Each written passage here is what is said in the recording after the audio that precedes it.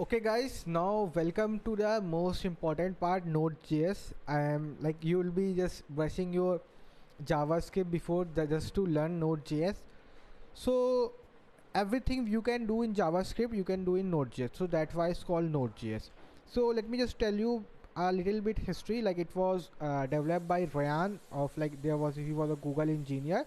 So he thought like when we can have a JavaScript in the front end, now like what built a language which can also works on the back end also, same with the JS.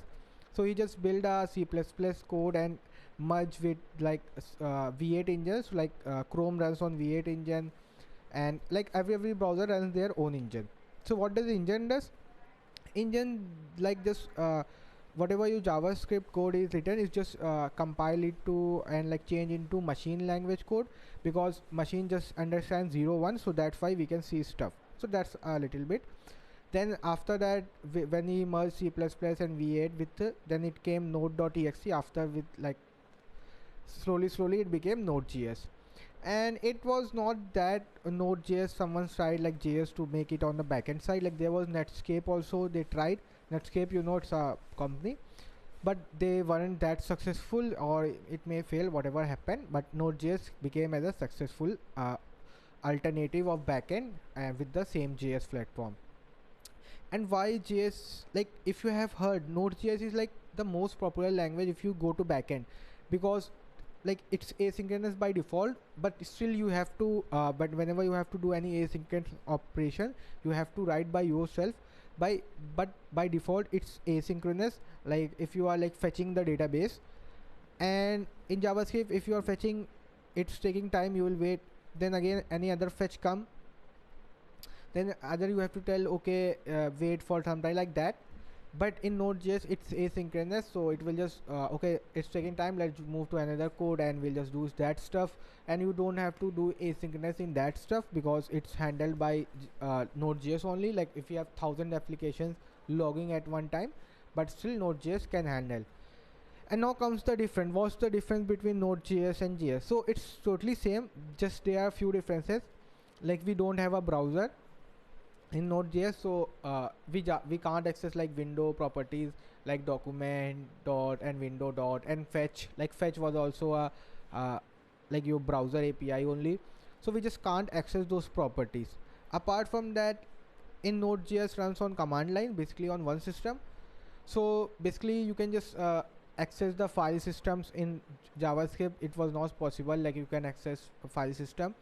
And JavaScript a little more complicated. Maybe some of your modern JavaScript code is running on one browser, but it may not run on another browser, and then it may not run on third browser. Then you have to write a code which like directly runs in every browser. But in Node.js you just have to write once time in the backend, and it will like run everywhere. You don't have to, because it just outsourcing whatever you need. And if something is wrong, so front-end engineer had to take care of that. So backend is just built one time, and we just have versions in Node.js and all that stuff. So let's just see how you can download. Just say Node.js and go to first website. Now you can see download for Windows automatically came, and if you have like Mac OS or Linux, it will come here.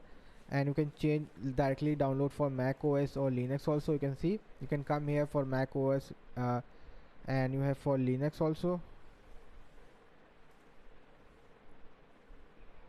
whatever you want. So you can just use that. You can see Linux binaries, Mac OS, Linux source code. So I just downloaded source code like by mistake. So then there are two options. Whatever firstly you select, it will auto select what your operating system have, but I mean you can select by yourself also.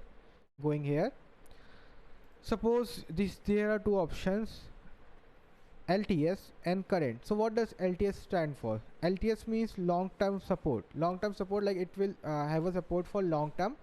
And it's like already built, and will if there any error, and they'll just keep maintaining it, their code. But current is more like it's the current version, like everything has a version, no? So like Android version 4 5 6 7 8 9, same way 16 is the current version. So it's not recommended because it's not currently in the support mode, and it can have some errors, but mostly we'll just download 14 only and everything should work. And 16, if for this tutorial if you're downloading 16, then there's no problem because like mostly thing will work. But I'll suggest you everyone download LTS only for their development and other stuff. And the version may be different, maybe obviously you'll be watching at a later point of time, then 16 may be here and 40 and there should be 18, whatever number. So whatever number you have, just download the LTS one.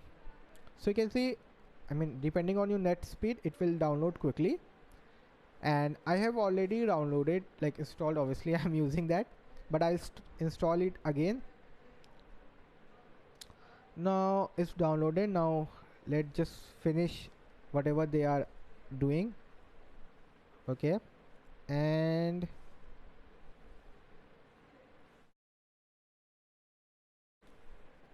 open. It's doing something, and yeah, so we'll give us something like this computing space requirement. Please wait, migrating feature state from related applicants. You just have to open, and you like normal application you install, I mean you know that, like next install, that's the way. Then license agreement you have to do, nobody reads that. Next, then your destination, you can come here and change where you want. So I'll say in program files only, and Node.js I'll say next, and Node.js runtime I'll say next. Then there's automatically install necessary tools. Note that this will also install Chocolatey. The script will pop up in a new window after. So I'll just say okay, automatically install necessary modules, and next click install to begin installation. I'll say install. So I've already installed, it may show me, maybe I don't know, like you have already installed, let's just see, but I think it will install. And okay, it's like asking for access, so I'll say yes. Again, it's computing space requirements,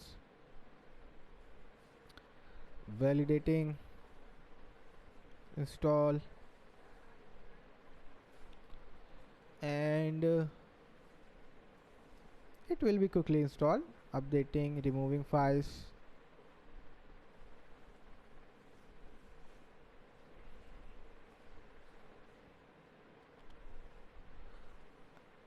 and removing backup file.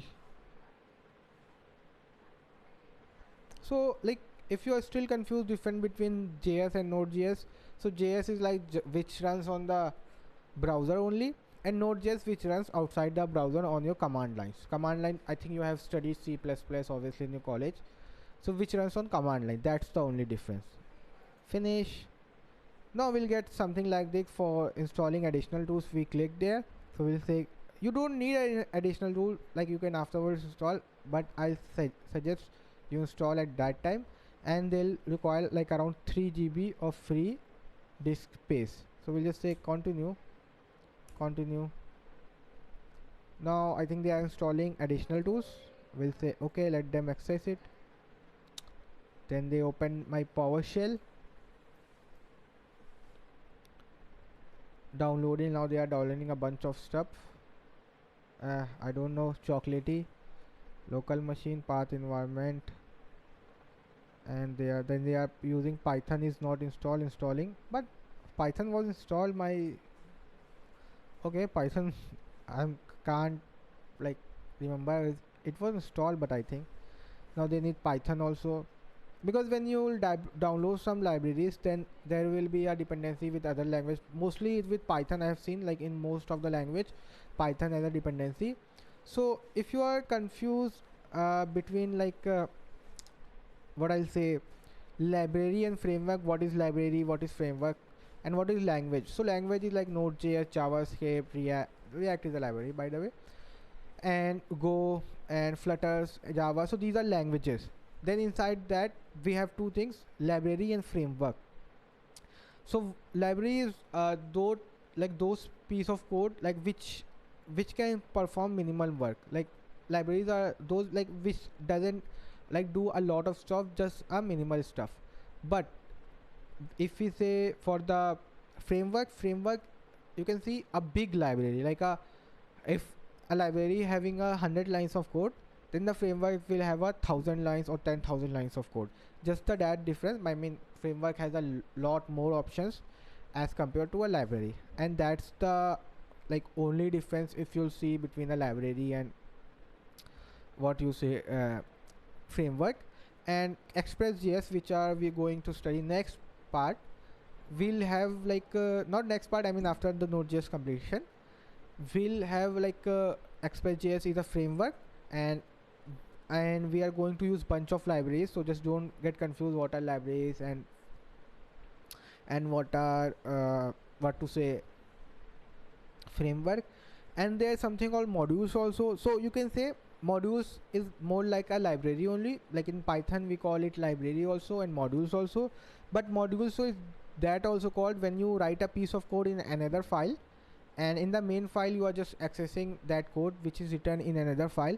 That is also called as a module. Like, okay, I have this module. Or you can say libraries or also a module, because that also in a separate file install you are just accessing it. So these were some like basic stuff you need to know like about before studying Node.js. And they are still downloading a lot of stuff. Okay, they are showing you approved, completed, like that stuff. Okay, now 7 MB of file they are downloading catalog. And yeah, VS build tools, hash match, installing Visual Studio 2017.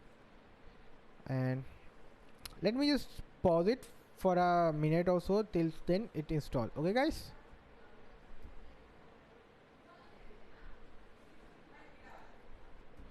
now the installation has been done, so your command prompt or terminal whatever was open will automatically get closed.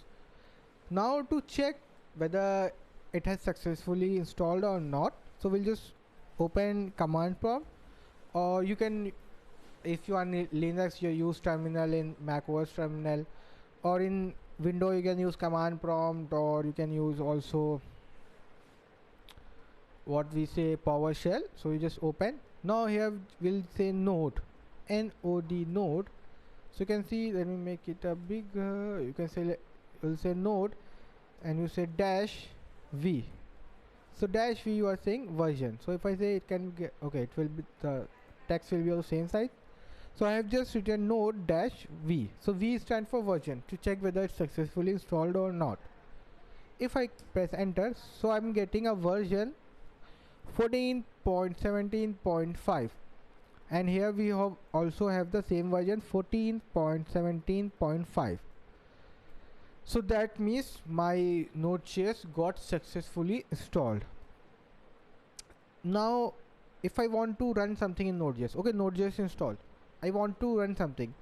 So there are two methods. First is REPL, which stand for read, eval, print, loop. Second is CLI.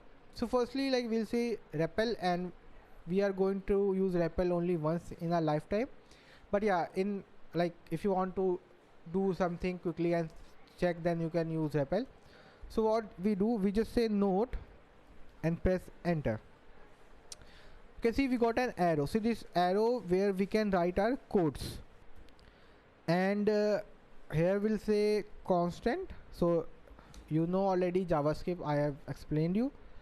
So here everything is cell, we say name equals to, I'll say hello. We press enter. Undefined, I'll say name, we get hello. So this is how you can work in REPL, but you can know now I can't just edit this stuff. So now we'll see the next method for that, and we'll use that method only. For that, let me close this stuff and let me go to my computer, or close the task manager also. Go to E and we'll make a new folder, say Nodejs tutorial. Okay guys, open this. Now we'll say open with code, this folder, or how you wanna open.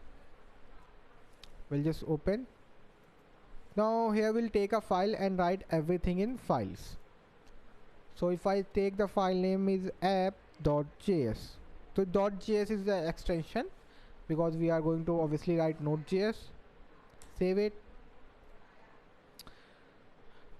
Now we'll say constant name equals to hello,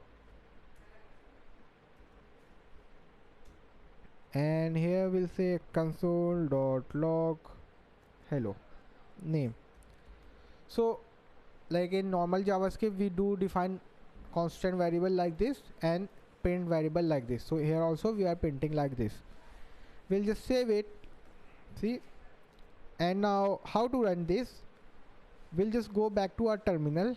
So if you are in Windows, just click here and open CMD, like write CMD, click it. Now the same folder will open. You don't have to go to CD to that particular folder where your file is.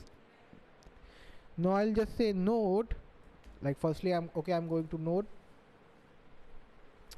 and say app.js. okay, click enter. Now hello got printed. So this is how so easy. But suppose node is not installed in your system or something happened, so if you'll get error like I'm writing wrong spelling Nodejs. So if you press enter, you'll get node is not recognized as an internal or external command, like node is not installed. But if everything will light, you'll just enter node and you can just go to the REPL. And if I to exit, you can just press Ctrl plus C or Z. Yeah, you can see. To exit, press Ctrl C again or Ctrl D or type. Here you can see that. Or type dot exit. So if I just go here and say dot exit, you can exit like that also. Okay. So this is the way you can run it. But suppose you that's so irritating, you have to go to command prompt. But I use command prompt basically. You can just directly run from VS Code also. Here you say go to run, or you see terminal is there. So just say new terminal, or you can open with Control Shift plus literal. So let's just open like that way, Control Shift and literals. You can see our terminal got open, and the folder name is same, Nodejs terminal. And basically it's not a command prompt, it's a PowerShell. So but in real life you won't get any difference in PowerShell and command prompt, but that's the one thing I want to tell you that. Now here also I can say node app.js. You can see we run it. Now here we can just add a plus and have a second terminal, like opening two command prompts. Here it was first, then you just delete it. See, now supposedly if we like you can see launch profile, you can say launch directly to command prompt. You can open command prompt. We can see, you can see a lot of a bunch of stuff. Okay guys, now suppose you just let me just show you some writing if else. So if I say constant amount equals to 12, now here we'll say if amount is greater than 10, console.log, let me open curly braces, then say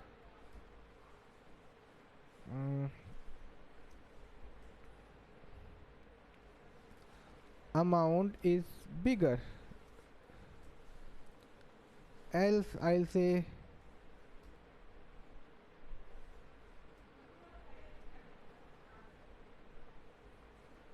amount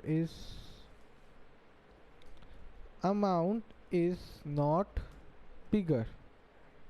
Save it.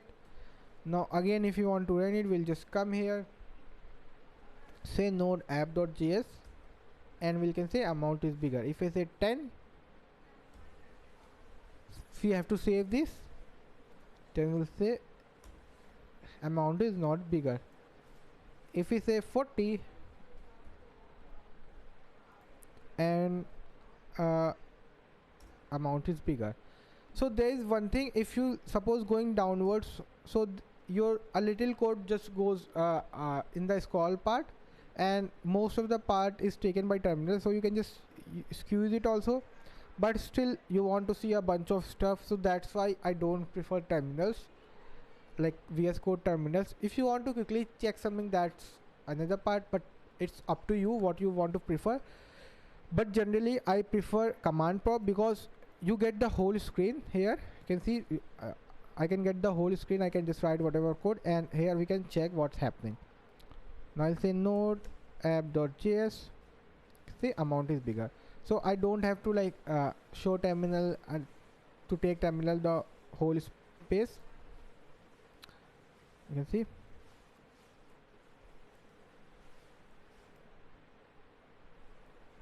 Yeah, so this was basic about Node.js and installation, introduction, all that stuff. So from the next part we'll start some complicated things.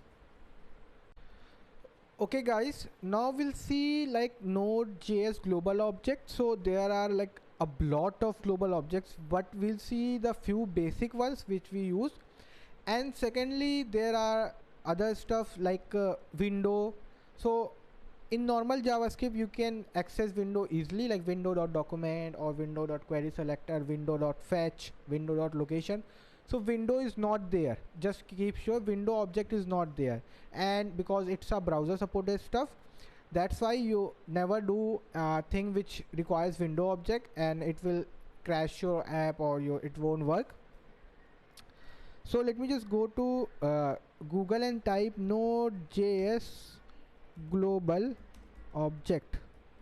Okay, so you can see we came to this website. We'll just open it, and if you want to study Node.js like in Bootstrap previously, you can just come here and check a lot of how they are using these modules, and like they have told everything.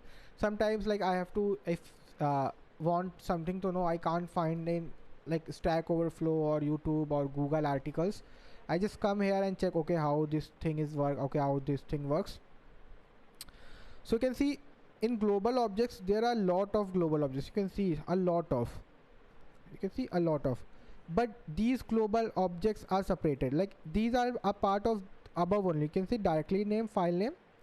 You can see directory name, file name. Then we have exports module require, exports module process is not there. So basically these objects are available in all modules. The following variables may appear to be global but are not.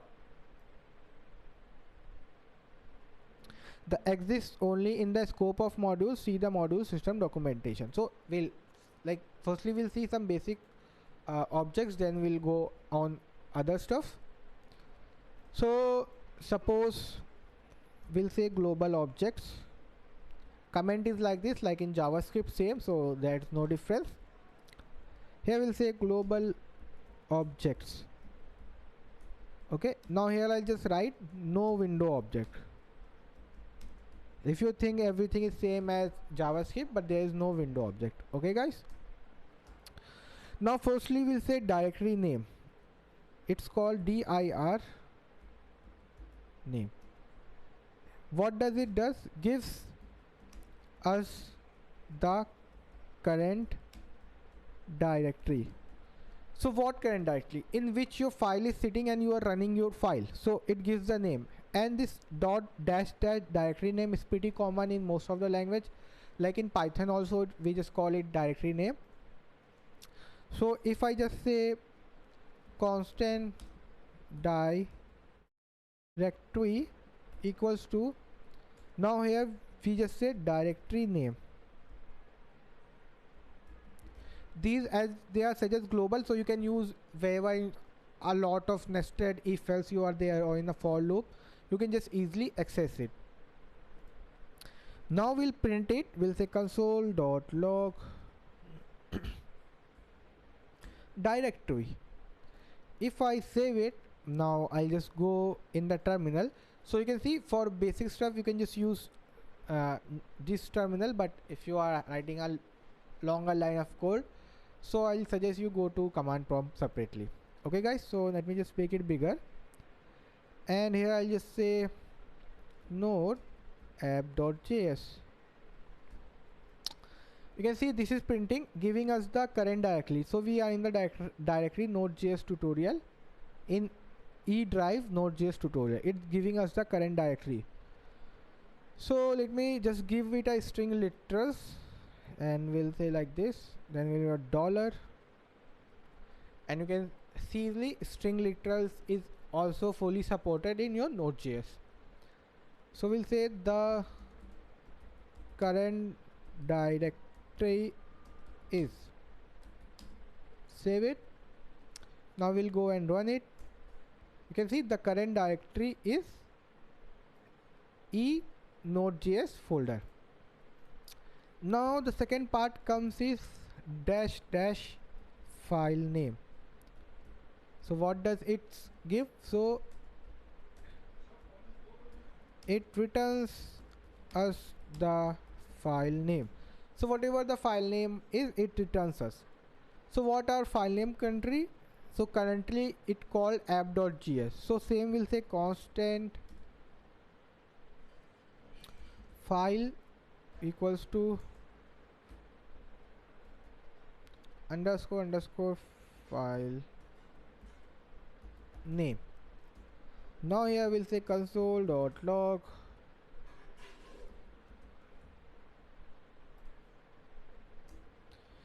You can see here we are getting the directory. Now here we are getting the directory plus the file name. You can see app.js. So this is the file name, and here we are not getting the slash app.js. So we'll just wrap this also in string literals,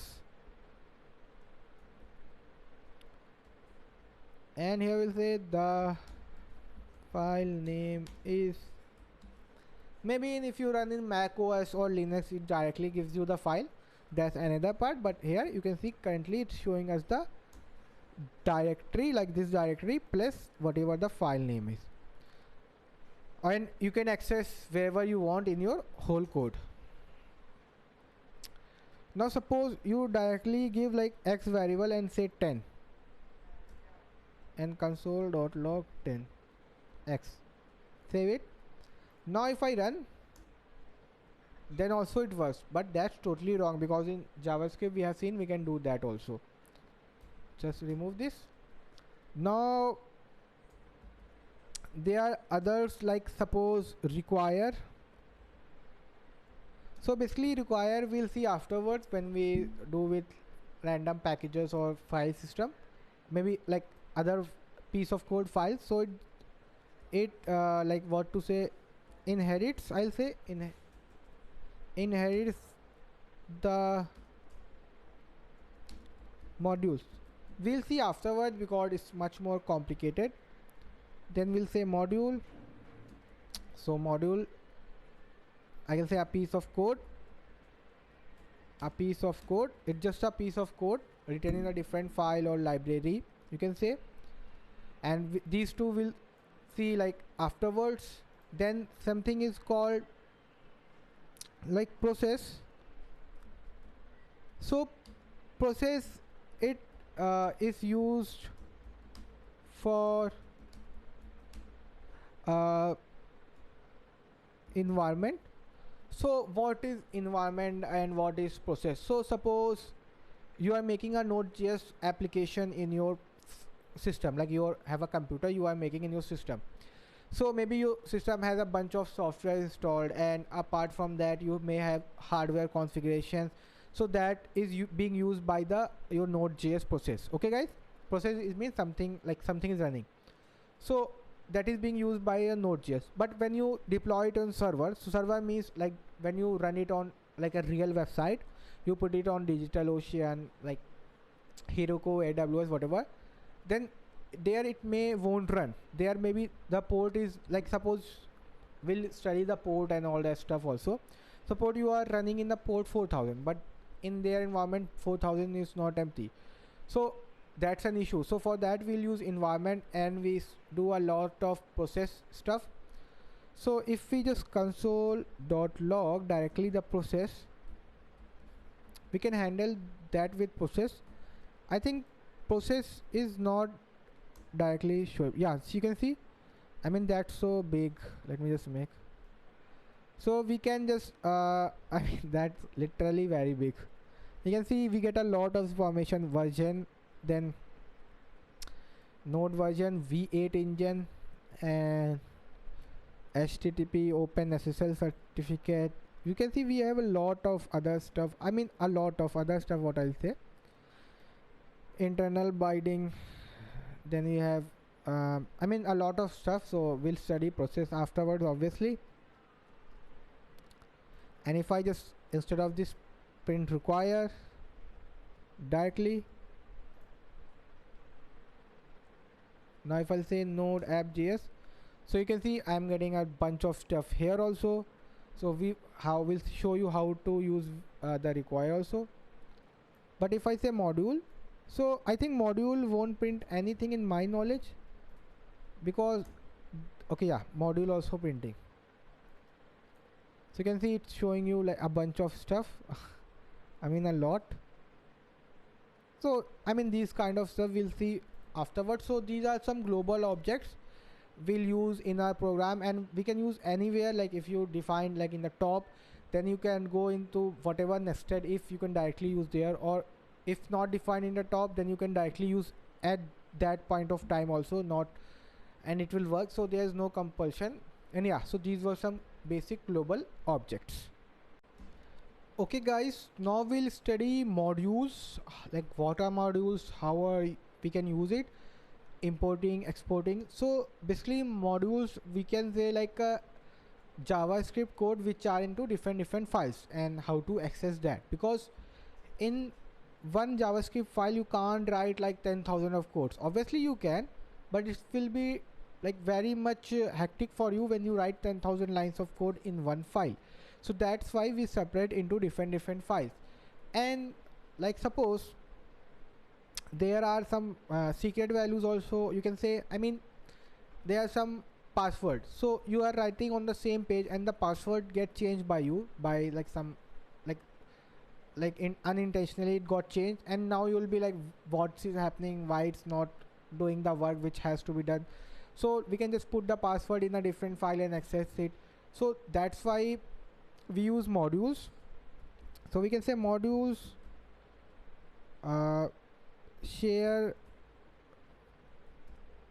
code between, I'll say, multiple files. So we can have multiple files and we'll run only one file for access that code. So let me just show you a quick tutorial. So I'll say constant name, I'll say Zen. Then here I'll say constant age, I'll say 24. And okay, there is a spelling mistake. Yeah, you can see constant name Zen, constant age 24. Now if I console.log, I'll say name comma age. Okay, normal. I'll open the terminal.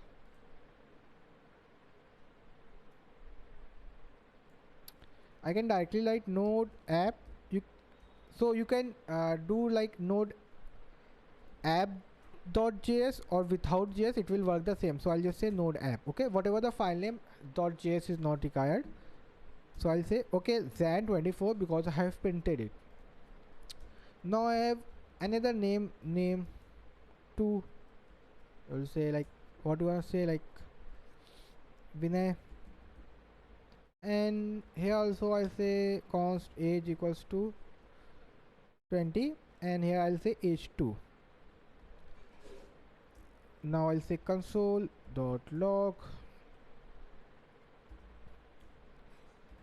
name 2 comma age 2. If I now go to console, you can see Vinay 20 printing and Zan 24. Everything is fine. But you can see we like the same person properties I'm having in the same page, so it may have a problem, something like that. So what I'll do, I'll just like directly switch them to a different file. So I'll just control X, and you can see in the same folder I have with the file name like what you can say app2.js will have same thing app2. Now here you can just write the same code. Okay, I return same code, nothing else. Now I want this code to execute when I execute this app.js. Okay, So what I'll say name node app. So it's not getting executed because you are right, it's on a different file. We have to tell like what to say. Node.js got go to different file and execute that code, and this is what is called module. So we have a our own main like piece of code is here, but we have put into another file. This is called module. Now how to access this? So for that we'll say require. So require is that we want to access this module, so I'll say require and I say like this. Now I have to tell where, so I'll give the path. So I'll say dot slash. So dot slash means in this specific folder only, not beyond that, in this specific folder. Okay, so I'm saying dot slash, I mean in the same folder there is a file called app2.js. just acquire that file. Now let me just go and do node app. You can see now Vinay 20 also got printed. How? Firstly Zan 24 printed. After that I'll say okay, just go and acquire this file. So when you acquire any file, so it will just run all the stuff inside that. So it came here, ran it, it came here, ran it, it came here, then consoled it. So that's why whatever you do, always use modules with the help of functions, because other whatever you are doing, it will just get executed. So and in functions nothing gets executed until and unless you call the function by yourself. Now here also if I make a function also, const hello,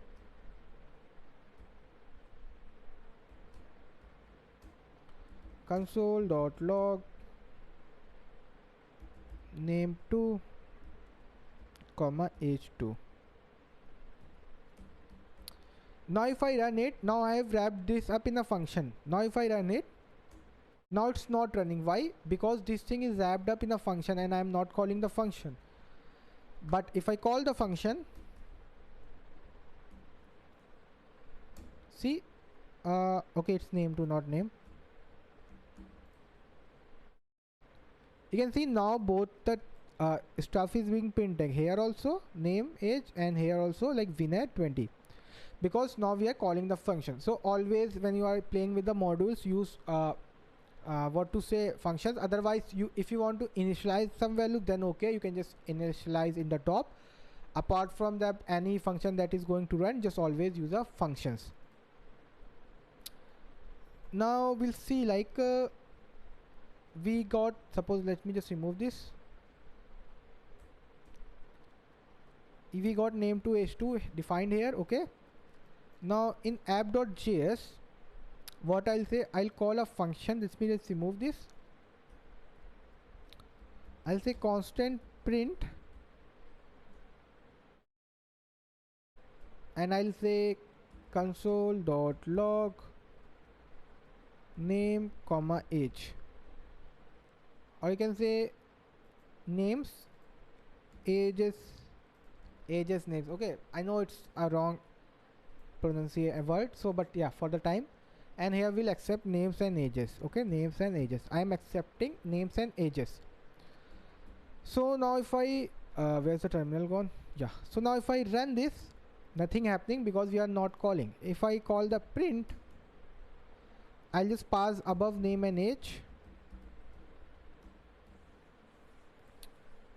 Okay, got printed.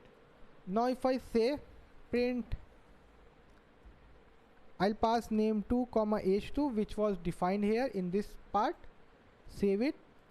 If I now run it, you can see it's showing error reference name, like, okay, let me write name2.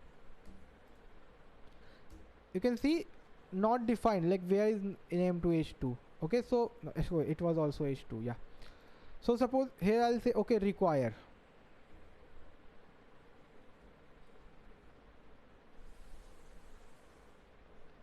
Now here I'll say give the file name. Okay, so before that I'm acquiring the file name, then getting the name to h2. Now if I run, then also error, because you just said okay, go to that file and run whatever it is. So it just done whatever stuff there was, and now you are accessing it. So it's not like doable. So if I suppose directly to console.log, and let me just end this part, sending this. Yeah, you can see we are just getting empty. Why empty?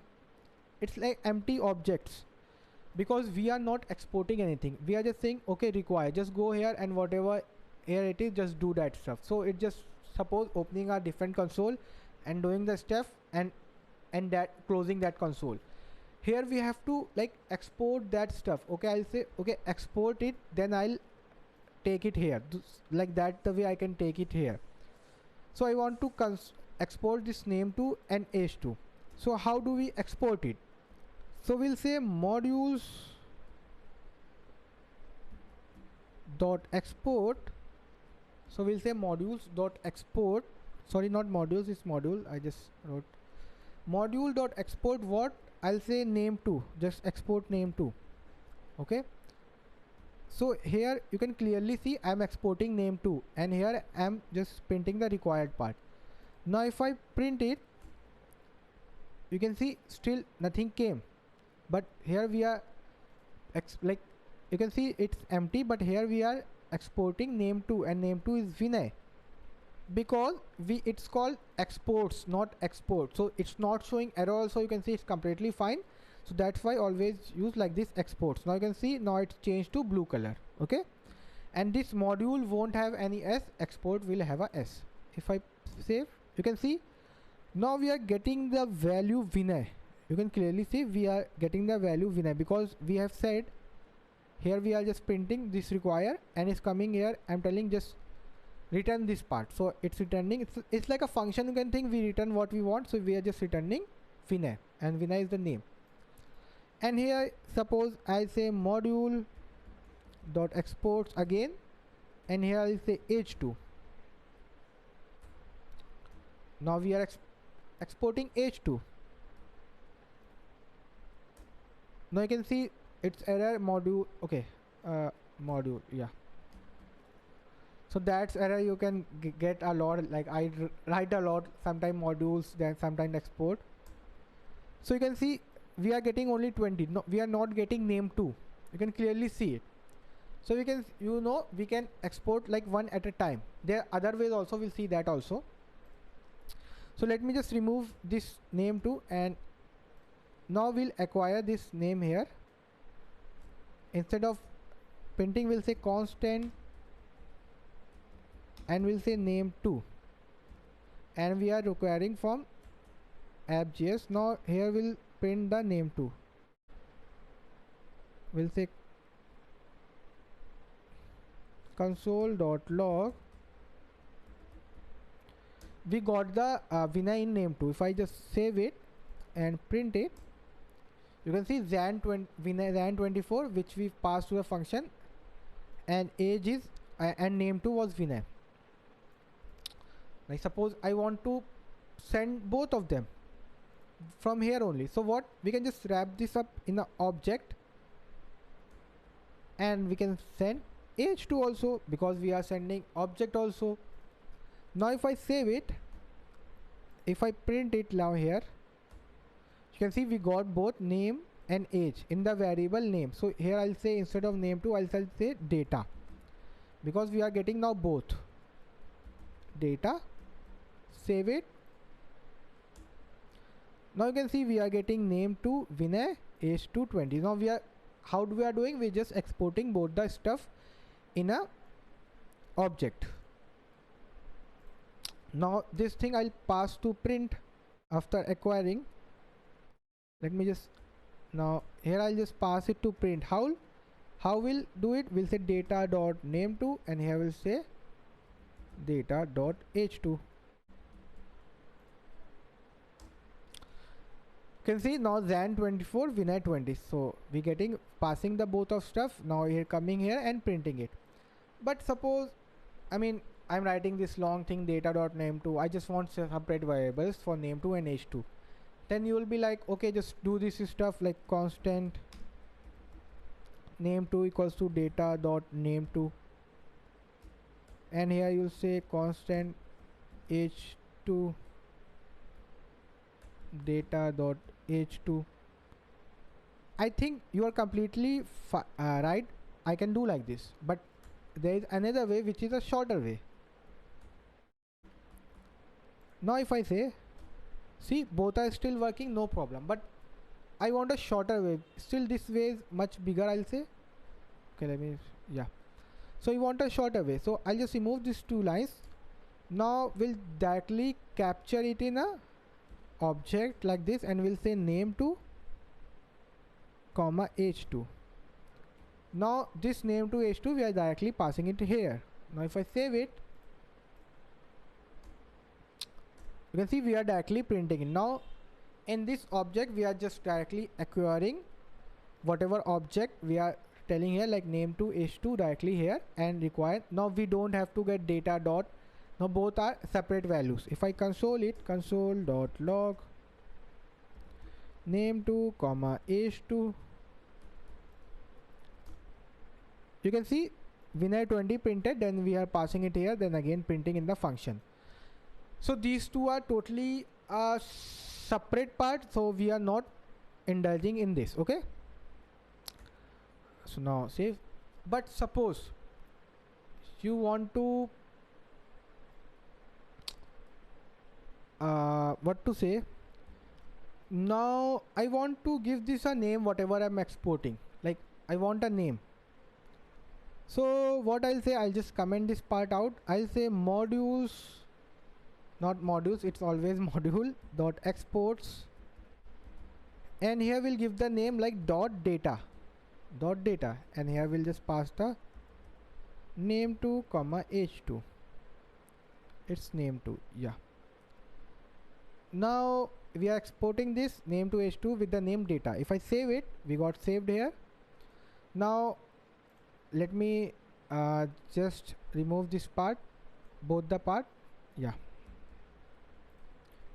So currently it's just printing Jan24 because we are sending here. Okay, now how to get it? Now we'll say const data. So this name is not because I have sent here data, you can name it anything. So I'll say like mod, like module, and now we'll just print the module, constant console.log mod, save it. So you can see now we got a name here, data. Inside that I am pushing it here. It's same like you make a object firstly, and you'll say data, then you give just name to, then comma, like that. So you can just directly give it a name, because you can have bunch of options. Suppose you are having name to h2, then suppose in other part you are having something else. I mean, you can just give a name, and now everything is accessible. Firstly you have to say dot data, then you have to do it here. So now if I say dot data, if I now write in, you can see now it's totally accessible. Now here I'll just directly say mod mod dot data dot name2, and I'll say mod dot data dot h2, and here I'll just remove this stuff, like okay, save it. Now we are getting the same result, Jan24 winner 20, because we are directly giving it a name. Okay guys, and suppose you're having this file app2 like what I'll say inside a folder which is backward. So let me just go here, and into local disk E we are using which Nodejs tutorial. So we'll just cut this file and paste it outside, so it's one step outside my current app.js folder. Now if I go, okay, it's deleted showing, yeah. So if I now do stuff, so it's saying we can't file in cannot find module app2. So how do we tell, okay, we are two step back? So we just add two dots. Now we are telling just go to, like first is dot means in the same directly. Now we are saying okay, just go one step more back in the parent directly, and now we'll say save. Now if I say hit run, so now it's working fine. And suppose this same thing happening, I am putting inside a here in the folder, I'll say app APS, save it. Now if I run it, obviously it will say there is no file, but here I can see it's in APS. So instead of two dots, I'll say in the current directory there is a file, firstly there is a folder called APS. Inside that I'll have a app. Save it. Now if I run, inside current we have a APS, and actually it's app2. Sorry guys, it's called app2. You can see. Now if I save it, now it's running totally fine. There is no any problem. And now we'll build a function and use that way. So suppose in app2 I'll open this file. I have two functions, so supposingly let me just remove this. Firstly there is a function called like call. So I want to call somebody, so here I can say console.log I'm calling in US. Okay, now I'll say, then we have another function called message, and I'll say console.log, I'll say sending message, or here I'll say calling. Okay, yeah. So basically we just want directly to call someone or message someone. Just here where our main function is, let me remove all of the stuff, and we just directly want to call someone like that stuff. So here we'll just say module dot exports equals to, I'll just save both the function. Now here I'll say, okay, let me just write it. Here I'll export firstly module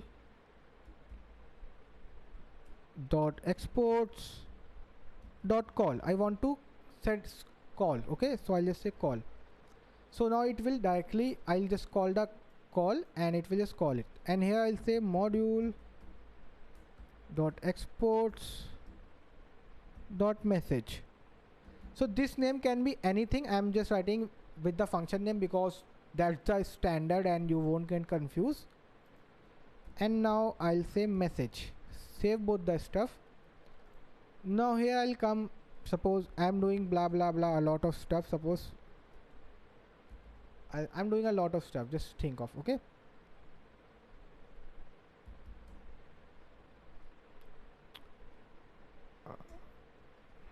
Or maybe I can just acquire in the first step only. So I'll say constant.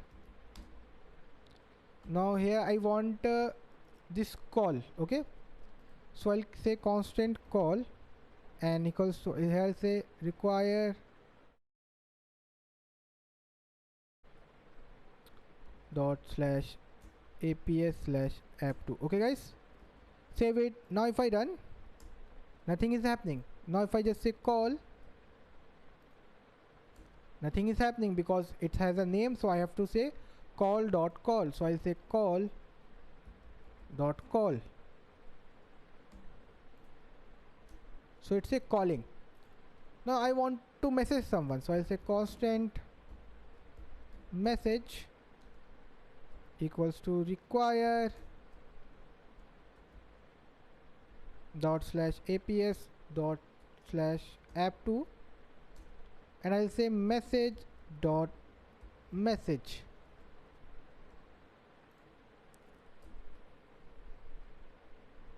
Okay. So I mean, why it's showing error? Like everything is right. I'm exporting here, then acquiring. So why? So like I have told you in the starting only, like we are just doing two times. Like if firstly it's exporting here, that's it. Now it's not going to work here. So for that we'll build a function like this, and we'll say module dot exports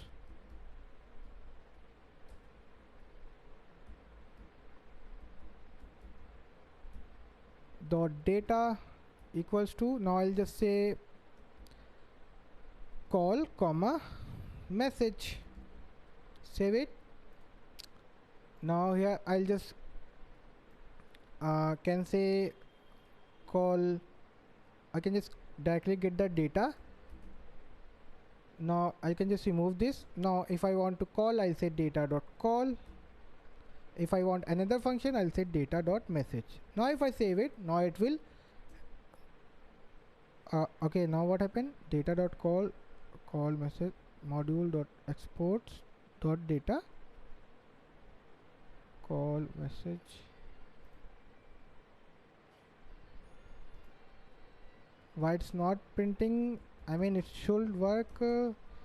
I think I'm missing some points or what. We can see data dot call is there. Okay, yeah, we have to wrap this.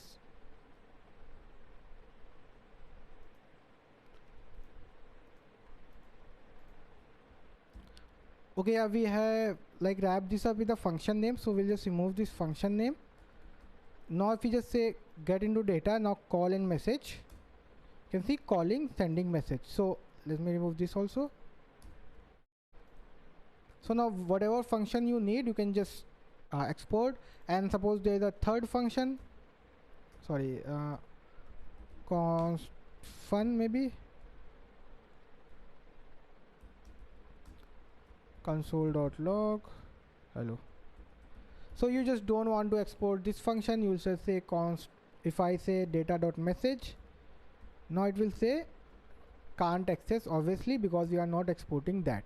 So you can just save whatever you just want to save. Just wrap everything in function, because if you won't, then there may be a chances like something will get initiated instantly. Just wrap everything in function, and you learn the just the main file, and whatever you want you can just easily do it. So this is what all about modules import export in Node.js. Okay guys, now we'll see some like built-in modules in Node.js. So built-in modules means we don't have to write another code or get acquired from somewhere else, we just directly require it. And the first module we'll see, which is called OS. So what does OS? So as the name suggests, it will just give you information about the operating system, memory, a little bit about hardware. But you'll be asking like, then why we have to play with the OS on all that stuff? Suppose you are deploying your system on a server. I know by default you get all the info about the server, but you can write a condition like if the server is having this, then do this part. If the server is doing this, then do this part. So that's kind of stuff which is very, I think, advanced. So let's just see OS module, which we can easily use. So we'll say firstly constant equals to OS equals to require. Now here typically when we need a module, we'll say like dot slash and the file name. So currently it's a built-in module, so we can just directly write the module name, which is called OS. And here this OS can be like any variable like XYZ, but OS what we should use because we are using OS. Now if I console.log OS directly, nothing else, node app, so we can get a bunch of stuff. I mean, you can see there's yeah, again elix, I mean there's a bunch of stuff. You can see up priorities stuff. Now we'll see some basic stuff. So suppose we'll say console.log OS dot, we'll say platform, we'll make a here and we'll say platform info. So you know everything is built on architecture 32 or 64. So we'll just check whether it's a architecture 32 or 64, and there are softwares also, like some software is running on 32 architecture but not on 64, but some are running on 64 not on 32. Like on these conditions also we can just run some external libraries. Now if I just do a CLS first,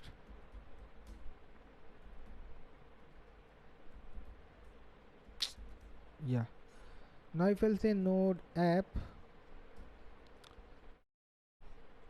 see in the end we got Windows 32. Let me just remove this because it's spitting a lot of stuff with it. You can see it's showing you I have a Windows 32-bit and this is a platform. Now if I say console.log os.type, so it will give me the type of OS like Windows, Mac or what. So it's showing you it's a Windows NT. Now if I say console.log os.userinfo, so as the name suggests, it will just give a user info like on what name it has been registered. So you can see it's showing us like username is Zeno, its home directory is like c//users//Zeno, shell null. If I just remove this function, let me just check. Okay, now it will just give the yeah. So we have to call everything as a function. Now if I say console.log os.uptime, so from how much time the system is being on the on state and continuously running, so we get this value. You can see 107094. so basically this value is in seconds. If you just divide it by 60, we'll get in minutes. Then if we just divide it by this whole after getting in minute,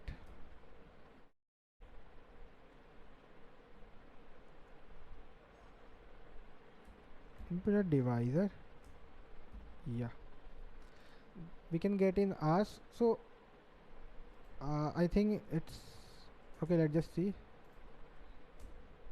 So it's like it's up from 30 hours. It hasn't been restarted till then.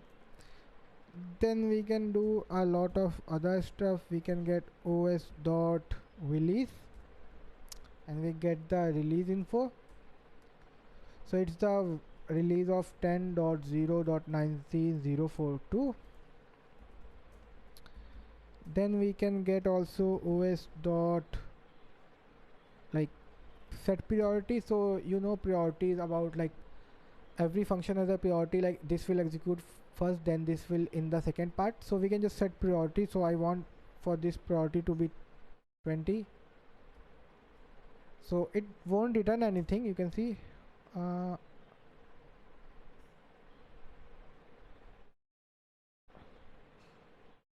okay, error out of range, sorry, now it is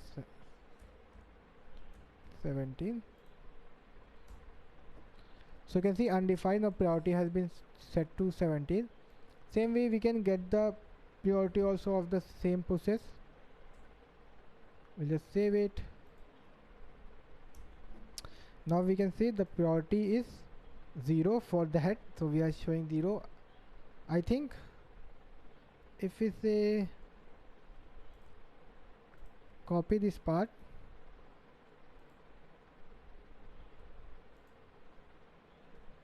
now if we check, so you can see now it's being 10 also because we have changed the priority. Now the I think priority has moved to 10 after 17, so it's showing you 10 priority. Now apart from that, we can also get os dot platform network interface. So network interface is kind of like when you play with the networking, so that's not a part. So if I just show you, so you can see we getting address and then we are getting marks, net marks. When you, it's mostly used like when you have a in local IP address, I'll say, then address Ethernet, you can see it's my local IP address, and bunch of stuff is giving in network interface. Then we can also have os dot where was like home directory. Where is the home directory?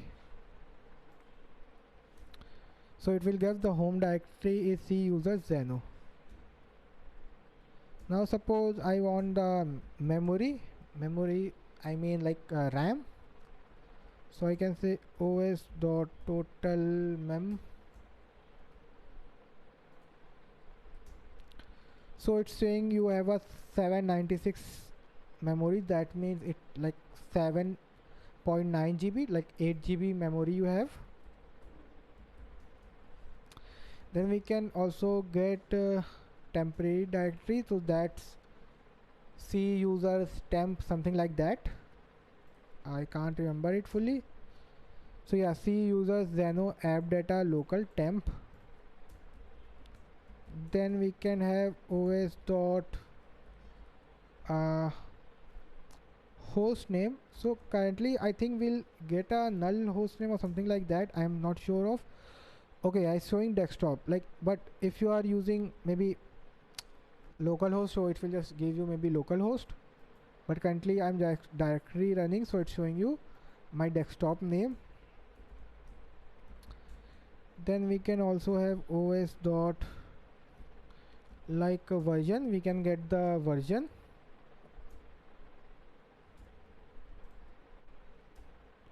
So it's showing you I have a Windows 10 Pro. Now I can also get the CPU information, which is I think very much useful. CPU, yeah. You can see we got a bunch of CPU information, so let's just start from the starting. So it's AMD processor Ryzen 7 4800H with Radeon graphics, speed 2895, then times says idle, then you're getting a bunch of information, and yeah. So like this is all about your OS module, which you can easily use in your Node.js platform. Okay guys, like now we'll see another built-in module which is called path, and which is also very useful. So suppose here I'll say constant, then say path equals to require path. So same way we are not installing or doing anything because path is built-in module. So the first property, and which is I think very useful, we can say concept equals to sep stand for separator, and we'll say path dot sep. And now here I'll just print it console dot log sep, and here I go node app.js. So you can see I got a separator like this. So you'll be wondering what. So it's showing you the separator means the separator used in your file structure or in your path. So you can see we in Windows I am using backslash, and if you are in like Linux or Mac, it will be like this /. So you can see here E my drive, then it's a backslash. So it's showing you on what system what separator is being used.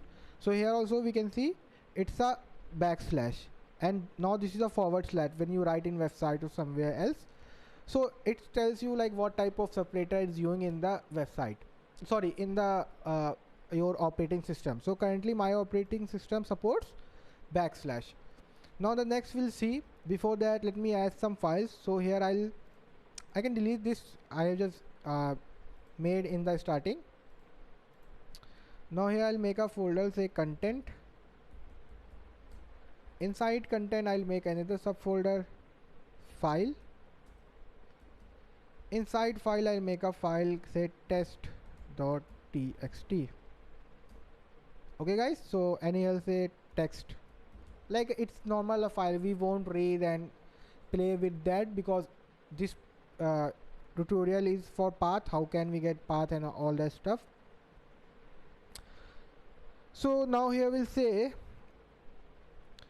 constant file path equals to, now I can say path dot join. So now I'll say where the files are. So firstly it's in the content, so I'll say backslash content. After that, inside that there is a folder called file, firstly content, after that there is a folder called file, again comma, then there is a file called test.txt. Now I'll just console the file path, save it. Now if I do, you can see I got your file is in the content slash file like backslash file slash txt. I don't have to write like my own self, it just making for me only joining. If I put double slash here, now I show, now it's a backslash then content then backslash file then test.txt, because here you should need, if you are like Linux or Mac you can just do like forward slash, but in Windows you have to do like this. Okay guys, now suppose you want to absolute path. Absolute path is like from the starting, like from the drive path, like this, in the drive, then in the folder, then what, here it's just showing me inside this particular folder. So we'll say constant abs, so basically abs means absolute path. We'll say path dot absolute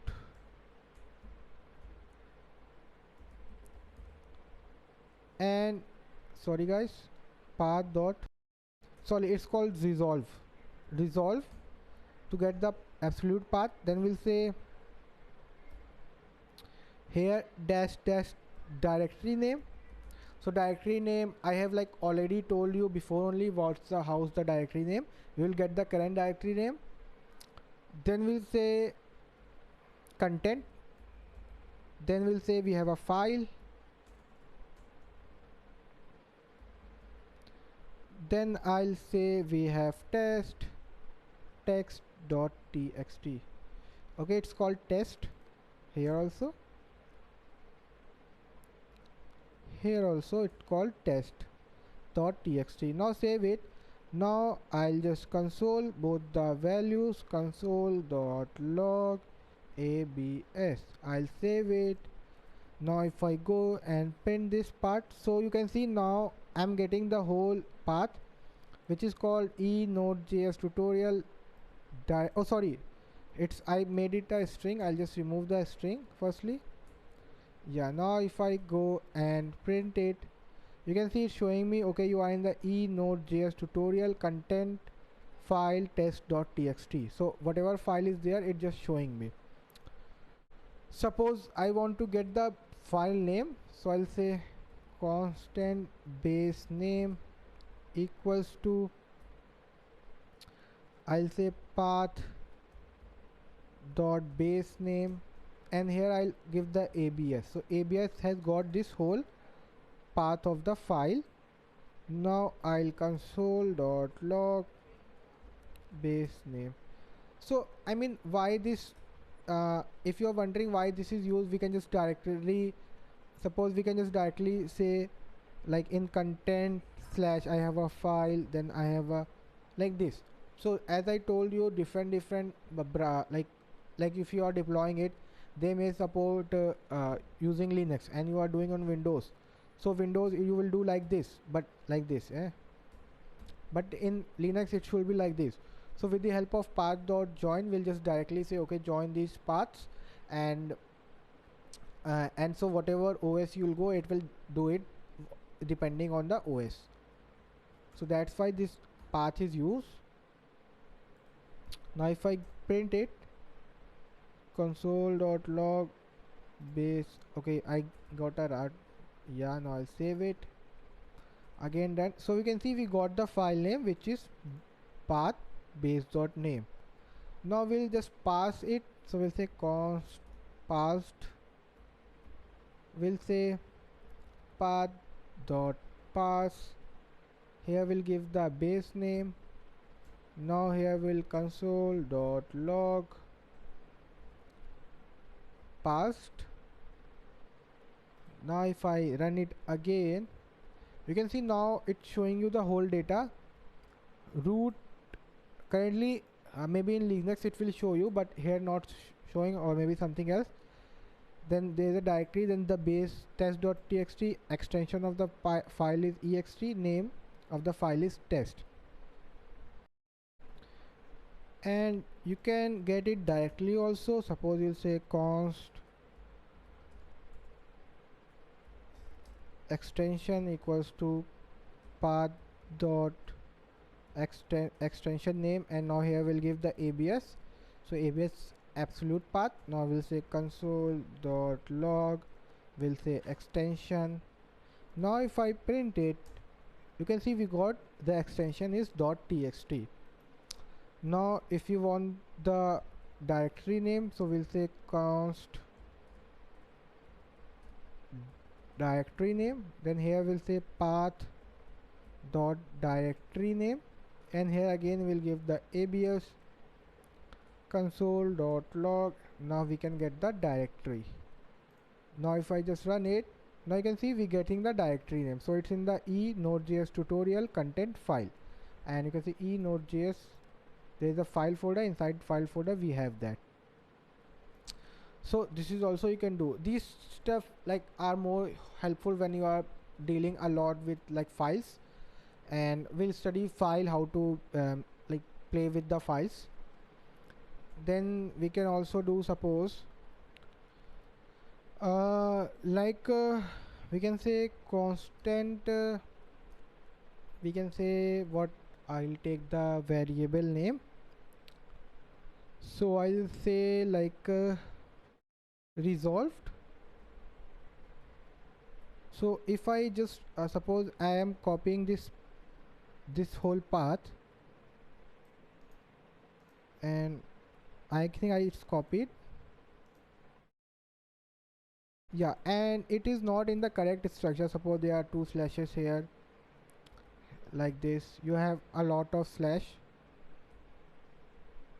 and dot dot, maybe like, which is not correct. Okay, so you'll say console dot log resolved.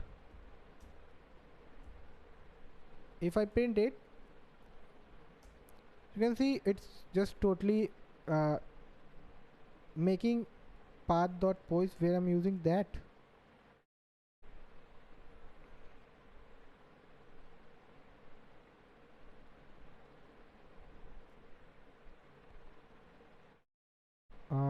Cannot find. Okay, whatever it is, I don't know why is this error, because of this only. So we want to resolve this, so we'll say path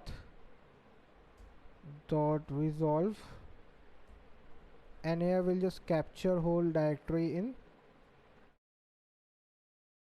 this part. Now I think dot dot won't work here. Okay, let's just save it. So now we'll get the resolve path where it's showing error. I think let me just check whether the errors is coming from here only. Yeah, save it. So it's somewhere else the error is coming. Where I am using anything else. Okay, how come this thing came here? Yeah, by VS Code automatically writes stuff which thing he needs. So yeah, so save it. So see, we got the now resolved form. Now you can see we got a space in test docs.txt, and because I think the file is a forward slash, let me put like this. Now if I try to print, now you can see now it's in a resolved form, and you can see the condition of it. I was writing so much, but still it resolved it. But what if I just say dot, if I now say resolve, you can see we are getting Nodejs tutorial. Why?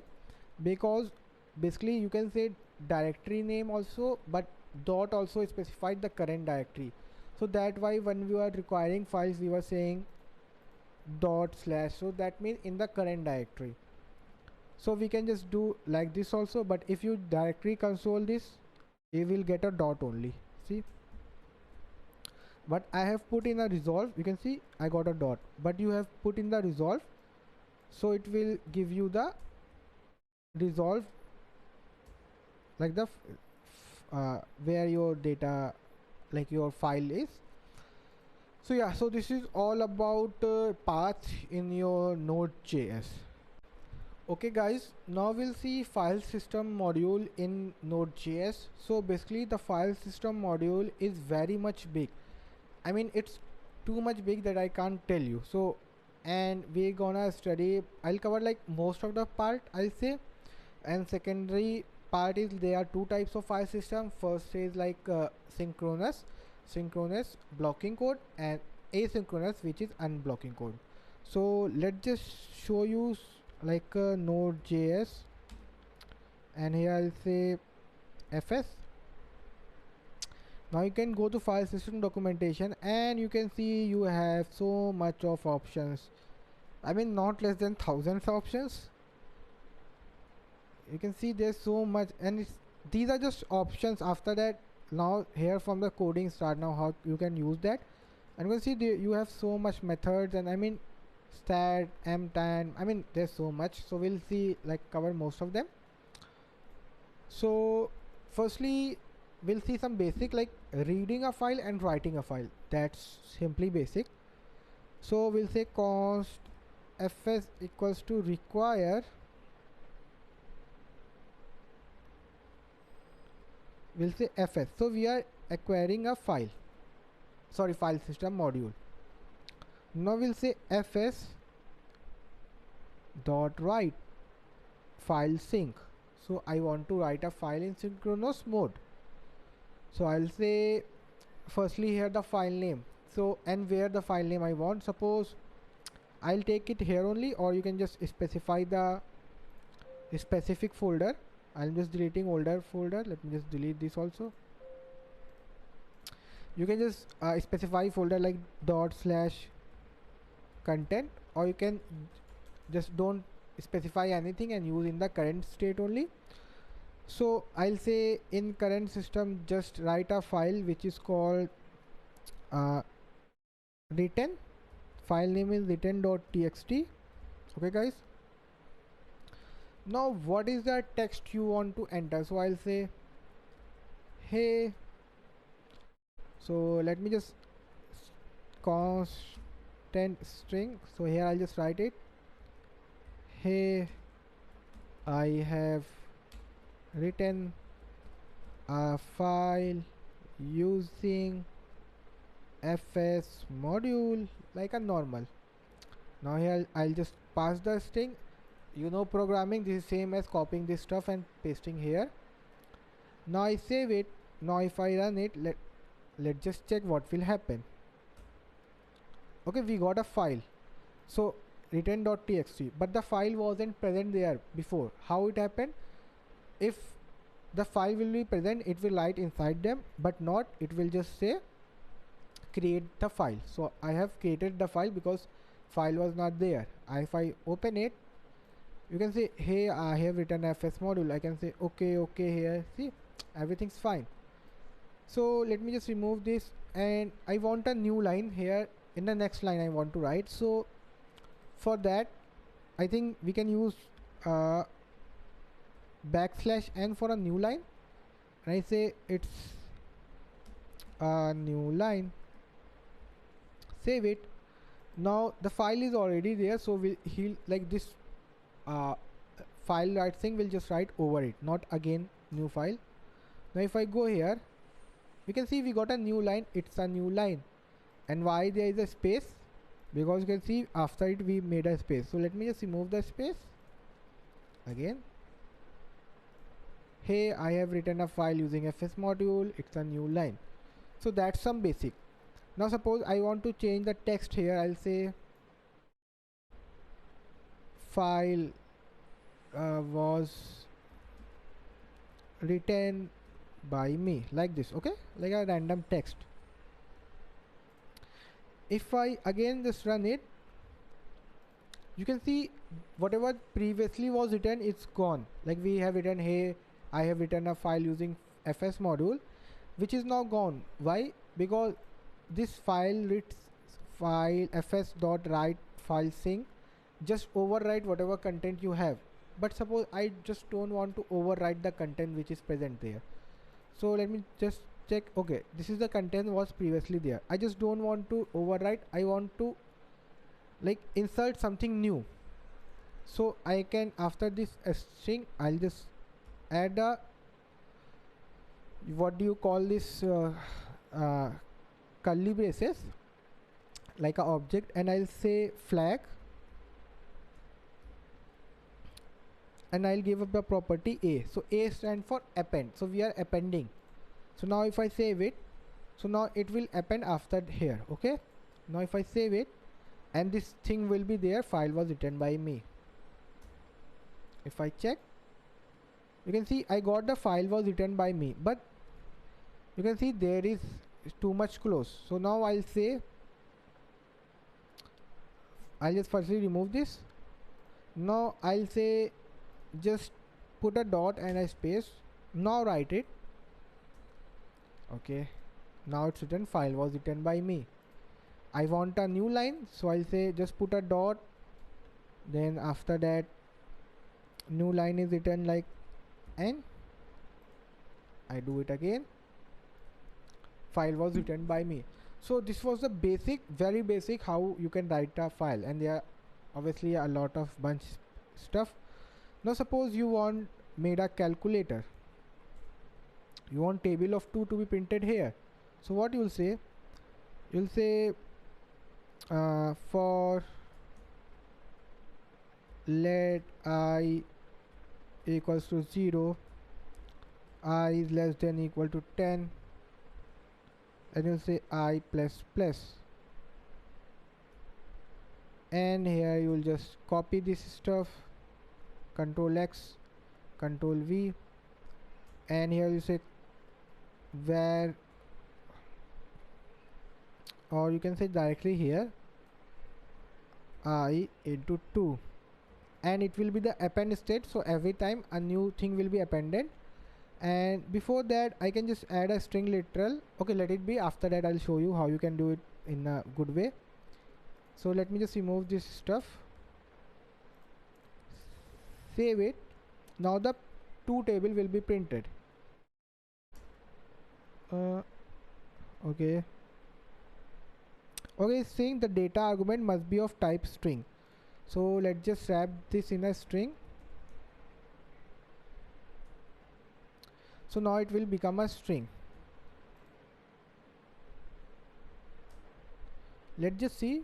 You can see 0, 2, 4. So it's because we are not doing any like new line, so that's why it was like this. Now what we'll say, we'll just add a string literals. Firstly just remove the string.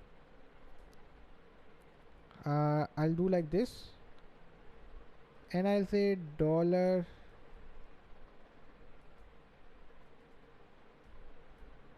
and here I'll just add a new line starting from the, so in the starting only it will start from the second line because there is a new line. If I run it now, let's just check. You can see it's not gone because we have just made append, so whatever it was before, now we got 2, 4, 6, 8, 20. If we like make it into 14, we'll get a 14 table. So let me just remove all the stuff. Yeah, save it. See, now we got 0, 14, 18, 20. So whatever loop you'll get, so basically you can just write into files whatever you stuff you want to using file write sync. Now I can just remove this, and yeah, now I want to read this file. I got the file, I want to read this. So for that we have called something fs.read file sync. So now I'll read the file. So I'll say return. Okay, it will be in like this, return .txt, and I'll say constant data and here I'll just console the data, console.log. Now I'll console the data. Okay guys, now if I run, so you can see we got a buffer. Why we got a buffer? Because we have to tell what type of data it is. So like encoding, so mostly encoding is like your UTF-8. So I'll say it's a UTF-8 encoding. Now again run it. Now we got the number. So you have to check what type of encoding your file is having, but by default maximum thing had a, sorry guys, maximum things has a UTF-8 encoding. So now we got all the data. Like if I just say, hey, how are you, and the next line say I'm good. Now I will just save it. Now again I'll just go here. So hey, how are you, I'm good. I know spelling is wrong, I just want to show you how you can, like, it can be done. So this was the simplest basic stuff you can do with the Node.js, writing a file and reading a file. So basically now we'll see how to do in a asynchronous way. So in the synchronous way we have seen like fs.read, let me just remove this, fs.read file sync and fs.write file sync. Okay, see, so basically we have seen those, like these two methods. Now if we want to use an asynchronous way, we just write fs.read file. Okay, that's it, not the synchronous, so we'll just say read file, and in asynchronous we'll say fs.write file, like this. Okay, so it just gives us a callback and we have to use that. So we'll just remove firstly this, and now we'll again say constant. Here I'll say I need read file and write file equals to require fs. This thing is same as fs dot read file and fs dot write file. If I just do a require like this, so if I just do this, this is also the same thing, like this 3 lines, and this also the same thing, just I am doing in the one liner. So I think it better to use a one liner instead of using 3 lines. Okay guys, now firstly we'll just see a read file. So I'll say read, we'll say constant data, we just let it be because it's already give us a callback. So we'll say read file, and here I give the file name, so I'll say return dot slash return.txt. encoding is UTF-8. Now here I'll add a callback, so I'll make a function which is give us error and result. So it will give us a callback of error and result, and we'll say if error, just console.log the error, obviously. Now here we'll say else, or we'll say else if result is okay, then just firstly I think I should print the result because that's the most basic one. Firstly we'll just print the result, then if anything goes back, so we'll just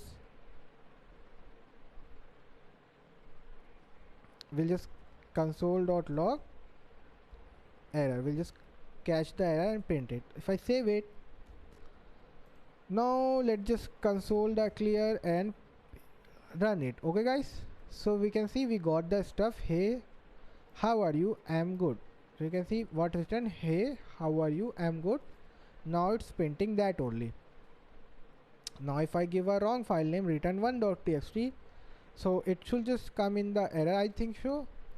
So now if I do it, you can see we got in the error, and we can say error, no such file directory open, blah blah blah blah. You can see we got the error. Okay, but it's not a node error, this error that was catch. If I just show you error COSGST caught, now we'll just print this error. Now show you, let me see. You can see error code is written after that error, so it will not like make your program stuck in between, because this error will caught it.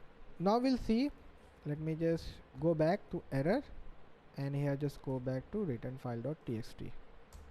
Yeah, now we'll see the write file, same as return file. We'll say write file, and here we'll say file name is dot return dot txt, and we can like tell flag a append. So we just give the firstly the string will say hello Nodejs. Yeah, here we can say flag append, but I think let it be. Here we just directly add a callback, and obviously we'll get a error result and error.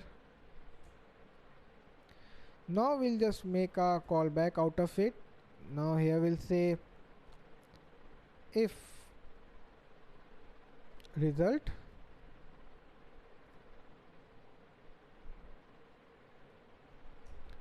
just console.log result. I mean, there nothing will be console because I think it doesn't return any back. And here we'll say else error. Okay guys, now let's just see. So you can see we are getting, okay, let me just remove the read file first stuff. Yeah, now you can see there is a hello Node.js. Let's just see what is printing. So you can see undefined because it doesn't return anything, so that's why it's showing you undefined. But suppose there is some error, I think maybe what error I can show off, I just don't know what error I can tell you. Suppose I'm giving a wrong flag, which I doesn't know, flash a, like it's called flag a. I don't know, maybe it will a node error or it will be caught in that error. Okay, it's just parsing that also. That's amazing. So basically, if you get any file or file not present, or like you can't create a new file because you don't have permission like that, then this will cause the error. Now here I'll say after everything is done, now I'll add other stuff. So I'll say write file, and I'll say, what should I say, in the dot slash return dot txt, and here I'll say next time. I'm just writing next time or next step. In the next step I'm writing inside it, and here I'll just add a new line, and let the callback be, I just don't make a callback, and we'll see the result. So firstly, yeah, I have to do flag append.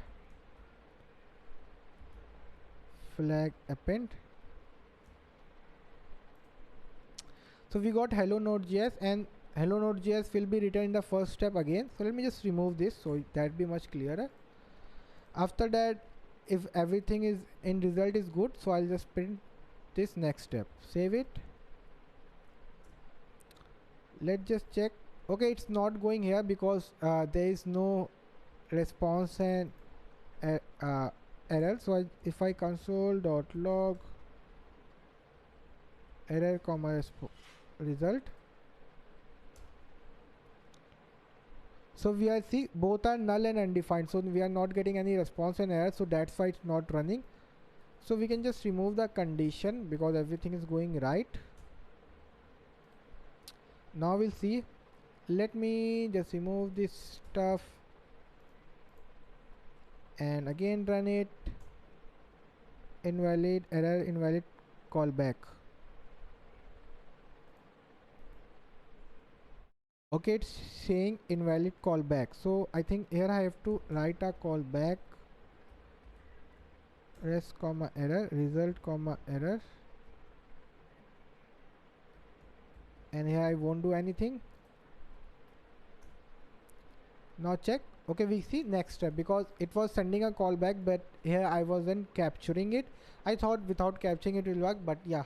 So if you are running in an asynchronous way, you have to capture the callback, whatever is the condition. Now same thing I'll show you here. We are reading the file, then we'll say write file sync. I'll just require const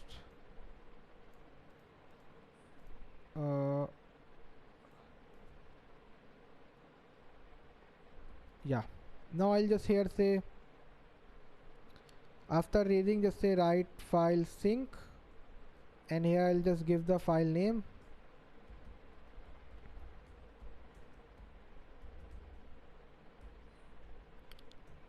I'll say writing after reading, and here we'll say n, so \n. Yeah. Now let's just see what will happen. So firstly we'll read it, we'll get the result, we'll get this result and we'll print it. Then again we won't happen. Now return file, writing file after reading will be written. Okay, now this wouldn't require a callback because it's a synchronous. If I run it, hello Node.js, next step. Now here we can see writing after reading, and one liner is left because we are using like a next line stuff. So this is how you can work with the asynchronous way in your FS module in Node.js. And in the next part we'll see some like advanced file system stuff where we can get the sizes and I mean a bunch of stuff. So yeah, that's it in this normal, because mostly you'll use normal only writing file and reading file, but there are some scenarios like I'm working on a project in my company where I have to get the sizes also, their types, what type of extension is, what type of meme is, a lot of stuff I have to get. And in there somewhere I'm using synchronous way, somewhere is asynchronous way, because whatever the conditions is. So depending on the condition, I mean you can use whatever you feel like. So yeah, that's much in this part guys. Okay guys, now in this part we'll see like some advanced concepts of file system, which like for the help of which we can just do a lot more stuff. So suppose this is the previous file we were using and it's called written.txt. Now we'll again say const fs equals to require fs. Now we'll use fs dot stat sync. So you know, like this is for, you'll give like it will give us the like stats as the word suggests, like a lot of like what type of file is and size and a lot of stuff. But if we say fs dot stat only, so it will be asynchronous. So like as I have told you, read files and in asynchronous mode, in synchronous mode, same way here will get a callback like that, and in stat sync we don't. So whatever way you want you can, so we'll do the synchronous way. So here we'll say return dot txt. So now here I'll take a stat. Okay, now here I console.log. Here I'll just print the stat. Okay, now if we just console it, node app.js, you can see we got a bunch of information, a bunch of stat development mode link ID block size info size 22. So I think this in KB showing. Let me just see the details. If I go here, Nodejs tutorial. Okay, it's bytes. You can see 22 bytes. So it's showing you the site 22 bytes. Then BLK side UID and link development mode, like a bunch of.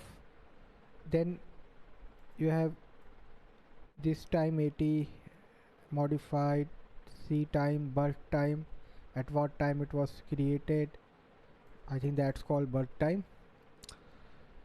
So you can say you get a lot of stuff. And if you do the same thing in asynchronous way, so let me just make it a little down, and here I'll say fs dot stat, and here I'll say written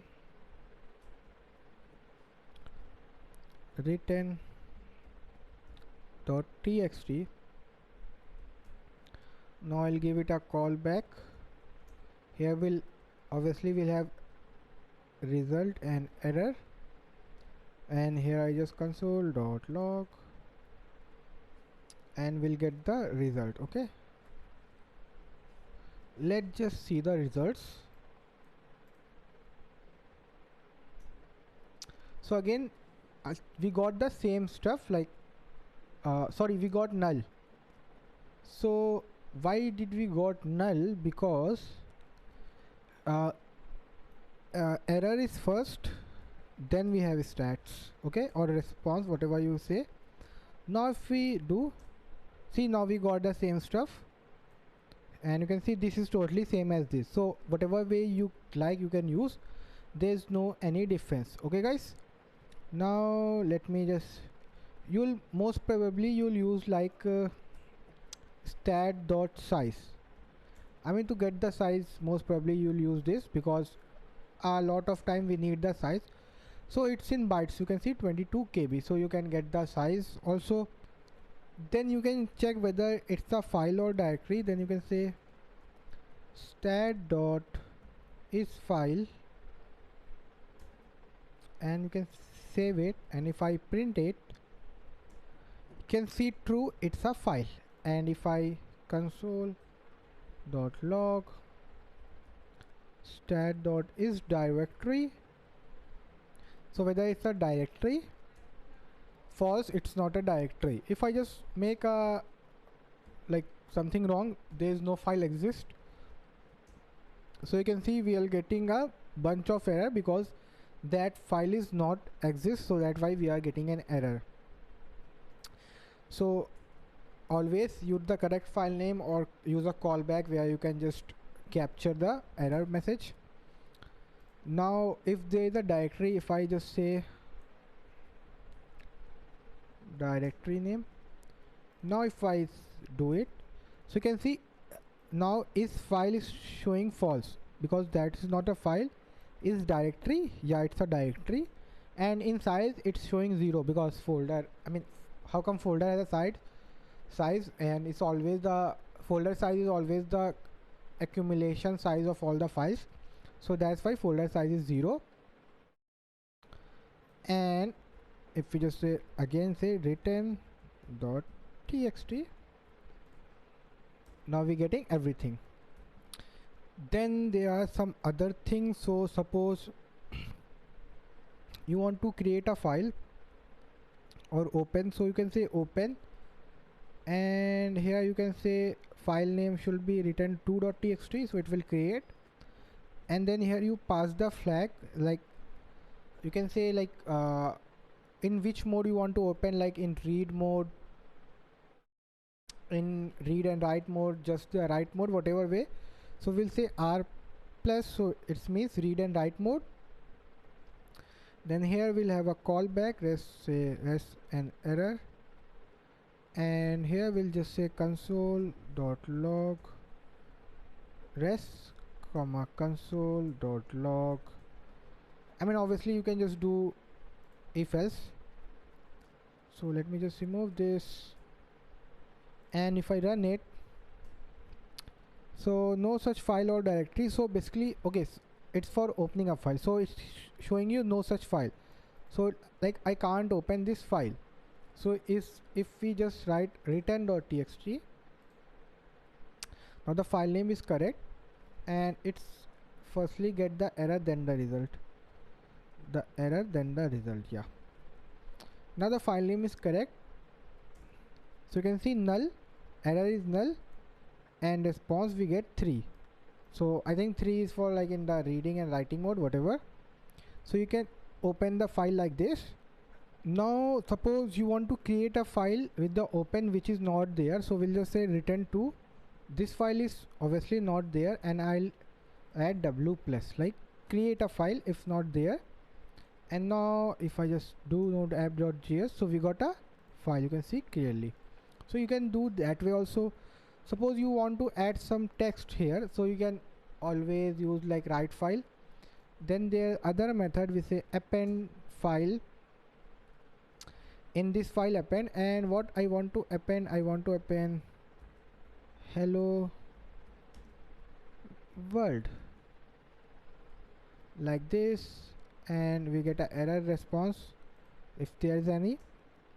So an undefined, no result and no error. And if I go to return to.txt, so we have successfully added append file.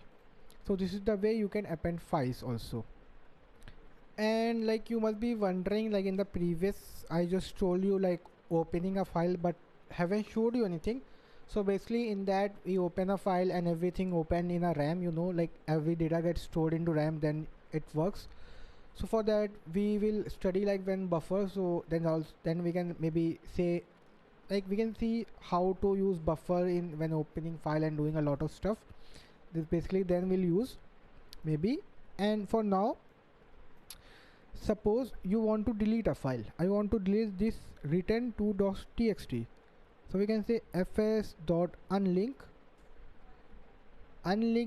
same way you got sync, will just won't give you any callback, and unlink will give you a callback. So we'll say unlink, or maybe unlink sync, so I just don't want a callback. And here I'll give the path dot slash return to.txt, save it, and we'll capture if they are returning something. If I say del equals to console.log, and we'll say del. I don't know whether it's returned something or not, let's just check. But you can see return to file got deleted, and here is showing you also deleted, and it's printed undefined, so it doesn't return us anything. Now suppose you want to make a directory, so we'll say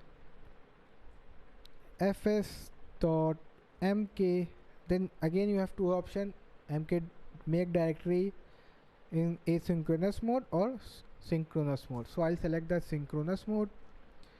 Then I'll say make a directory called temp.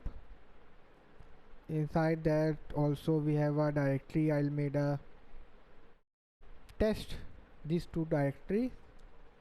Now if I just run it, okay, we got some error. What is no such file? Okay, I'm not making a file, let me just do like this, and okay, so I not making a directory, so let me just put a forward slash then test.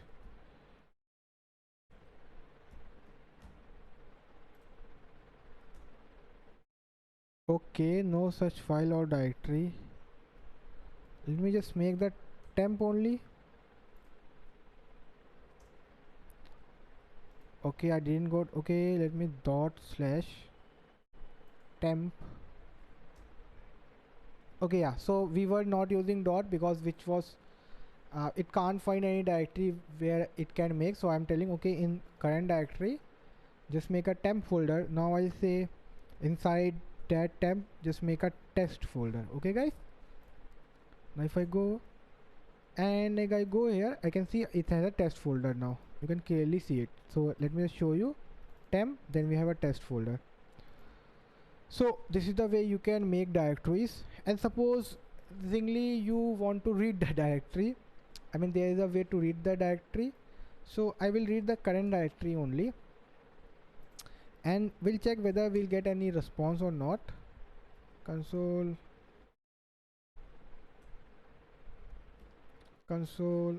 let me just make my seed adjustable. Yeah guys, dot log res, and here we'll say read directory in synchronous mode.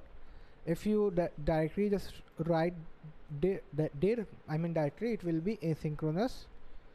Now if I just say, so we are getting the files which are stored in here. You can see app.js currently what we are running, then we have a temp folder, you can see, then we have a return.txt file which is this file, you can see. Yeah, so you can read the directory. Then suppose you want to rename this return.txt file, so you can just say fs dot rename in synchronous mode.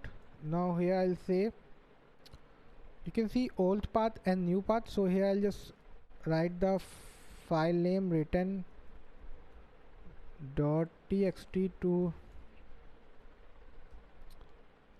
like date dot now. I'll just change it to date dot now, whatever new, and here I just wrap this up in a string, so that becomes a string, not a number. Save it. Now let's just check. Date dot now is no content. Okay, let's just remove and write 1 2 3. That's way better. 1 2 3 4 5 6 7 8 9. Okay, now if I check, so see now the file has been changed to 1 2 3 4 5 6 7 8 whatever 9. Now I'll just read this file and I'll change it to back to file.txt. okay, like file.txt. now the file name has been changed to file.txt, and you can see it got deleted here. If I open, you can see we have now the file.txt. so this is also a way we can like delete, rename, making a directory and a lot of stuff. And suppose in directory, I should tell you one more thing. You want to delete this directory, so just say rm directory syncs, and here we'll just give the directory called temp. I just want to remove this directory. If I just run it, okay, error, non-empty directory not empty.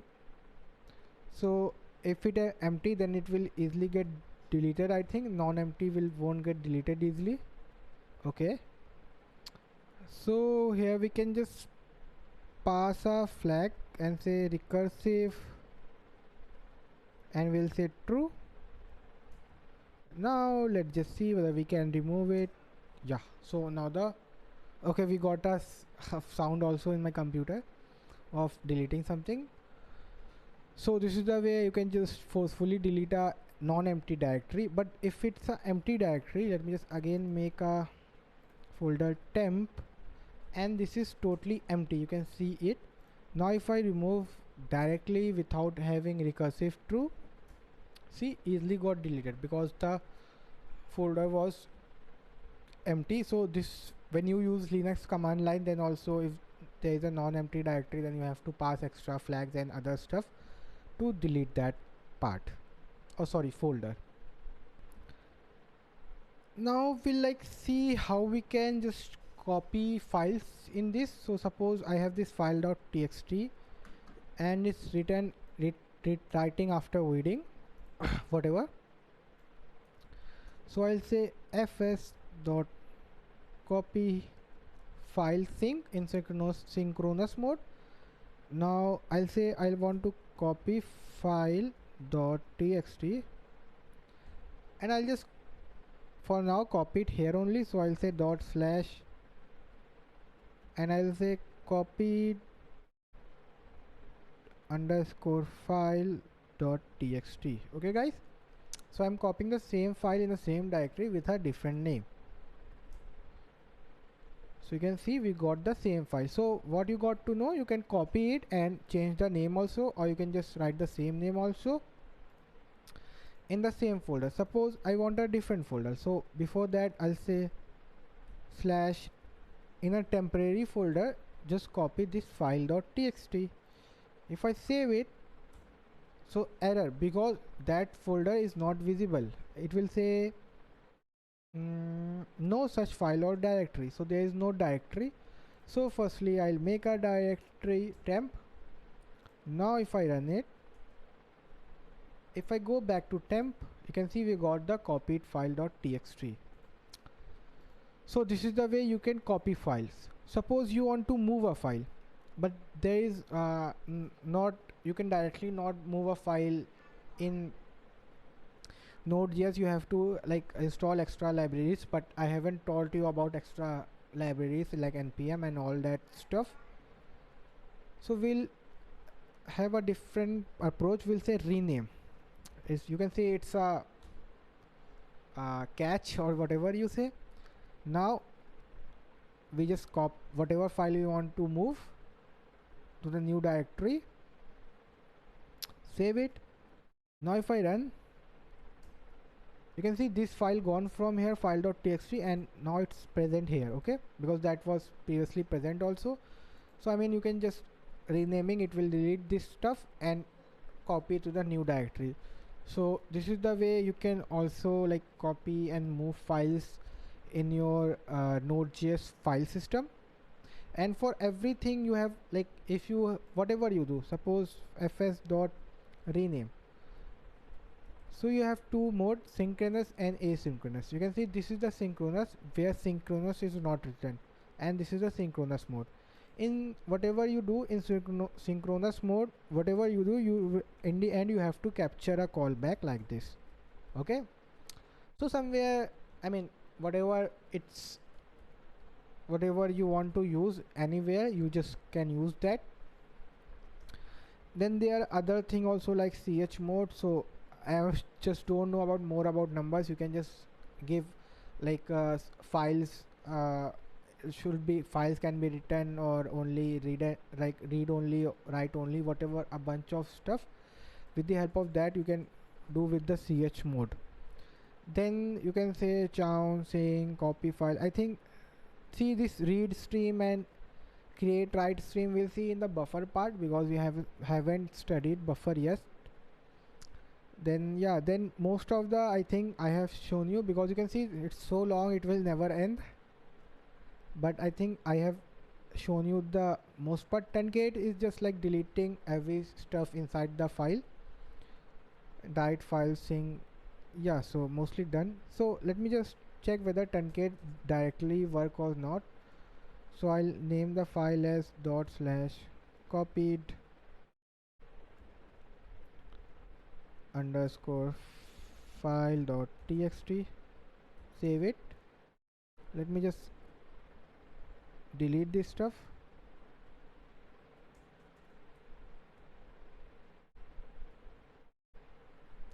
And in this we got this writing after reading 2 lines. First is blank space, second we have written this. Now if we just truncate it, let me just check. Okay, I think it won't directly truncate, because we have to write sync. And now let's just see. So you can see whatever there was is empty. So like deleting a file is different. You just delete a file. Now copying, moving, other thing. Now whatever inside that stuff, just delete that. If you have studied like SQL, so in that when you delete every stuff from a table inside it, we don't delete a table but delete every stuff, like all the rows inside a table, then we call them truncate. So this is what all about FS module and some advanced stuff which you can use. And basically I think you will mostly use stats, because you get a size and other stuff like extensions, and then creating and reading files. That's it. Apart from that, I don't think you'll need anything, but in future we'll see like streaming and all that stuff, but for now that's enough. Now we'll move to the next part. Thank you guys. Okay guys, now we'll see npm. So npm stands for Node Package Manager. So package, modules and libraries all are the same thing. It's just some written code. I am just using it. Okay, so what is npm and how it's used, where we can use a lot of stuff, we'll just see everything in this part.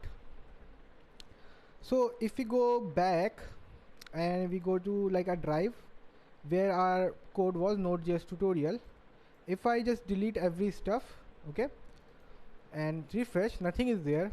I'll just open command prompt. So to check whether npm installed, so we'll just say npm -v.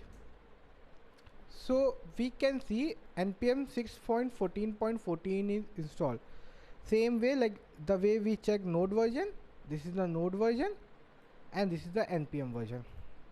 So when you install node, then by default npm is installed, and if you remembered, we selected add any dependency and all extra libraries and stuff. So in that also, if there is, then your npm will get installed and you can check you have a npm.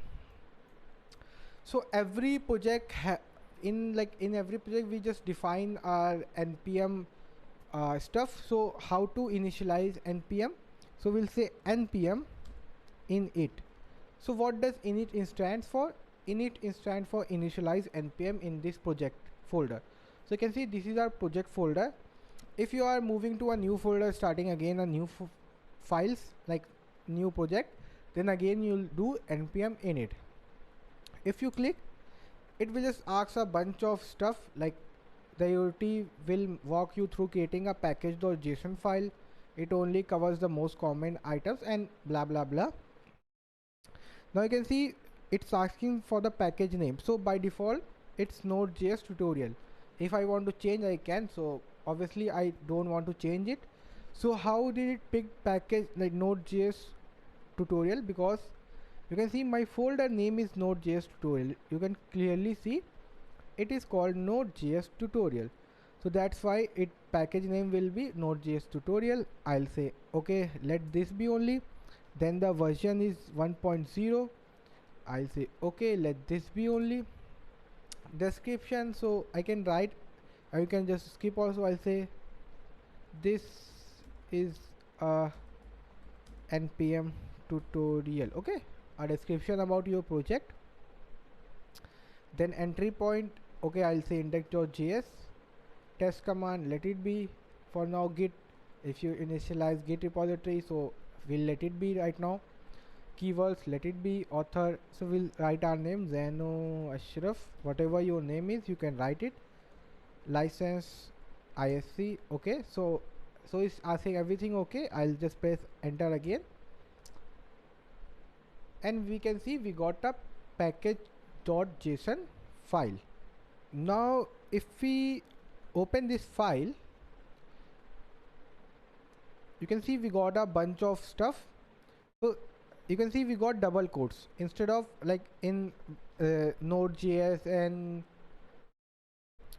what you say like JavaScript, we have object are like this, but I have given a JSON tutorial like, so that's why every key should have a these double quotes. So you can see name is Node.js tutorial, project name, version, description. This is npm tutorial main. Main is file, like what is your main file name. So we were running app.js everything. So now here it's saying okay, will it be index.js? So I'll just say main file will be our index.js. Then there are scripts. It is a part of a different thing like for development and other stuff. Then we have author and license. So this is clear to you. We got package.json in every folder. We just define init-y. And suppose I delete it, and now again I want to initialize, but now I have to again write every step. So I can add a flag -y. So it means give yes to everything, and everything will be default. What if empty, then empty, or if there's something, there will be something. I do it now. Okay, now the file again got created, and we can see now description is empty. This was by default name, and author is also empty. We can just give author afterwards, keywords also, and their description also. What do you can say, like okay, and here it's showing you because maybe of the capital letter what string does not match the pattern. Maybe you can say name this. Okay, whatever it is. Then you have a main file, you can change main file also like this. Okay, now I'll just close this and close this. Look, let this file be. Okay, now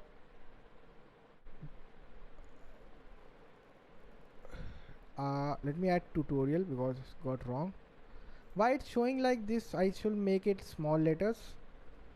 Nodejs underscore tutorial. Now it's okay. It was just, I mean, showing warning or maybe stuff, so I couldn't, I was not liking it. So if I close it, now comes the package part. So this is, we can just initialize, and I want to use some files which is already written by someone else. So if we go to npm, we can see build amazing things here. So here what happened, you can just write your own code and publish. So there will be a lot of code. If I suppose check for chalk, so this is also a, what to say, a module or library if you want to say, and you can see it's open. Now there are a bunch of stuff written and you can just use it. Is showing the version, it's open to public, and yeah, some like some of the libraries are paid. I mean 99% are free, but some are paid in, and some are also free also, but inside there some properties are paid. So basically you do, like, I don't require any paid version. Every free version is enough because mostly will be free. You can see published 16 days ago, so that's maybe the updated version 16 days ago because it was published way back. Then you can see with the help of this we can just change the console color. It's coming in the black, so we can just change the, like, white normally, so we can change it to other colors. So what does these packages done? Like suppose we have 10,000 lines of code, so here already written, I can just use it. Suppose someone is giving you land and you have to build your home by yourself, and someone is giving you a home which is already built, so you will prefer which is already built. So that's the code part. Then these are dependencies. So I mean these packages also require these dependencies, and dependents are these, and they are versions. So they are currently 31 version, you can see updation. So what are the three numbers? So mostly in software industry, this 4 is a major version. Like there was a major change if the version changes, like from 3 to 4. 0 is like a minor version, like a I will say a little change in your code may be happening. Then last 0, it's like a bug fix, there was some bugs, or patch fix you can say. Then there are a lot of stuff everyone can then post. So how you know, okay, this package is good, this package is bad? So you can see weekly downloads. So it's a like a catch. If the weekly downloads is more, then mean it is good. If not, then it's not that good. Here you can get the package size 35 KB, and total files are 7 if you install it. Last published 16 days ago, and these are the collaborators. If you go there and you can check like packages, and they can go to their GitHub profile and other stuff. So now how to use this stuff in our own, and here it's shown you also how you can use chart.blue. It will show you, but how to use this code firstly, like how to get it. So we just say npm I chalk, so whatever the dependency name is. So we'll come here, we'll like open this package.json, and we close this. Now we'll open a terminal, and I'll say npm I chalk. So what is I means install, so you can say install or you can say I, whatever you feel like. So I'm saying install chalk. And where? So I'm saying in this folder only, like in this. So we are in the wrong folder currently, I think. We have to go to this folder, Nodejs tutorial. So we'll say open with code like this. Now let me close this. Now you can see we are in the same folder, Nodejs tutorial. Now here I can say npm install chalk in this folder only. Then it is called locally install. I mean you are installing in this particular folder only, and it can't be accessed outside this folder. Then there is another stuff called global. Globally means you just like the way you install node and you can just write in any command prompt node and you can use it. Like globally install you can use in every project, in every folder. But local install you just don't do global, and you just install in that particular folder. So why we can't like we can just install global every packages? Because you should know which which are the global, like which are the packages you are using in that particular project. So that's why we use local install. So let's just install our first dependency. Suppose I want chalk, so I'll say install chalk. Now it's look like this. Okay, it's saying added chalk at the rate version 4.1.2, 6 packages from 3 contributed. And yeah, so you can see 2 packages are looking for funding. Then you can give fund and use them, I mean whatever it is. So now if suppose we can also install like this. Suppose you want to install particular package, you say chalk at the rate and version name. So I want to install suppose 2, so I'll say chalk at the rate version 2, and I can, okay sorry guys, yeah, so whatever the 2 version will be, it will be installed. Suppose I want to install the latest, so latest will be, when you do this it will be automatically installed, but still you can say I want the latest version. So by this the latest version will be installed. Okay, now if you go here, you can see we got few files here. You can see this is the same thing, package.json. Firstly we'll go, and you can see we got the dependencies. So what is dependencies? It's give you the what are the external libraries installed in this folder or project, or you can say modules. So we can clearly see chalk was installed here, and version is 4.1.2. so now if you give this project to someone else, they'll know, okay, there is a chalk dependency, I need to install chalk to use this project, and here it's the version name. Now if you go to package log.json, you can see it will tell you more about these dependencies. So this chalk dependency, you can see this chalk, this requires much more dependency. You can see requires ANSI, like ANSI style support colors, let's see ANSI support color, then color convert version. So it's showing you these dependence, like this chalk will require other packages also. So that's where the package log.json were, like it will tell you, okay, I require this and stuff, and the current total version it is, and a bunch of to support this only chalk part. Then you got node modules folder. So this folder is by default created when you install, and you have other packages. So if I open, so you can see we have chalk. So chalk was installed, no problem, and you can see it's like package.json we have here also. But you can see there were other things also installed, ANSI styles, color convert, color name, hash flag, because these were required by chalk. So because, and so that's why it was installed. If you go to package.json, you can say let me show you dependency. Dependency, you can see dev dependencies, it's required AVA, then Covel, like a lot of stuff you can easily see, hash flag, resolve, and yeah, main dependencies are this ANSI styles. You can see it requires anti styles, so that's why ANSI styles was installed. Then if you go to ANSI styles and you go to package.json, and you can see this requires color convert, so that's why color convert was installed. So it's like a chain, everything required, whatever dependency it install automatically. It requires color name, so you can see color name got we got color name also installed. So it's like a loop, this required this required this, like a chain. And if you can check their codes also, you can like go to index.d.ts, you can see their TypeScript code. It's a TypeScript, so you can have a lot of code. And then you have, if you go to any styles, you see index.js, then you have a lot of functions and you have a lot of stuff.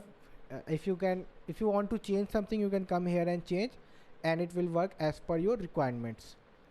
So let me just close all the tab, close all, so all tabs close. Now this is our node modules. Okay, now suppose you will give this project to another one, so you won't give this node modules folder. You can, but the person will just directly do npm install and dependencies will installed. Okay, now let's just check other dependency. Suppose we are using bootstrap.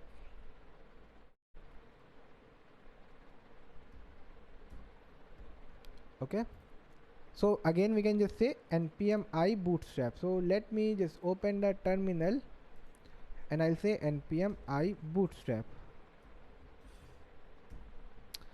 Now suppose I want other package also, and say what to say, I mean some tell me some good package. Suppose validator.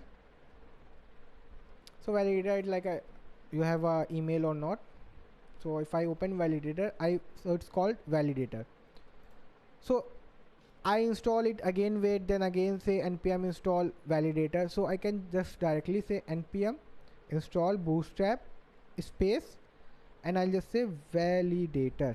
So it will firstly install this bootstrap, then validator.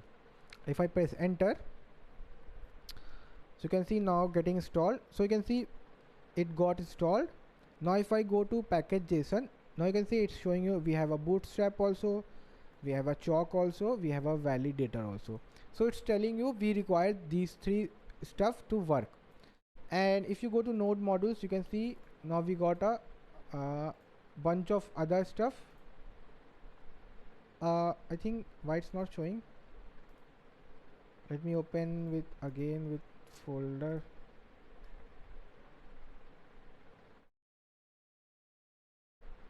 You can see we got now bootstrap, because that time it wasn't visible, because I think it wasn't updated, and we got validator also.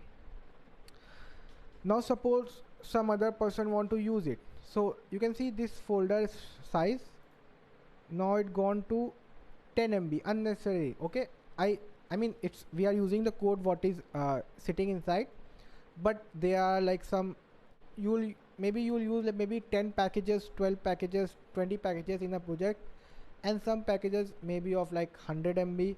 Now if we see the size of express package, which we study afterward. Okay, express, why it's not showing. Yeah,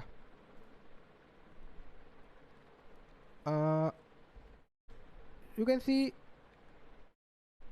it's very small, 200 KB size. But suppose some packages can go very large, and you just can't like send everything. Okay, so for that we just use package.json. so we'll just copy this package.json, and we go to new folder, and I'll say new project. I'll give code to that person, and this file I'll paste it here. Now we got this file. Okay guys, now we got this file. Now I'll just do open the command prompt, and now I'll just directly install, just say npm I, that's it, or I can say npm install, whatever you feel like. I'll just say npm install, and it will just install whatever dependencies are written here. Okay, so I'll just press enter,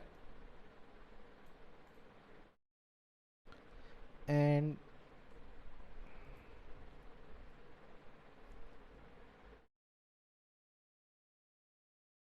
npm. Okay, yeah. So now you can see all our dependencies got installed in node modules, bootstrap, validator, and this chalk and their dependencies like this, and got package log.json where you have a bunch of stuff other. And yeah, so this is what it. But suppose you have to do, like, suppose every time you are creating a folder you have to do npm init y initialize. But if you just directly install any package.json file will automatically get created. So suppose I install chalk only. Now you will see package log json automatically created, you can see, and it shows you dependency and other stuff. And afterwards, like, you can create package json if you need, and yeah, other stuff. Now let me just show you how you can just read their codes and work. So we'll just, okay, we'll work in this only. We'll say open with code. Now we'll make a new file called index.js. Close this. Now we'll say close this part also, I'll say, because we'll use terminal. Now how to use whatever is installed. So chalk was installed, so let's just check whether how to use chalk. We'll say chalk and we just go there and we come down. It's showing us just say require chalk and const chalk. So we'll just require. So how the, like, built-in modules OS and FS we are using, same way we'll say constant chalk equals to require chalk. We just say like this.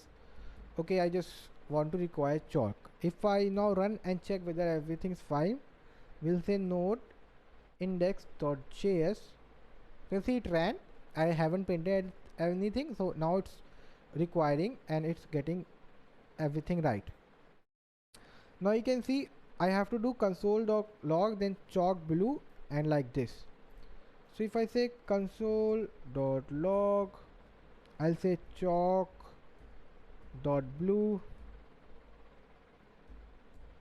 and here I say hello world. Save it. Now I'll say node. You can see now it's getting in the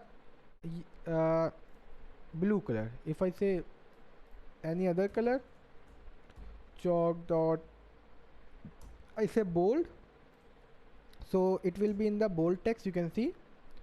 Now if I say chalk dot yellow, so we can just give a bunch of colors and we can use them. It's in the yellow color. And what other thing they have, so we have check console.log const log. You can add blue. Now we just check this. Okay, we can get console.log in a log and directly use. Okay, that's something good. So we can just paste it here. Now we'll just log this stuff and check whether how it's work.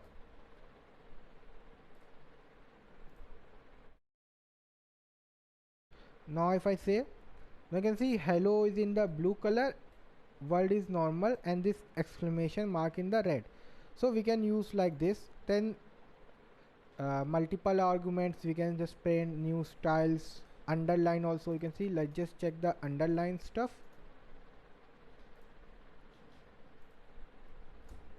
So chalk dot underline bg blue world. Okay, see, world got I mean highlighter type or background color. Then we can, I mean, this is stuff which you can use. And you can use this also. Let me just check. Oh, sorry, paste.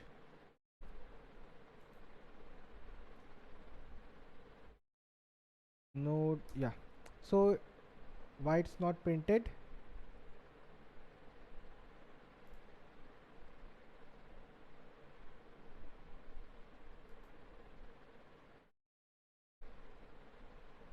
Okay, I haven't saved it. Yeah, So you can see CPU 90% use, RAM 40% use, disk 70% use. But this is like our own values. It's not the real values. I've just written CPU 90% chalk gain, like this, like a string literal, but written by our own self. Okay, guys.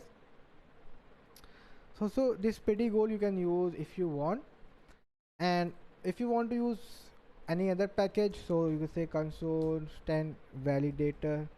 Now let me just show you benefit of it. Okay, this chalk you say, okay, this I just can't do. Okay, now let me just show you validator. How can you use validator?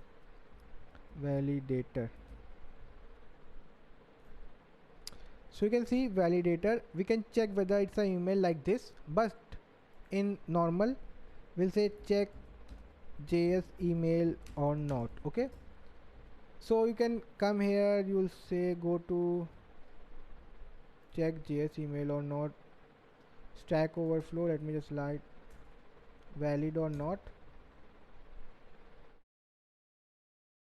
or we can say Stack Overflow, I think Stack Overflow should, yeah. So you can see we have to write this much of stuff just to check whether my email is valid or not. Okay, I have to check this much of stuff. I have to give this regular expression this long, then I have to return test, then it will tell okay you have a valid email or not. But in this here we just say variable require, so I'll just say paste it. You can have a const whatever you say and just say like this, and it will just give us true or false. We don't have to write those long quotes, and we'll just say const res equals to this. I'll say console.log res, save it. Now if I just open that terminal, we'll say node index.js, but there is an error. What's an error? Cannot find module validator, but you will be, I have installed it, but we have not installed in this part. We have installed here in Nodejs tutorial. You can see here we have installed and we got a dependency here. Okay, but in this our main project, you can just open like here from, okay, package was in it wasn't initialized here, so here we haven't installed it. Now will install validator.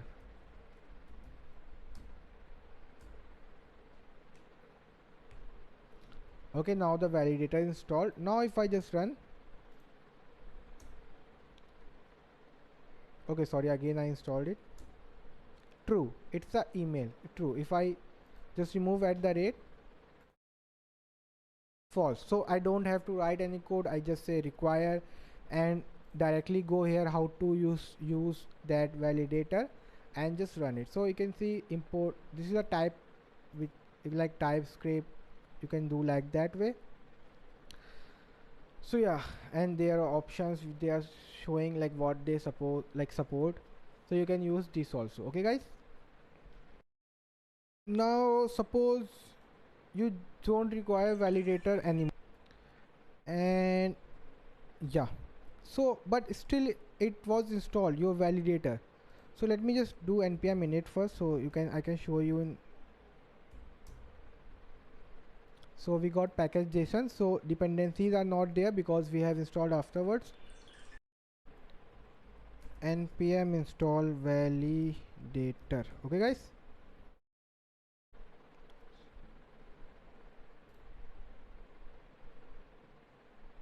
package.json, yeah, validator and chalk. So it automatically got added when we initialized, but it was above, so I was just searching in the down. But now I just don't using validator anymore. Now what can I do? So I'll just say npm uninstall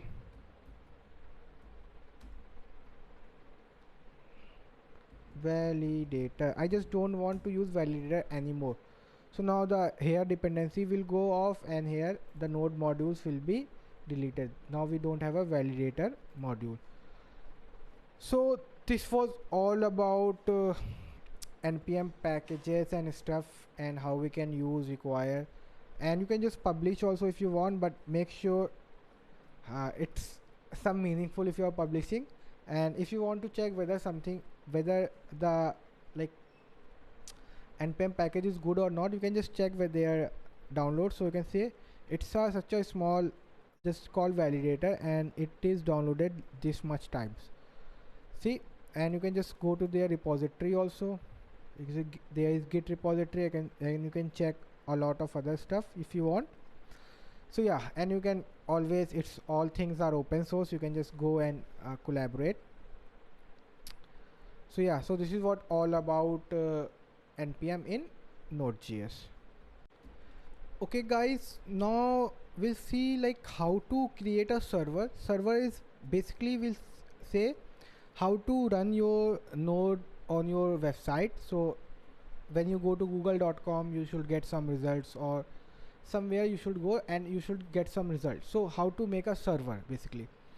So in Node.js, we'll say firstly we are in the completely empty folder. You can see here I'll firstly open terminal, and firstly I'll initialize a npm and say npm init.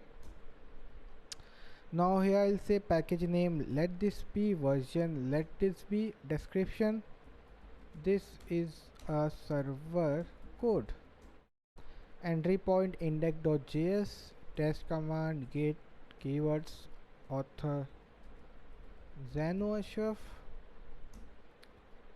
Yeah, so we got our package, because basically we don't need package.json in this, but I'm just showing you when you start your project, so you should do something like this in the starting only. Then I'll create a file called index.js. Now we'll say constant server equals to http equals to require http. So what is http? So http is a built-in module. With the help of that you can create a server.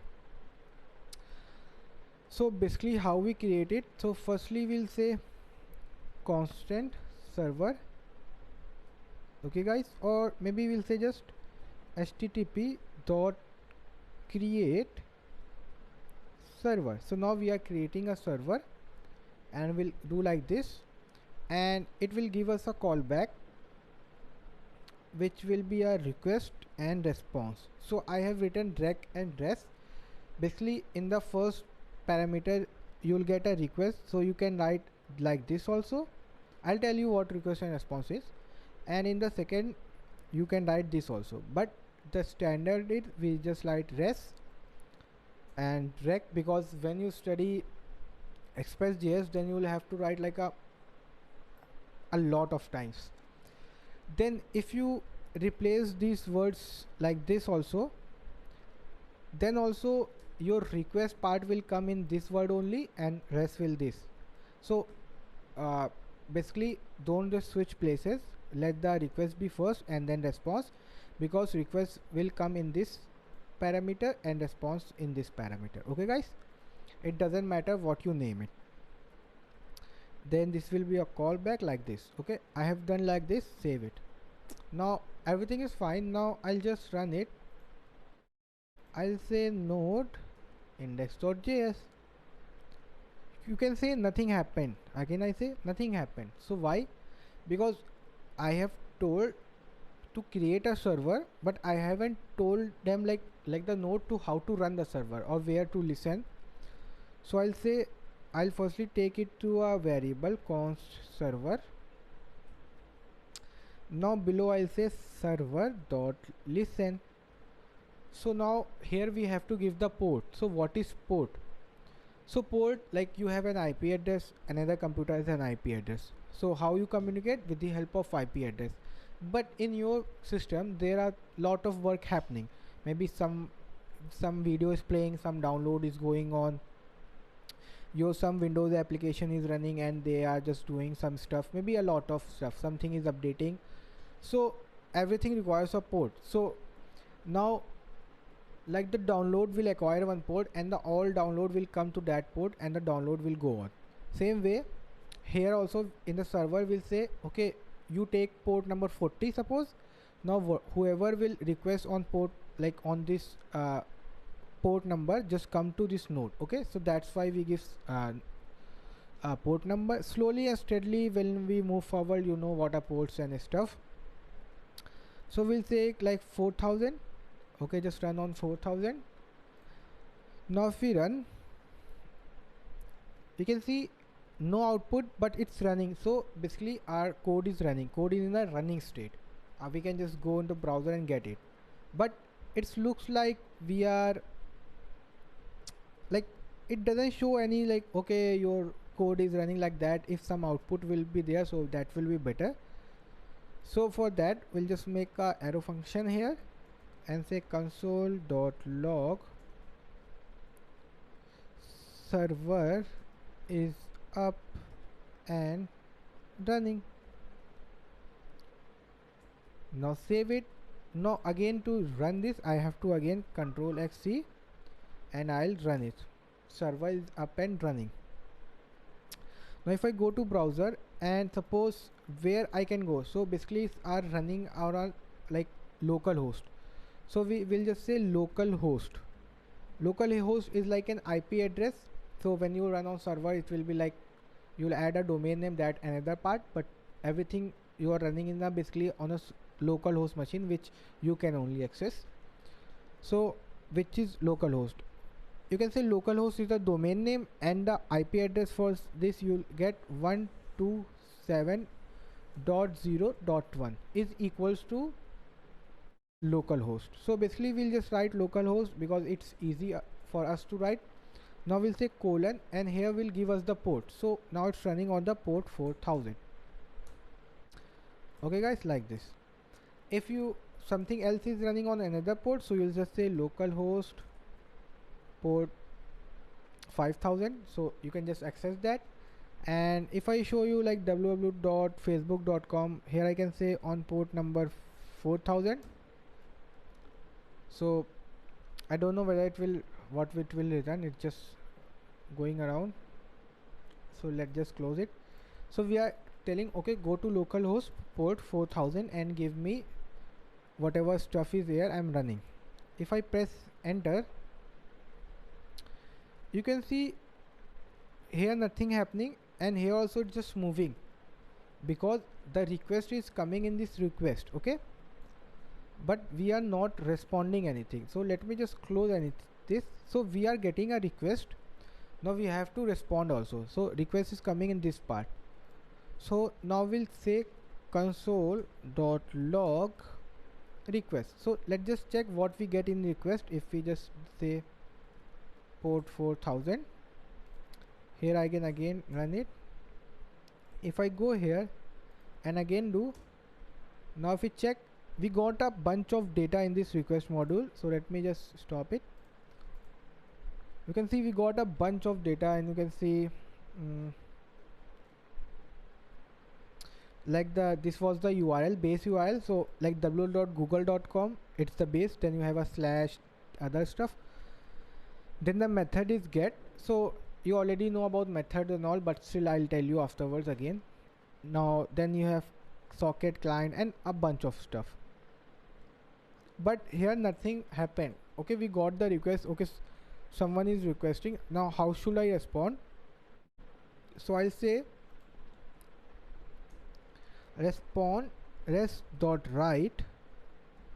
I say in response just write this thing, hey successfully responded. Okay guys, see I'm teaching you in a very easy way, because when you get in Express, so that thing will be same stuff, so you should know what's happening. Now again I just say, now whenever I come here and in the request, whenever I request, then again it will come here and print request, and it will just say res.write. If I just close this stuff, because request is pretty much big, I can just console like request came. This is the base for your Express.js, so please make sure you get it right. Now we have to again run it. Okay, now here we'll say, go again and say localhost port 4000. Okay, sorry, I just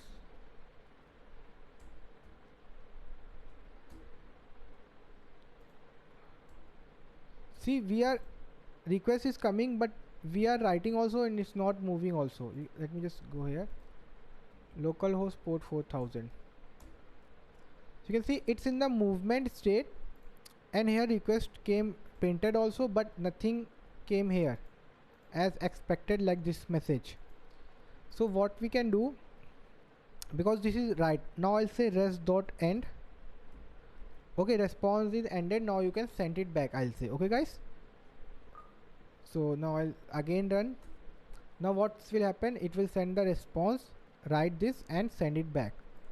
If I just go again, okay, I haven't saved this stuff.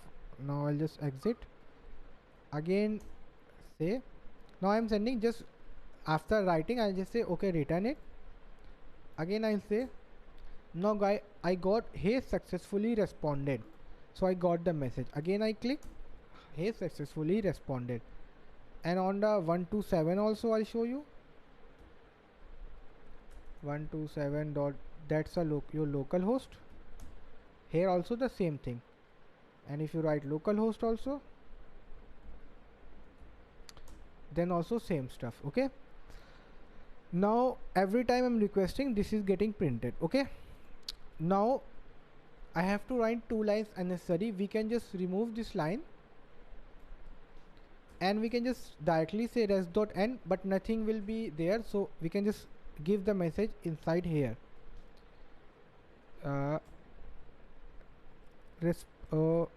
request successful. Again I just node it, come here, request successful. Now we don't have to say request dot write like that.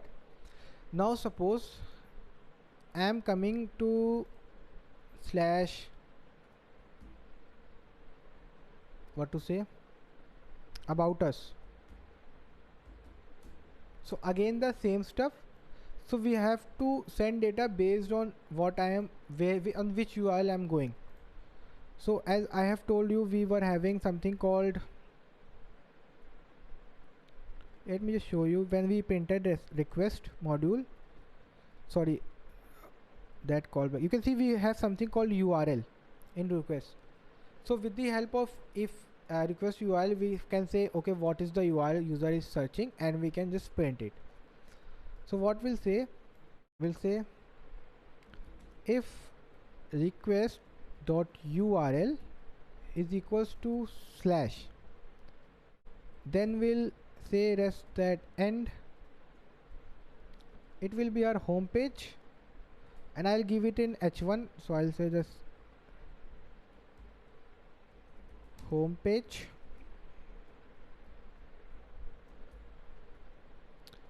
and here I'll again say if, or I'll just directly return, because else it will just go again and search. So I'll just return here so it doesn't go afterwards. If request dot URL is equals to slash about, I'll say return rest dot end h1 about page. Save it. Now again we have to restart this. I think it hanged, so that's one of the problem with the terminal. I hate it, that's why I love command prompts. Now if I go here on about page, it's about page. Now if we go to basic home page, now if I go to service page, so then again about page is getting printed, you can see on the service page also. So oh sorry, it was this,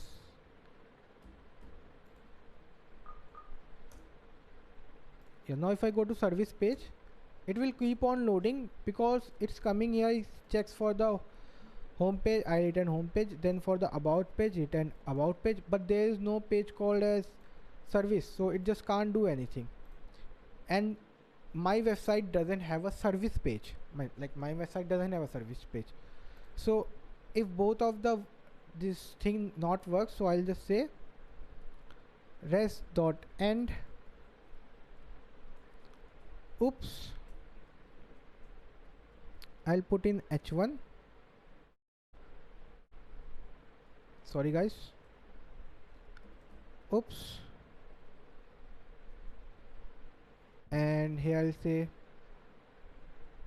put a br, I think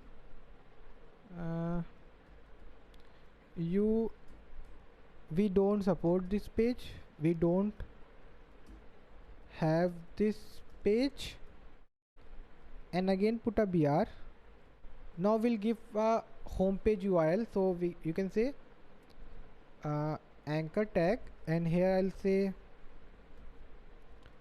return home, and here I'll give the hyper reference equals to http://localhost port 4000 base. Okay, now it will tell okay, return to home page, we don't have any URL. Now if I again just restart this, now if I again go to service, so it's showing you oops, we don't have this page, return to home, and there is an option. I'll just click, I'll be return to home. Now it will be for any page. If I say XYZ like this, then also the same, because it doesn't match any URL. And like whatever we'll say, suppose like this, whatever we'll say, it just return the same page. But if we say about, it will just check the about page and return us that about page. You can see about page, we just sending about page, we got the about page. And now we'll also see like how we can send the like status code. So suppose here I want to send the status code 200, like everything was successful, so I'll say res.status. Let's just check, I don't know whether status is supported in here or not. Like in Express it's supported. I'll say 200, save it. I don't know because there is a method, I have to say right head. I just checking whether this will work or not. If I go here and go to network tabs,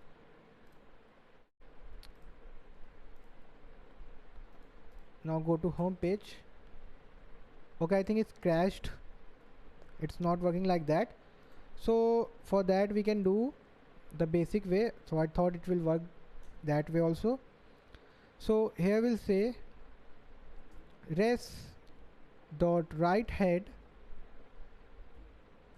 and here we'll say 200. So 200, as I told you in JavaScript, everything it's like okay, everything was successful and you got your page. Save it. Now again I'll run it. Now if I go here, click the home page, we got the home page.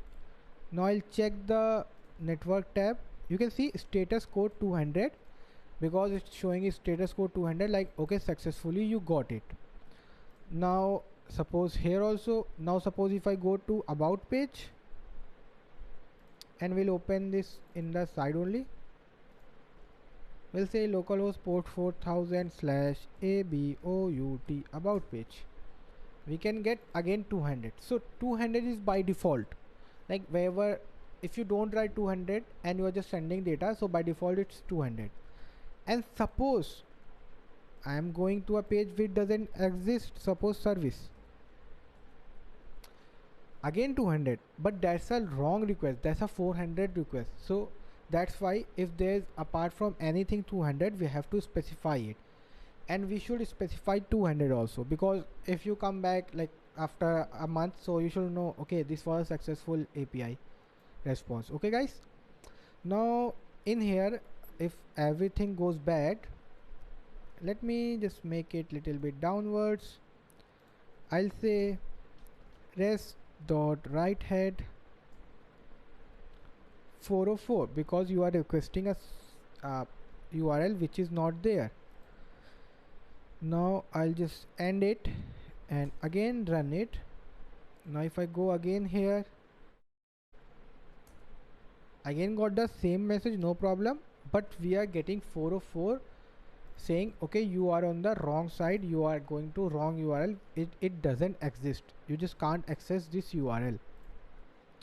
So that's why we should have like a right head, and I think you can just say the content type also dot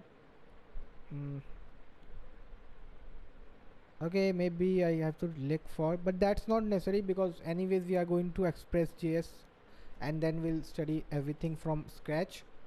So this is the Node way of writing a basic URL, I'll say mapping, and suppose, and yeah, so I mean that's it in this part guys. Now in the next part we'll see some other stuffs. Hey guys, now we'll build a CRUD API. So what is CRUD? So the data we were sending from the server as a REST.end was an API only. Now we want to build a CRUD API. What is CRUD? C for creating some data.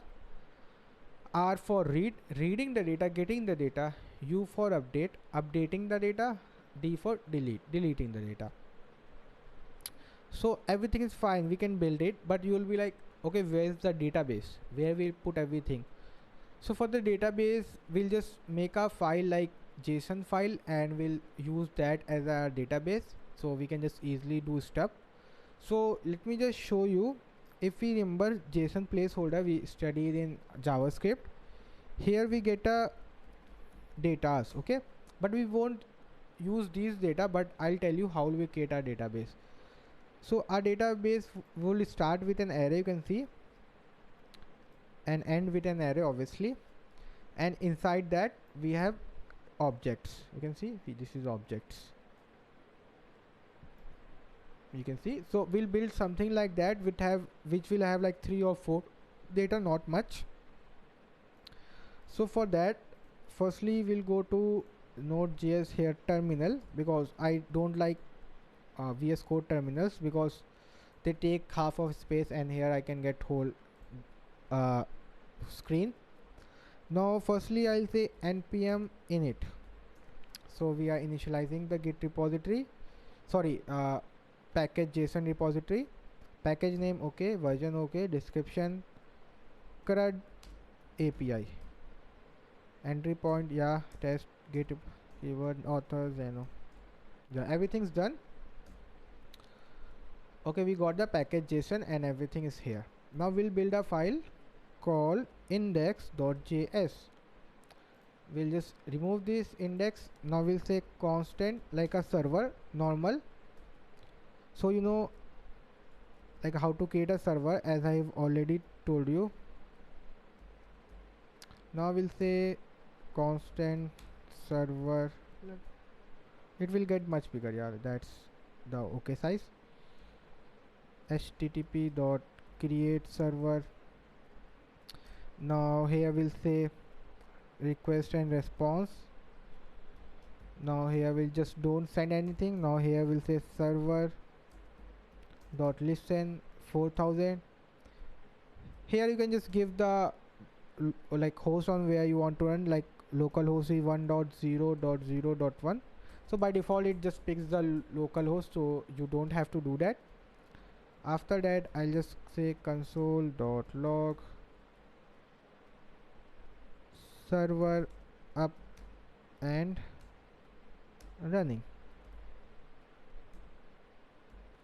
Now if you want to check it, we can just go to this website and we'll say localhost port 4000. See, it's in the loading state, so you will be like okay, because you are not responding anything. So okay, I'll say okay, I'll respond with I am responding like a string I'm sending. Okay guys, Again I'll go here, reload. Again we are not getting anything. Then you will be like, because the server is not running. So I'll say okay, let me just say node index.js. Now our server is also running, everything's fine, server is up and running.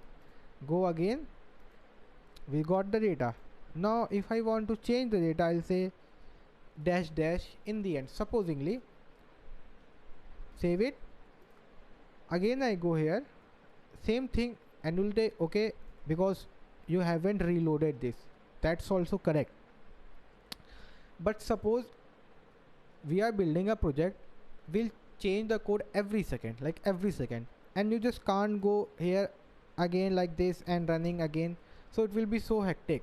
So you want something which, as soon as we just change anything and save our file, it should just automatically run node index.js. So for that also we have a library. Here we'll say node mon. So node mon is basically used if you want to reload your file automatically if there is any changes. So this is a development dependency. What is development? When you are building a project, it's called development. So currently it's in the development mode, we are building it, so we will delete stuff, create, and a lot of stuff. Then in the production mode, we don't use node mon, we have like pm2 and other stuff. So how we run it? Firstly we'll install this here, we'll say npm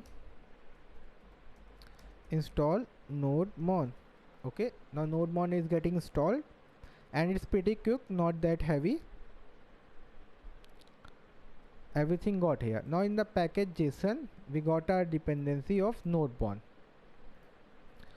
Now how to run on node mon? We'll say node index.js. so this is the basic how we run, but now we'll say node mon instead of just node index.js. If I press enter, now you can see it's saying to restart at any time, enter rs. So let me just say rs here. Okay, it's maybe somewhere as watching paths dot. You can see they are watching the extension js mjs json. So any changes in your extension having a js mjs and json, it will just reload. And how they run? Same, node index.js. Let me show you. If I press enter, save, you can see it auto got reloaded, but there are some issues, sometimes it doesn't get reloaded. So let me just show you an issue. Suppose okay, yeah, you have press enter again, save it, got reloaded, but there are some issues, you'll like it won't reload. Okay, maybe it's because of my system or maybe node mon, whatever. Then it doesn't reload sometimes. Currently it's reloading every time. Then just come here and press enter and whatever word, it will quickly reload. So it may get stuck sometimes, so just don't confuse it's your code, because that's the problem sometimes with node mon.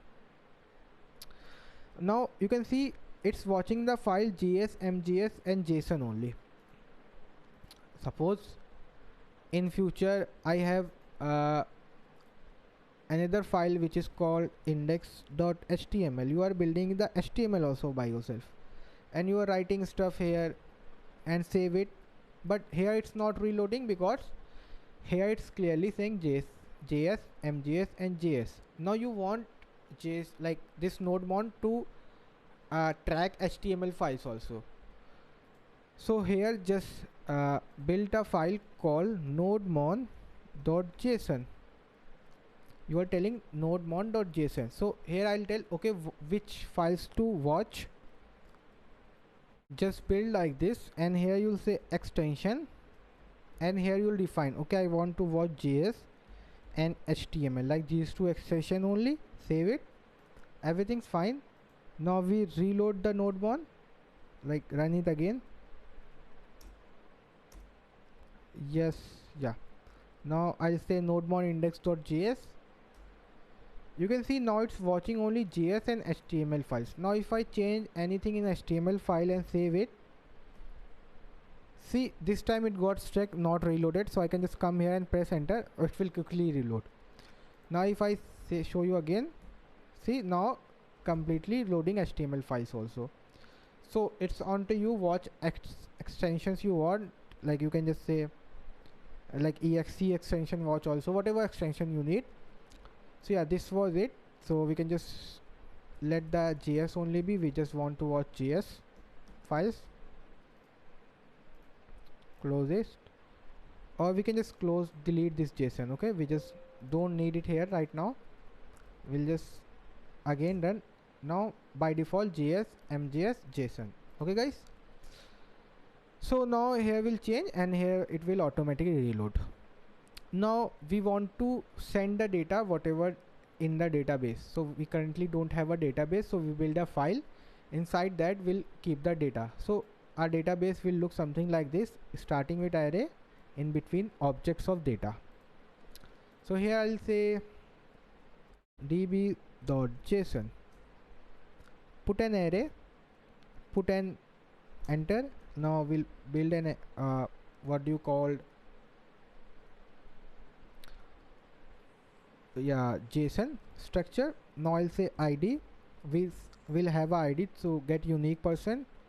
Then we'll have their name will be like Zeno. Then we'll have their age will be like 24.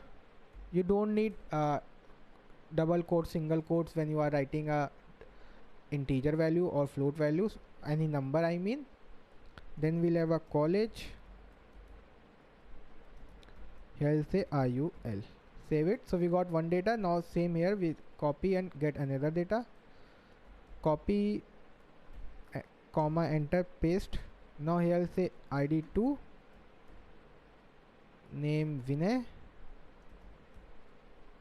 age 21, college LU. So we got two data. Now we'll just copy it, comma, paste it here. Now we'll have id3, Akshay, 20, college, sorry guys, what happening, IIT. Here I'll say I am 27. Here I'll give a name like my last name only, Ashraf, and ID 4. So I can make it bigger and close this part. You can see we got the database. Now we'll just close it and we can just put side by side here. Yeah, we can just close this also. Now on first page, home page, I want all the datas. So I'll say I have to read it. So we'll say if request dot URL is equals to like this, we will like read the file and send back. So for that I'll say constant, we'll need FS module, file system module, and we'll say FS. So we'll read this db.json. Okay guys, and we will read in asynchronous matter. So we'll say fs.read file, not in the synchronous, asynchronous mode. File name is like /db json. In the UTF-8 I'll say we'll get a error and a result. So don't write res because you will respond with the same res also, so that will make confusion. So not confusion, it will just throw an error, so that just write result. Okay guys, and here we'll do like this, and after reading the file we'll say constant, we'll just send it res.end result, save it. So what is happening, the user will come on the home page. I'll say okay, I'm reading the file in the UTF-8 mode.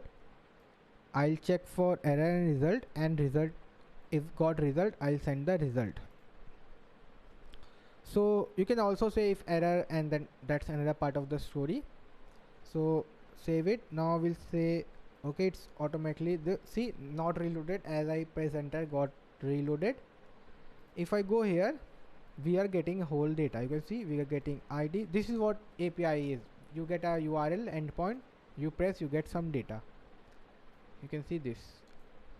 Now I want to create some data. I want to send some data. Okay guys, suppose there is a problem in the file. This problem is like I have written dash and file is not present, so I can just have an error result also. If error,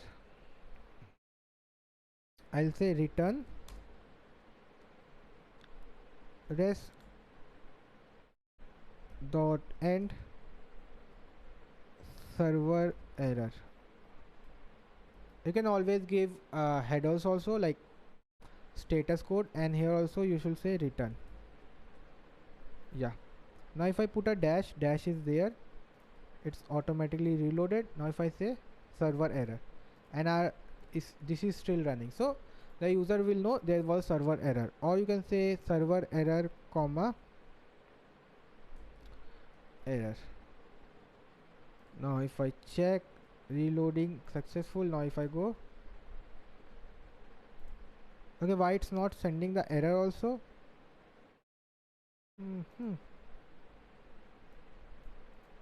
If error is null or what? I think I have to add this here only.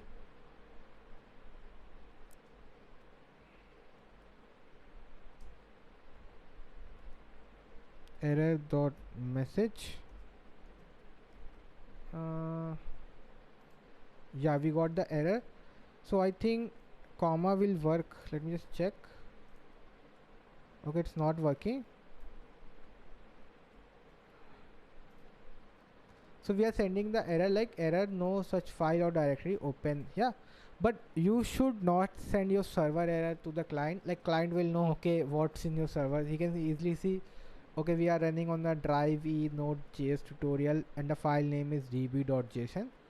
So it's better not to send server error to client for your, like for your, what to say, in development mode. Like here we are checking, so we are doing that, but after when you go to production mode, just remove the error message you are sending to server, like client.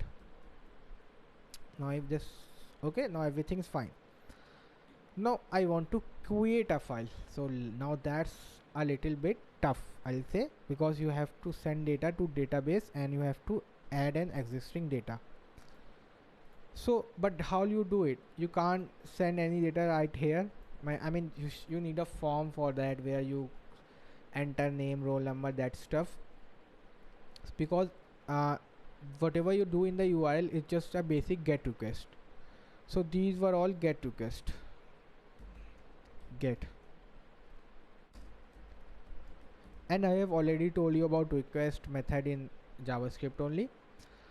So I want to send the data, so one way is we just create an HTML file or JSON file, sorry, JavaScript on the client side, make a form, then send the data as a method of post. Then there is one way. Now the next way is we can use something called postman, like that stuff. With the help of that we can send data and receive data. So let's just see postman. So we'll say postman. So it's used for sending and receiving data and a lot of stuff with the help of APIs. You can just download the app, and it's the basic install. Now I have downloaded, like I won't download it again because that's pretty much like not useful, because I have just, it's the normal like you do install, click next. Okay, so let me just open the postman.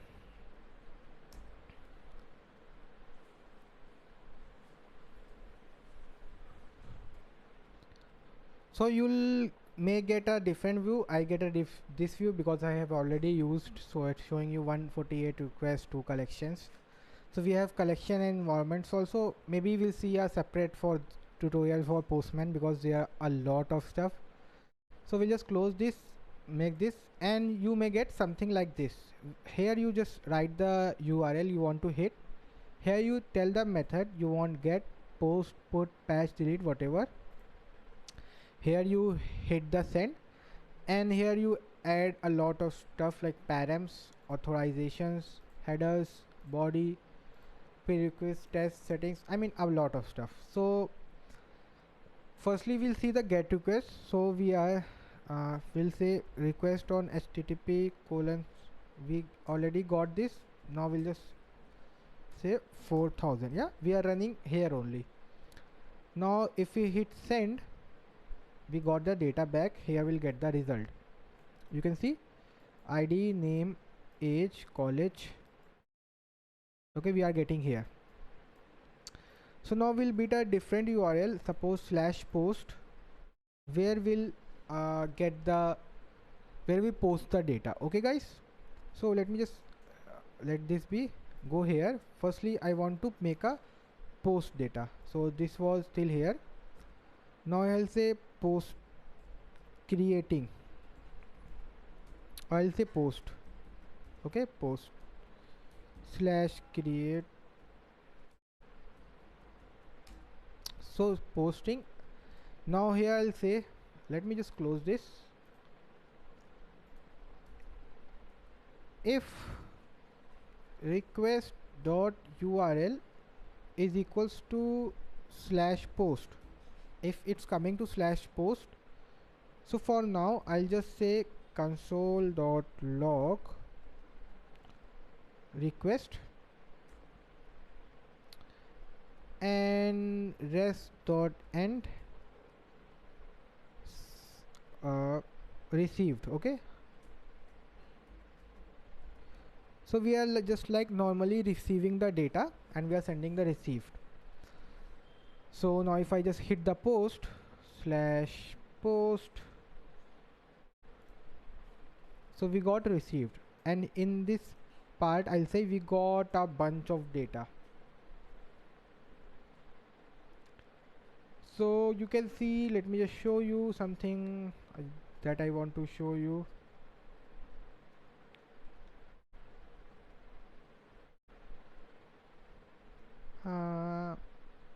Method, maybe it's for the up. Okay, okay.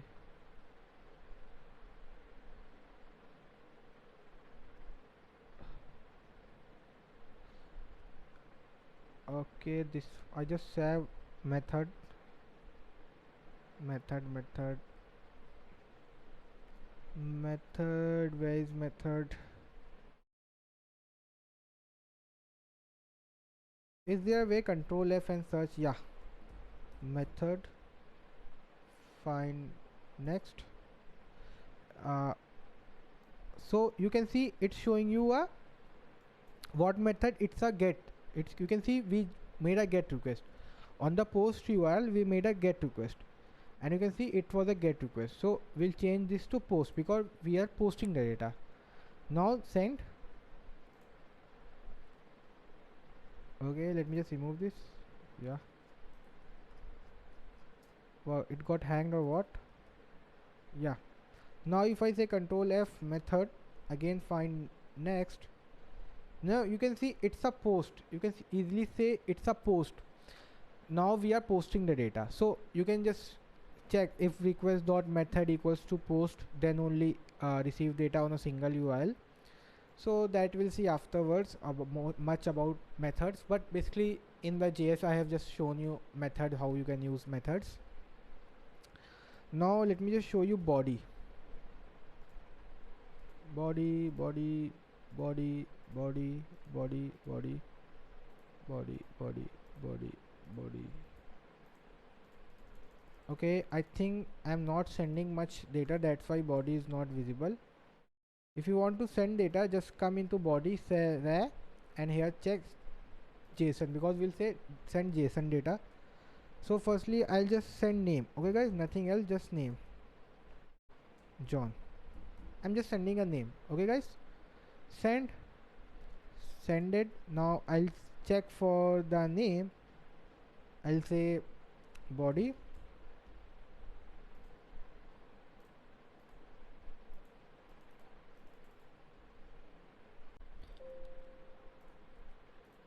we can't find it. I mean, if you have studied a little bit of Express.js, then we get in body. That's why I'm looking in body, but we are not getting here because Express.js is a different framework and this is HTTP server. So this is a little bit different. To get the data here, we have to do a bunch of other stuff just to get the data, because we are clearly not getting the data. If we do like request.body in Express.js, we'll get. So maybe you are wondering, that's why I have shown you, like in body you don't get here. So for that, what we say, firstly we'll check if we are on the post URL, then we'll say if request node this like this, we'll say request dot on. So when the request is in the on state, I want the data, and it will give a callback to data, and here I'll just console log data. Okay guys, and after this completion I'll say rest dot end received, or I can say this will be in the file thing. Let me just save it, and there is some why lining coming. Yeah, so now we'll just check whether we are getting the data or not. We'll again send this, and in tab its server started, and I think one thing we should do, yeah, everything's fine, so let's just send received. Now we got the data in the buffered mode. I mean, why in the buffered mode? I mean, everything I have done. So before that I'll say request dot on end. Here I'll say rest dot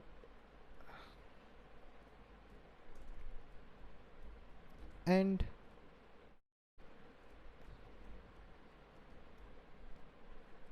and now if I send,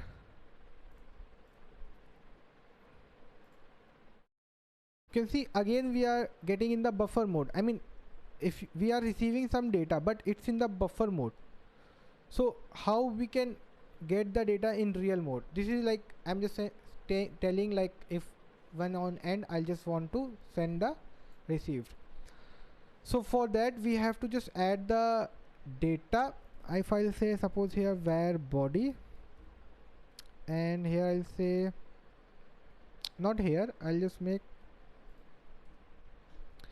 and here I'll say body plus equals to data, so it will just place the data continuously, and when it's complete I'll just console on the end side. When the request is ending, I'll just console dot log body.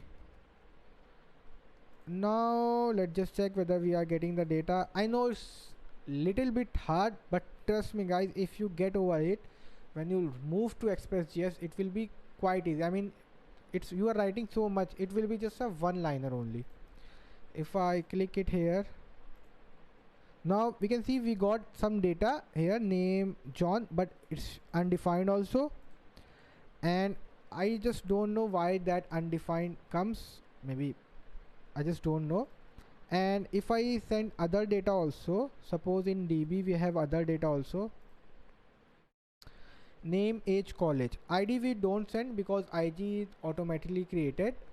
We have name, age, college. We'll say name, then we'll say age 45, and then we'll say college Oxford. I could have easily send it like in the params, like this question mark and name equals to this, like Zano. So but that's pretty much easy. I just don't want to like teach you easy things. So in db.json name, age, college, yeah, we'll get the whole stuff. Now it's got reloaded. Yeah, now if I just send, okay, we got everything. So it's in the currently in the JSON format. Now we have to convert it into object. So for that we'll just say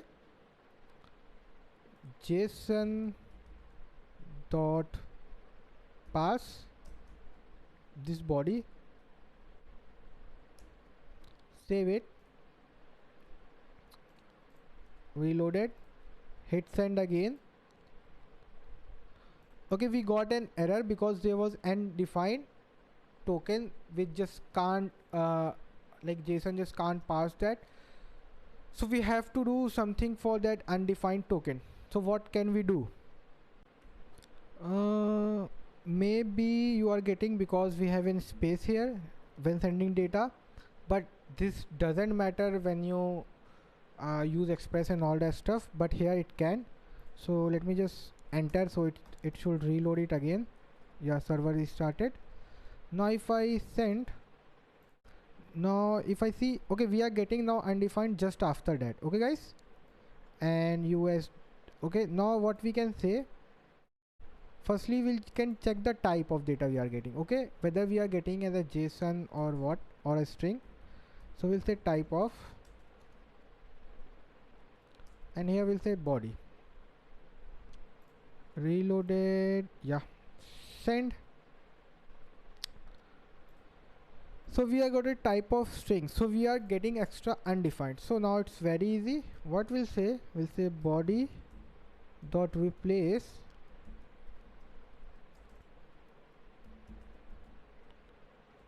and we'll replace undefined with the null, and here I'll say const or maybe body to body only. Now we'll say JSON dot parse. Yeah, now we'll print also to check whether we are getting.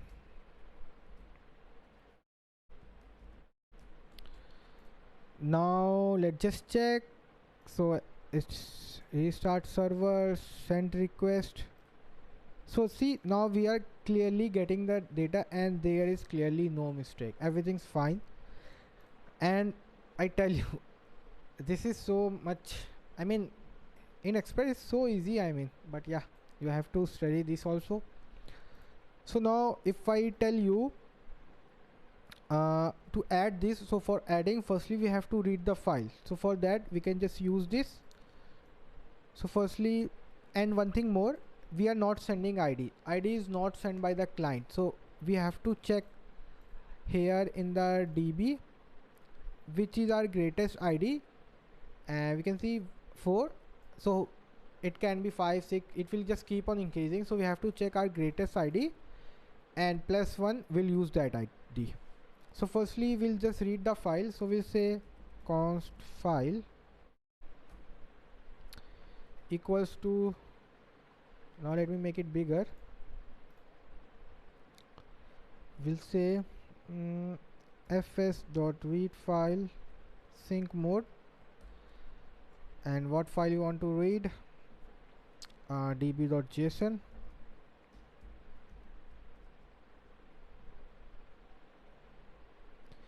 and what else, yeah, nothing else. Now we'll just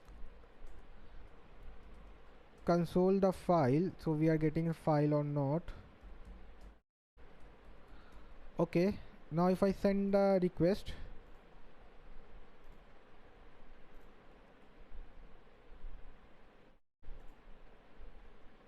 so we are getting the file in the buffered mode. You can see in the buffered mode because it's asynchronous, and we are sending the response again.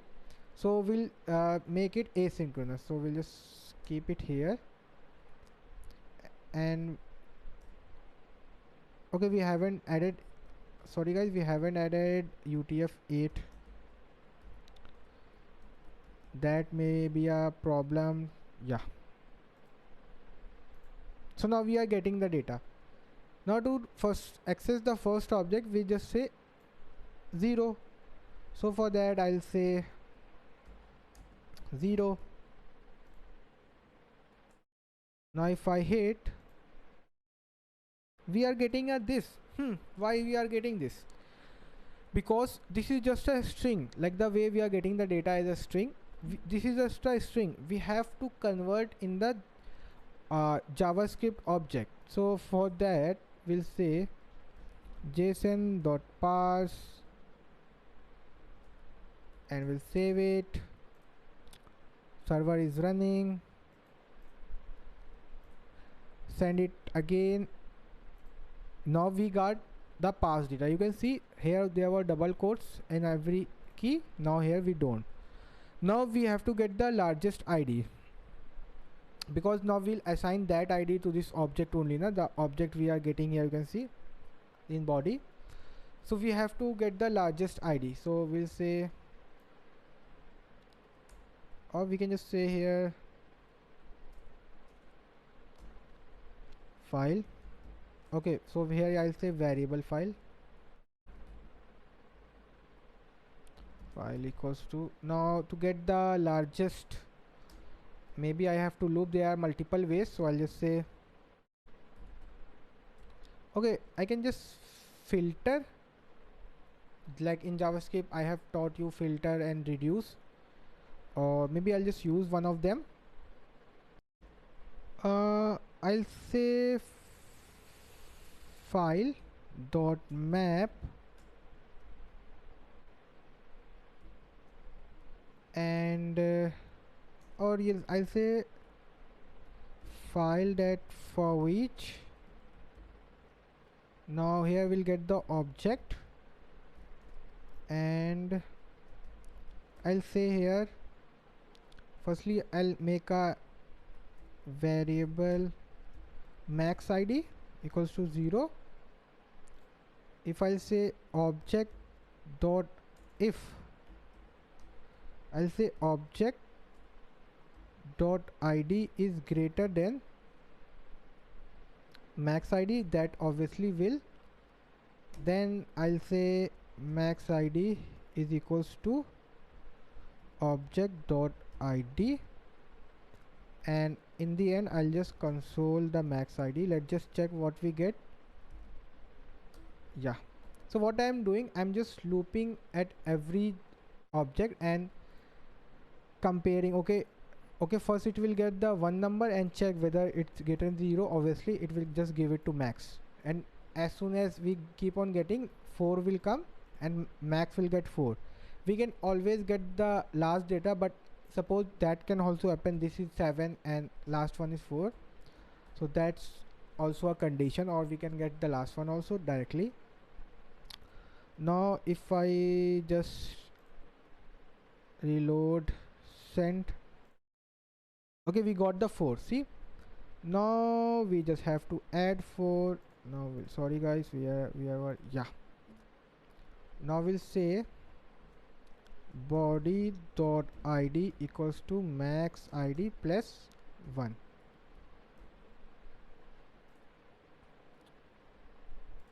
Okay, we'll get that, there's no problem. Console dot log, we'll say body.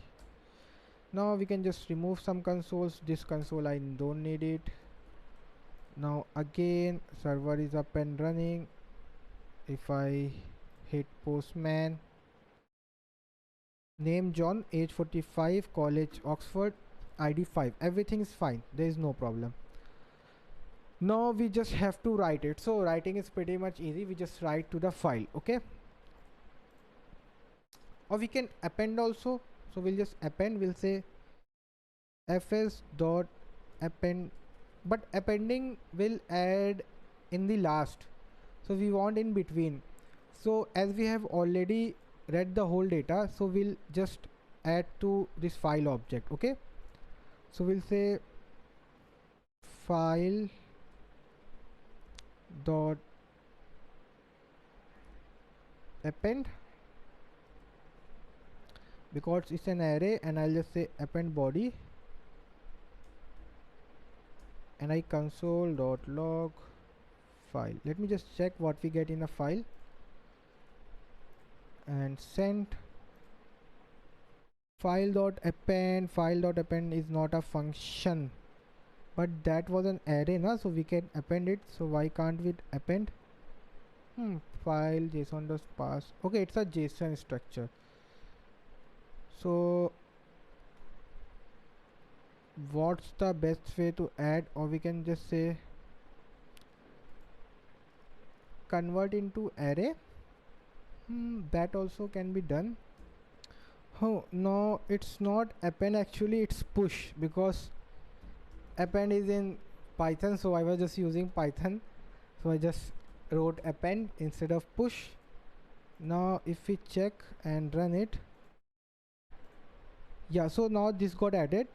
And it doesn't make sense if id is in the last, because it's an object, so everyone will say dot name dot id. So we got, now we'll just write it to the file and control x, control v, and here firstly we'll send the body. Okay, and here we just stringify this, json dot stringify, because we want to send json response. Now I'll just send it to, and here how will I say, fs dot write file. I can write in synchronous mode because I just don't need the data instantly, I can just get it afterwards. So I want to add this file, which I'll again stringify this, because maybe object won't get there. And yeah, and the file name, yeah, okay, file name is first. File name will say dot slash db dot json. That was a pretty much big. Now here we don't have the fifth id, clearly say. Now if I send this,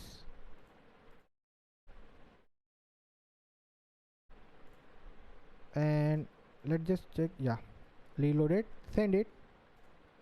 So you can see we got a reloader. I mean, how? We haven't done anything, it got a reloader, how? And we are getting back like, okay, successfully added, like this, because, and here you can see we got the id 5 also, see, no problem. But how did we got reloaded? Because what happened in your nodemon, it watches json files also. So as soon you added the data to a json file, it checks, okay, there's a there was some like some changes in json file, so it just quickly reloaded that file. So now we'll add a nodemon.json,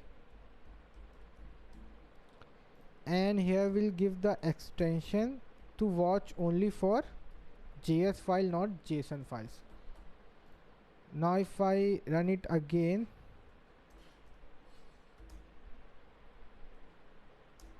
now it's watching only for js, not json, so that would affect us. Now again I give like Ali and age 5, college I'll say none, send. See, we got the data back. Here I'm printing data, and here I'm got the id also 6, db come to db, and let me just, yeah, you can see id 6, so automatically id is getting added. And if you send the wrong data, then that's the part of validation, so that's a pretty different scenario because you have to do a lot of validation. That maybe we'll see in express.js, because if here I start adding validation, it will be so much tough, because this was, I mean, so much. In express it will be like 3-4 liner, that's it. I mean, that's it, literally. Now we have send get, we have save post. Now come the updation part, that's also a thing. So here we'll say like this. Now we'll say update, okay. So for updation, we like update 1 or 2 values. If we get the all values, let me show you getting all the values back. So whether I'll update this or this or this, one of the those, like one of these 6, okay. So how we can tell what I want to update? So that's why we use IDs. We'll just tell the IDs, okay, I want to update this ID, whatever ID, and data I'll update. So it's a put, so we want to update, put or patch, whatever you want to use. We'll use put, and here I'll say update. Now how to send the ID, that's the first part, because we will just send like this only. We'll just say ID and ID number. So we'll just say okay 45 or whatever ID is, and we'll come here and we'll check what is the ID. We'll replace that whole JSON object and we'll just paste this JSON object. So I know that's pretty much like this. So let's just build. So now we'll say if request dot is equals to slash update slash post, yeah, slash update. Now we'll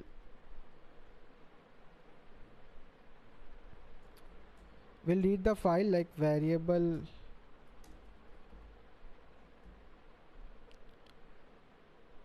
fs dot read file sync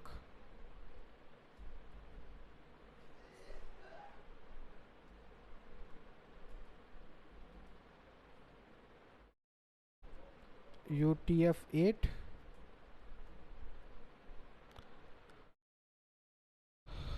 then we'll say file equals to json dot pass. So these are pretty much common, as I already told you.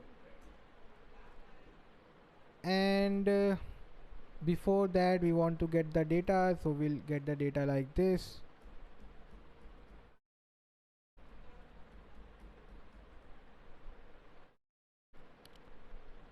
And here we'll say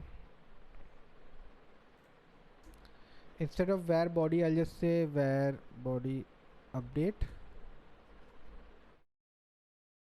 like update data, and here say body update like this.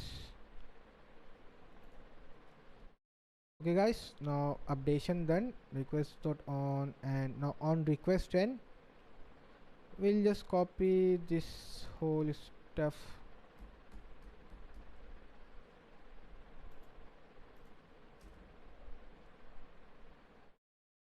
Now yeah, obviously we'll get some undefined, so we'll replace this, then we'll read the file, just convert it.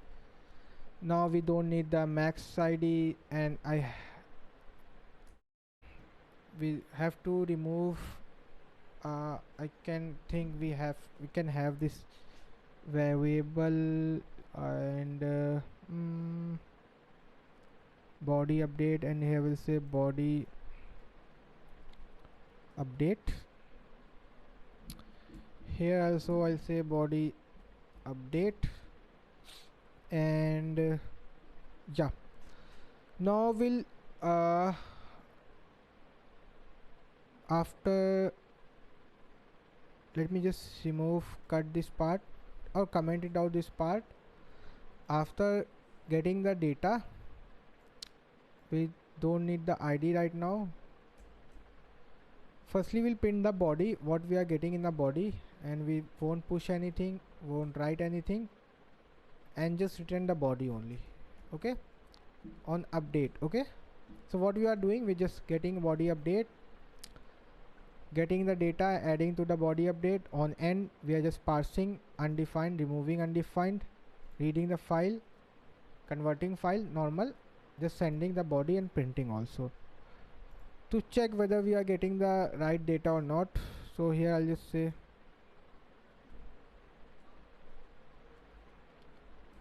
ID 2 comma, and let's just restart. Yeah, so we are getting undefined. Why we are getting undefined? We did the same thing. We'll body update on data, body update request dot end, body update JSON pass replace fs dot read file sync. Okay, it's body update.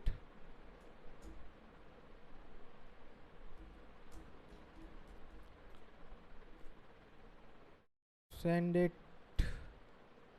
We getting the back data. I mean, I think everything is fine. Here also we are getting the data as a passed object. Okay guys, now we'll just remove this object matching the ID. So firstly we'll get the ID. So we'll say in this object we'll get a variable ID equals to body update dot ID, and I'll say if file object is equals to that ID, then what you want to do, just want to replace that ID na. So we'll say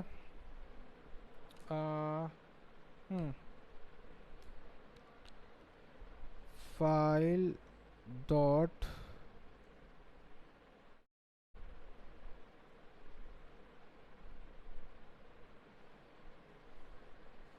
we'll say object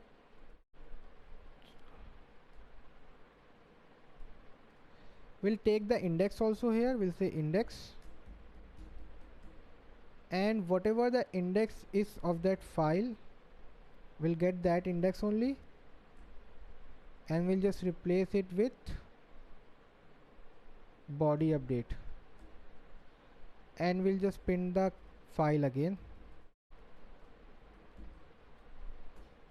Let me just check whether it's working, so I'll tell you how I'm doing and what is my logic. And you can see name Ali, age 5, none, ID 6, and here ID 6 is missing. Yeah, no, ID 2 is still there. I just want to remove ID 2. So if object dot ID, whatever the index array I'm making, let me console dot log, we'll say object. Here we'll get the object. Now let's just check it. So it's matching the second object, okay, but not removing that. And if we get the index also, is it getting the right index?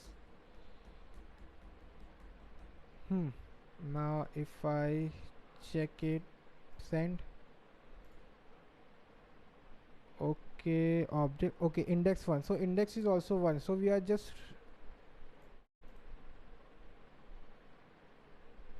okay, it's under this, what do you call, function, but I'm just using file index body update at that particular index. So why it's not doing that stuff? Not remove. Okay. My bad. It was removing. You can see Ali, age 5, college, none, and I thought it's the same data, and we are sending also ID 2, name Ali. Now if ID 2, I'll say Abhishek, and here I'll just remove unnecessary what I was doing, just removing this console and this file, and body update, remove it, just printing the file after updation. It's updating in the variable, not in the this db.json. Okay guys, that will update afterwards. So now if I hit send, now you can see ID 2 got to name Abhishek, age 5, college, none. It was working in the first part only, in the starting only, and I was just wondering, I haven't checked the values. I thought okay, it's written like that only, so it wasn't updated. So yeah, so now updation part is done.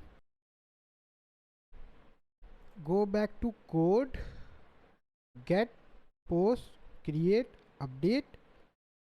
Now we'll delete it, delete. Okay, so it will be like the same stuff. So if I copy, paste, And always make sure, I haven't done so, sorry for that, whenever you are sending a response, just add return. Not necessary, because sometimes after response also you do some stuff. So but make sure when there is no stuff, like anything is not left to done, just use return. Otherwise it will come here, then it will go again here and check for the URL. So just add return to your responses.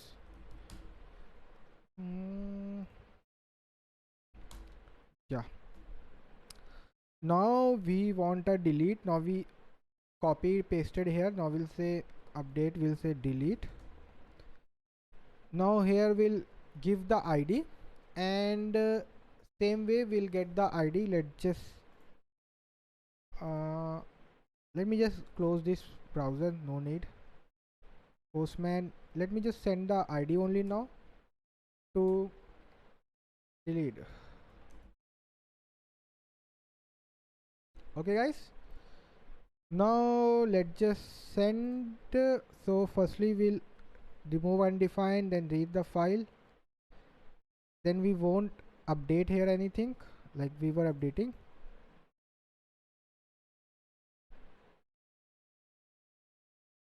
Okay, yeah, one thing is left. I was not saving the file updation here.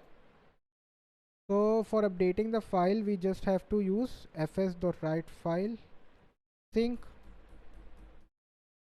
Just copy it here, and after this, yeah. So now it will update the latest data. So here also it will be. So yeah.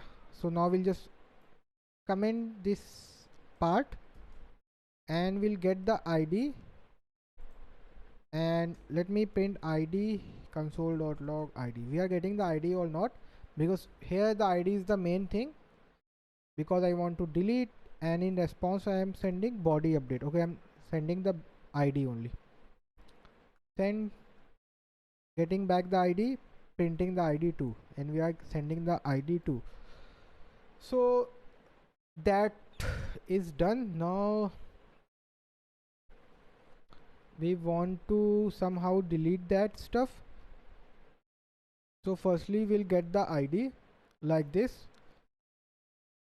Here we are getting the index number, checking the ID, same as before. Now here we'll just say delete file index.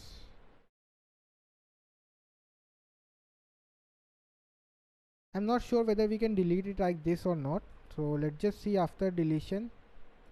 Console.log, what we get in file. So after deletion, what we get in file. But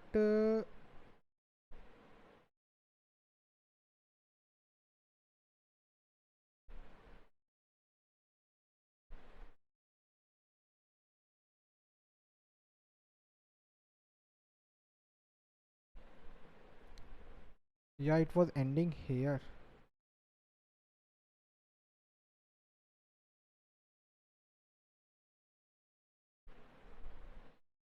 So there are some brackets problem. Let me just quickly solve it. It's this, then again this, and this. Yeah, now we'll deleting the file. Let's just check whether it get deleted or not. So we'll just post the stuff again. Okay, and in return we get, okay, empty item. So this part got deleted because showing you empty item, but we should somehow completely remove it. So we'll say it's an array. So for deleting an index in an array is, so this is also correct way, but we are getting an empty. So I just don't want empty part. So I'll say file dot splice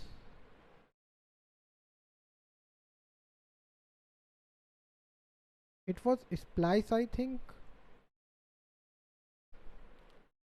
SPLI, I think it's splice. I just don't know why it's not auto completing. So we'll give the index, and till where, index plus 1. So now just reload this. Now we'll check again.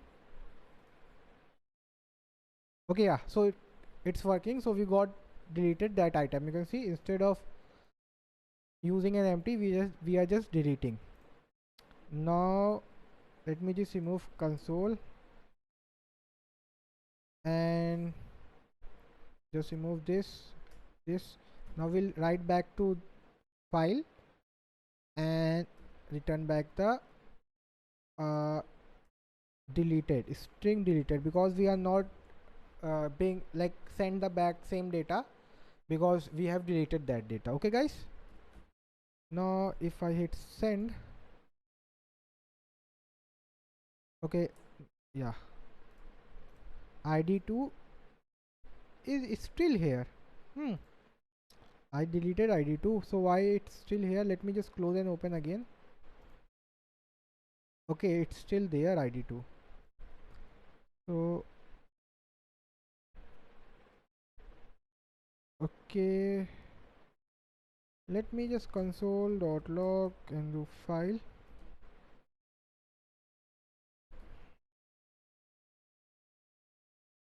and let me hit it again and go to db.json. Okay, now it's deleted. So why that time it wasn't deleted, I just don't know. You can see id1, id4, id5, id6. Save it. Like you can see id2 got deleted. Now let me go back here and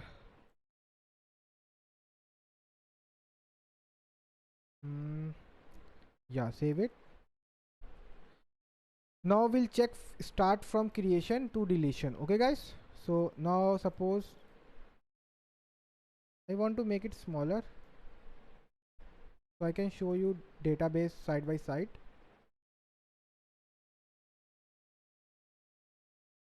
You can see our max ID is currently 7. Okay guys, so we'll give a name. Name will be like Johnny. Age will be like 22. College will be like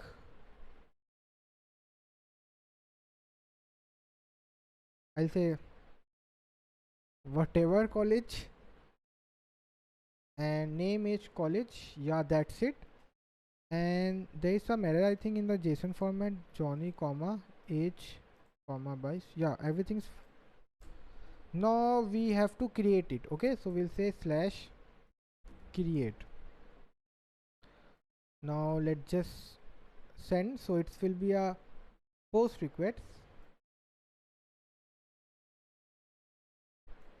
Okay, why that is the one thing I hate about Postman, because it takes a long screen. If you want to excuse and use it, it doesn't go with that. Send, and still in the maybe because here we are just send. Let me just check. Okay, it's called post. Sorry guys. So let me just cancel it and change it to post. Now let me go back to db.json, send. Now let me save it so it will automatically adjust its size. Yeah, you can see we got the id 7 and college whatever, age 22, name Johnny. Now I'll say on home page get all the data. So it's written in the body, so that doesn't matter. Now we'll change to get. Data won't be gone because I'm just using the get request. Okay guys, send it. So we are getting all the data back. You can clearly see here. Now we want to update, and here we'll give the id of 7. I want to update is college because college was entered wrong. So I'll say id, I'll give 7, and college now I'll give Cambridge. Now send update. Let's just check again, save it. So now it's got in the OK mode. Now ID 7, name Johnny, age 22, college Cambridge. Now I want to delete the same stuff, so I'll say delete. And but how to we can delete it? So we'll just say ID 7 I want to delete, and we'll hit send. Now ID 7 got delete. Okay, sorry, I have like used Control Z. Let me save it and again send you. You can see ID 7 got deleted. Now I save it, so you can see now it's in the current format, and we got the deleted IDs. Sorry, we got the leftover after deleting the ID, and we get the deleted text.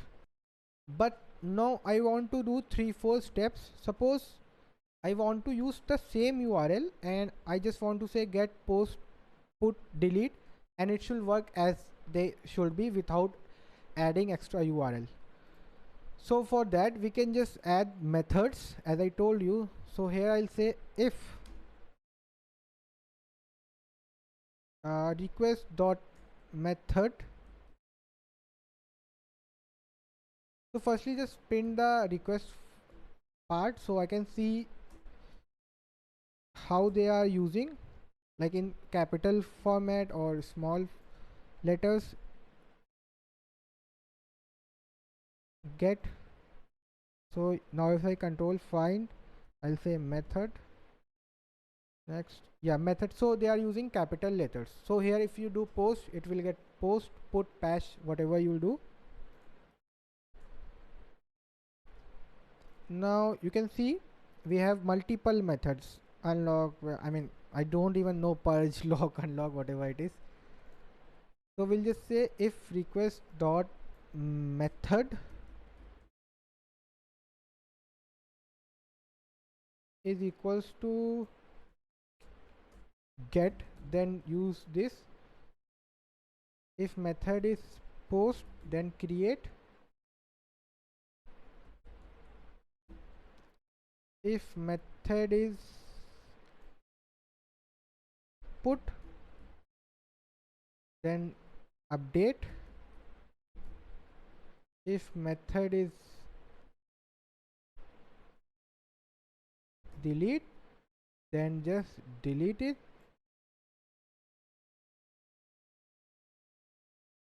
But if no method or the wrong URL, so just return rest dot end wrong selection, and it started. Yeah, now we'll just see for the base get we are wrong selection. Why? Firstly let me remove this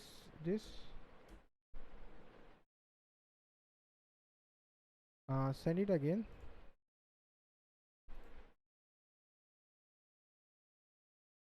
Why it's sending an error right after end? Right after end.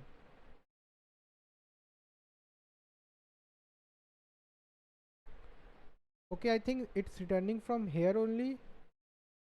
So in the, I'll just say, now let me just check. Yeah, so yeah, now it's currently working fine. So what is happening, because you can see this is an arrow functions, so it's coming here and returning for this arrow function only, then going forward. Now same thing will be happen in this create also. So that's why after this file reading is done, I just added again return. Now in the post I'll just create the data of the same URL. Now I'll just add return here also. After this is done,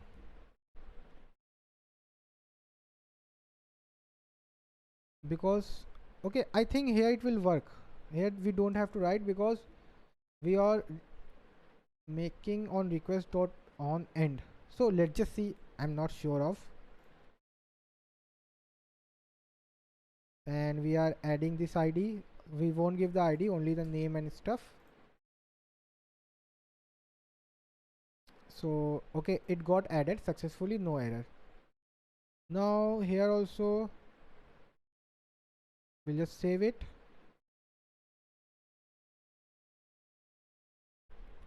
We go for put, and here we'll just use the ID and remove the Cambridge to XYZ college.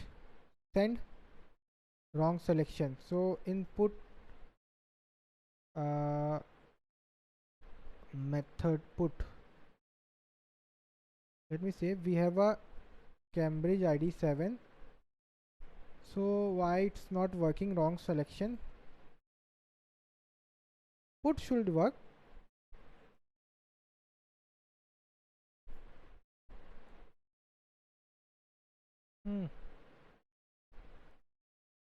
I think here also I have to add and return in the end.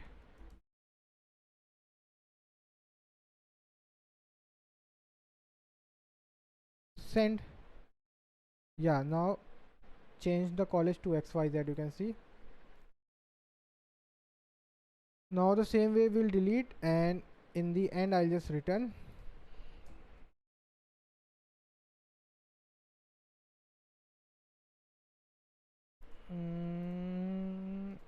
Delete, and I'll use the ID 7 or ID 1, because every time I'm using ID 7, so you will be like, why you are using that?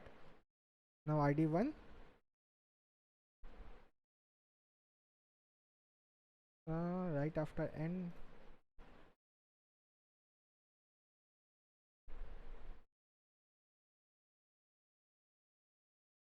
Why now it's working not?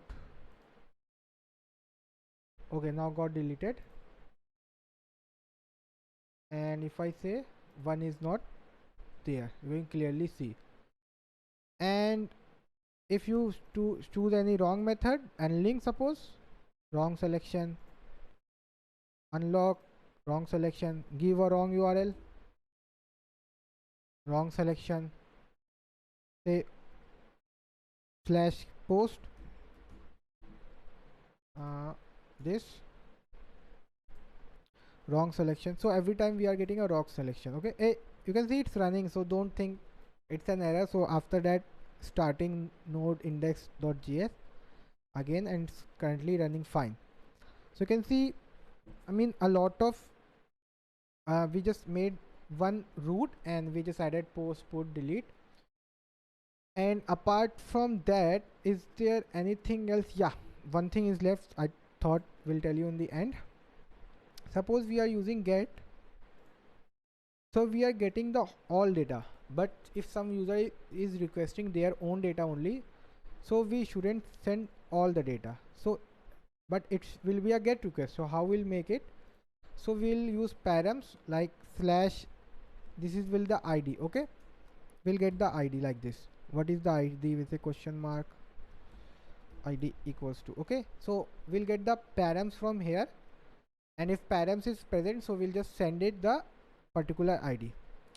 So how we'll do that? So firstly we'll just console the request and check whether we are getting any params or query. So we'll just say request, because in express we get express.js, here I don't know, so we are sending like this. So let me just send. Okay, it wasn't updated. Send. Yeah, so let me find whether we are getting any query. Find next or any params. We are not getting anything, so I'll just remove it.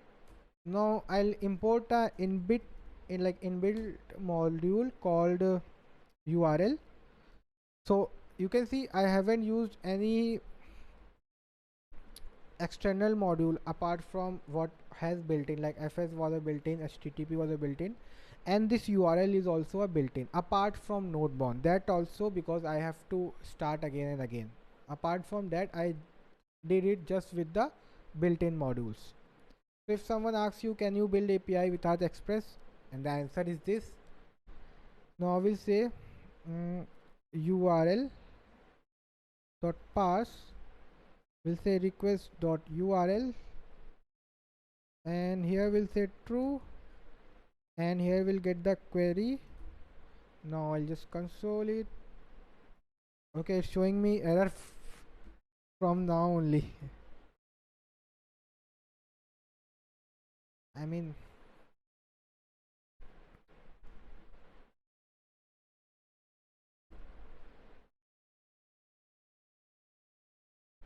yeah, let's just see whether it's working or not. Okay, got an error. Okay, it's not a comma, it's a dot. Yeah, now send it again. So we got id 1 finally, but there is object null prototype other stuff also. So we have to clean it, that stuff also. For that, what can we say? Firstly, we'll check type of, so whether it's a string or what. So let me send it again. It's an object. Okay, then how can we access the id? Let me just write here like 1. Can we access that way?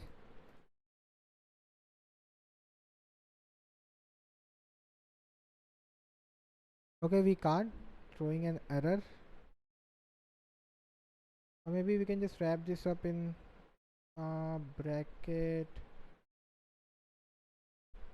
Okay, it's the same thing. So we can't get the number also. Type of URL. Okay, I haven't removed type of. Yeah, now let's just see undefined. If it says 0,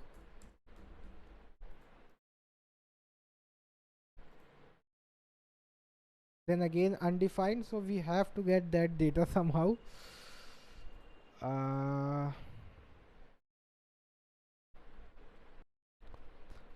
Or if it's let me again check what they are printing id. So can I say dot id? Will it work? I just don't know. And again send. Okay, yeah, it's working. We just say id and it will give us the id. Now we just have to say firstly we'll get the query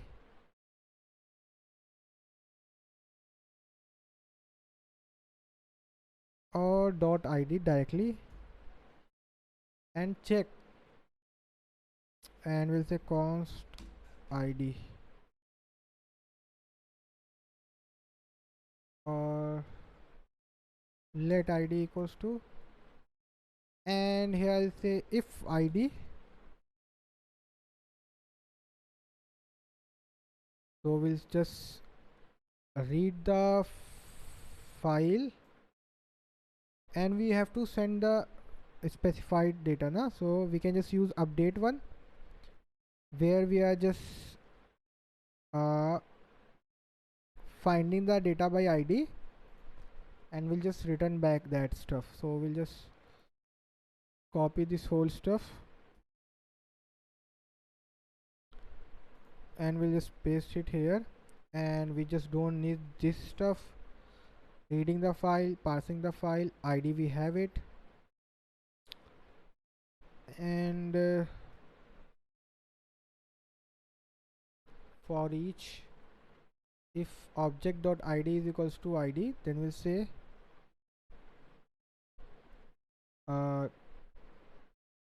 what we'll say object.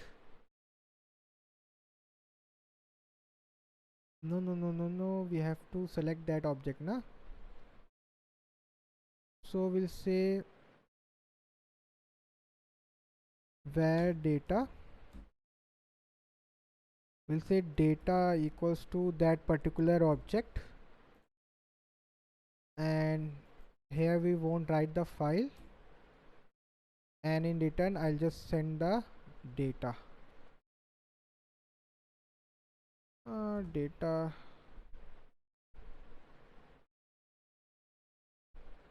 yeah, console remove, save it. Now I'll just add a return here also afterwards. I mean, it's already returning. I think it will work without return. Okay, yeah, it's already returning. Now let's just see whether it's working. If we send the ID1 and we get, okay, ID1 data is not there, so I'll send ID4, which is this: name Ashraf, age 27, college I am. Okay, we are getting back the ID1 only. How? Loading the object, sending the object here. So let me just console the object data.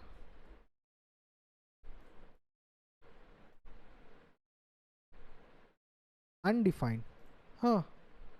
Sending us undefined. Let ID URL parser if ID.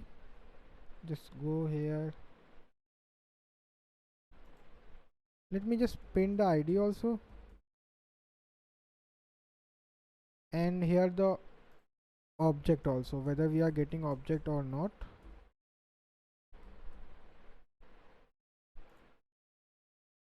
Send ID we are getting 4. Here you can see clearly, no problem. Then this object is not matching. Why? Because this ID is a string, and we'll just change it to number or %.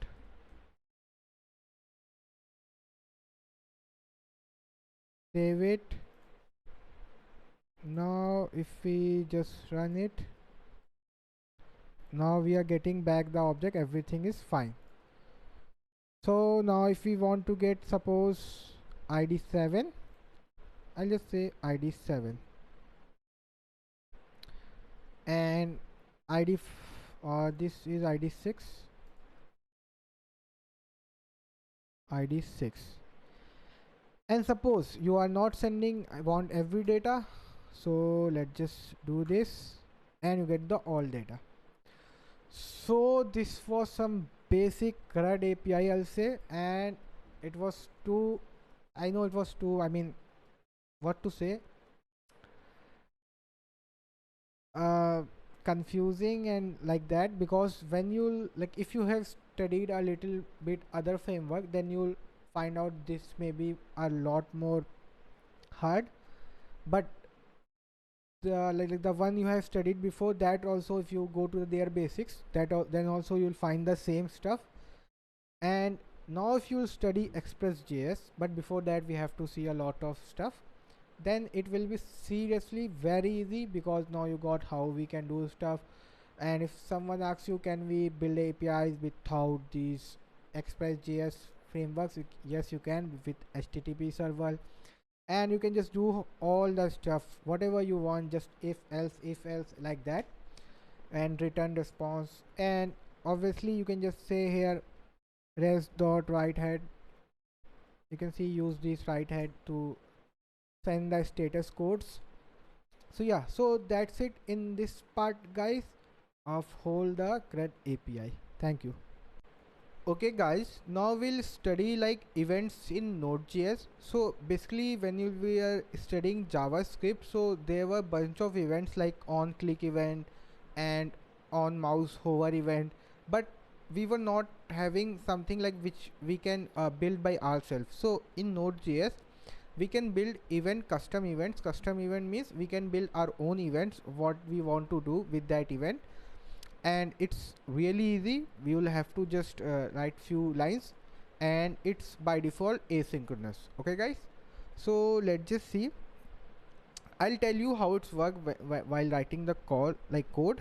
So we'll say constant event, or I'll say events equals to require events. So events is also what to say, by built-in module. You don't have to install it. And if you go to events, like if I show you events Node.js, yeah, you can see events is also having a bunch of options. Like every other module, this is also having a bunch of options. I mean, if I just start teaching, it will never end. So I'll just tell you like important stuff. And you can see it's done like this. So basically they are using directly from the class, but we won't use classes. So let me just close this. Now if I say console.log, like I'm just printing, not doing anything, to check whether our events got imported easily. There wasn't any error. So yeah, so there isn't any error and we got it. Now to get this is a class, so we have to initialize a class like event emitter class. So we'll say constant event. Now we'll say event. This is s events and this is event just. Now I'll say new events dot event emitter. Now this is a class which I am initializing using new events, inside that event emitter and like braces. Now I'll just print the event. Now let's just check. So we got event emitter and everything's fine, there is no error. But if I show you one more thing, suppose I just say like this, not write events, like this, okay? So you'll be like, oh okay, that will give you an error obviously, because that doesn't mean anything. So but I can do like this also. I don't know it's with the keyword or what. If you directly want to use, you just write event emitter like this, okay? Now you don't have to do like event emitter dot events. You see now is working. Now we don't have to do like event emitter dot like this. Previously we were doing with the events word. Now we can just direct say new event emitter. So everything's fine. Now we'll just remove this console. Now how a event works. So one side is sending a message, other side is receiving a message. Simple. One is sending, one is receiving. So firstly we'll build for sending. So I'll say event dot emit. Emit means to release something or send something. If I show you like meaning of emit also, emit meaning produce or and discharge. See, discharging something. So that's what emit is.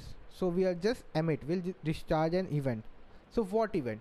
As I told you, we can build custom events. So I will name my event myself. So I'll say print. Why print? Like suppose, or console. I want to print something, so I'll say okay console. Or maybe I can say name. I want to print name. Whatever you think, whatever name you'll give, I'll say print. Okay. Event emit print.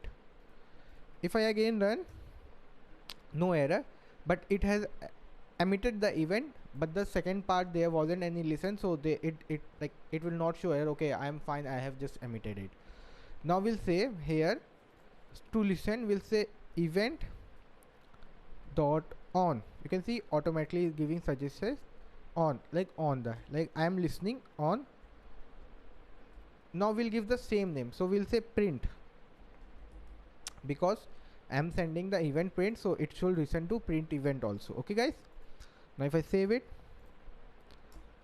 we can see we got a bunch of error. Now what's the error? You can see the listener argument must be of type function received undefined. You can see listener, so it's saying listener, okay, it's the word on but it listens, must be of type function. So when it sends an event, it gives a callback function. So what we want to do, so we'll just do like this. I want to console.log and I'll say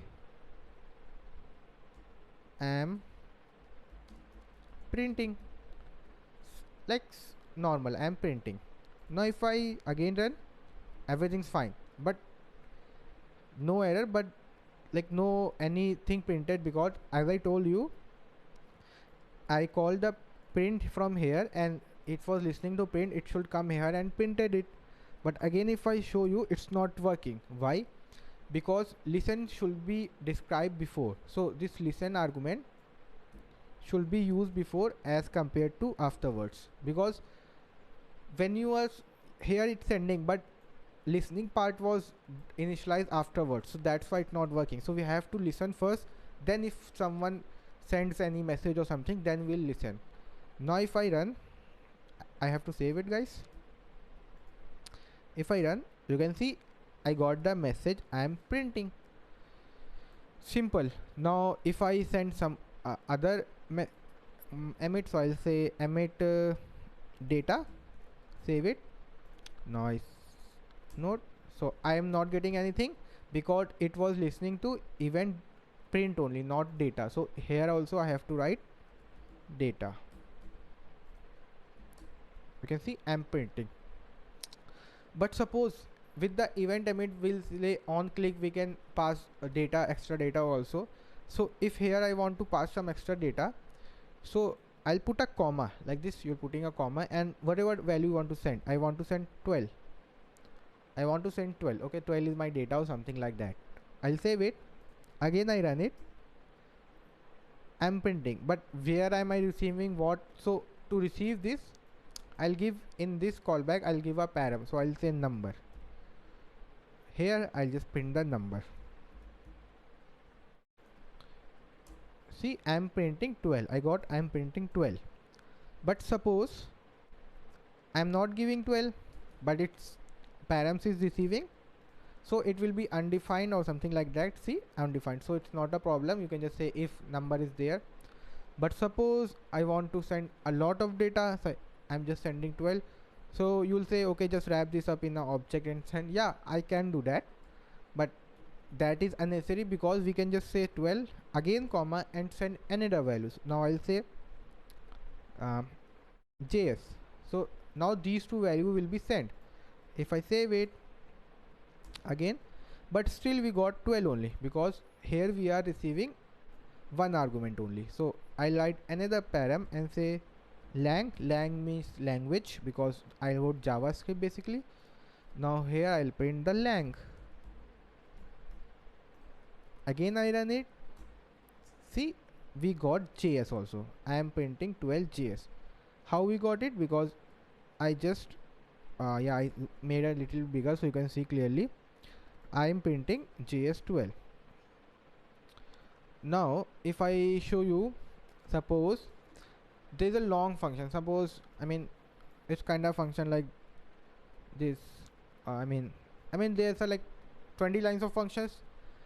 So putting it here, it's not a good way. So what we'll do, we'll just call a function, and function name will be fun. Suppose we'll just call a function called fun from here, and we'll define a function. We'll say function, we'll say fun, and here I'll say console.log. I'll take the data as number and language, and here I'll receive the also number comma language. Save it. Now run it. We got 12 and JS. You can see we just came here, it will come here, it will say okay, just call the function, it will go here and do. Now you can just write a lot of stuff and you will be just one liner. But suppose you want to build another event, just build, no problem. You'll say event dot I want to call money. Money means you want to send some money, and save it. Now if I run it, nothing happened because there is no, I'm not listening to money. So I'll say okay, I am listening to money. Event dot on, I am listening to money event, and I'll give a callback like this. I'll say console. Let me put it a little downwards, guys. I have received the money. Now if I say see we got 12 JS, then I have received the money both. Yeah, you can see. But suppose uh, uh, I want to emit this money after I have received number or language data. So I have received some data, then I'll discharge the money or send the money someone else. So I want to emit afterwards, so we can just cut it here and paste it after this. Now firstly number and language will be called, then the money event will be called, and I'll just print the money. Now again see it, see 12 JS called, then again money was emitted. Now inside money event listening, we can just emit another event. We can say data again. We just call the, I mean it will become a loop, then I mean my system will hang again. It will emit data. I mean you can emit multiple times. Okay, so it will emit data, then it will go to on, then it will call the function again, then it will emit money here. It will become a chain. You can see I am thinking my system is going to hang. Okay, what happened? Okay, why it's not, we are emitting money, the money come here. Okay, this event is not being called. So what is the reason why? Okay, let me first remove this. You can see it's printing 12 JS only, and event money is not being called. Like I'm calling the event emit, but it's not being called. So what is the possible reason for it? Now what is the possible reason? Suppose I just tried, what is happening, it's coming here, sending the event on, then emitting event, then it's going, then emitting money, but money wasn't listening because it wasn't initialized. So we'll just cut it and paste it above to listen it. Now we can emit and listen both the events.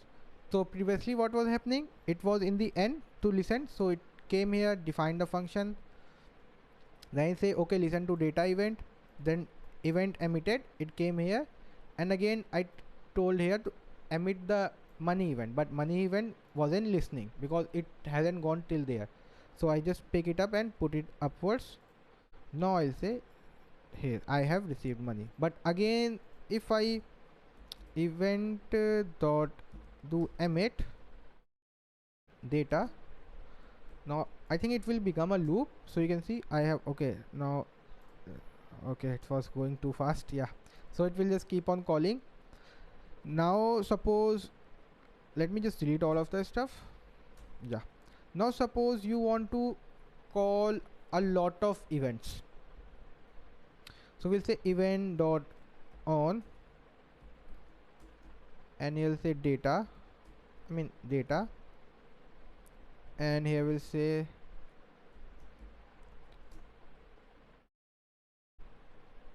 console.log first listener. Okay guys, now again I'll just copy it. Okay, yeah, now here I'll say second listener. Again I'll just copy it.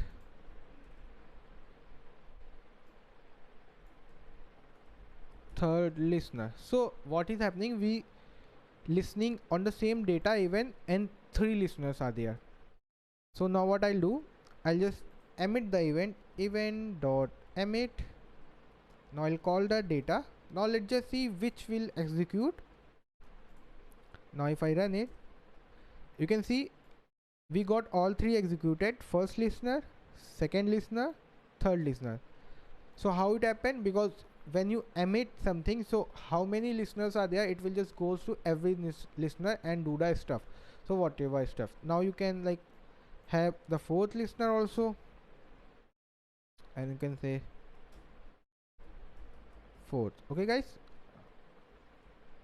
yeah, now how many events you have, it doesn't matter, you can just emit it once and keep on listening the event.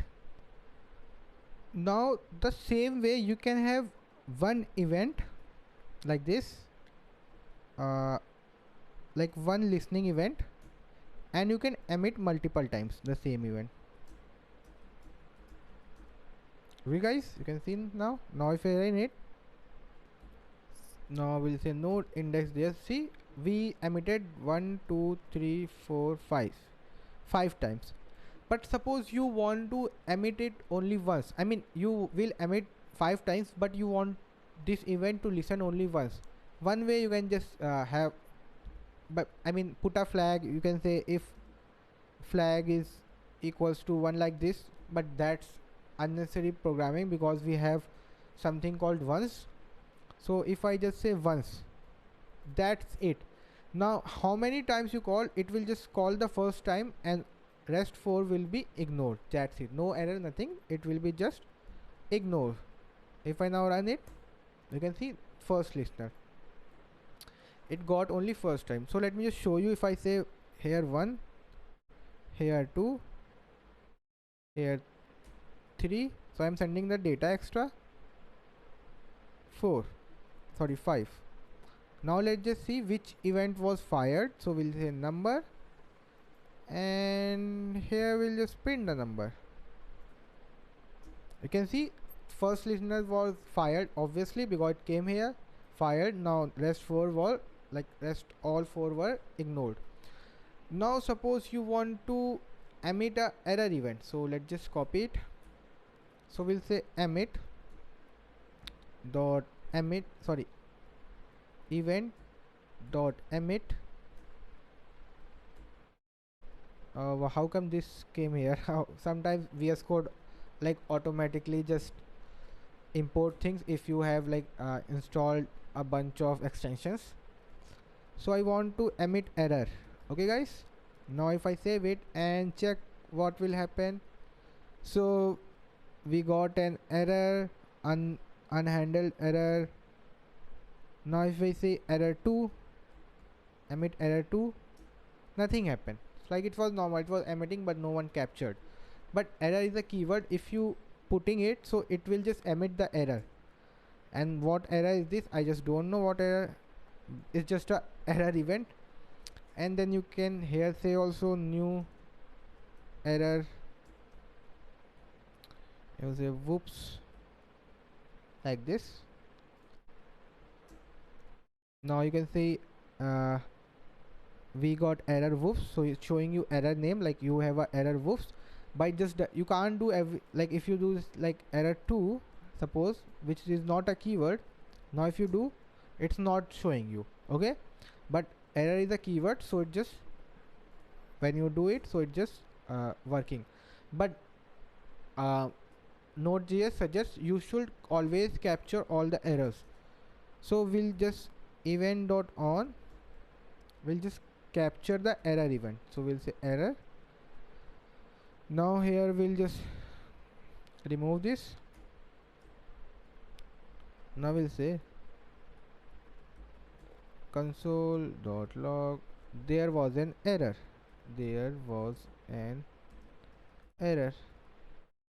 Now if I run it, you can see now that the error we were getting, like everything getting stopped, so we are not getting that. So we are just, now it's acting like a normal function, sorry, normal event. You're just calling an event and listening and doing stuff. But if you don't listening to stuff, so you can just it will just throw an error. So I mean, if you are working somewhere and you want to debug, so you can say if error, then just do event.emit error, so you'll know that like where is the error coming in your code. Now suppose you want, you can like also do this for let I equals to 0, I less than equal to 10, and here we'll put a semicolon, I plus plus, and like you'll emit the same event 10 times. Okay, so I mean, you can, if here there's something scenario, you can just do this also, put in a loop and just keep on calling, there was an error, there was an error, like 10 times called. So this is what all about events in Node.js. And yeah, so like I have told you all the basic stuff which you need to know. Okay guys, now we'll see streams in Node.js. So what is stream? So stream, as you all know, when you go to YouTube, you'll just stream some videos, or you like download. It's a kind of stream, only data is being sent one by one. So what is stream? Stream is working on something in the chunk size. Like you have a 10 GB file, you are working 1 GB, then again 1 GB, like in chunks. So why we do that? So suppose you have a file in Node.js and you want to read it and you want to do some stuff, whatever you want. So the file size is 2 GB. Now if you load that file in your with the FS module, it will take around 2 GB of space, and the time it will take, that's another point. 2 GB space of your RAM. So memory is always serious points. Now if suppose 10 users are using your website and they have 2 GB of different files, now at once all the 10 users open that site, whatever you say, so then your memory consumption will go up to 2 GB into 10 users will be 20 GB, and apart from that a lot of stuffs like process is also involved, so it will be like around 25 GB. So that's totally ridiculous, right? So that's why we use chunks. So in chunks what happens, suppose you have 2 GB file, so we'll read in like 100 MB. So we'll say okay, just read 100 MB, then again 100 MB. So now at that particular of time only 100 MB of file is being read. Now you will get a total free space like about 1.9 GB. Now 1.98 GB, like around 9.9 GB. Now if 10 users are using and you are using just 100 MB of RAM, so it will be like around 1 GB, I'll say 1 GB of RAM consumption per that time, okay, at that particular current time. So you can see it's so much better. Now we'll see. And secondly, we in response also it's used. Suppose you are sending some response and it's supposed 10 MB. So firstly you have to read, then send response, and response size will be big, so we can just send in chunks also. We'll show you how to send it that.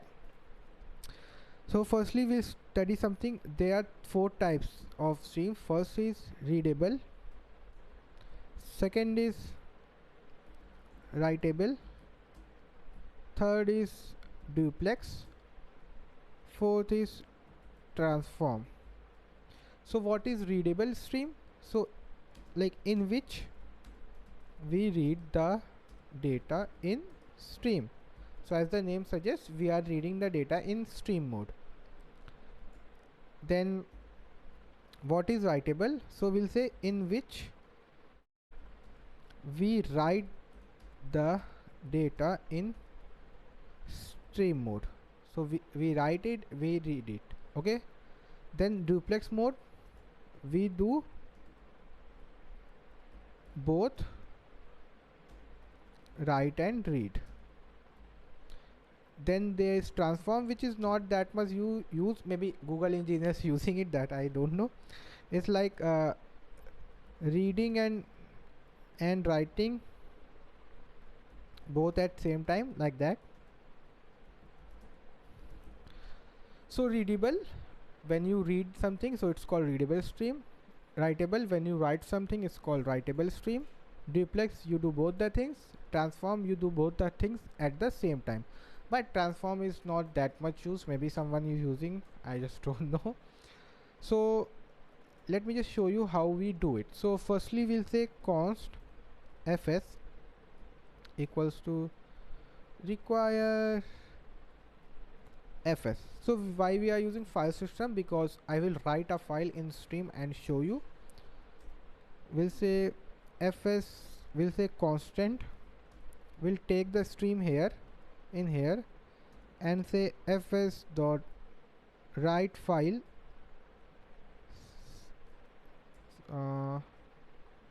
write file what is the function name? It's called create write stream. So we are writing. So now here we'll give the file name, we'll say hello, or we'll say stream dot txt. So here I have given the file on which I have to write. Now here I'll say stream dot write, and I'll say hello world. Save it. Now if I run it, you can see we got the file stream.txt and we got hello world. So whenever we will like to write, we can just write because it's in the stream mode. Now again I say stream.write, and you'll say hello JS. Now you'll say, so what we'll get? You'll say okay, we'll get hello JS because hello world will be removed and hello JS will be overwritten. Okay, let's just see because you have studied that. Now if we do see it again, you can see still hello world is there, and after that we got hello JS. How come? Because it's in the stream mode. So that, let me just remove. So it's in the stream mode, that's why it's just appending. If I show you again, you can see hello world, hello JS. So it's in the stream mode. Then suppose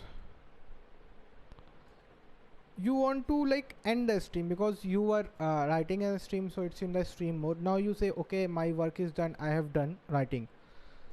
So you'll just say stream dot end. I'll say, you don't have to say anything, it will just end your stream. Now we'll check, and here let me just add a new line. Yeah, now you can see we got this and stream got ended. Then you'll say how there is nothing how you can say. So let me just write again something after end. Stream dot write. Now we'll say ending or whatever you want to write. Now if I say, probably I'll get an error or something like that. See, we got an error saying write after end. So we have already ended, then we are writing. And these are like end event, all these stuffs are events, and we have studied already events in the previous part. So we can just write it like this. And now we'll like what to say, we'll just read stream. We'll see like how to read in chunks. So in this stream txt file only, we'll just create a big file. So how can we easily create it? Let me just remove this, and here I just say for let I equals to 0, I less than 10,000, I plus plus, and here I just say fs dot write file sync in stream.txt, and what we'll write, we'll just say hello JS. So 10,000 times I write hello JS with a new line. So let's just run. So we got, I think, yeah, here. Okay, it's writing one time, sorry, I have to add append. Yeah, flag append, I want to append it, and here I'll say flag. Yeah, now again I check. So we got this big file hello JS written. Now let's just check its size. So it should be at least something. Why it's not, where I can see the size?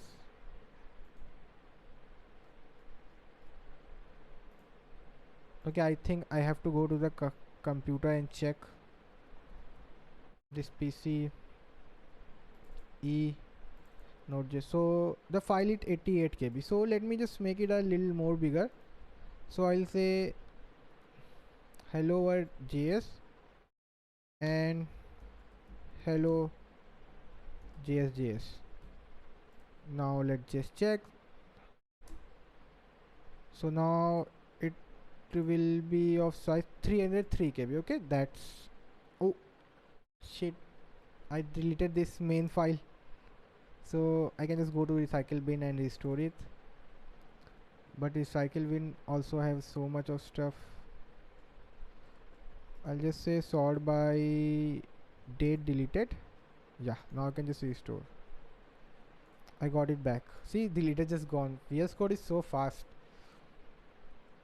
So we got the file, so we can just remove it, and we got the stream file. Okay, now how to read in stream? If we, it's just 300 KB, suppose you have like 1 GB of file, then it will create like problems. So I'll say fs dot read create read stream, and the file name will be same stream dot txt, and here I'll take into constant stream, and now we'll say it has created. Now we'll say okay, start reading. So I'll say stream dot on. Okay, I'll say just start reading, and how to read in chunks. So we'll get a data, and here we'll put a comma, and we'll got a callback function, and we'll say console.log result, and here we'll get a result also. Okay, sorry, we get a in result. So we are reading in chunks, and we'll get the result, and we'll just print the result. So let's just see now it's getting printed. You can see one time, second time, third time, fourth time, fifth time, and you can see the bytes also it has that. So it's 65486 KBs, and now bytes, sorry, in bytes. So now if we just add and calculate the KBs, so we'll say calculator. Okay, bytes calculator. So now if we say 65486 plus 65486 plus, okay, it's always 65486, 1 2 3 4, then a difference number. So we'll say 65486 into 4, then plus 47815. So we got this number 3009. So we'll just copy it and go to Google. We'll say bytes to KB. So now here we'll just write the bytes. So you can see it's showing you 300 KB. So that's around 300 KB, you can see. And what were our size? It's also 300 KB, around 303. So now you can say it's reading in bytes. Firstly, like I'll read like you can say it's around 65486, 65486, 65486, like 65 KB, then again 65 KB, then again 65, then again 65. Then why this is a different number? Because this is what left. Okay, like this amount was left, so it's at that only. So you can see we are reading in streams. Now suppose I say here data 2. So it's nothing happening, because why?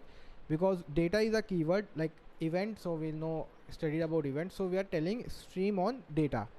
So now if you again write data, so now we are getting stuff, but you can see we are getting bytes, I mean buffer.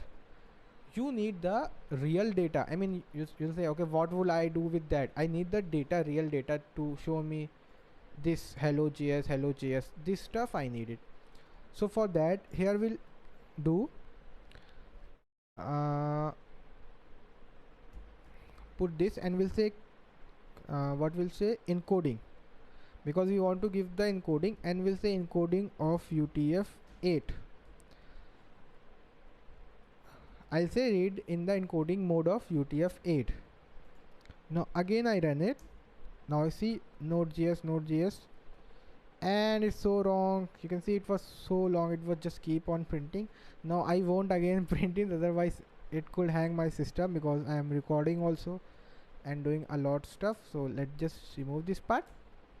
So writing the encoding part, you can get the data.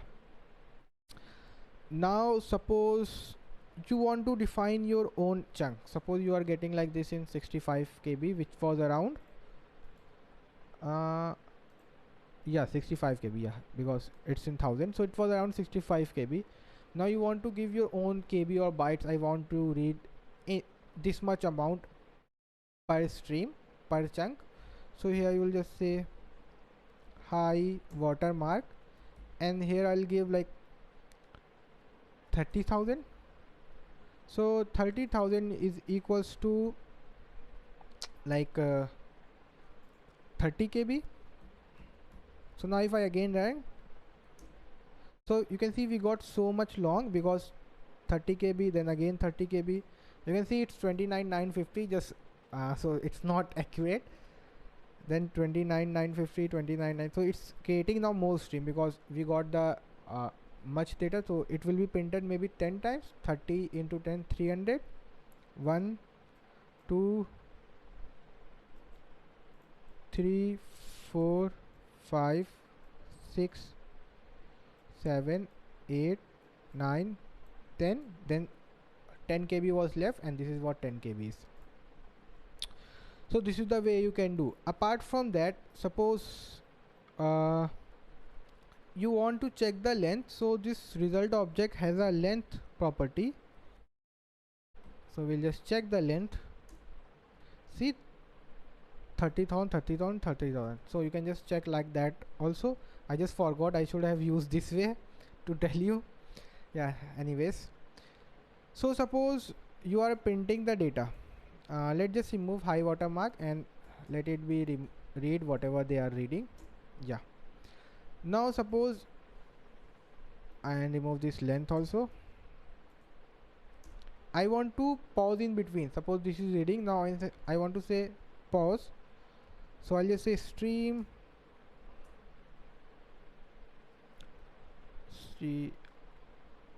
dot pause. Yeah, we'll use that, and let's just see what will happen. So we are just pausing in between. So you can see what happened. It came here, printed the first, and we'll just say pause. Just don't read anymore. So we can use pause also, or we can now we check whether it is paused or not. Stream dot is paused. So we have to console it because it gives yes or no.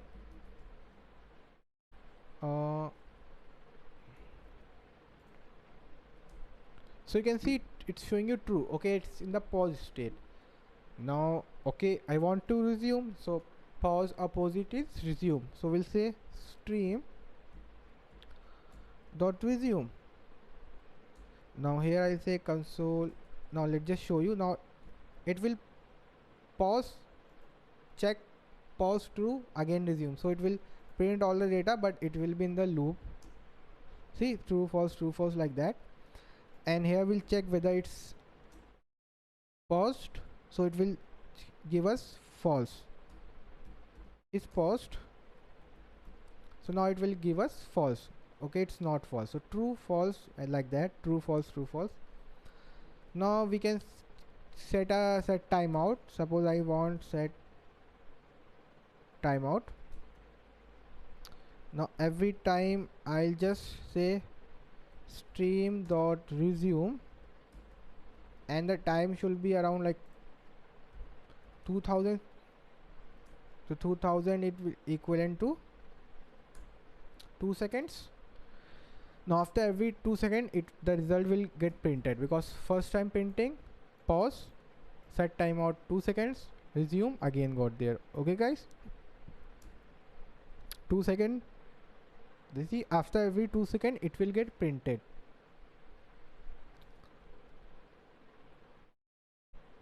Okay, now it's finished. So you can see, you can just use pause, print, on.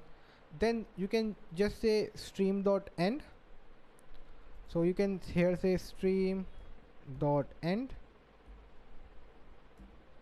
Okay, I think here it won't work. It just I say here, I say outer. Okay, I think it won't work here. Like we can say stream dot, it's an also an event, yeah, end. So now you have a thing, when this stream get ends, like when this whole process get end, so then this event will be called and I'll say console.log streaming has been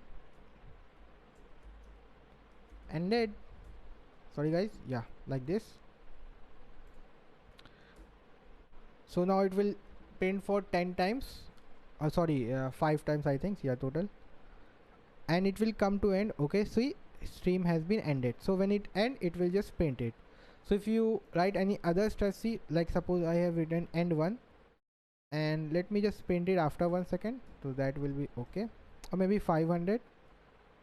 Yeah, now I have written a wrong keyword.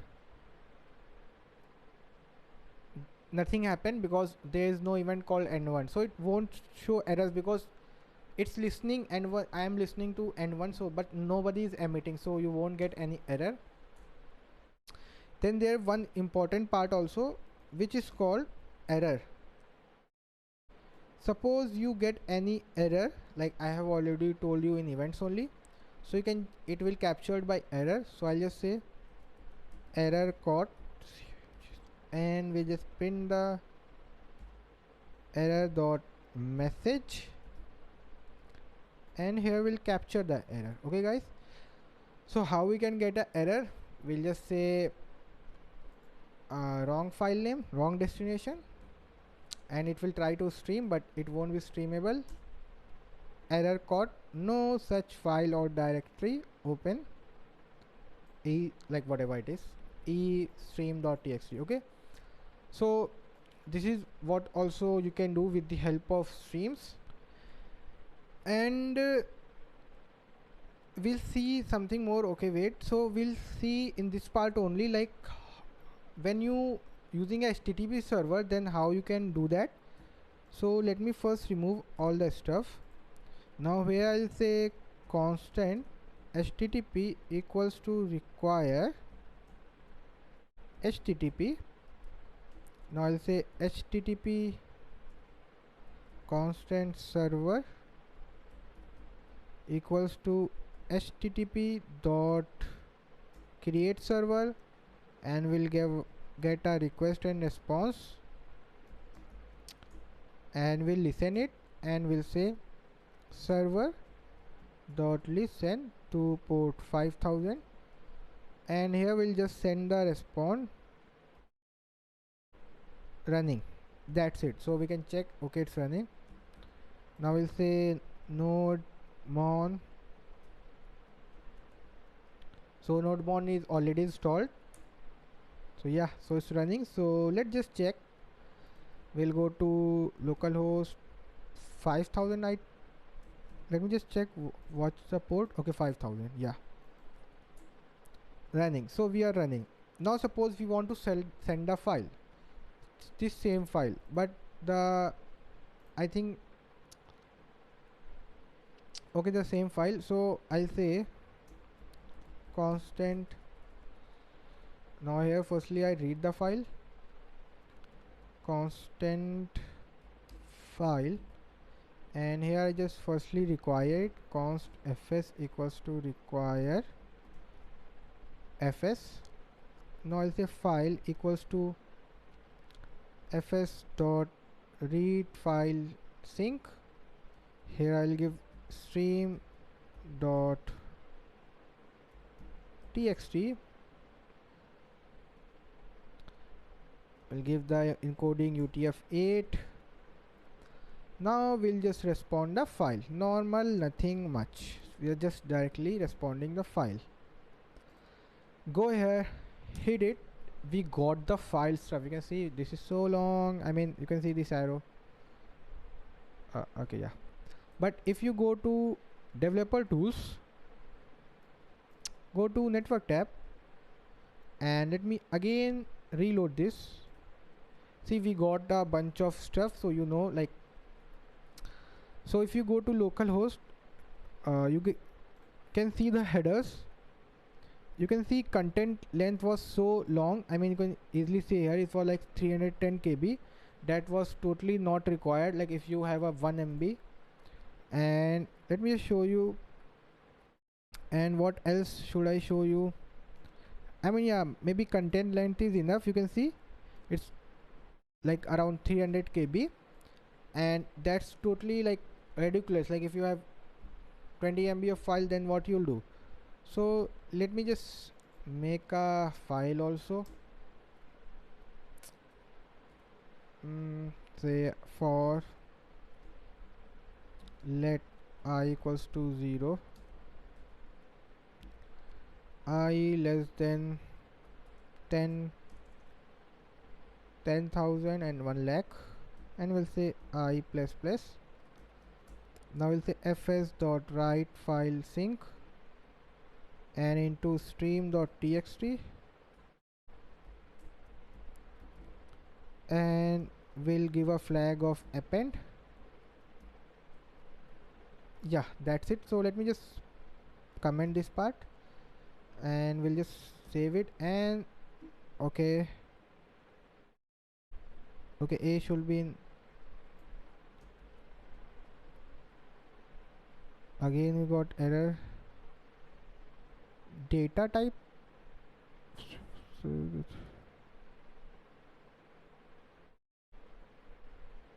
okay, here we are not defining what we have to send. We'll say hello JS, and I think it has done our work. So let's just check the size. We'll go back to here, and you can see sizes keep on increasing. 1 MB, now it's gone to 1 MB. So it's total 1084 MB of file got created. You can see 1.5 MB. Now let me just remove it. Now I just don't need it anymore. Again I'll just start the server. Okay, now again suppose I hit it, and you can see it's taking so much of time. That's another point. And if I go to here, you can see content length was so much long, so much, like it's around 1 MB. That's totally not acceptable. So we have to stream and send it. So what we'll do, we'll say fs dot create read stream, and you can define your size here also the way I have told you, but that's up to you only. But we'll do the default way, and we'll say file dot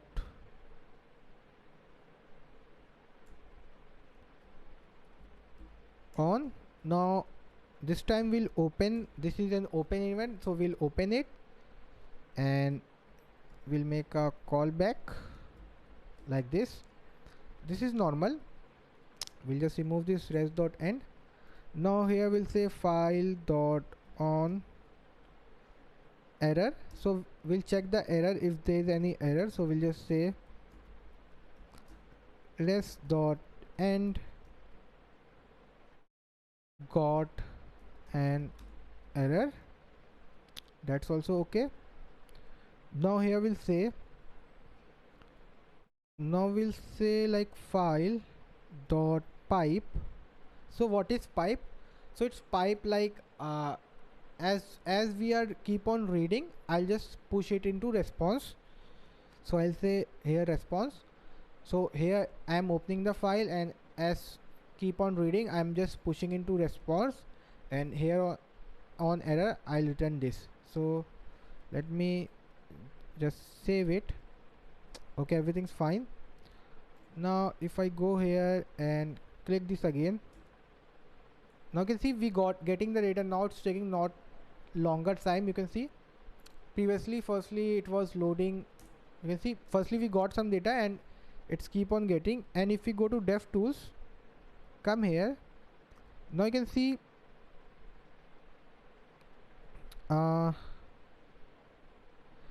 transfer encoding is chunked. So it's not written like size and other stuff. So it's showing you transfer encoding is in chunk. And how did we got it? We got it like 1.1 MB of data instantly. And now the same thing if I do without chunk. So you can see if I click sorry guys, if I click I get some data, then it's going below data keep on loading. Now if I just use the older way. Let me,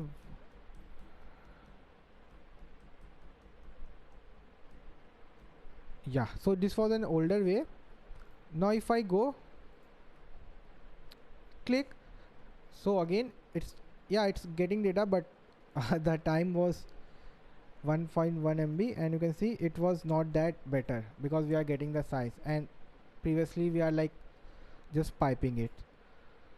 So yeah, so this was it in this stream part in Node.js.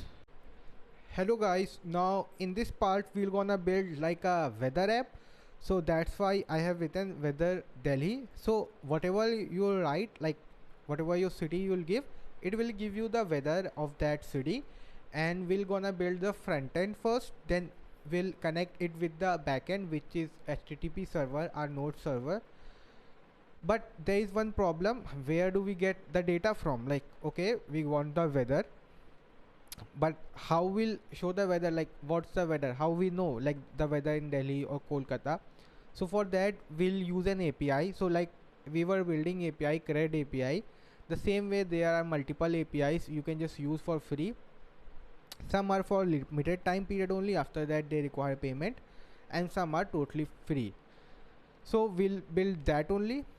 And now firstly we can check whatever city we'll write, it will just give us the temperature. You can see a lot of stuff. Now how do we get the API where we can get the result and we can use in our project? So I'll just say weather API. Okay, just, I mean whatever you want. If you want flight details, just say flight details API. So you'll get a bunch of, you can see global, you can see a bunch of people are offering a flight data APIs, but they are mostly paid because it's much about flight and stuff. So but we want weather, so we'll just say weather API. So you see you get a lot of stuff where you can just go and use that. So but I'll say I'll use this open weather map, so I think it's a good one, so I'll use that only. Okay, now how do we use that? So for that, like we'll firstly sign in, or we can just current weather data. Before that you can check what you want, like this is current weather data, so it will access weather data for any location including over 200,000 cities. So it will give you a current data. It is hardly forecast, this is another API. Then one call API, this is something. Then bulk downloading, like for 200 plus cities in once. Climate forecast for 30 days, daily forecast for 16 days. So these are bunch of APIs, they're like offering 6 APIs. So I'll say I'll use current weather API. Okay guys, so if I see the API doc, it's always advisable to use the see the API documentation. So it's showing you how you can use. So it's giving you a URL, you can see. Just go there, and here you just write the city name and you'll get it. But before that you have to give API key. So what is API key?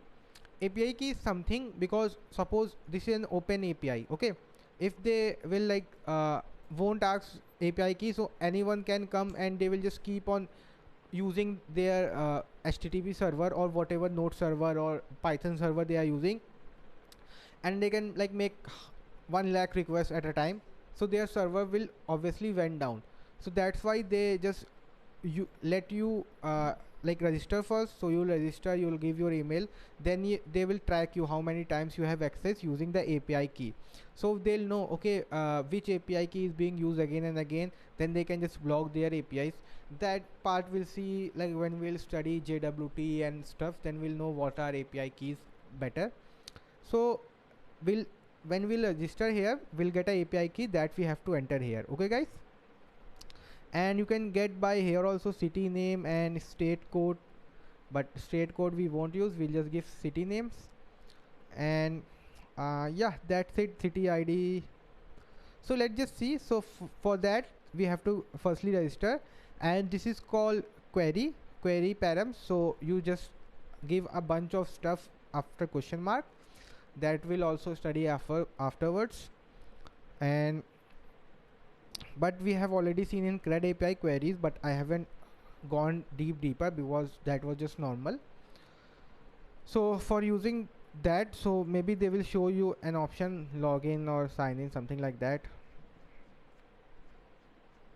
Okay, they are not showing here, so let's just use sign in here from. So now I'll say create an account. Now I'll say Zeno Ashraf.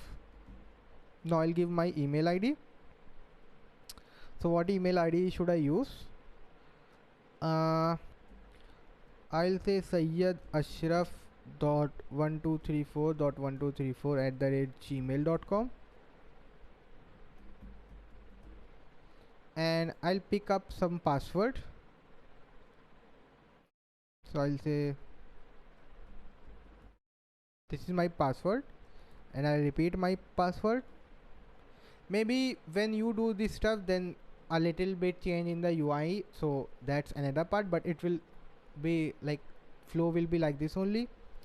Then I am 16 years older, I agree with privacy. I consent. Okay, this is like extra data I just don't want to receive, so I won't click there.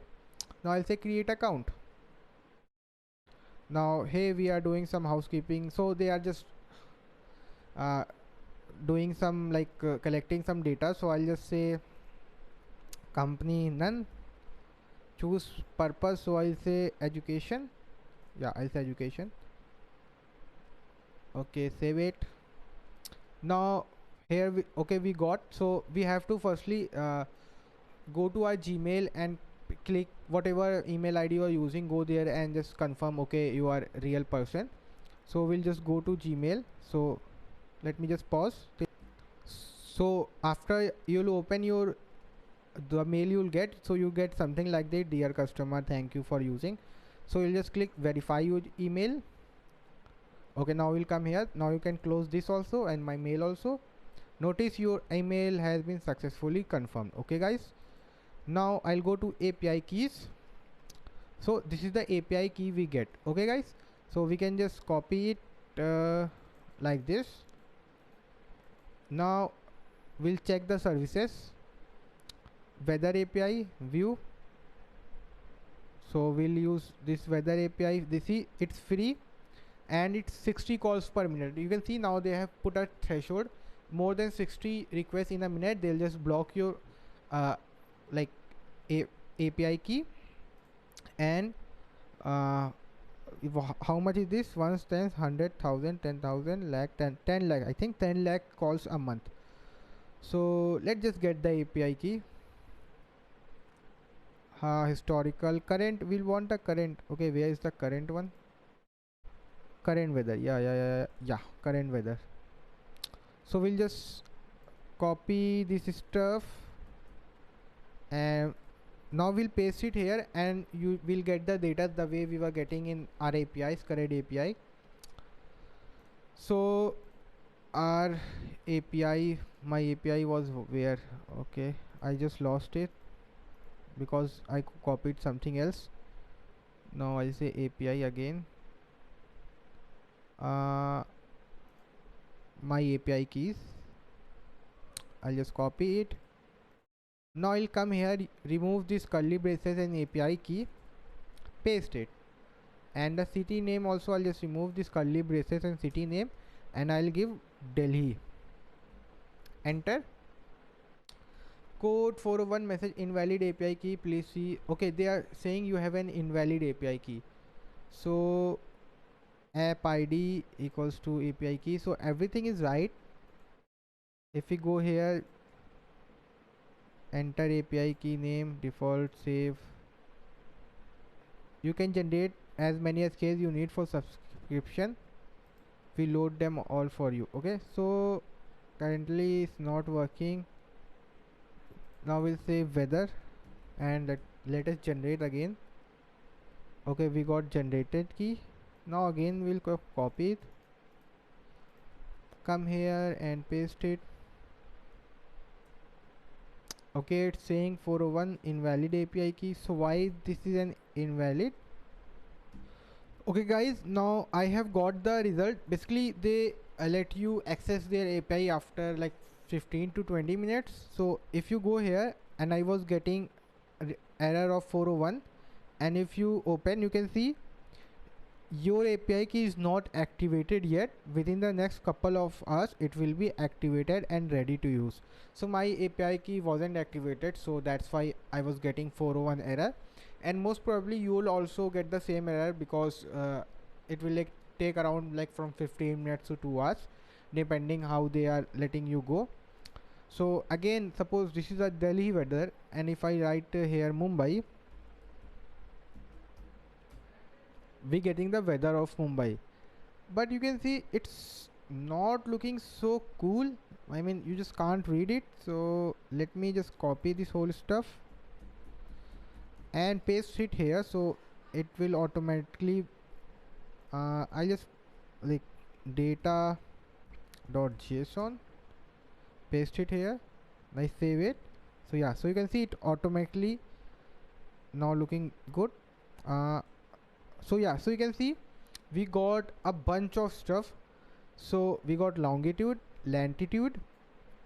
So let's just check whether Mumbai have the same longitude, latitude. We'll say Mumbai lat and long. Okay guys, it's 19 and 72, and what we are getting 19 and 72 same. Then we are getting description haze and base station, and then we are getting temperature, that's 300. So it's in the Fahrenheit. So if we just copy, change Fahrenheit to Celsius, so we'll give Fahrenheit is 300, so Celsius 148. So that's too much hot, so it's not in the Fahrenheit, I think. We have to go back and look Fahrenheit, Celsius, but let me go back and check what they are giving in temperature. Weather temp 282. Okay, main, in the main Kelvin. Okay, it's in Kelvin, and metric Celsius. Okay, let's just go to Kelvin. Yeah, okay, it's 26 Celsius. So currently it's 26 degree, and yeah, so that's stuff. So then we have other stuff also. We got minimum temperature, maximum, what's the pressure. I mean, you don't really care why it's sending you wrong or right, because you just want to implement in your website. Then this visibility, then wind speed, then some other stuff, time zone. Yeah, so name Mumbai. Okay guys, now we'll let this this website be open, so we can come here and check, okay, what this mean, what that mean. So if you want to implement, so we can implement in our website. So firstly we'll build a website which will be of bootstrap of the front end, and there we'll implement this. So let me just delete this part. I mean, let it be. I can maybe I refer it. So here I'll say index.html. So this is my first index.html. I can just close.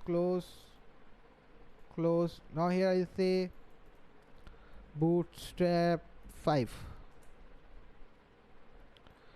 introduction to bootstrap. Now here I'll say starter template, copy, and we'll just paste it here. So yeah, so this option 2 will remove because we don't want option 2.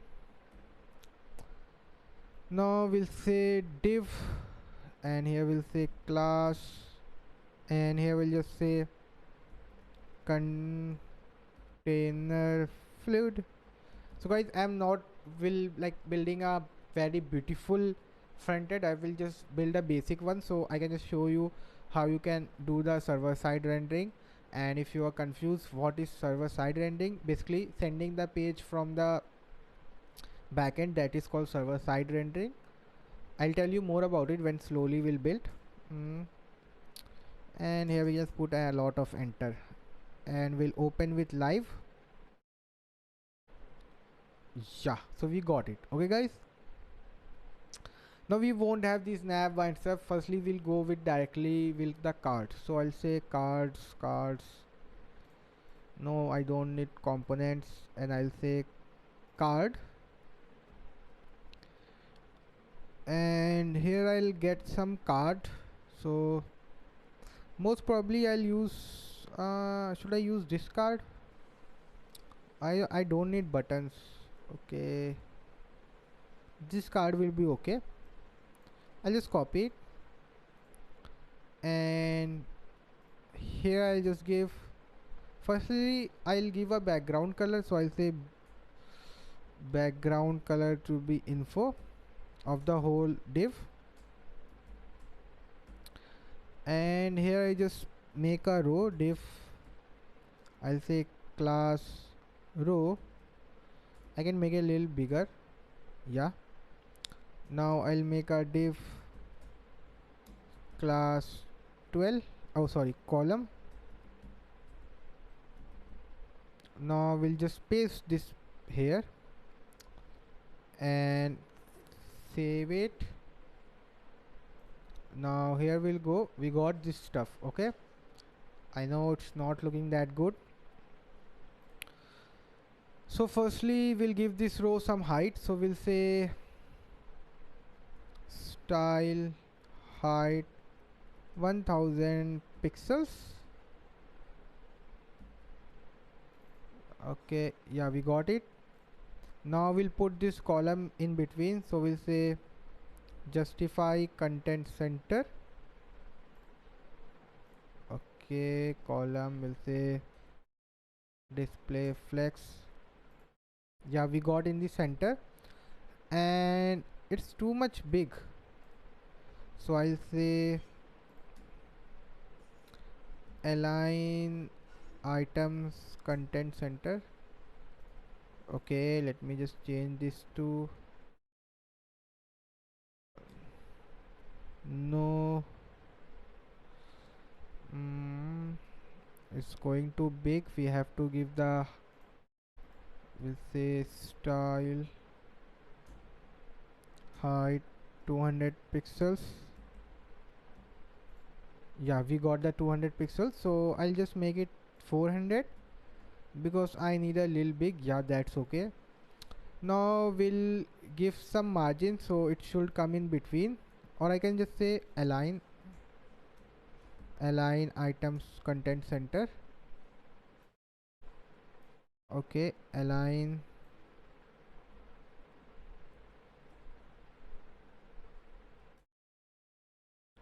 I'll just give the margin directory margin top. I'll say 100 pixels.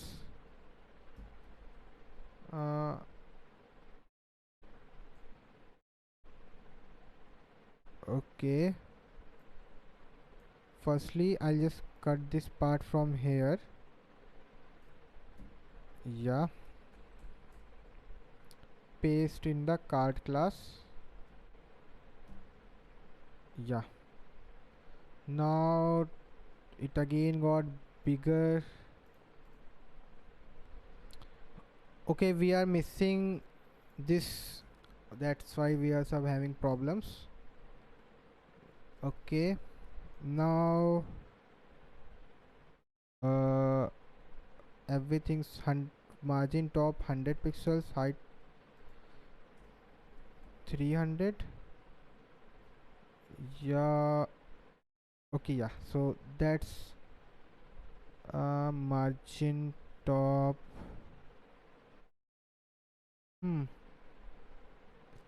White's margin top,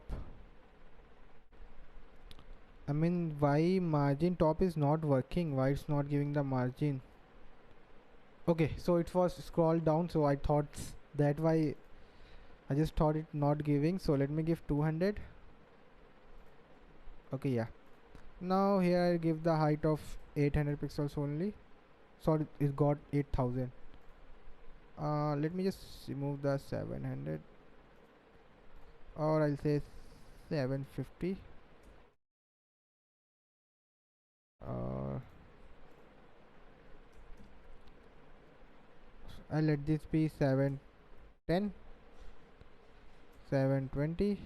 Yeah, so I mean it's not the best design or not the best practices, but I'm just telling you how you can build. Okay guys, now here we'll give the image if you want, so let's just comment this part out. Now we'll just put side by side this stuff.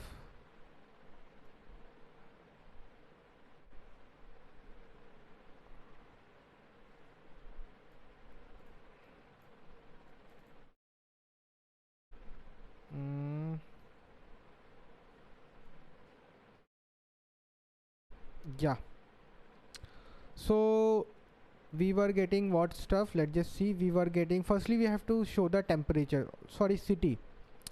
So for that, let me just save it. So image part is gone, and here we got some text. So firstly we'll just remove this card text. Now here I'll say strong, and now here I'll say city is Mumbai, suppose.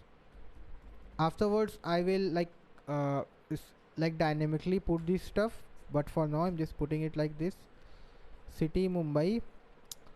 And here we'll give the temperature 34 or 25 or degree Celsius, 25 Celsius. Okay, save it. Okay, we got this, so we'll put a BR here. Yeah, or maybe we can just give what these stuffs are, or maybe not. So okay, let's just give, and here we'll just say city. Let's just look how it will look if I give the key name also. Okay, yeah, now it's looking much better.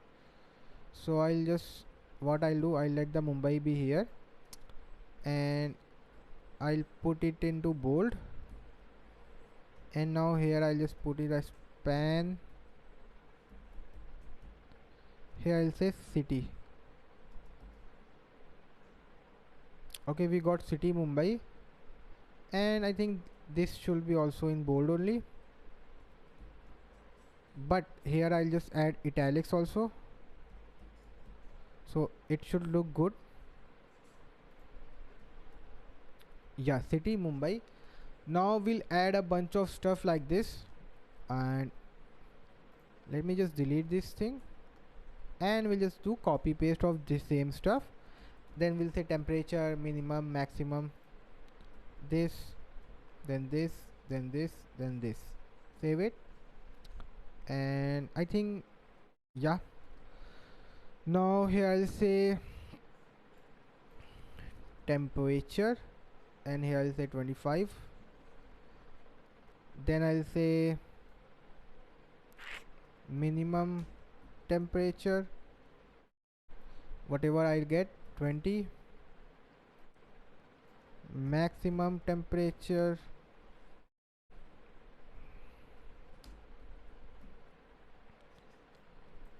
30. And what else we get? Humidity, pressure, we can use humidity and pressure also. We'll say humidity 8000. Then we'll again copy this stuff,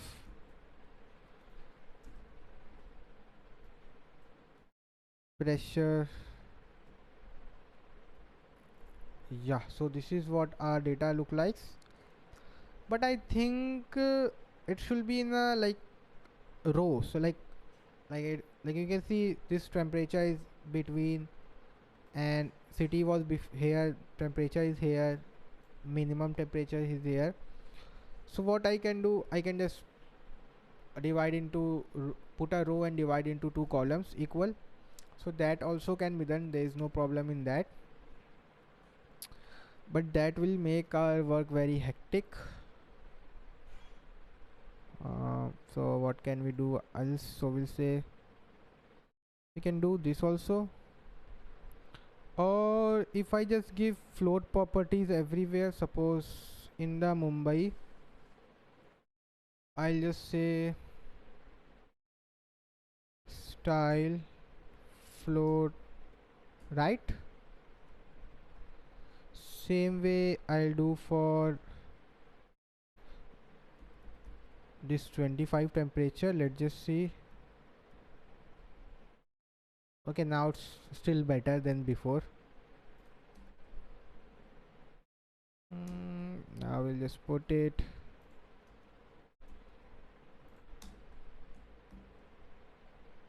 Okay, but this width is so smaller, so we'll just give some width. So style width 18 rem, or I'll say width to be 200 pixels.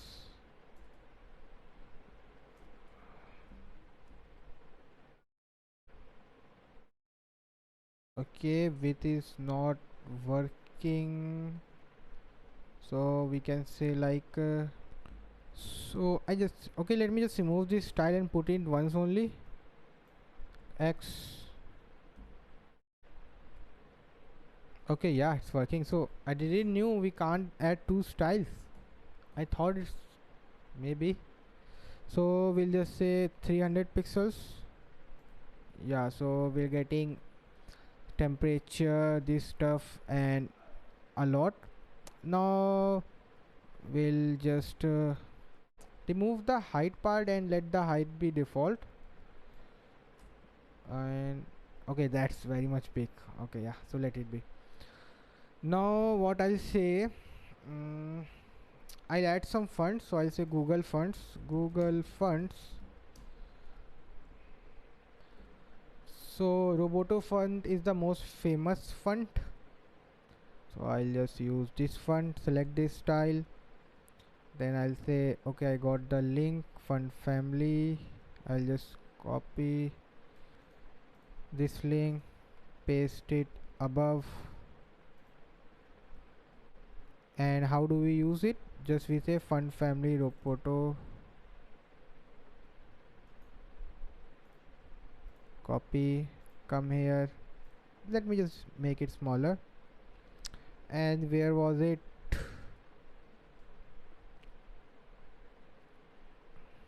Why it's title in red? Okay, it's not correctly ending. Yeah, now we'll add this in the style. In the top body only, we'll just say style and we'll just paste it here.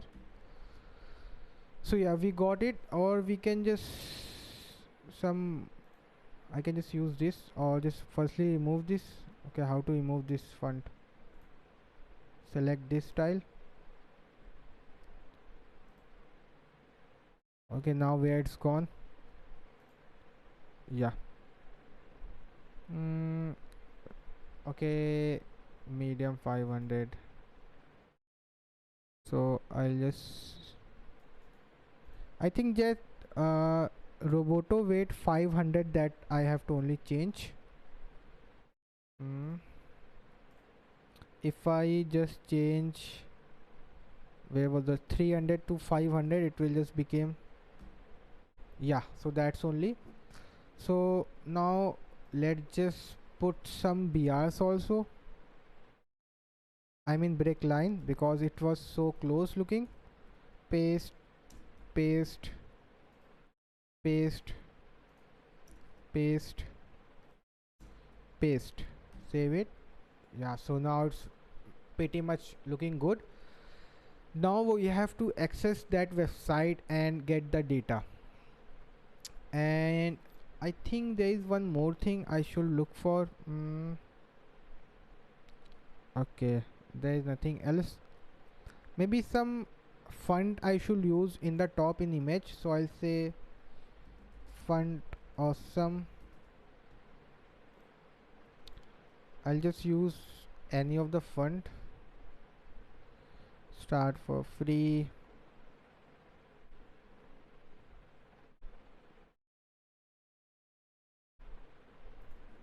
Icons. I'll use maybe weather, or let me directly use an image only. Weather images.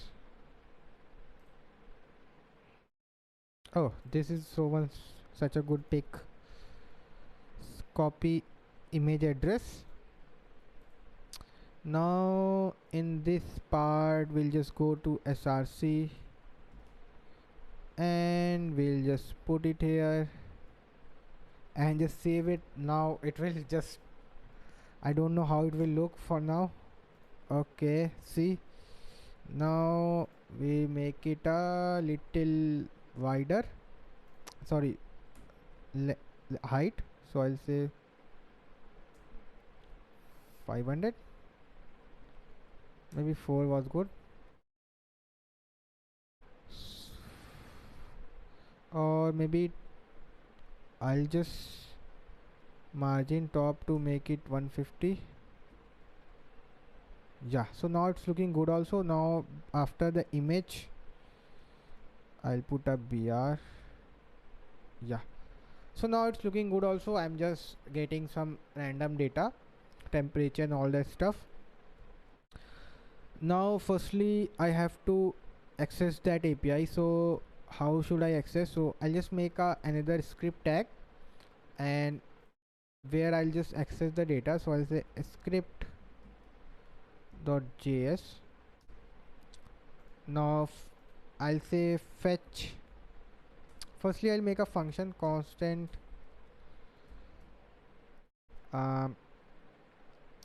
get weather.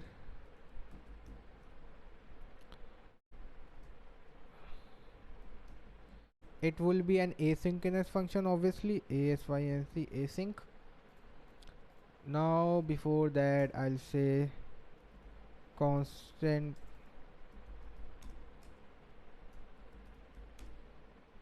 url equals to, so what will be our url? So our url will be, okay, I lost the url where it was. I'll say get API key and copy any one of them, then go to services. Let me paste the API here, otherwise I'll copy something else and it will just go away. And I'll say view get current weather. Yeah, I'll just say copy paste, just get this API, paste it here, and city name I'll say Lucknow. Okay, it's currently fine, so I'll just copy this and paste it here, save it. Now guys, we have get the URL. Now we have to fetch the data, so I'll say async and I'll say fetch. Here I'll give the URL and I'll say await, and here I get the response, or I'll say result response whole. Then I'll say const response equals to await response. I'll change into JSON and then I'll console the response. Okay guys, save it. Now if I go to my weather app, weather, yeah, if I open inspect app console, reload this, we got nothing. Why? Because we haven't included it in our script. So here I'll just include it my script. Here I'll say script tag src and it's /script.js, and here I just defer load after when your whole HTML is got loaded. Save it. Uncaught error identified response has already been declared. Yeah, so I'll just remove this part, save.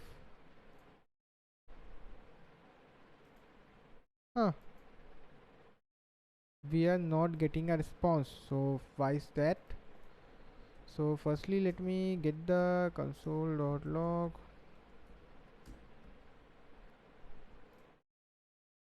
It's not getting the response. There is some error or what? We are saying okay, we are not calling the function obviously, so we'll say get weather, save it. Okay, we got the response, assignment to constant variable obviously, so here I'll just say const res. So we got the data, and here I'll just print the res. Oh yeah, so if you can see we got the data, and we are getting clouds also all 75. So what's this clouds, whatever. Then we got the weather, wind, we got coordinates. So basically we can access. Now we just have to push the data there. So for that what we'll do, we'll just go there and give id to every stuff. So here I'll give, in this bold, id will be city, then id will be temperature, then id will be min temp, then here id will be max temp, id will be max temp, then here id will be humidity, then here id will be pressure. I think these things should be in small. There's no any problem with capital, but yeah, so this, yeah. So now firstly I'll just stop calling the weather API, other my what to say, time will be over. Okay, yeah. So now we got it. Now we'll get the data and push there. So firstly we'll say, after calling the weather API, we'll just inside here only, or we can just call it in the real time also. We'll say constant element. Let me just do side by side. So firstly we have city element, so we'll say constant city element equals to document dot query select, sorry guys, query selector, and here I'll just say city. Now constant temp element equals to document dot query select. Why is getting that selected? And here we'll select the temperature. Now we'll say constant minimum temperature, we got min temp element equals to document dot query selector, and here we'll say minimum temp. Then again we'll select, let me just copy it instead of selecting. Then we have max and humidity, so we'll just copy to max, humidity and pressure also, so we'll copy once more. So now we'll got here we'll just cut this line and paste after min, change min to max, here also to max. Now here I'll just say humidity and pressure, so here I'll just select humidity,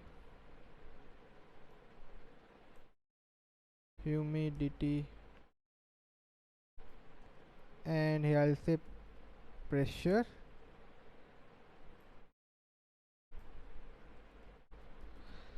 So I think guys you got it what I am doing. I'm just selecting the element, so after I get the response I can just push the data directly there.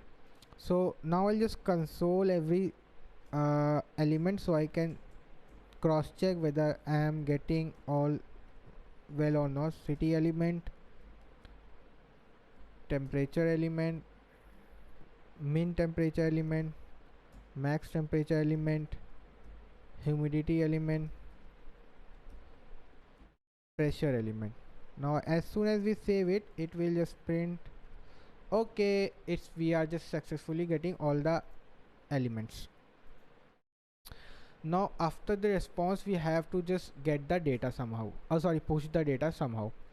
So for that what we'll say, we are consoling the rest, so let's just console it once and check how the type of data and how can we say dot this dot that. Save it, and we got the, we'll say, so firstly is temperature na city. So firstly I'll go for city. Okay, name, so we can say dot name, so we'll say constant city equals to rest dot city, and let me just open side by side. Yeah, now I'll just say, now I can just close this for now. Yeah, then we'll say constant, we got temperature, so we'll say temp equals to, now let's just check where is the temperature. So temperature is in the main, inside that we have temp, so we'll say rest, we'll say rest dot main dot temp. Okay, it's inside that. Then min and max also there only, const min temp equals to rest dot main dot temperature minimum. Then we'll copy the max also same, we'll just say here max, here also we'll say just max. So we are in the rest main, we got city, temperature, minimum, maximum. Now two things are left, humidity and pressure. So they are in, I think in weather, no inside wind. Okay, we got in the above. Okay, humidity and pressure are there only, sorry guys, so I thought it was somewhere else. So we'll say const humidity equals to rest dot main dot humidity, and say const pressure equals to rest dot main dot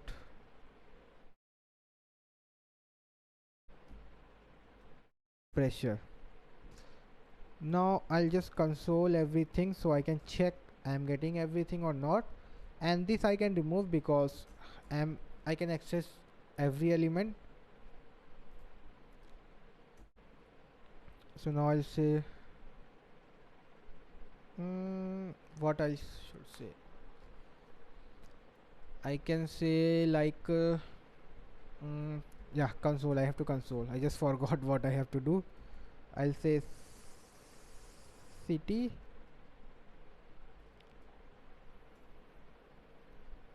temperature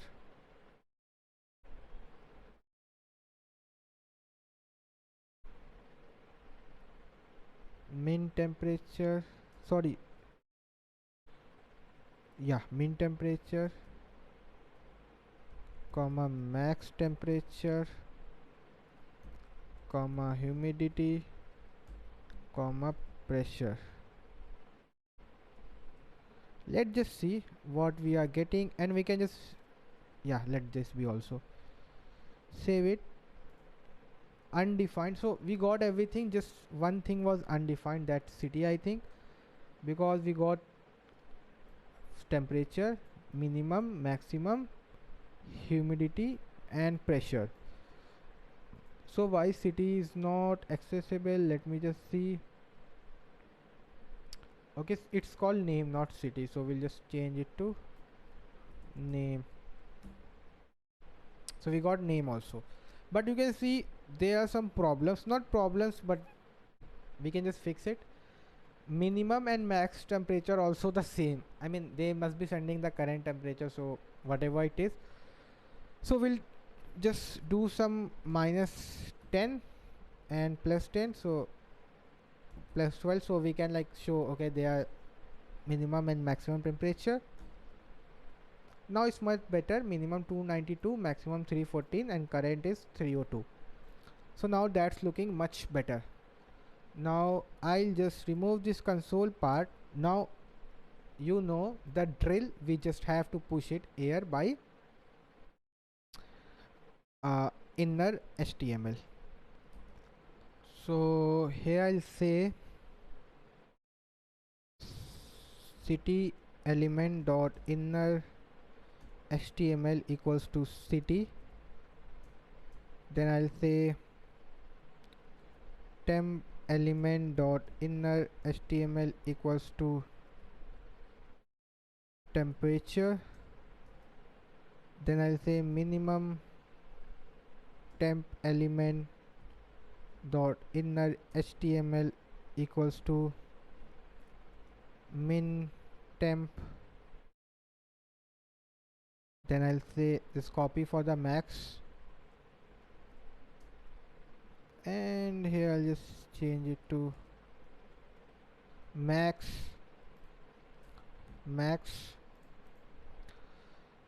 Now the humidity, so I'll say humidity element dot inner HTML equals to humidity. I can just could have done inner text also, but yeah, let it be. Pressure element dot inner HTML equals to pressure. Now let's just see whether we get Lucknow or it will be Mumbai only. So save it. So we got the changed data, but you can see if we again reload this, firstly we get Mumbai, so that's not looking good.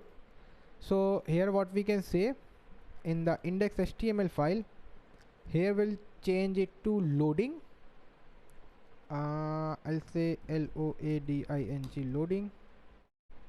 Here also the result I'll say loading.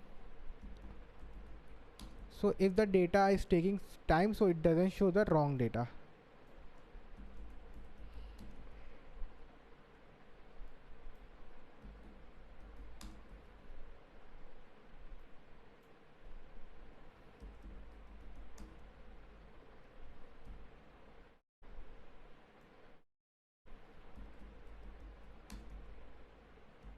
Save it.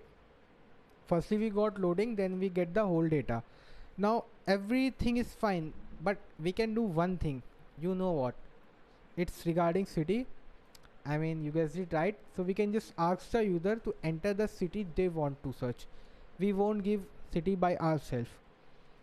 So for that we should have a button. So just before the card body, I should have an input tag. Here I'll say type text, and like this, and we'll have a button, and we'll say get, and let me just comment it out, other my API time can get over, because I'll save again and again stuff. Now I save it, so we are getting like this. Now I'll say type, sorry, class equals to button primary, or you can say button dash outline. Oh, what happened to it? Yeah, outline. Yeah, okay, let this be. Yeah, that's also looking good. But in here I can say class form dash control. Yeah, now that's also looking okay now. So if I make it bigger, we got a text here of, we can just put a placeholder or something like that. Placeholder, enter the city. Yeah, enter the city and we'll get the data for you. Okay guys, now the user will enter the city. So how do we get the data? So on get we'll call the function name was get weather. Okay, so we'll say on click we'll say get weather. We'll just call this function called get weather, but after that I'll say constant name equals to document dot query selector, and here I'll take the input. So why I have not done above? Because I mean, yeah, I can just do above also and get the value afterwards. Okay, yeah, so now I say,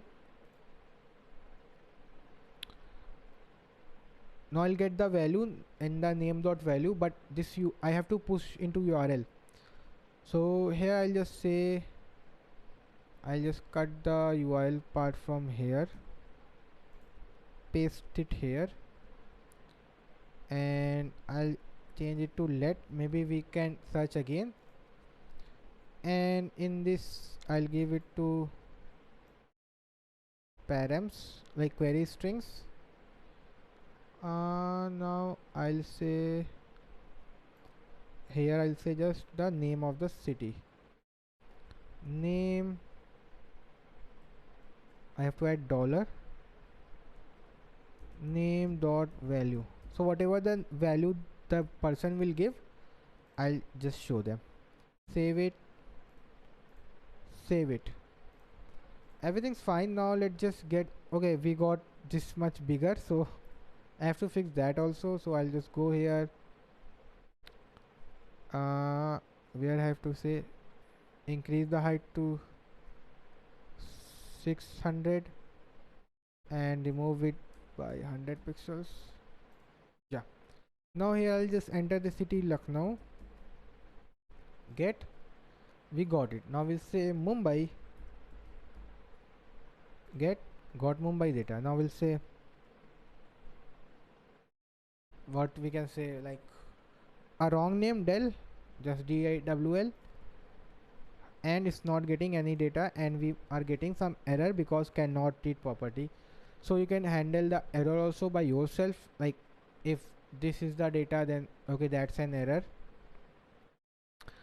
And suppose the user is searching null. If I say get, now again I'll get error cannot read property because that's a null. I mean nothing to decode. So it's city not found error, and this is nothing to decode. So that's really very easy. We can just put required here, but it's on the client side. Client can just go into elements and remove that, so you have to put it on the JavaScript side also. But for now I can just put it on here only. Get, okay, I have to cover this in form also. I mean that will be just another part of the story. Then I have to add form, then I have to add listen, so I can just say it here also. If name dot value is equals to null, just return, don't do anything. I'll just return. Okay, now if I show you, there won't be any error. If I just say search, so no error because value is null, so that's why. But if you get a wrong data right, then it will show error, that's for sure. So you have to say if error is this, then send this. If I say Lucknow, But these stuff like if error is this or that, that will obviously see when we'll use express.js, because that will be a much bigger part. We got the data. Okay guys, now this same stuff I will just use HTTP server and render it on the front side. So you can check how we can use HTTP server to work with the HTML files. So let's just start with that. So before that, I just wanted to just copy this script, Control X, and paste it here in the script tag below.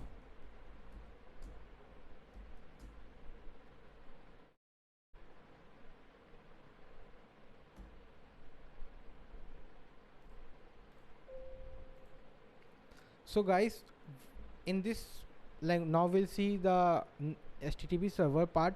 So this is what your front end, I mean it's not completely your front end, but when you use React, so you can just directly use your, you can just control, do the fetch and other stuff. So this is the front end, and we are working with the APIs. We are just sending the API request, getting the data. Now the same page I'll send from the Nodejs Node.js, then that will be called server side rendering. So what's the difference when you build your own front end? So this is my own front end, I'm fetching the requests, I'm not dependent on the backend. Apart from that, they are just giving me the data, so I can just load by myself. Okay guys, but this is not a front end. In a real front end is like React, Vue, jQuery, that are called front end more. But I am not dependent on the backend stuff, okay, not on the Node.js. Now what I'll build a website where I do server side rendering, means I will send this HTML file from the Node.js, so that is called server side rendering. So let's just start with that. So I'll just firstly close this whole stuff because they are not much required for now, and I can just go to Google. Yeah, now I'll just make it bigger, and so much of stuff. Now I'll make a new file which I'll call app.js. Now here firstly I'll do few stuff. I'll say npm init, initialize the repository. We got it. Project name this, version name this, description, I mean let it be all the stuff. Yes, so we got it. So now we'll say constant http equals to require http. Now we'll say constant server http dot create server. We have a request comma response. Now here I'll just this dot send, sorry, end data send. I'll say server dot listen data. Oh sorry, port, I have to give the port number 4000. Now I'll just run it and check. So basically I'll run it from the command prompt because I like more than this. So I'll say node index app.js. So it's currently running, so I'm not printing anything, so that's why you can't see. Here I'll go and say localhost 4000. So we got data sent. So here I can just say to know server is up and running.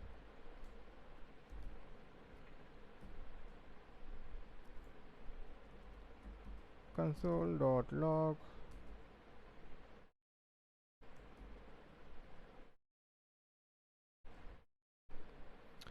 Now everything is fine, but how to send the whole website back? So before that, I'll just do one thing in the, not in the script tag, in the HTML file. I'll just remove this loading of script or comment it out because currently I'm not loading. Now I'll just send it to the server. So how I can do it? So I'll just read the file, constant file equals to, firstly I get the FS module.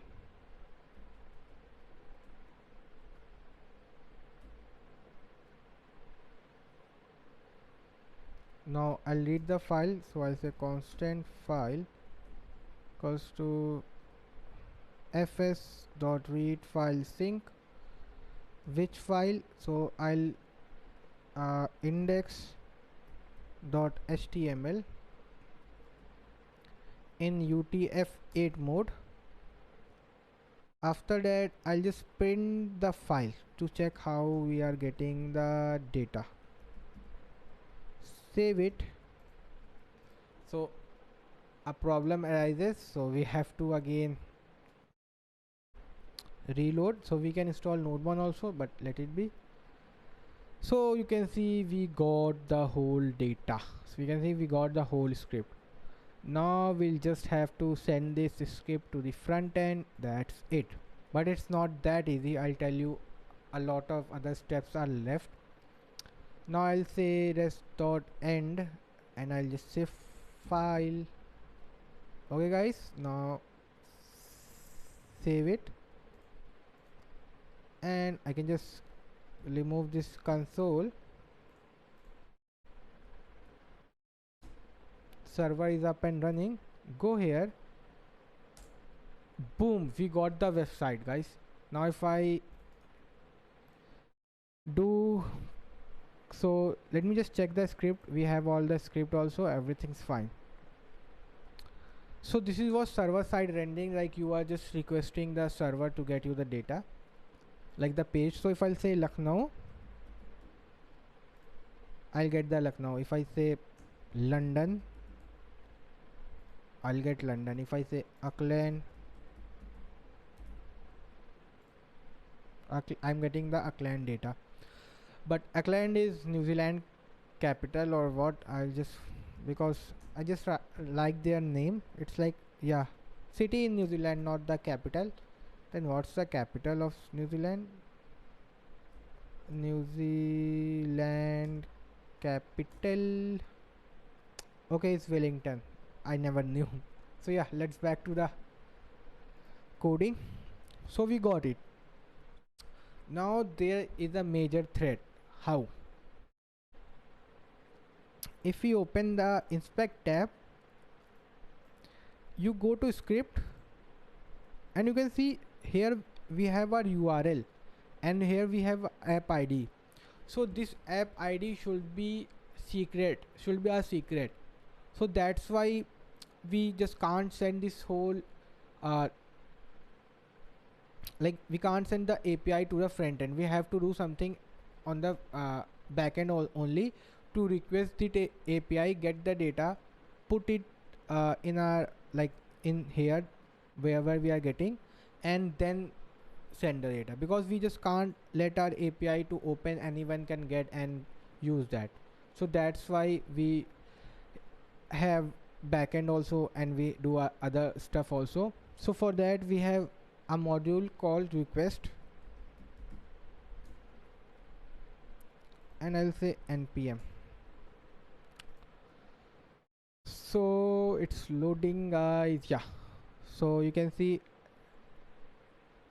how to use it. So basically we'll say request and the API we want to get the data from. So we are not streaming, so we'll just remove streaming. So we'll get the data in chunk, get the data. After getting the data, we'll after like or on end, we'll just return back the data to the front backend. So how do we do it? So let's just firstly install this request module. So if you are getting confused, when I'll do it, then you'll know much. So I'll say npm install request. So it's getting installed, guys. So I got it. Now if I say package JSON file, so I got request module. Okay guys, I've installed one module only till now. Now I don't know what will be I'll do in future. So I'll say constant, and I'll say request equals to require request. Okay guys, now we'll just use this request. Okay guys, but before that I can just go to script tag, sorry, not script tag, index.html, close the script, and I can just remove the script tag because we just don't need it anymore. So I can just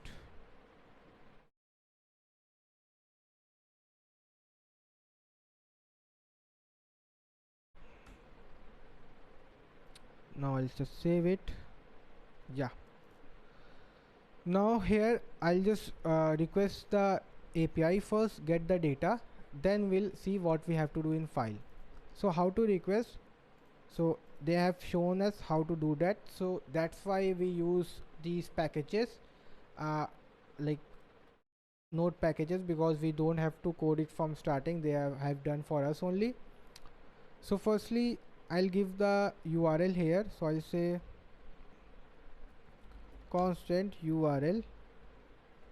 And what is the URL? So skip.js, I'll just copy the URL like this. So for now let me change the dollar name dot, okay, this is, I have to remove the string literals also, and dollar name dot value to Lucknow.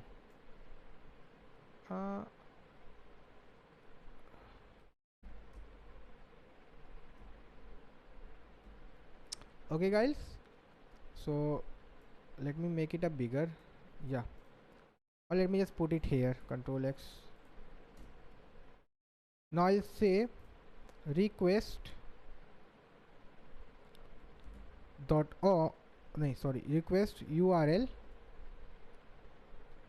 then it will give us a dot on. So dot on is a event, I mean, let me make it smaller, yeah. So I'll say dot on request this URL, and on I'll get the data. So it should be data only, you can't write data 123 or something like that, because data is also an event. And I'll get a callback, so I can make an arrow function. So you can write this function chunk, or you can make this arrow function and get the chunk. And in here I'll say console dot log, I'll get the chunk. And after that you can see this on is like with the ending of this only, like ending of this bracket. So I'll say on, and when you have finished the work, if you get any error, just give me the error. I'll say if error, I'll just console dot log error dot message, or I'll just say console dot log, or I'll say res dot send, and done. So let's just see, run it and see. So if I go to this part, I'll say node app.js. Now we got nothing. As soon as I go here again, hit it, so we can see we got the coordinate stuff. You can see coordinates, we are getting the coordinates. Now we have to, it's in the JSON format, we have to parse it, then send it to backend, sorry, front end. So for that, firstly I'll say constant, and here I'll say object, and I'll say JSON dot pass, I'll pass the chunk data.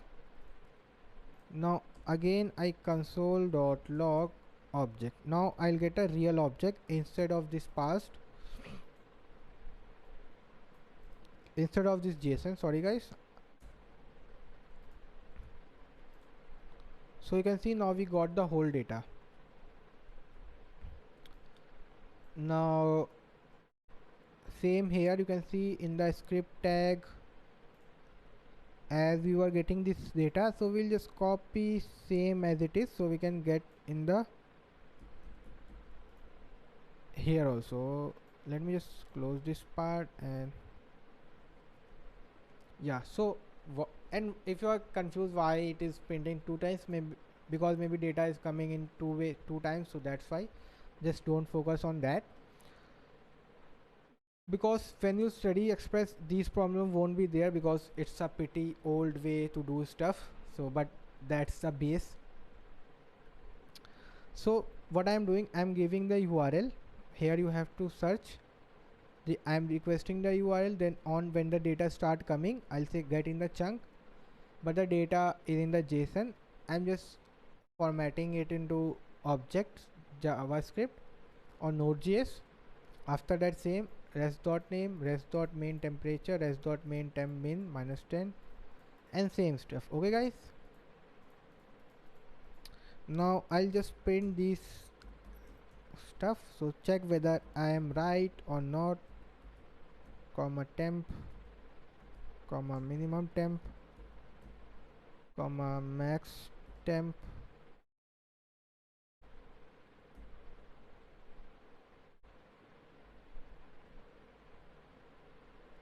is there a spelling mistake in min temp, because why it's not showing as this color? Okay, if I write humidity, then pressure,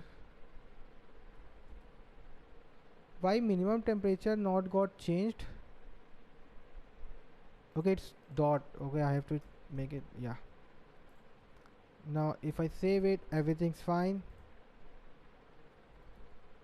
Again run it, server running, we'll just hit it, and we got res.main.temp cannot read temp property. Okay, it's object, so let me just change it to res.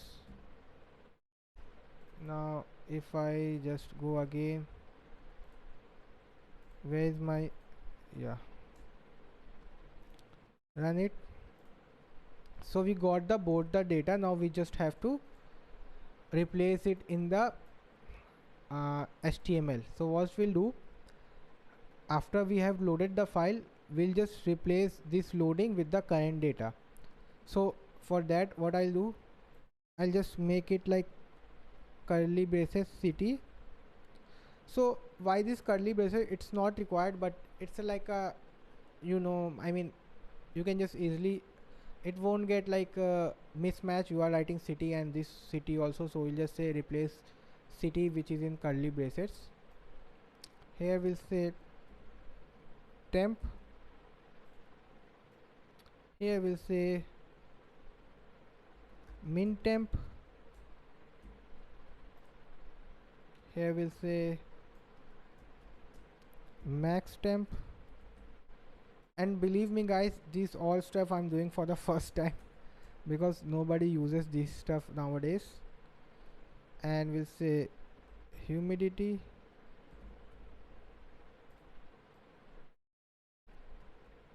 now we'll just say pressure. So now we'll just replace these terms in our script. If we go to app.js script, after getting it, so I'll just say remove this console, I'll just say file dot replace, and I'll say replace this city with the current city. Okay guys, I'll do file dot replace, then I have a temperature with current temperature. So what will happen, we have the city name. I'm sitting in the file, so we are loading the file above. So we'll get the file, and I'll just say replace this city with the current city what we have got. Okay, so dot replace is a is a string thing, like string handling part that I have already taught you in JavaScript. File dot replace.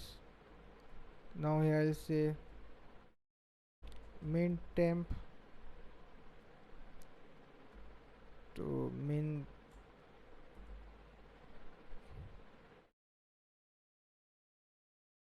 temp. I'll say file dot replace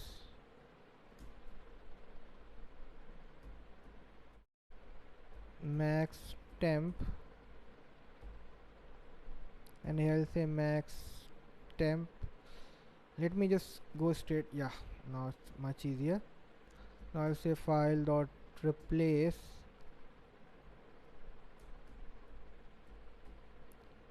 humidity, and here I give the humidity, and I'll say file dot replace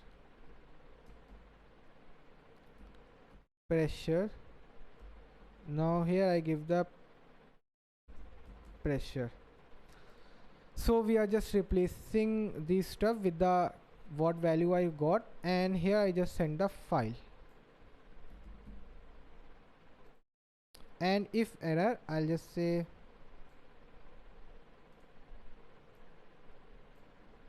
res dot end the error message, save it.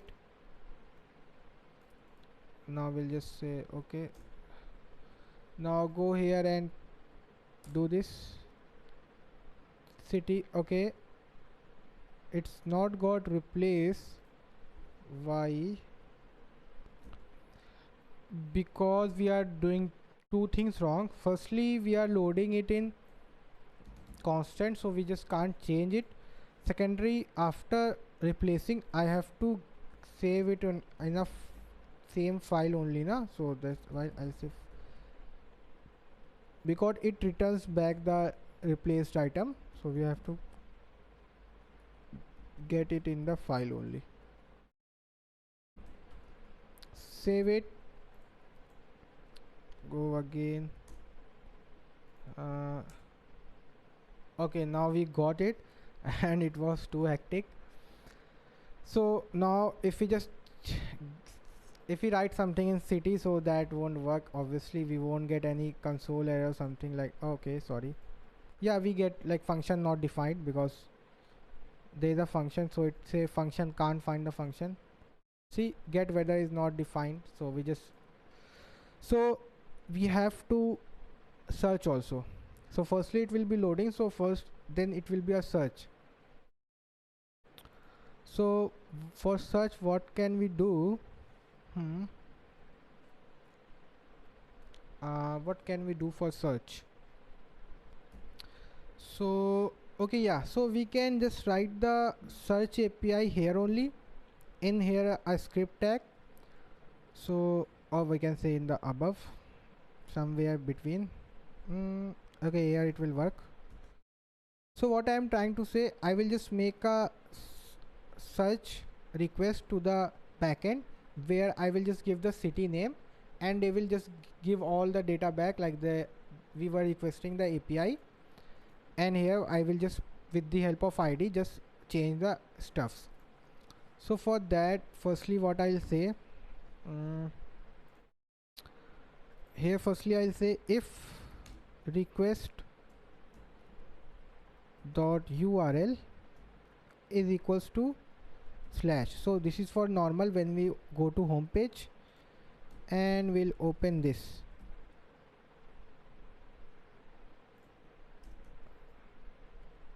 And we'll build the API. This was server side rendering. We'll say if request dot URL is equals to slash search. So we'll request on the search, and so like we'll send the data by post or in the queries. So this is the query. So if you remember, we have built the CRUD API.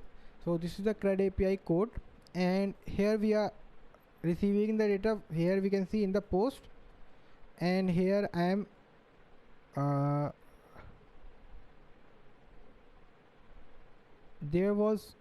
was receiving in the query also. There was somewhere, I just can't see. Okay, maybe I have deleted it or what. Yeah, so let it be. So we can see the code is here. We'll just get the data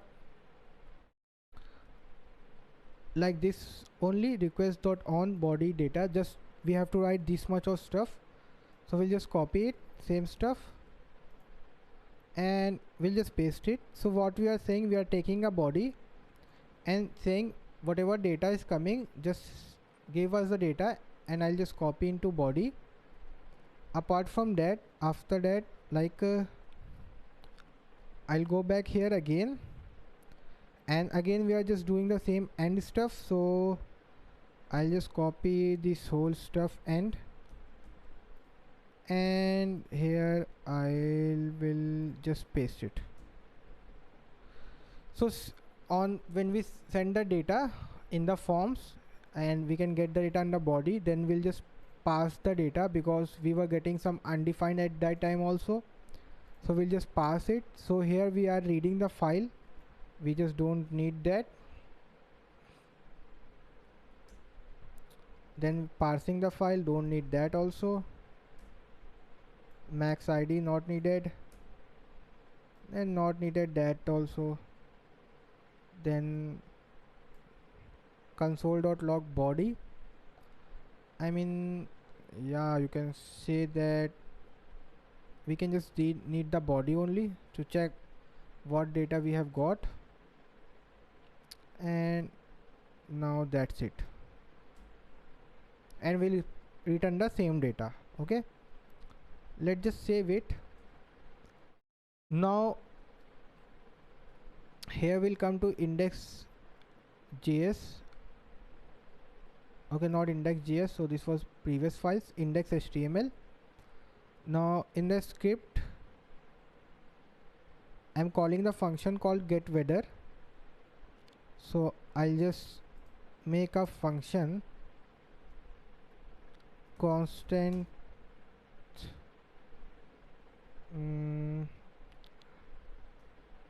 get weather is equals to async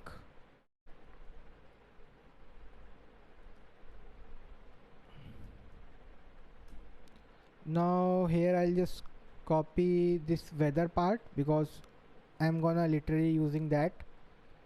So I'll just copy this. Yeah, and come to HTML. So when we call the function again, I will, okay, let me just remove this line and this line. Yeah, so when we click the search button, I will again, if the value is null, return. Otherwise I'll search, send the data to the URL, and this time I'll say my URL will be http://localhost 4000/search, and here method will be post.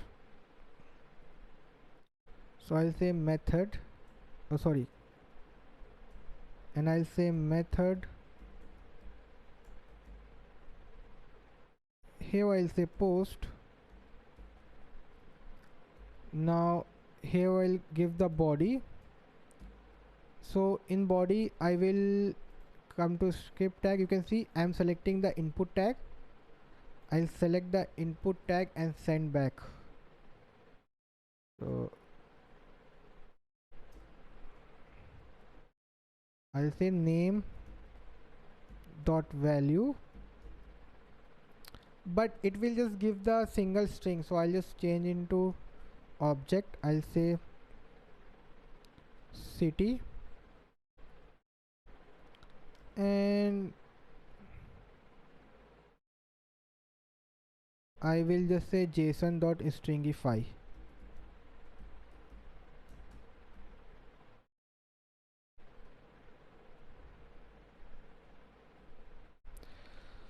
So I know it's pretty much. So what I'm doing, the same searching, I'm just here, I'm changing the URL. So I will just sending the input tag after, and afterwards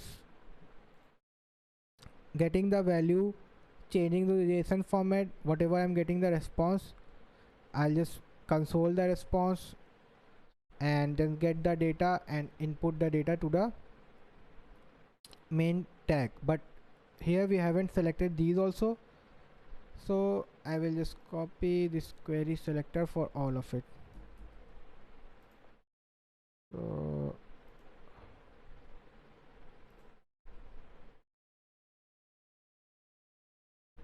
yeah, and for this also I'll put it here only. Now let's just check what data we are getting in this when we search it. So by default I'll get post 4000.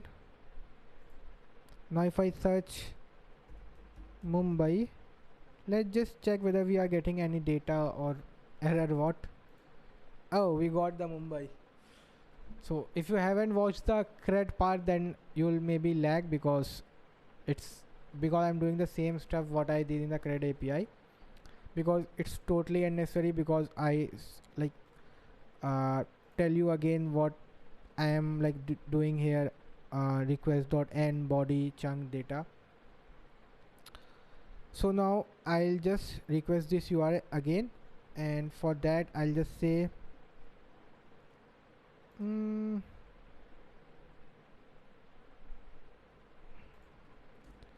I'll just copy this request module request.on chunk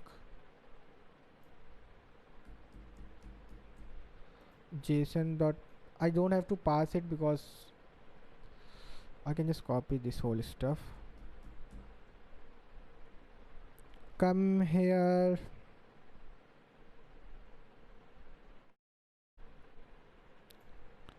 Paste it.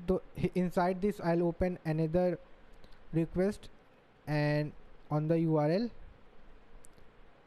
and this time URL will be this. So I have to just copy it firstly, and here I say string literals. Here I will just change this to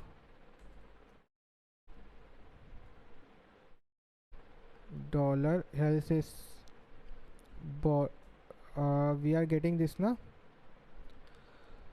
so we'll say body dot city. So inside body we have a city. I'll say body dot city, then on data I'll get some data, but I won't pass it because I will just send the same data as I get, and then on end when I'll get the all data I'll just send it back.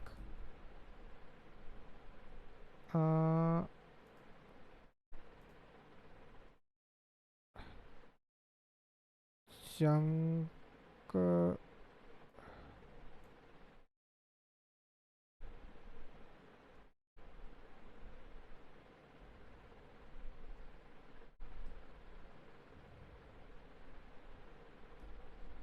I know it's pretty much hectic to you because my mind is also going like this when there's so much. Now let's just check, then I'll again explain you what is going on.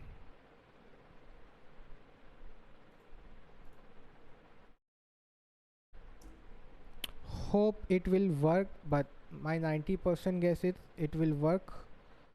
If I say Mumbai, let me reload this stuff. Yeah, now I say Mumbai,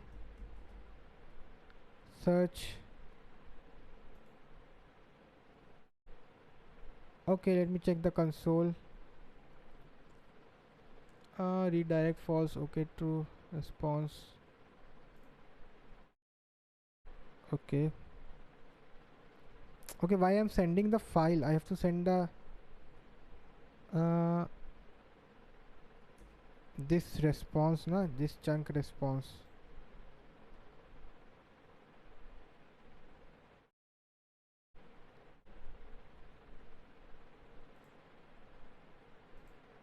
Okay, this is outside the inside this function, so I just can't access it. So here I'll just define one let response like this, and here I'll say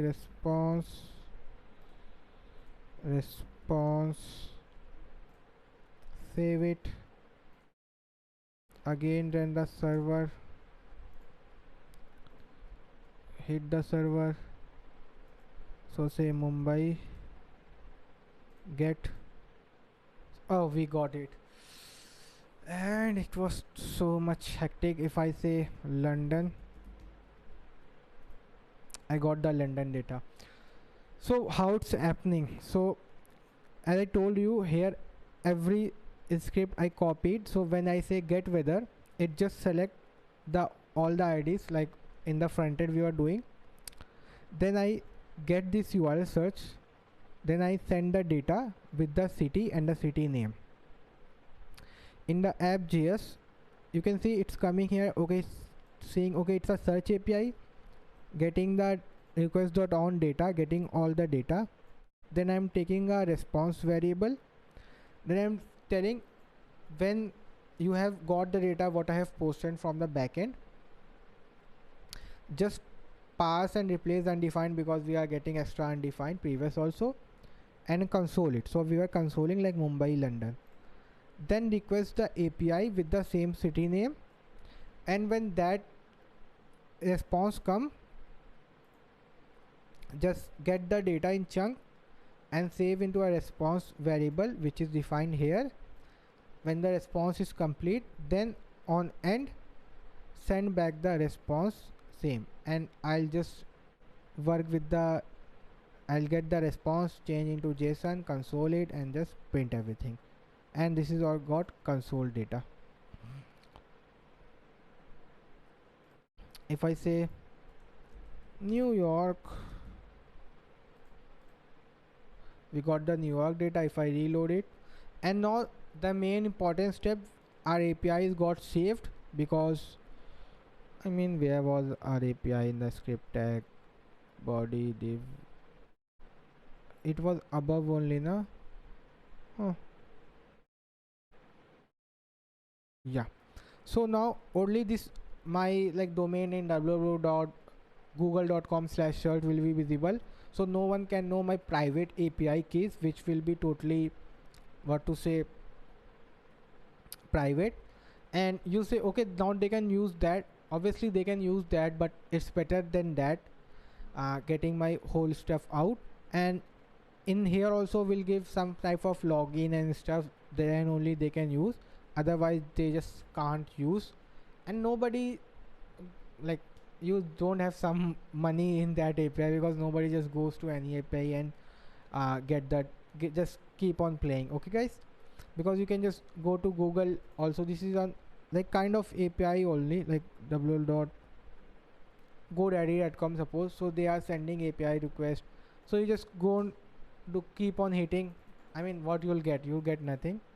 But yeah, we should always save our important private data in API if is there. And this was all about sending HTML file, getting the data from the front end, changing the data when we get the response, and yeah, all that stuff. So thank you for this part guys. Okay guys, now the most awaited video is here. So we'll study Express.js. So you can see I have just googled Express.js and it's showing Express.js, or simply Express, whatever you wanna call, is a backend web application framework for Node.js. So as I have already told you, difference between like framework and libraries. So frameworks are like bigger, like they have a lot of functionality as compared to libraries which have less functionality. So it's same way we install packages in Node modules like npm install the package name. Here we'll do the same stuff for the Express also. It's just like a normal package, but it offers a bundle of opportunities. It is designed for building web application and APIs. So you have a questions like we study HTTP server, which is was a like a built-in module for Node.js. So then why do we need Express.js? We can do every stuff with the HTTP server. But the thing is, if you writing a 200 lines of code in HTTP server, the same code can be written in Express.js in just 500 lines. So that's first. Secondly, the understanding of the code and the maintainability of the code in Express is much more easier. And if you have studied like HTTP server, there was so much request dot on and so much like messy, but here it's just a simpler code. Third, like Express.js has a like a big community of supportive community that you won't get in HTTP server. So if you want to go with the HTTP, you are most welcome. So now we'll see Express.js. So if we normally go to Express.js, so it's the home. So you can see they have shown you the installation process. We just do npm install express. So this dollar is for Linux. So if you have like Linux machine, you will get a dollar. Okay, guys. So I or install express. Then what is save? You must be wondering. So in previous node modules, so not node modules, in previous node version, whenever you install a dependency, it doesn't get saved in package JSON dependency file. How many modules you install, it won't get saved in your package JSON file under the dependency key, because they have like bug or they were made like that, whatever you want to say. But so that time we have to write a flag called dash dash save. So if we write any installing like any dependency and add a flag dash dash save, then only that package was saved under the dependency. So that was the main reason we were using the save flag. But nowadays we just don't require save, we can just directly install and it will get directly saved into our package JSON file. But for the betterment or security, like okay, like they just use the save. Okay, you can ignore or write, it will mean the same thing. Installing we have already seen, and this is like just showing you create a folder, go to the folder, do init, then entry point, install. See, now install express in the app directory and save it in the dependencies list. For example, see the save, but on the dependency it automatically get added. To install express temporarily and not add to dependency list, dash dash no save. But I don't know whether no save work or not, that's I just don't know. And this is a hello world. So we'll just firstly acquire the express app the way we were acquiring in the HTTP server. Then we create an instance, we give the port, and here we are giving the port, we can directly write a number also. Same here, we will say HTTP listen, here also we'll say app listen, and here we'll say app.get or whatever the URL is. And what is get the method. So if it's a get method, come here. Okay, guys. So let's just start with that. But before that, what version I'm gonna use, let's just see. I'll say npm express because most probably I'm gonna use latest version. So I'm gonna use 4.17.1. maybe if you are using, so it may have changed to like 24 or whatever the minor package. But if there are a major change from, if I change to 5 or 6, then it may create dependency problem. So if you stuck in some problem, just install the same version I'll suggest, and rest is up to you. And installation, simply npm install express. Then there are 30 dependencies, accepts, and yeah, blah blah blah. So let's just go to the folder, open the command prompt, and we'll say npm install express. We can say install express or iExpress or total install express, whatever you prefer. And before that, we'll say npm init. We'll just initialize everything, just do it. We can do it like this also, dash y, whatever you prefer. Now we'll just install the library, npm install express. We got install. Now we'll do open with code, and you can see we got a bunch of stuff, and see they have so many dependencies using, and this was express and they were using so many dependencies. If I go to package.json, and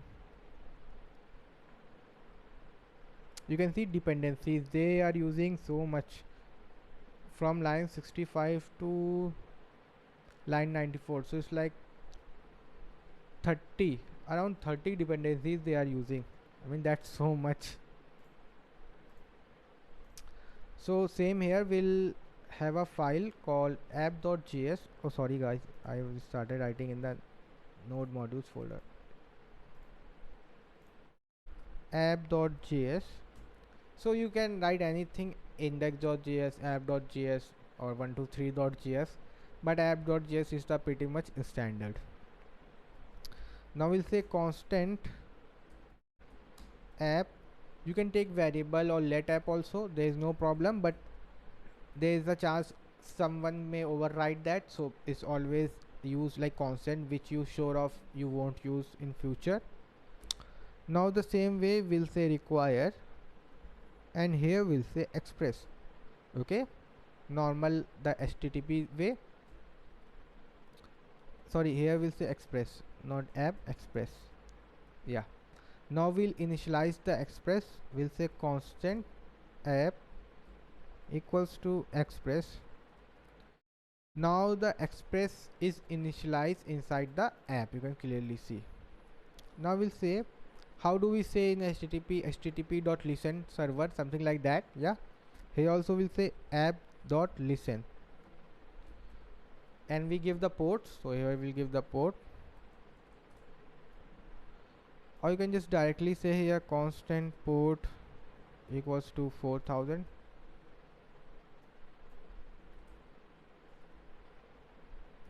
Port, and it gives a callback same as HTTP server. Console.log server is up and running.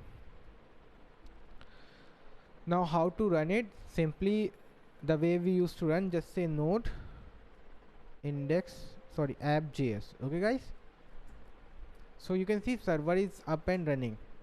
Now if we go to localhost 4000,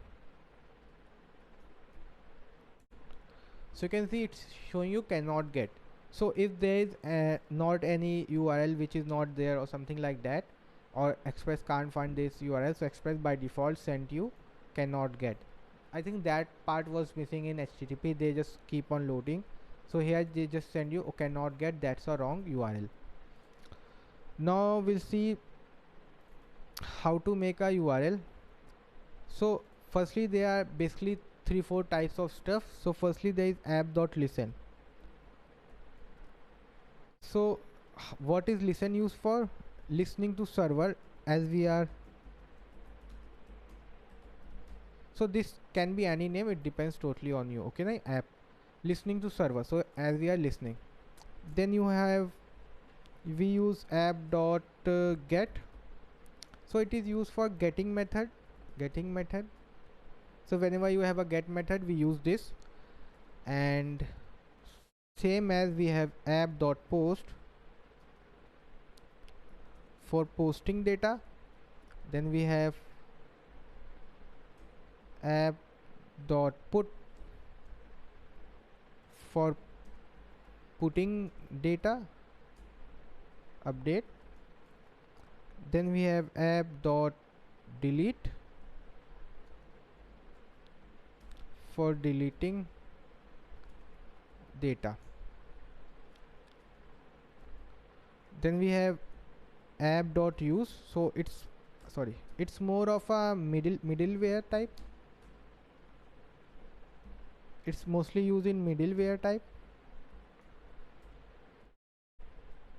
App.all for all routes. Okay,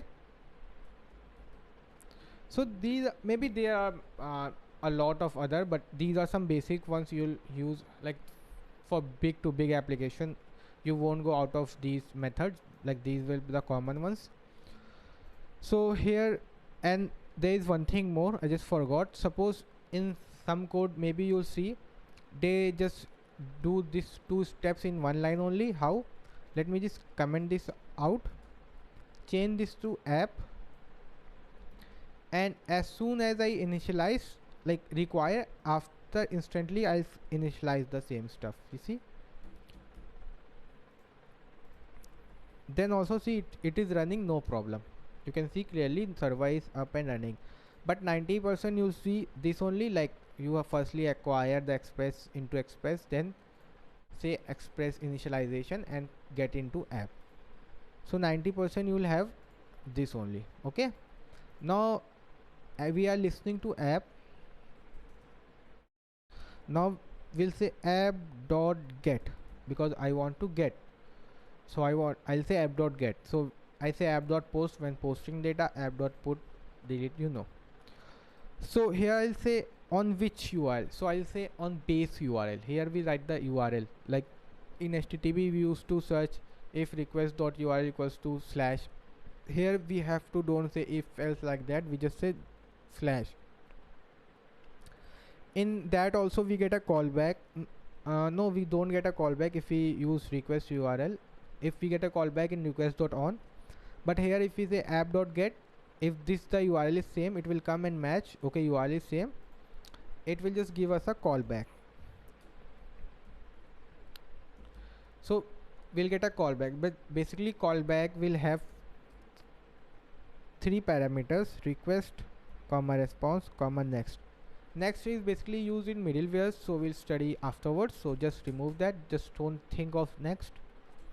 Now request. So request is the data coming as a request, and res stand for response. The data will send for the response. So that's the basic HTTP only. Or you can just write full only, but why you write full when you can just do this? And here you just make a function out of it, and you say res dot end, and you know we used to stringify it, so we'll say JSON dot stringify, and here we'll give send an object message hello. Okay, we have send also, then I'll tell you difference between end and send, then you'll know better. So you can see I have to again restart it, so I'll just install nodemon, npm install nodemon.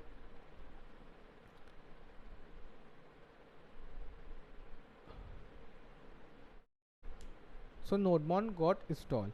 Now we'll say nodemon app.js. Now if I go to package.json, you can see nodemon is also running. Now I can remove this, this is no longer required, and this is we are sending data. Now we are sending to like home page, or so this is the base. If I say, we'll get a message hello world. So this is our API, but you can see we have to like stringify it unnecessary. So if I just remove the stringification and send it directly, save it, and yeah, it's reloaded. See, we got an error. So you'll say obviously you'll get an error because that's totally an object.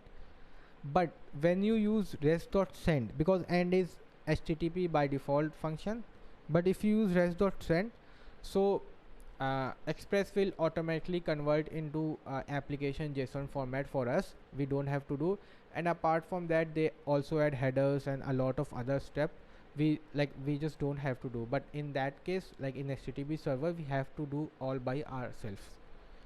Now if I just save it, so it will get obviously reloaded. Okay, got reloaded. Now again I go hit, see I just sending the object, but it's automatically getting converted, so I don't have to convert by default. Now suppose you have send again app.get,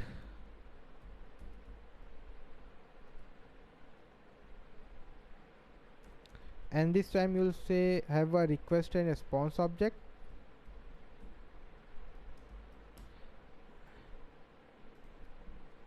And one thing more guys, so these are like parameters, so you can have any name. If you say like this is response and this is request, then also request will come here only and response will come here only.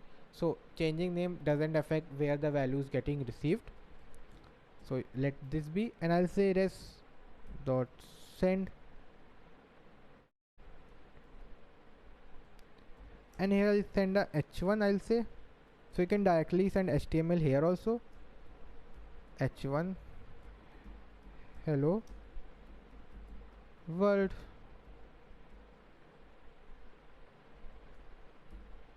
Save it. Now let's just check whether it's reloaded. Yeah, reloaded. Now if I hit, see we are again getting the same stuff, and you can see we have sent hello world also and this message also. So that's the basic common thing. Whatever will in the top, it will come and match the URL. So it will say okay, this is base, and it will just return it. So whatever will be in the top, it will use that.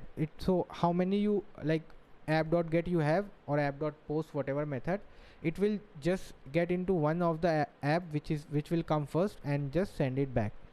So now if I switch this data, you can see Control X, if I paste it here and here I paste, now see I'll get hello world because hello world is first. Now if I hit, see I got the hello world. So that's the basic. Whatever how many URLs you have, you will get only the first, whichever is the first. But suppose if you put it outside after app.listen, see, and you have put it here, and he'll say, let me just remove this. Okay, you have directly putting outside. Okay, let me just reload it. Now if I hit the same stuff, but again you can see it's clearly running. I can say hello world 1 2 3. See 1 2 3 running, but that's clearly a wrong approach. You shouldn't do that. But like sometimes I use to go outside, like when they are like I'm using socket, so I have to get this server like details, like we get into server details, and then we use sockets on top of that because we building a lot of route in sockets. So everyone has a different approach, so don't just compare approaches. So but the maximum times you just always be seen like routes will be before app.listen. Now you want to have a different route, say app./about page. So what you'll say, if app.about page, so that's totally unnecessary. Here you can directly say app.get/about, then you have a request comma response, and here you say res.send about page. Now if I hit, see I getting hello world 1 2 3 because I am on the get page, home page. If I say /about, I'll got the about page, and here I should also wrap this in h1.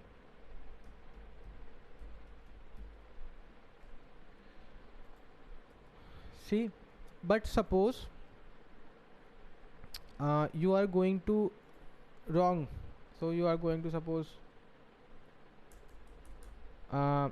what do I say, like service page, and that, so you are getting cannot get service. Okay, but we don't provide service, so I want to send the data, like if there is the wrong URL, just send back okay you are on the wrong URL. So for that we'll here in say app dot all, so we'll say for all URL, it will check for here and here no match, then we'll say whatever the URL is, and we'll say like this star, and here we have request comma response. Here we'll say res dot send h1, we'll say oops,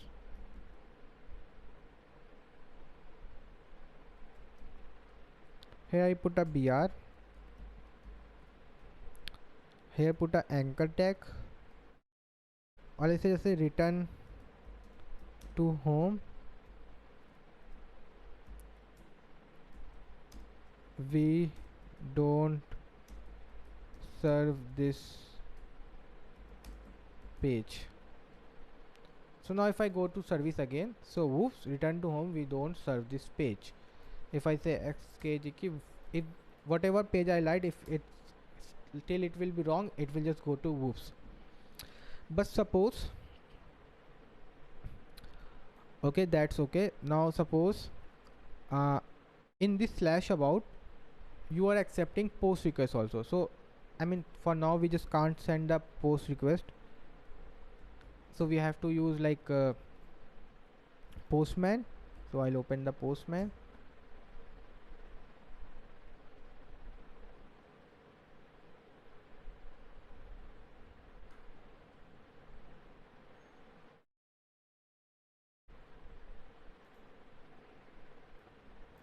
So I'll say close, say new request. So currently we are running on http localhost 4000. Now if I send, we are getting h1 hello world, the because we are sending that only. And on about, we are sending about page normal. You can see about page, everything same. But suppose the method I change to post, so I want to post some data and I want to send. So obviously it will come here and send me the whoops, return to home, we don't serve this page, because it came here, checked for get, again get, okay, found no post, so it came here and whatever you have, it has sent. But suppose in about, I want to receive every method, I want to receive I mean, we can just say app.post here. If we get the post request also, then also do the same stuff. We have like comma request comma response res dot send, and I'll just copy this message.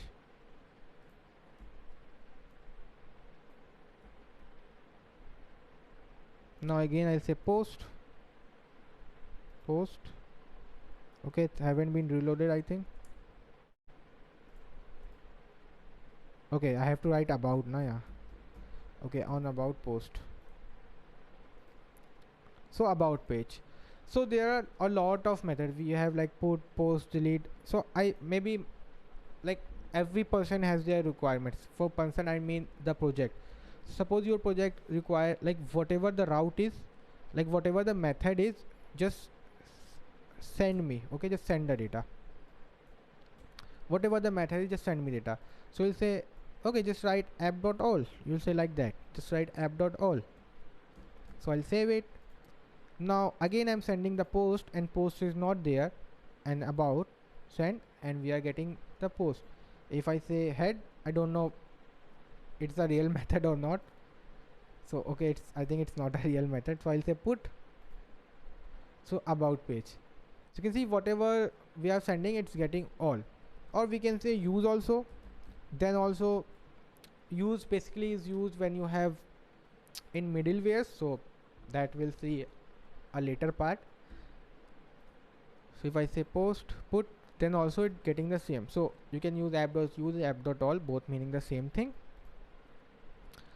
And if I say app.delete, then also like same, we'll say app.delete and stuff.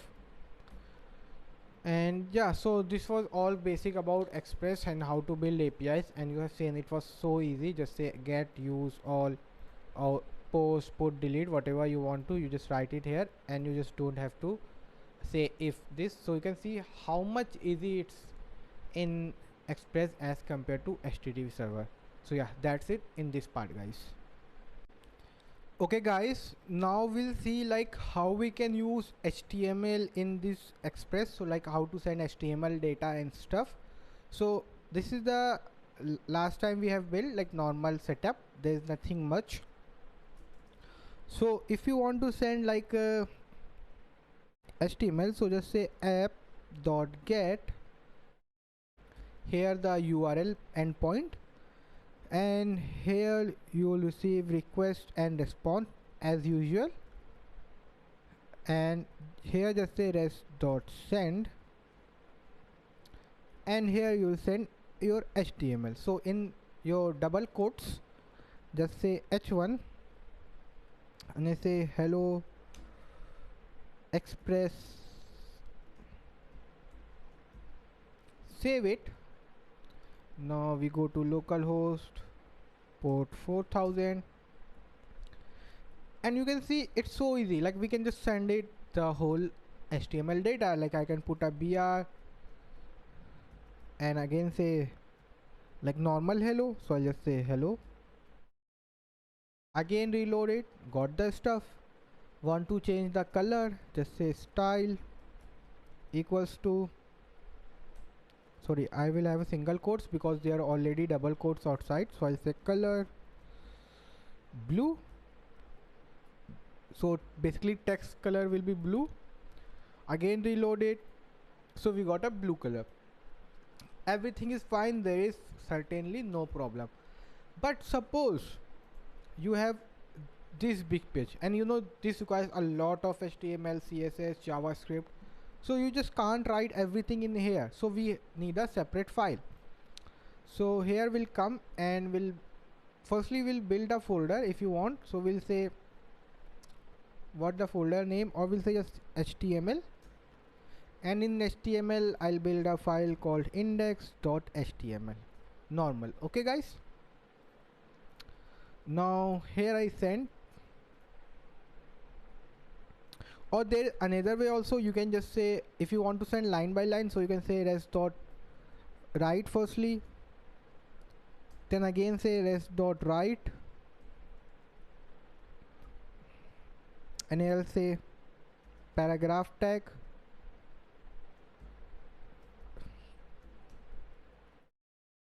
this is a paragraph tag, save it.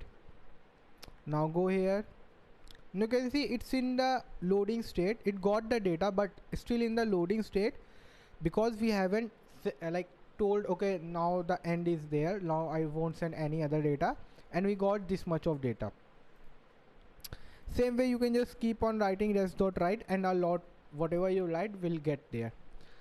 But here it should stop now, it like doesn't should go keep on, so you can say res.send and you can just do like this, and now if you do, now res.send working. But and you can also do res.end. I prefer res.end mostly when you have to doesn't want to send any response, so it's like on your preference, so you can prefer whatever. Now the problem is you want to send the whole a bunch of HTML, so here you will just say I'll say just bootstrap 5, I'll just get here, get started, and copy my starter template, paste it here. Now I'll just remove the second option and here I'll say like what I want to say, I'll say h1 again, this is a big HTML file, and here I'll say load some image, maybe image src, and let me get an image, let's use bootstrap image only, so I'll use any image. What is this? Let's just check whether it's an image or what. Okay, I've done Photoshop, it's an ad, so I'll say images, get it, copy image address and paste it. Oh, that's too much. Whatever, so we'll just save it, and we can certainly wrap this up. Yeah, So now we are doing this stuff and we are still getting the same because we are not sending this HTML file. So what we'll do here, instead of rest.write, we can just remove this whole stuff, and here we'll say rest.send file. You can see there's a thing called file, so we'll use this method. Now we'll select the file path, so it's under HTML folder. You can see it's a HTML folder. Okay, it's in the small letters, then index.html. So it's HTML folder, then slash index.html. Save it. Now again run it. So path must be absolute or specify root to rest.send file. So it's saying path must be absolute, so you have to send the absolute path. So absolute like whole like directory path, where is the file. So for that, what we'll do, we'll here come, or we can just make it here only, or let's just make it here. So firstly we'll say constant path equals to require path. So we have already studied the path module, so we'll say here we'll say let file equals to path.resolve. Now here firstly we'll have the directory name, comma, now where is the file, in HTML slash index HTML. Now I'll just send the file. Now let's just see, we are getting whole hello world. This is big HTML file and this is the image. You can clearly see it. And if you console the log, like console.log,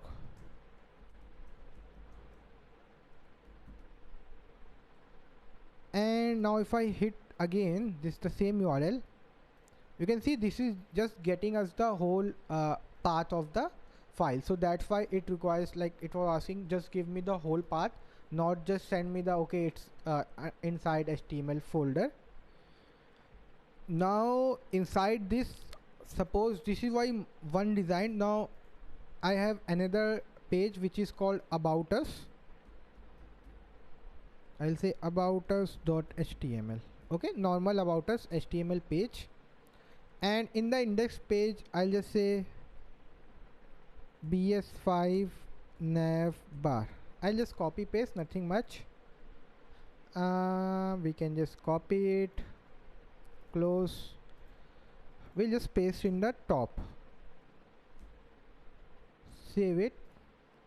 So it's like a normal nav bar. Okay, we got some error or what? Okay, yeah, so we got the nav bar. So what we'll do, we'll just here instead of home just add a about page. Where is the home page? Home, yeah, you can see home, or maybe in the link I'll just say about. Now here I'll just give the, now I have to give the URL, so on which path. So I'll say go on to slash about. Okay guys, now save it. Now in here I'll just say what should I say, I'll say like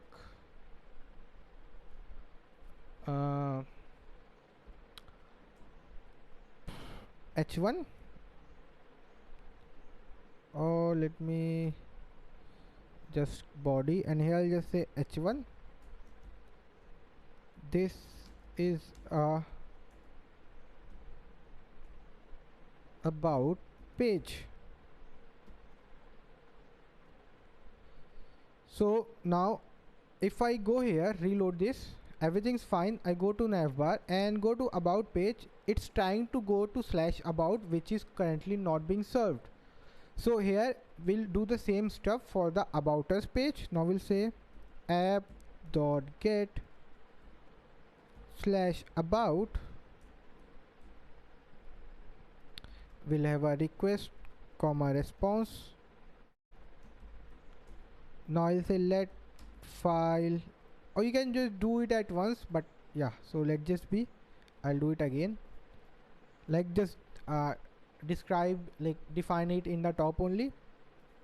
And here I'll just say res dot send file, and here I'll say the file. Now the file name is about us dot html.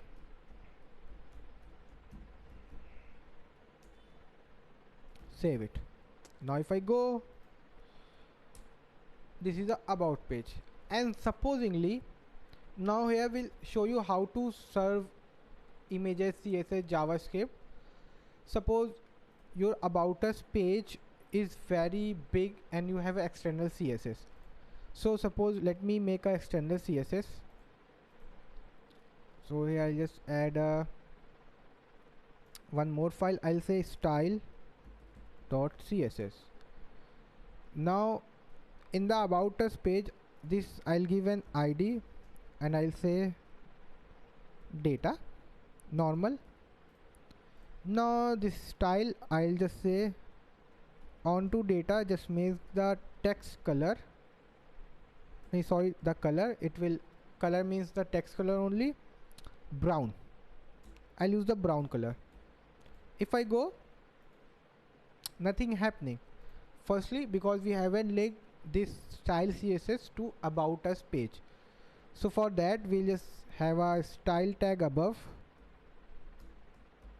and now here we'll say, sorry, not style, we have a link, href. Now here I'll say it's style.css in the same page only, like this, and here I give relay equals to style sheet. Yeah, now if I give reload, color is not changing. So let's just try opening this page directly, like we can open directly also. If I go into, yeah, we got Nodejs HTML. Now we go to about us.html page, sorry, open with Chrome, Google Chrome. You can see the color has been changed, but the same thing is not happening here. And if you say okay, it's not being reloaded, you can see it's already been reloaded. But if I say we are not getting, so what's the possible reason? Let's just check what's the possible reason. If I go to head, you can see I'm giving the hyper reference, but this is not accessible because it's not currently accessible. So that's a different file, and this is a different file. And you can see here also refuse to apply style. So it's, when you say href, it's going to connect to localhost 4000/style css. So we have to do something, like when we write the file destination, it should automatically get it. So we have to like serve. So for that, we have something called static. In our app.js, we'll say app.use. So app.use was a middleware in the starting, I tell you. Now this middleware will work for this app also, this app also, like for every app. Now I'll say express.static. Now I'll say use this HTML folder. You can see I have a HTML folder here. Just use it, or I'll say ./HTML. Now if we go here and reload this, we got the color. How? If you go to tools, no error, because they can access this slash what do you say, HTML. So if I show you localhost 4000/HTML,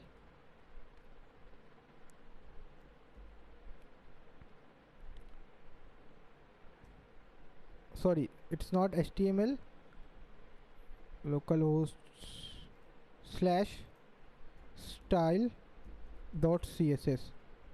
So you can see we can directly access the whatever file there is. So we currently serving this file, HTML file. This is about us page. So I mean, I'm just telling whatever in this HTML folder, just serve it. So whenever someone will write whatever the file name is, they can just use this. So I'll say home index.html. So I'm getting the page.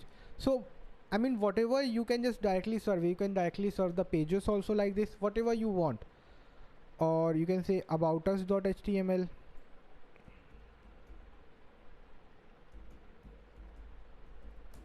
So whatever files will be in this HTML folder will be servable, because I have said, okay, express.static serve, like express.static means serve this folder, the totally folder I am serving. But suppose I want to check this app.js file. If I just write app.js, this is not serviceable because it's not inside the HTML folder. Or if I directly say style.css,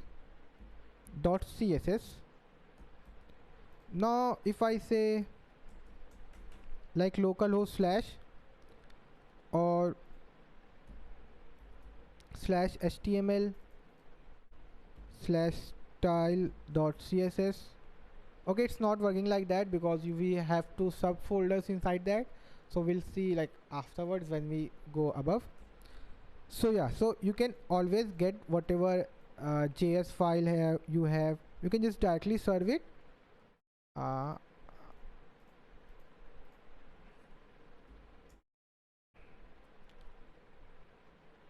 Why this style.css not working? Okay, my spelling is wrong, guys. Yeah, data color brown. Now we'll do same for the image.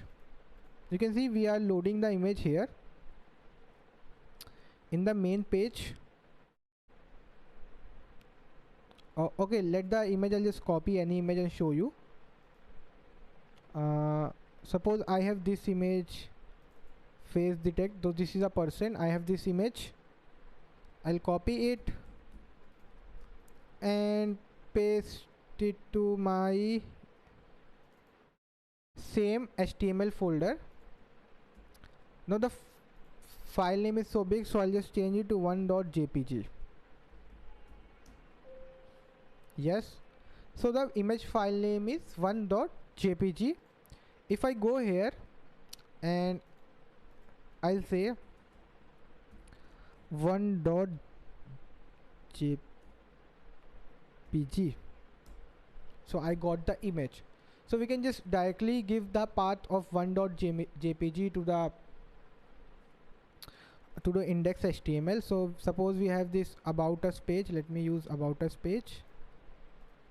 So I'll just say image, I'll say src equals to use 1.jpg. Just use this image. Now if I go to slash about page and 1.jpg, so let's just check what's the error. Reload. Yeah, haven't reloaded correctly, so that's why we got the image. But you can directly write the whole HTTP also, because when we study front-end framework, so that time we'll have to give the whole path, like whole URL. So I'll say local host slash 4000 slash 1 slash jpg.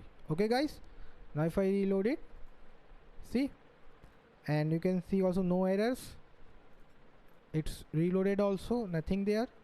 See, but suppose these all things are totally like open to all, anyone can just, like someone know, okay, I am using this file, so they can just directly write the file name here. I mean, I just want a separate URL for that. Like I want, if they want someone to access image, they have to write slash images like that. So before this I can just write the URL on which URL it will be serviceable. So here I'll say it will be serviceable on images, so you can only get on /images. If I save it, reload, okay, null, okay, yeah, so sorry guys, so this is not here, it will be before express.static. So yeah, so use this URL. So as you can see, app.use this URL and serve the images or HTML folder. Now I reload it, so I'll not getting the image. Now if you go to style.css also not loading, but if you go to /images, now you can see style.css also and one.jpg also. So you're having both. So but it's can say creating confusion, you are sending images and files in the both, so you can have a different basis for both. So I'll say app.use for this HTML part and paste here, and for images folder I'll use /images only. So who wanna access, go to /images. Now I have to build a folder /images also. I'll say, now let me, yeah, images.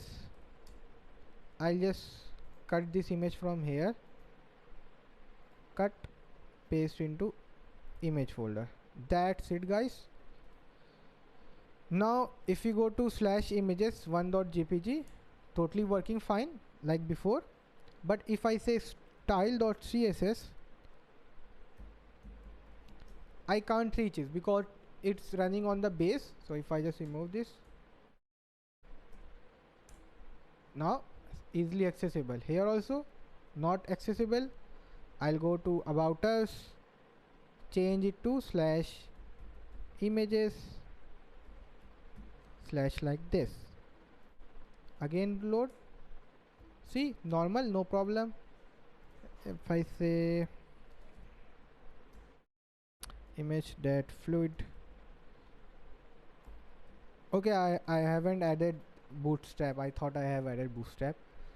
So basically like this you can serve a lot of images and files, whatever you want to serve. You'll just, people just can give the, like you can give the URL and people can go there, or your front end also you just can tell, okay, this is the URL, and you can see it's so easy. If you want to serve images folder, just give the images folder path, but I'll suggest you to give path like this, path.resolve, totally like this, and then paste it here. Or you can just directly and just change the what they say, endpoint, and you can just do for a lot of files. You can say like for a lot of files, there is not any problem. Save it, and yeah, so this was it in this part guys. So thank you for watching. Okay guys, now we'll see express router in this part.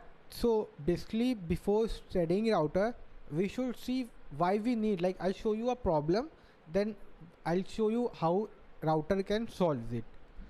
So that's not a really a problem, but a convenient way, I'll say. So suppose, so let me just fix it. Yeah, now it's better.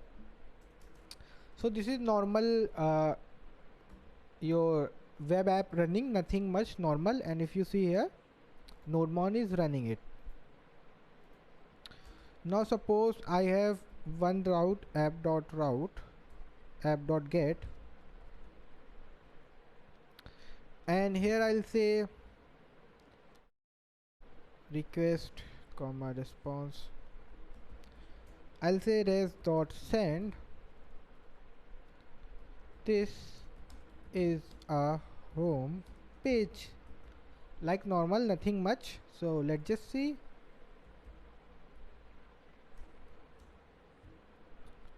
Cannot get, huh? Yeah, it wasn't reloaded. Now okay. Now if I make another route, I'll say app.get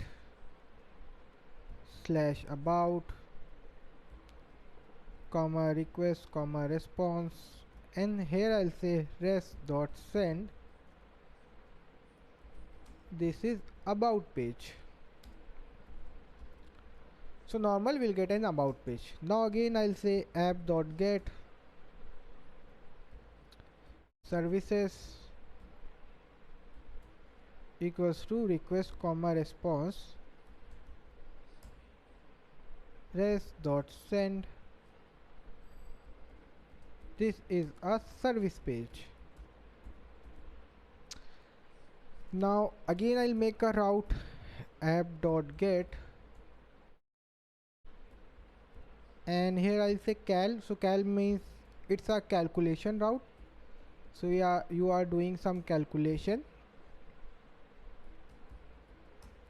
Now suppose the calculation is very big, but for now I'll just say rest dot send. This is calculation route. So route means this URL what you see, it's called route. So you can see in one page I have just built 1 2 3 4 APIs and the page got full. In normal condition, when you build a normal client project, then it will at least have like 25 to 30 APIs, and one API won't be of one liner. They'll be of like I mean what to say, maybe of 50 lines. You don't know, I mean they just keep on going a longer stuff, and you have to just keep on writing, so it will keep on increasing. So suppose, let me just show you, const fs equals to require fs. So this is fs module, you all know, and here I'll say fs dot write file sync. I'll give a file name written.txt, and this is text should be written, and this part I am doing like around 10 times. I'll say 1 2 3 4 5, and same here I'm doing in here also, same here I'm doing here also, same here I'm doing here also. Now here instead of text I'll just write home, because this is home page.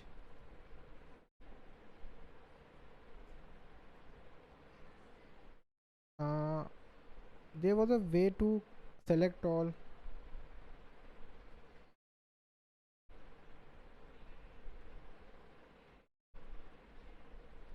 Okay, let it be. So basically I just want to change every text to like home.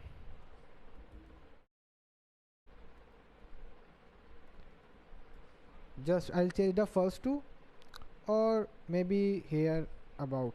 Okay,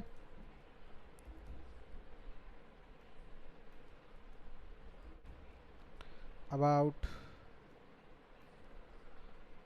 service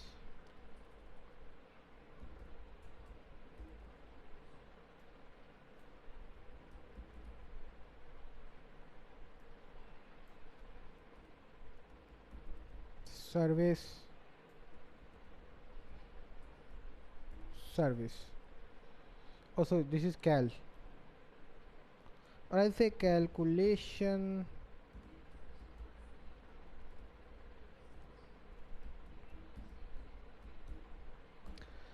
So you can see one route has having so much of lines. So you can see this line, but in real it will be like this much for one route only when we'll build like bigger projects.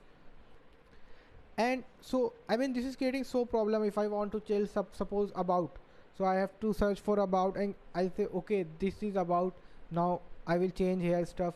I mean it's so confusing, but how can we just make every API in every other page? So for that what we'll do, suppose let this home page API be it, I won't touch it. Suppose this about API, so I want to put into separate page. So here in the my previous HTML images folder and node modules folder are here. Now here I'll make a folder called routes. Whatever you name it, route, routing, I'll say routes. Now inside that routes I'll make a folder, sorry, file.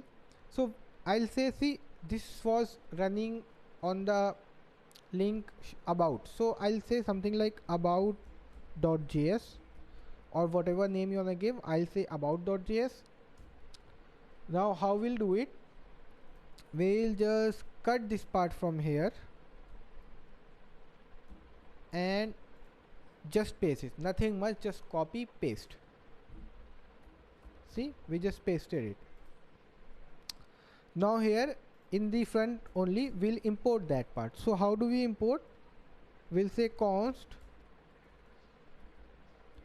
and keyword, so I'll say whatever the name of the file, so I'll say about only, not keyword, sorry, variable name. Now here I'll say require, I'll give the destination, so it's inside the current, this is current directory slash, then inside routes, then inside this is the about. So you can write about.js or about, it means both the same thing. So I am just importing this into a about word. Now I'll say here in the starting app.use, and here I'll give the link, so slash about. So in the starting I am saying whoever comes to slash about, so you know it gives a callback, so we'll just say just, or maybe a second part, so we'll say just go to the about, and what is about, and this is about. You can see it will come here, it will after from here use, so it will say okay, it's a get, post, or what type of request. Apart from like the type of request, it will just start working. So let's just see, but before that there is something missing. You think okay, but it will be like imported as a simple file, nothing much. So if I just show you onto slash about, where am I, or maybe we get an error, something like that. Okay, we got error, see, app is not defined.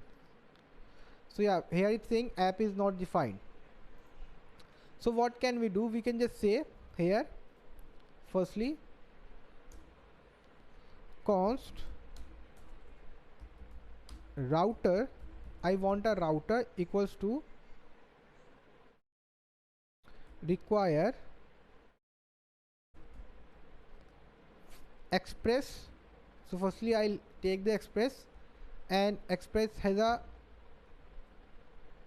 router, so express has a module called router, so we'll just use router.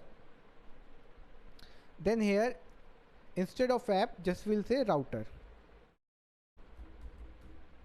Okay, normal, but everything's fine, but we are not exporting this. Like we should export now here, if something is being imported, so that thing should be exported also. So here we'll say module dot exports equals to router. That's it guys. Now if I hit it, now it's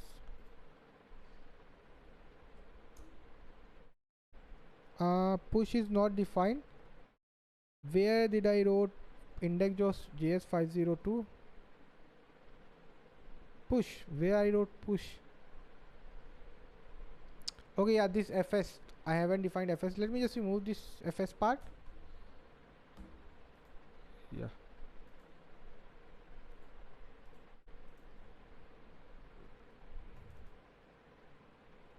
cannot where is this express.js index.js 14th.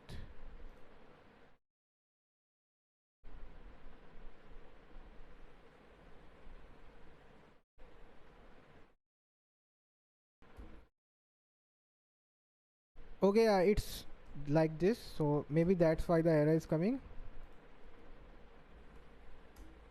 Yeah, everything's fine. Now if we just close it, now if we go to slash about, it will come here, and whatever the get request is, like this is about page, we'll get it. So I'll say slash about and go, cannot get, but we are doing everything right. You can see I'm telling, if you go to slash about, just serve this part about. So about is what required from routes about, and this is, I'll say okay, get slash about page.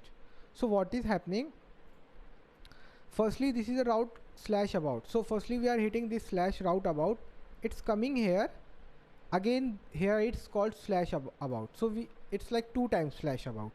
So if I again say slash about, now we got the about page. So that's what is about, like about page. So it's better you just make it like this.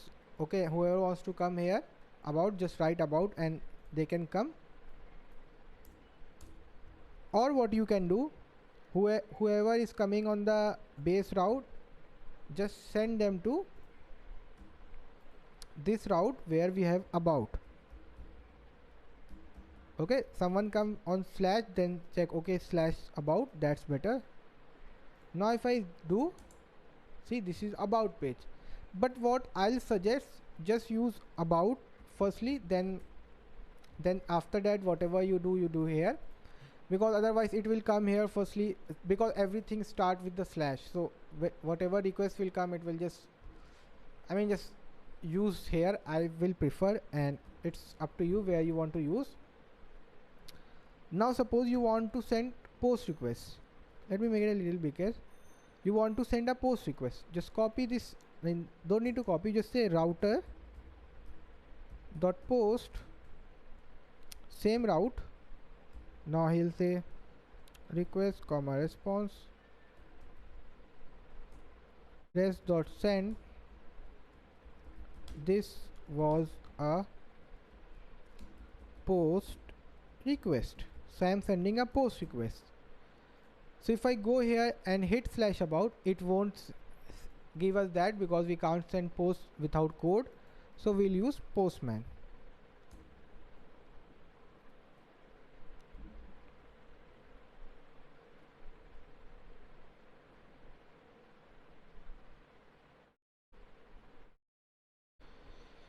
Yeah, now if we see already written, because for the before project, so if I just say post send, we got a back, this was a post request. So you can see whatever you have, you can just say dot post dot put delete, whatever you can just say here. Okay, it will come here slash about, and whatever you have you can just write it. But suppose after about you have something like about you like service. Suppose you have a page after about service, so you just can't say about service, okay, because on about I want to serve this page, that will be served, but on slash service I'll serve another. So what I'll do, I'll again here say router dot get, if it's slash service, then select, then return back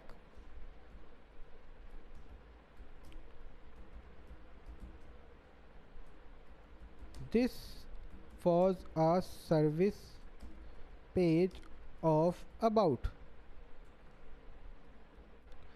Now how will it work, it will come here, go to about, then here it will check, okay, slash, then slash service, then post slash. So it will say okay, I want to go to slash service, so it will just go there. Let me save it everywhere.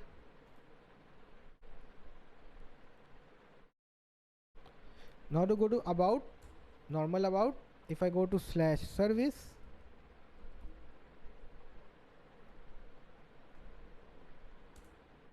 okay, I have written a wrong spelling, guys.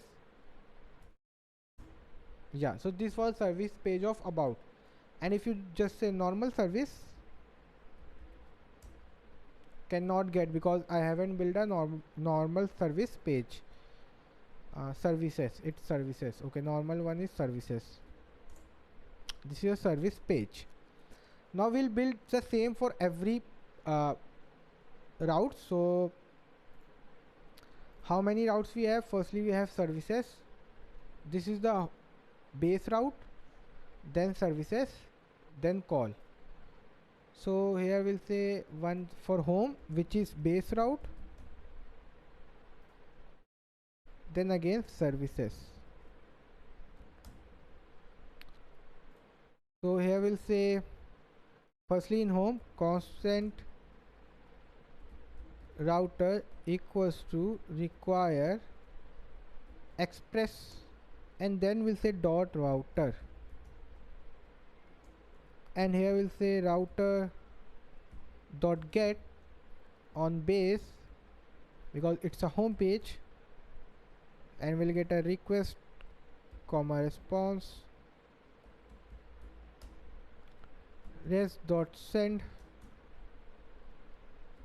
This is home page. Save it. Okay, done. Same thing for services. Okay, services doesn't have a JS, so I'll say rename.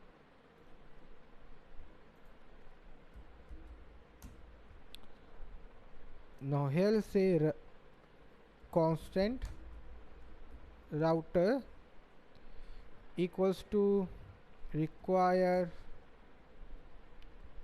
express dot router, say router dot get. Now here we'll give the URL that be base only, because in the app.js we'll say services and everything will do it there, and here we'll say request comma response dot send. This is a service page. Save it. Okay guys, now just remove this every URL, we just don't need. Now we'll just acquire everything, so we'll say constant home equals to require slash route slash home. Here also we say constant service equals to require slash routes. Why it's not auto completing? Slash services. Yeah, now we got it. Now we'll just give the URL part. So here we'll say app.use on slash like base slash just go to home. So it will like, let me put it first because home is first, then about, then we'll say service app.use slash service. I want to go services, so because the yeah, service. Save it. Now everything is done. Now if I see, okay, there is an error. Oh sorry guys, we haven't exported. Module dot exports equals to router. Now we'll copy this line, paste it here also. Save it. Save it. Now running fine. If I go to base, so home page, service page,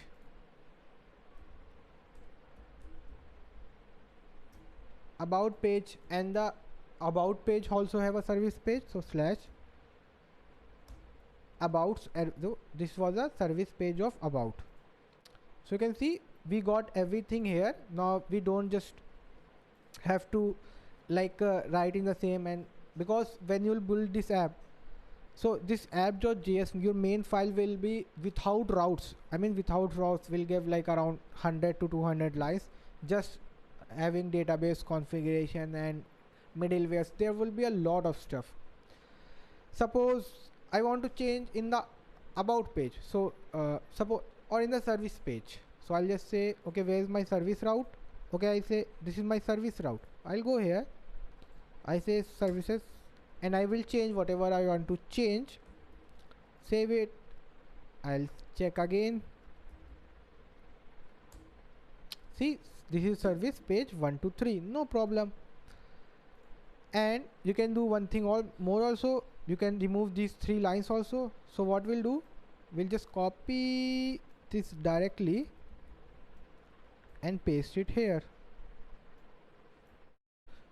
So we are directly importing and this route will use.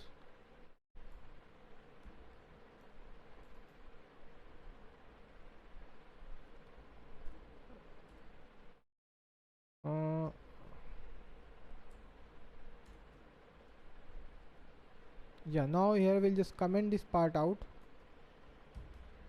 See, now if I save it, check, everything's fine. Service, about. So we are getting an error. This is home page on about. So let's just see. So because on about page we have pasted this. So in okay, my system got hanged, I think. It's not doable. Let me pause it. Yeah, now it's working again. So home was this and this is about. So it got intent change unintentionally, guys. Now if I go to about, we got about. If we go to home, we got the home page. So you can see this was so easy. We just say okay, just require every time.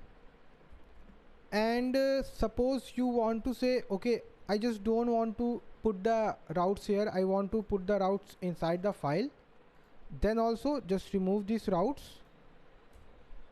Okay guys, or yeah, so I'll just do like this, or you can just write about home service also after like what to say, acquiring them. So I'll just say okay, let me just use this way only, and here I'll say about home service, and here we'll go on the about, it will be this only, service. I'll just write here service. Here I'll say what is about. Okay, about, and this is about slash service. Save it, save it, save it. Let's just see. Server is up and running, no problem. Now we go to home page. We go to slash service page, about page, slash service page. So this was a service page of about.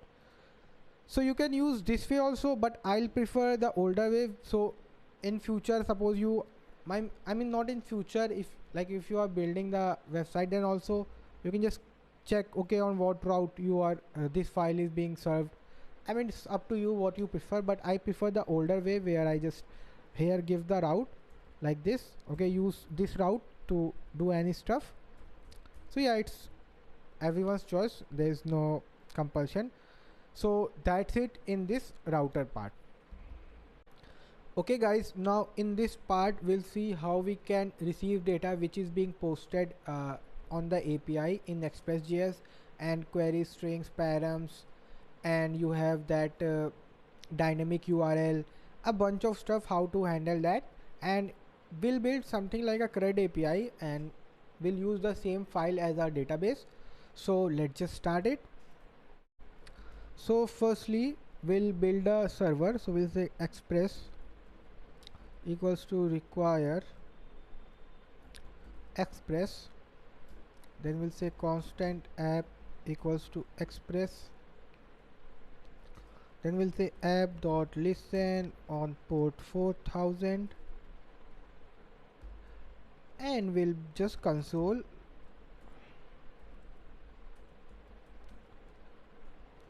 server is up and running. Okay guys, now we'll go here. Now before that we have to install some modules. So we'll say npm install express. Okay guys, So we are in the same Node.js folder and that there is currently empty. Okay, everything's fine. We'll just say nodemon app.js and we'll just forget it. Apart from, we'll see just like basic console. So now let's just start it. Okay guys,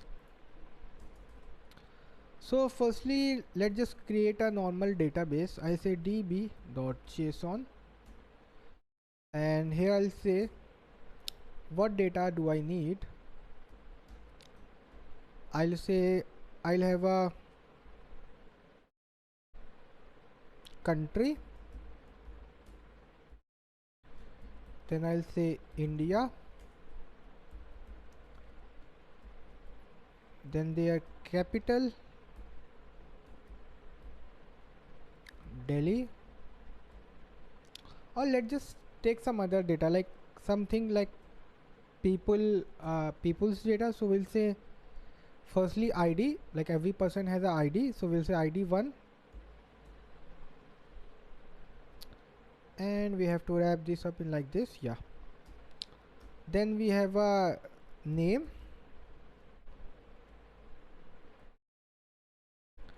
name is like Akshay, then we'll say rank, like how much rank did that person got, and this person got, maybe percentage will be better, percentage, and I'll say 87.5. I'll just copy this stuff and paste it again and again. Okay, now this is ID1, I'll change to ID2 and I'll say Zeno, percentage 45, ID3, name Amit, percentage 48, Ashraf, percentage 75, and we'll have Vinay whose percent is like 80. Save it. So we got a name and ID. Let's just change it back to 1 2 3 4 5. Then we have name and particularly that person percentage. You can see. Now this will be our database. Okay guys. Now here what we'll say, const fs equals to require fs. Now firstly I'll say app.get, so this will be our get route which will return all the data, and we'll have a request comma response, and here I'll say constant data equals to fs.read file sync, and file is db.json, and I'll just say res.send the data file. Normal. Now I'll open Postman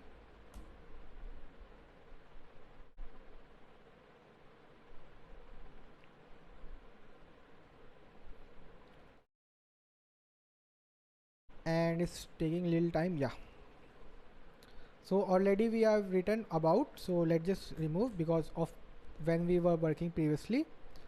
So instead of post we'll have a get. Okay guys, now I'll make a request here and I got all the data in the JSON format. Status okay, everything's okay. Now if there's some other route, we'll say app.all when someone is going on a like wrong route. So I'll say app.all request comma response res.send. so we have status, so we can say status 404. so this is the status. Okay, when you say status, like you can send status like this, and if you don't write the status, so by default it's 200, but if you want, so I'll just say status, then I'll say send. Now I'll make an object, so always send an object, and you can say as a message or whatever, we not serve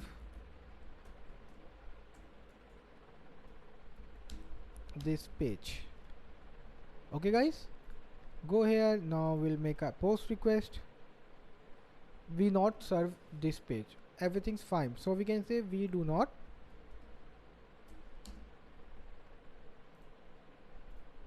Yeah. And now we'll add the data. So for adding the data, we'll just say app.post on the same route, and we'll say request comma response, or we can just make it as post, so that'll be better. Like we'll have a different name, and here we can say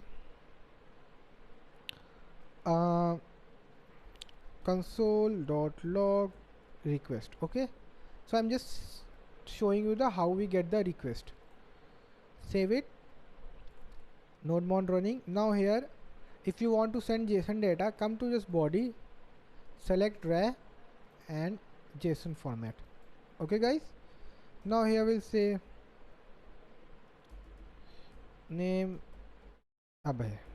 Just one data I'm sending to show you. So we got into we do not serve this page. Yeah, it was /post. So you can see we got a, let me just cancel it. We got a bunch of stuff. It's little bit different from what we have seen in what to say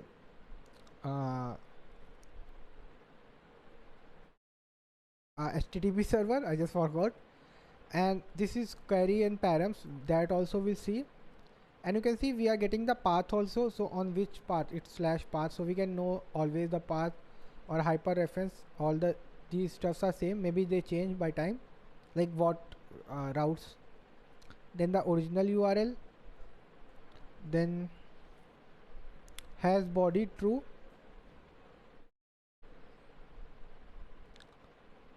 max space to consume true, and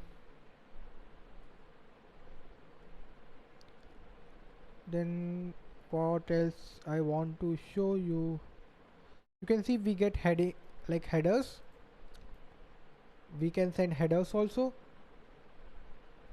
So I'll tell you about headers. So you can see this headers, this is raw headers, this is headers, then socket. You can see this is so much of data in this one request. So now we'll search for something called body. Okay, we'll say body. You can see we are sending here body, so we'll just search for body. Let us check whether we are getting or not. Find next, has body true, so it's telling okay there is a body, but we can't find the body. Where is the body? I mean, you can see there is just that, I mean body should be there. So what we have to do, we have to pass the data. So data may be coming in raw format or whatever, so we have to pass the data. So here we'll use a middleware. We'll say app.use express.json. So we are telling whatever data is coming, just change into JSON format or pass the data in the JSON format. So in the body, so we can get the data in the body. Okay, now again if I check whether it got reloaded or not. Okay, I haven't saved. Reloaded. Now again I sent the data. Okay, again it got printed. Now if I search for body, you can see we got the body data. You can see body name true. We just added this middleware and we got it. So this will, like every whatever route will come, it will go through it. So whatever data it will have, it will just parse it with the express JSON. But in a lot of people, they are using like body parser, which is called like body parser, then they say true like this. But express has a built-in module .json. You can use that also instead of this long body parser. Okay guys, so now we'll say request.body, and currently we'll just rest.end. We won't send anything, we'll just say okay, end it, and see what data we get. Let me cancel it. Yeah, send. See, we got name Abhay in the object, and here nothing because I'm just sending. Okay, okay guys, like res.end. Just don't let the request cycle wait, because request is a cycle. Firstly you request, then it wait for some times, then you respond, then the cycle gets ends. So that's a request response cycle. Now we have to push this data into the database or file. So before that we'll add more data. We have name, then we'll say percentage, we'll say 55.6, then name and percentage only, na? Yeah, ID we have to give. So let's just send it.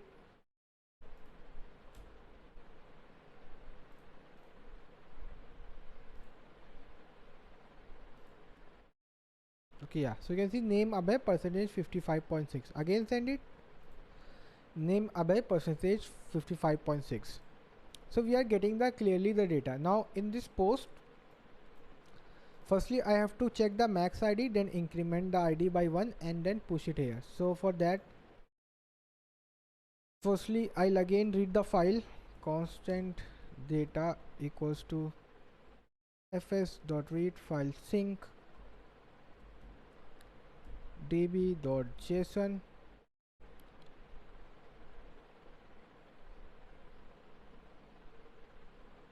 and we'll just console the data, console.log data, save it, node mon running, send. We got the data in the buffer mode, so here we'll just say read it in UTF-8.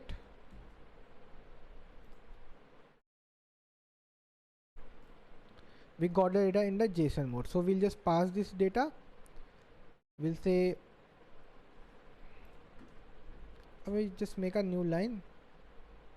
Here I'll say let data, and here I'll say data equals to JSON dot parse,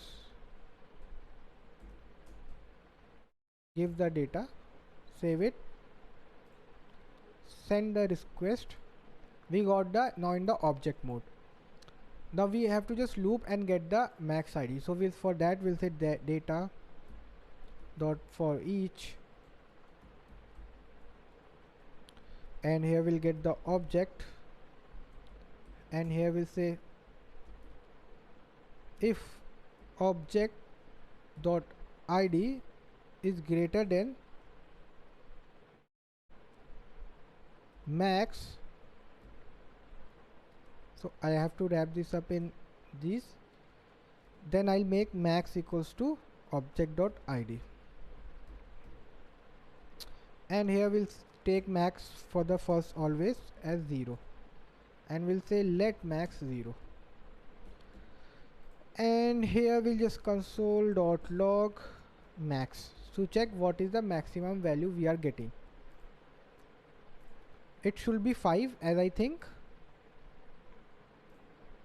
Okay, it hasn't been reloaded. Yeah, so we are getting 5 as the maximum ID. Now we just have to push the data with the max ID. So we were getting the data in that body, to will say let body equals to request dot body, because we are getting data here. Then we'll say body dot ID equals to max plus 1, because we want to add one number ID more. Now I'll say fs dot read file, sorry, write,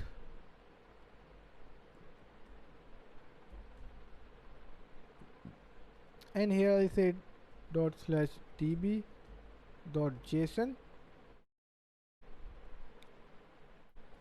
Okay, we have to add this into data na, because it's I'm adding to ID. Now this body is having everything, ID, name, percentage. Now I'll add it to data. So I'll say data dot push body. Now here I'll just say just write data, and yeah, that's it. or what we can do, yeah, that's okay. Now afterwards, now we'll save it. Now there's one problem, it's a JSON file.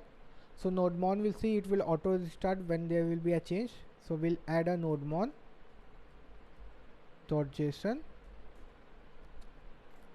and we'll make a extension and we'll say just watch the JS file, don't watch JSON files. Okay guys, now let me restart this.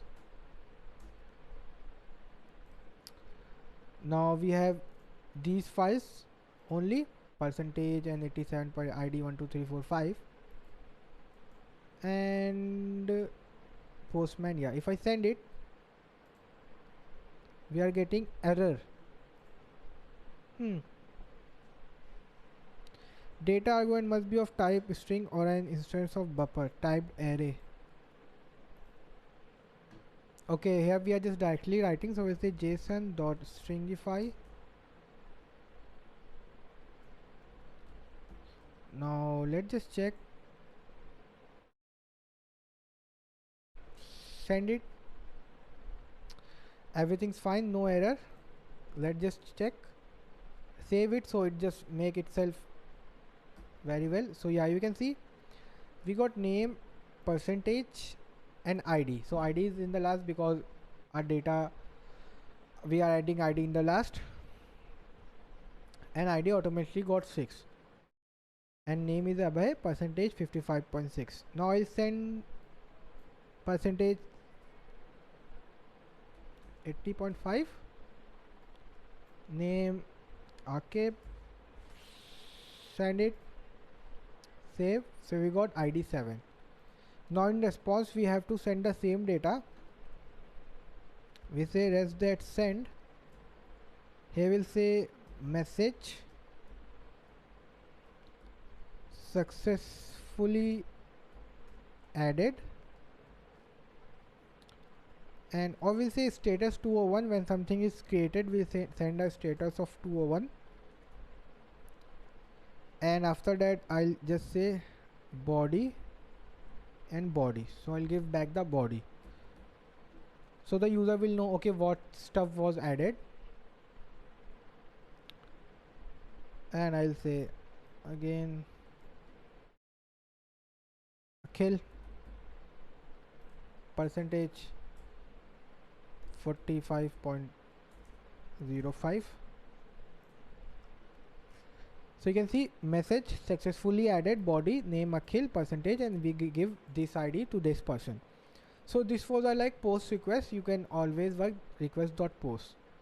Now we'll make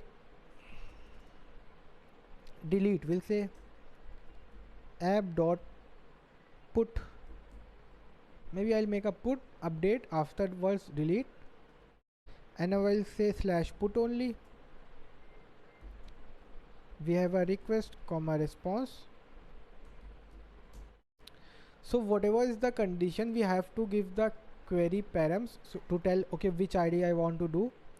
So I'll give the query as post question mark ID equals to 5. So I'm giving this a query, so I have to get the query somehow. Okay guys, and this will be a put request.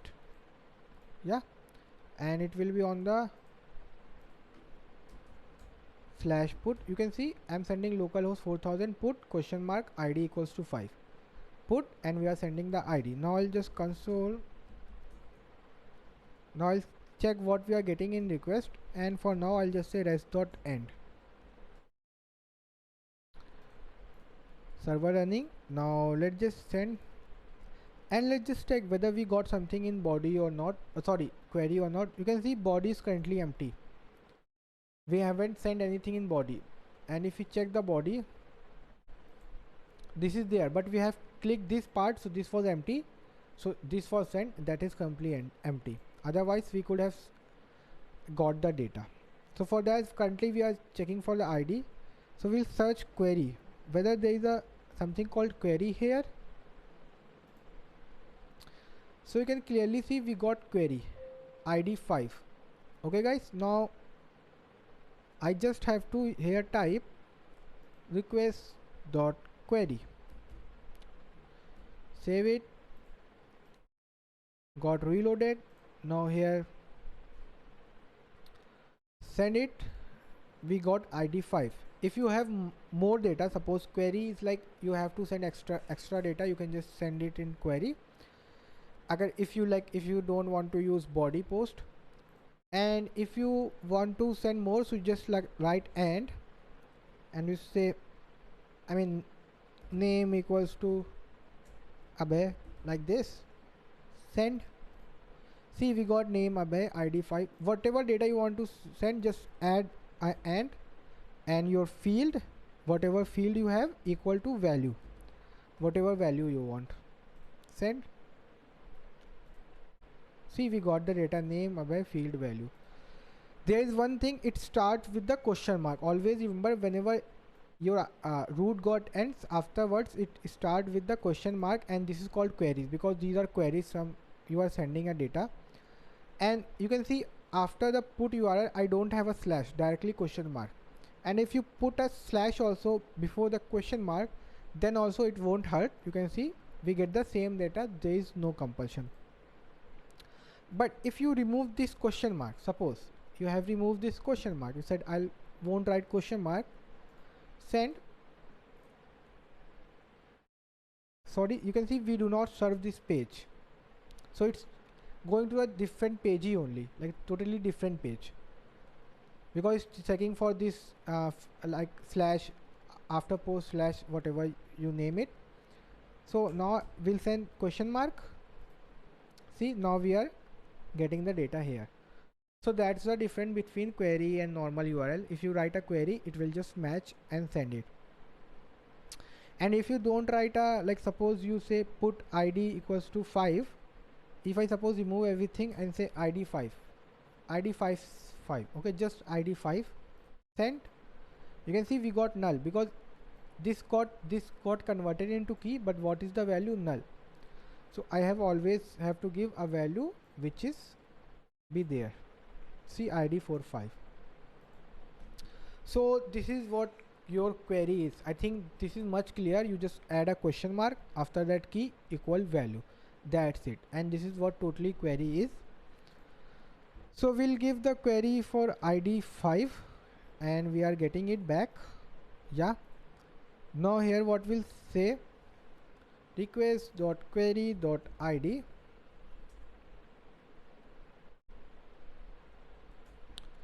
and we'll say, let me just remove, yeah, and here we'll say constant id equals to this, we'll get the id. Then again we'll let db equals to fs dot read file sync, we'll read the file dot db dot json. Okay, before that we have to send the data now. So data we'll send updation of like this only. I want to update id 5 with name this and percentage this, so there's no problem. So we can just say let body equals to request dot body. Yeah, so we get every data in body if we are sending a application JSON. So yeah, and you can see this is a JSON format. We can select type and we are sending a JSON, and we'll say dot JSON and we'll read in UTF-8,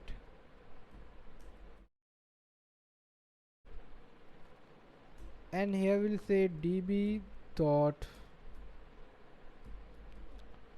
for each object, and here we'll say if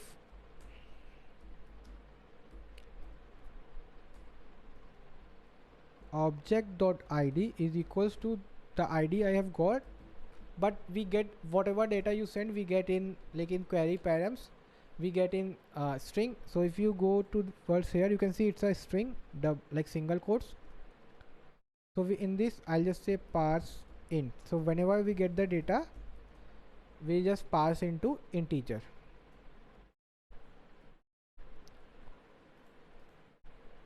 Now here we'll just write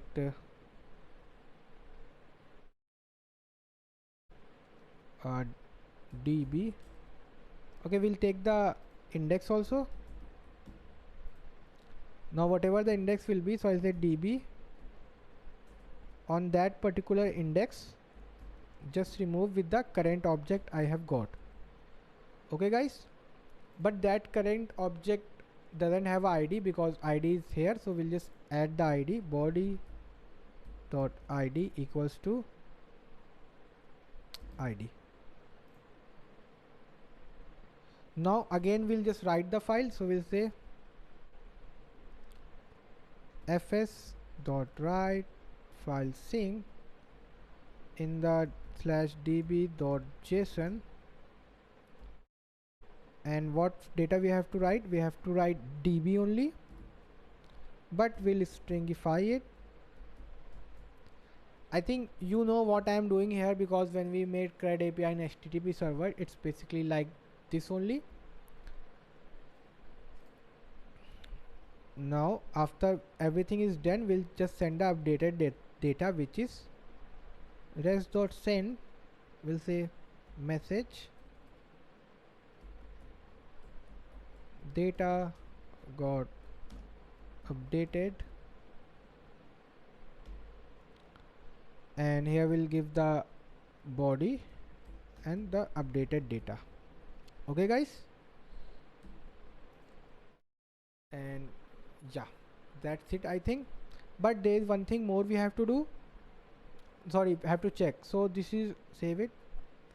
So I will just update this Ashraf, id is 4, and I'll update the percentage. So I'll say id will be 4, name I'll let the name Ashraf be, I'll update percentage with 90, and currently we have 75.5%, you can clearly see. So let's just send the request and check what is being happening and what is doing. I hope we got an error. Achha, it wasn't reloaded guys, sorry. Send. So yes, db.forEach is not a function, okay, because it's a file, so we have to parse it to JSON. So we'll say json.parse, we'll say db. It's like a string normal. Server up. Now we'll just send it. So you can see data got updated. We are sending data got updated. Body name Ashraf, percentage 90, id 4. Let's just check in our database, save it so it get in the better way. id 4, name Ashraf, percentage 75.5. so it's not got updated. What could be a possible reason? db index we are sending, okay, we are sending the same object, we have to send the body instead. Yeah, save it.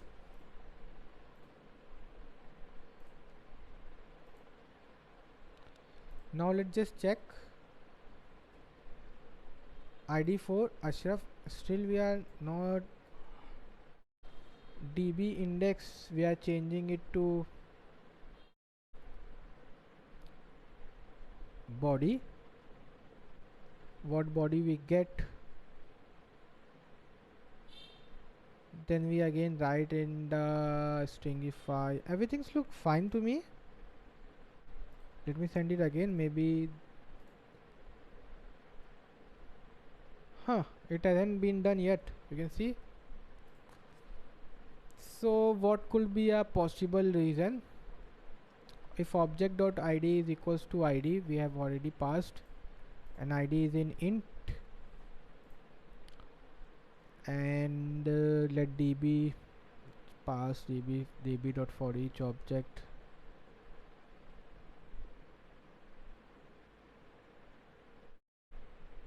Let me just console the db after it's getting changed, so we can know much. Send. Let's just check.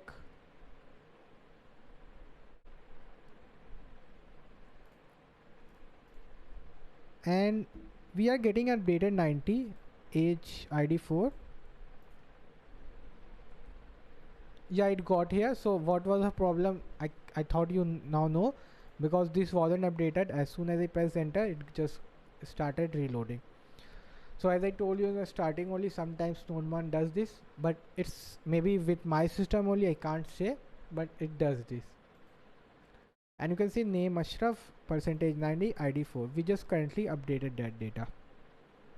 Now we'll suppose someone is sending a wrong ID, that ID isn't present there. So we have to send back, okay, ID is not present. Yeah, guys. So, okay, we'll add the validation part afterwards, maybe in the next tutorial or somewhere. Now this put is done and you got to know what is query here. Now we'll say delete.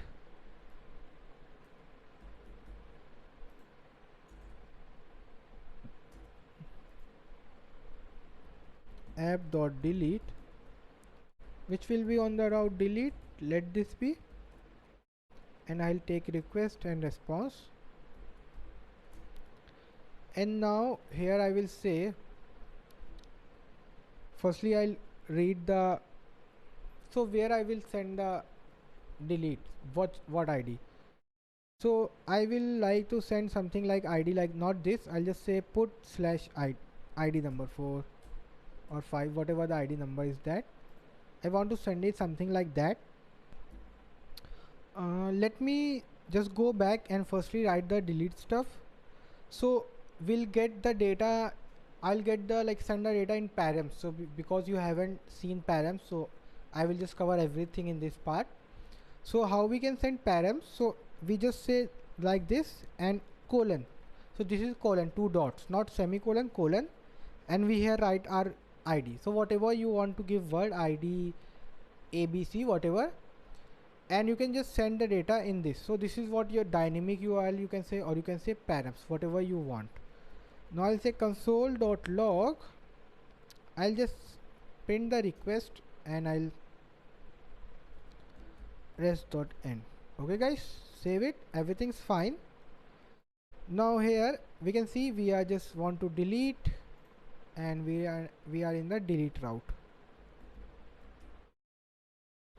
Now if I send it, so these data won't be sent, maybe, yeah, these will be sent, I think that, but we never mind. We send, I think it not reloaded. Okay, yeah, now send. So see, we got a lot of data, and you can see we body also sent, so we can send body also, but we don't want to send body from this. We'll delete from the params only. And you can see path, delete ID, and this is the path I chose. If I go above, and you can see path all delete 5, delete 5, delete 5, original URL delete 5. Now let me just search directory, control F, param, find next, down. Okay, I'll say down, go down. Oh yeah, there was in the up, it was, yeah, you can see in the params I got the ID 5. So let's just cancel, and I'll just say request dot params. What I'm writing, request dot params. Now if I go back here and server is up and running, send. Sorry guys, yeah, we can see we got the ID 5. How? We just write 5 here after slash, and I'm telling here whatever comes in the last, just capture it. If I make it like ABC, ABS, let be ABS, again send it, and I think it hasn't been reloaded. Yeah, send. You can see we got ABS 5. Again send, ABS 5. Now if I make it like whatever word, I say quality, so this is my word, so we get the word. So what you got to know, wherever you write this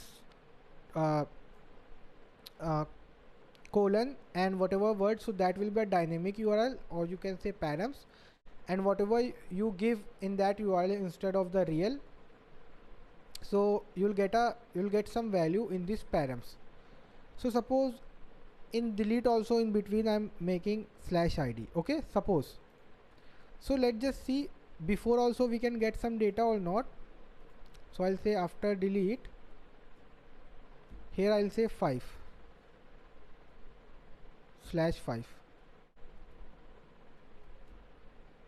Okay, delete /5/quality. Let's just see the results. It's got updated. So we can see we got the ID also, ABS also. So in between you can put, but suppose these were the like last route. Suppose I want to put it before delete. So let's just cut this ID part and paste it here. Now I'm sending the ID before, then delete, then sending another word ABS. So yeah, let me just save it.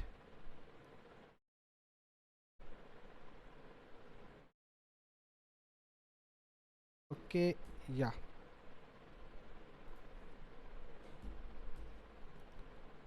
Now it's better because I don't know what I wrote. Now we are sending ID first, then delete, then ABS. So everything got updated. Now we'll just say ID 5 and delete, then this 5 is not there because we removed it from there. Now again send. See, again we got the data. So there is absolutely no problem where you put it here or in there, wherever you want, you can just put it. So now we'll just delete that data after receiving in the ID. So I'll receive it here and call it as ID. So I'll say constant ID equals to request.params.id. Okay guys, now I'll say fs, I'll say constant db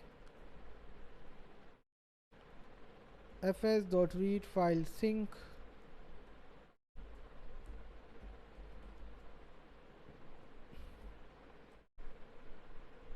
in UTF-8 mode. Now in db, firstly I'll loop over it. I'll say for each, and what to say, object, yeah, object, then we'll say if object.id is equals to this ID. Okay, what I have sent, but this is in the string format. You can see we'll change into parseInt.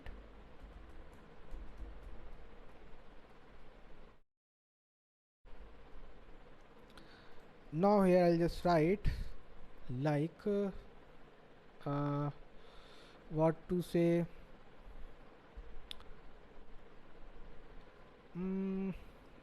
if we want to delete now, I'll say db.splice and index comma index +1. So just remove that in from that index to +1, so that one index. And firstly we have to parse it also. So here we'll say let db, because it will be in the string mode. So we'll say db equals to json.parse db. Now parsing, then doing. Now after this stuff is done, then we'll say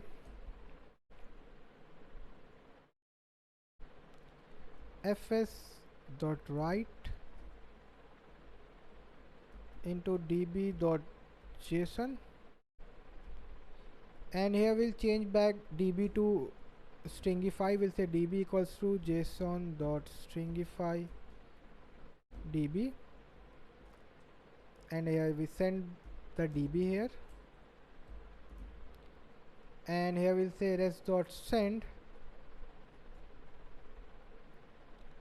What we'll say message successfully deleted the data. So you can see what I am doing here. I mean, this is the same stuff I taught you in HTTP server. We are getting this time from the params ID, so it will be from slash. Then I'll read the file, then I'll parse it to database like JSON format, then I'll loop over it, check the ID and remove that index, change back to a string, then I'll just write it again and then send the message successfully deleted the data. Now let's just come here and suppose I want to delete 3. Let's just check 3, save it. So we got 3 here, Amit. So let's just send it with postman. We do not serve this page. Okay, we have 5 in between when we were testing. Again error, so we got an error. So what's the error? For each is not defined. Okay. Okay, this is the db.forEach. Yeah. Server is up. Again an error. Index is not defined. Yeah, we haven't defined the index also. I'm just forgetting silly things. Now we're getting successfully deleted the data. Here no errors. DB JSON. So we get ID 3 deleted. So now you have seen like how basically we are using here queries also. Then we are using these params dynamic URL, then directly posting the data also. So we have seen all the stuff from which we can send the data. Now we'll get the particular data. So I'll say app.get. On the base I want the particular ID data. Again I say request comma response, and now again I'll read the file. So I'll say let db equals to fs.read file sync,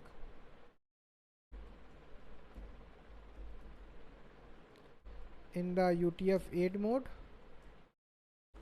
Then I'll say db dot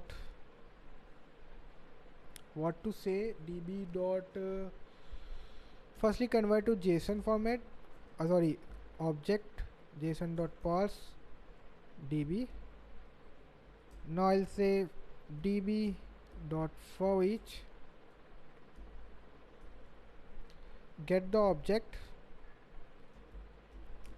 and I say if object dot id is equals to this id, then I'll say here make a body. So I'll say let body, so we'll say body equals to that object. Okay, so we'll get that object. Now we'll just say res dot send that particular object. So everything's done, server is reloaded. Now we'll just say id 4. We do not serve this page. So what's happening? Like everything is fine. We are just saying go to id/4, and here we are saying app.get normal. Okay, but we are when sending the id, it's saying we don't serve this page. If I get send, you can see we don't serve this page. So because it just can't match with the same name, because both are on the same, and this is like extra data, so it just can't get. So we here will say get like this. Now save it. Now here I'll say get, and we'll get that particular data. Okay, now what? App.get Okay, everything's right. Hmm. So why not? Okay, we are just deleting, so we have to do get error. Yes, what error? ID not defined. So we have not defined ID. So yeah, so we'll say constant ID equals to request dot params dot ID, and here I'll say parse int.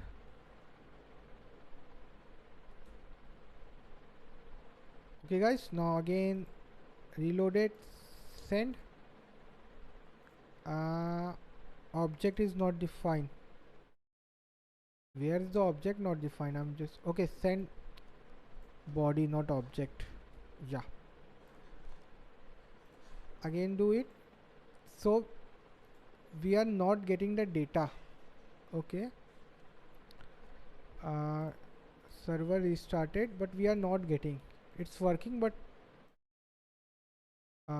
we are just telling. So let's just print the body. Let's just see what in the body we get. Console.log body.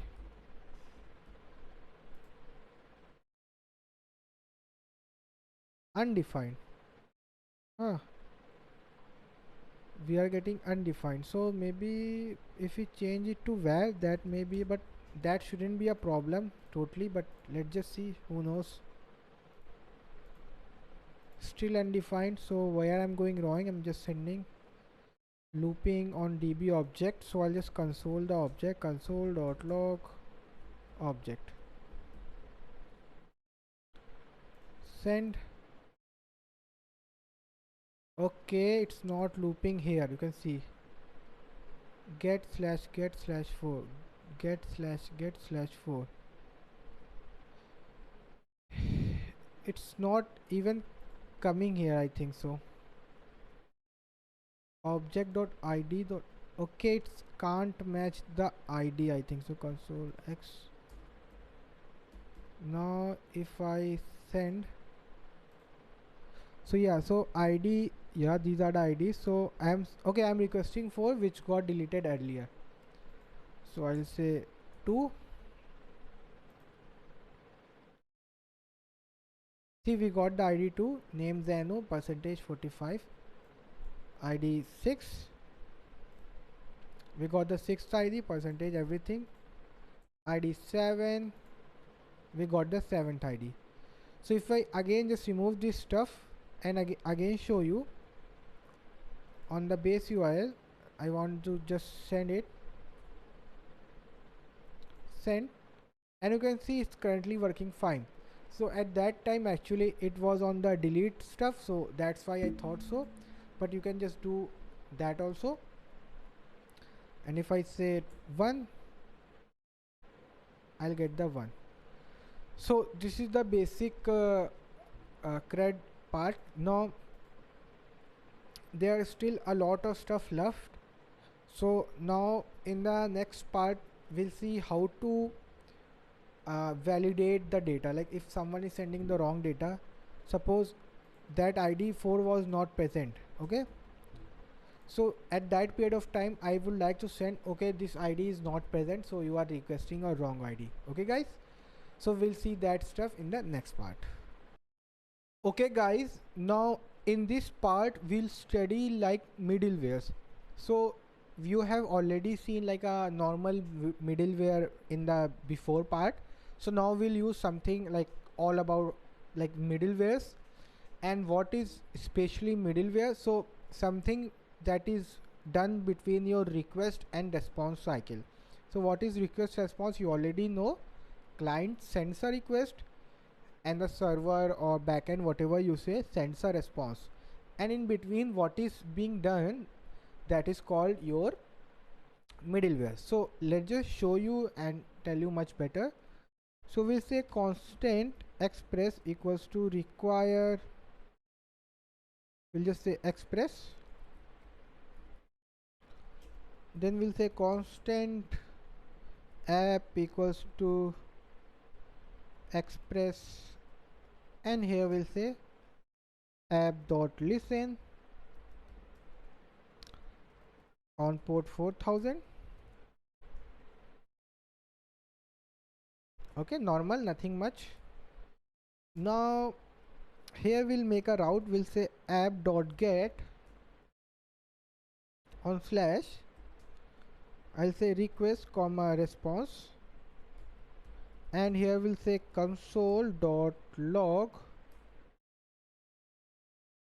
and I'll say home page, and here I send back the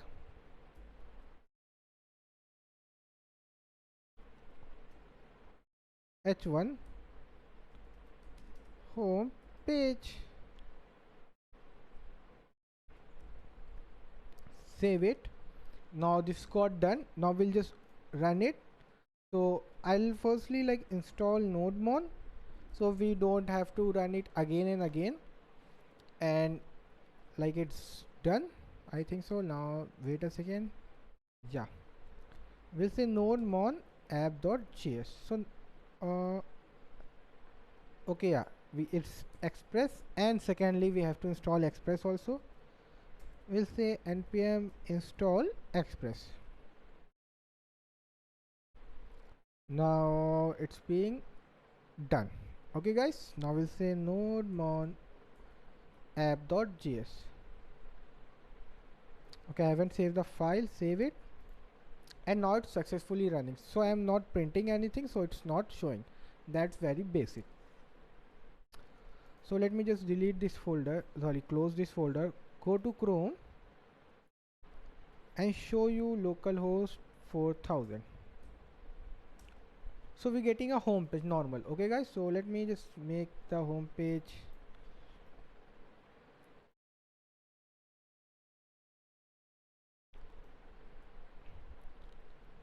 yeah.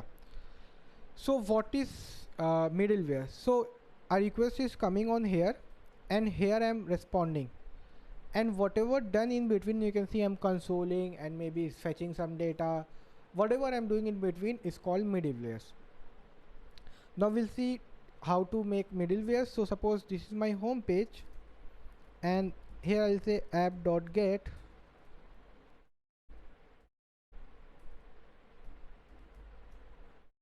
we'll say about, and here I'll copy request comma response, and here I'll again say console.log what it is, about page na, about page, and here I say res.send h1 about page.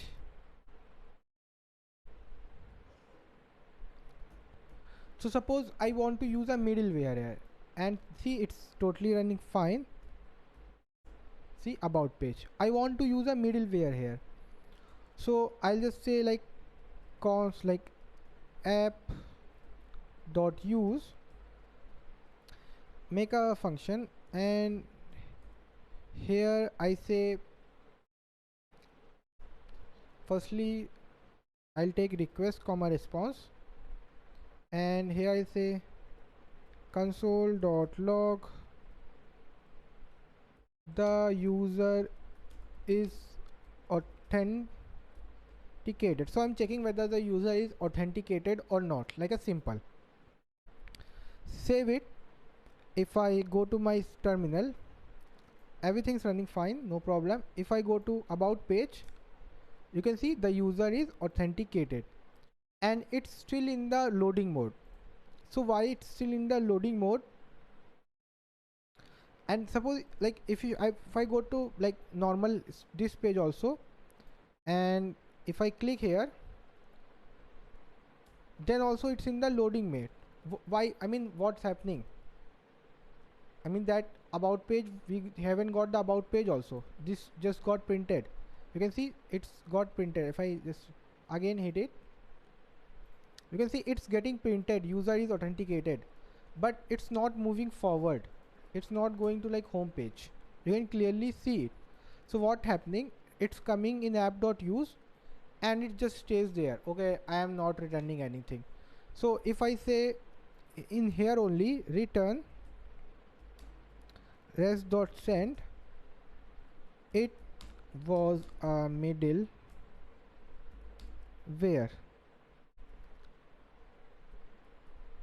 Here I'll just say h1, here I say /h1, save it, reload it. So you can see we are getting a middleware on home page, and in like about page also we are getting just a middleware. You can see we are just getting a middleware, nothing else, because we have added a middleware and we are not letting it go because of I am doing return res.send. And if you are thinking, okay, you are adding return, and if you add return into any function, then it won't go forward. Okay, supposingly I remove the return, just a normal res.send response.send, like for home and about, save it, and I'm authenticating user. See, then also middleware, the user is authenticated, home page also middleware. So it's a middleware. So in middlewares, if we want to make sure to let the uh, uh, like this request go forward, so here we'll add a next. I'll say okay, go to next. So next means whatever your next route or function you are supposed to. So here we receive also next. So next is like this. Yeah, next is also a parameter we get with request and response. Now it will come here. Now I have to remove this res.send, because if it send the response again, it will come here and try to send the response, that will create an error. So let me just show you normal, nothing much. If I just go here, see, user is authenticated, got it's my middleware, home page, cannot set headers after they are sent to the client, console user dot authenticated, send back the response, no error, came here, no error, get came here, printed the home page. I can close this, no need. See, printed home page, but as soon as we were sending back, so it's showing you it's already been sent, so you can't just send it. So I can just remove this. Now if I say yeah, now if I go to home page, I'll get a home page, but it will go through user authentication. If I go to about page,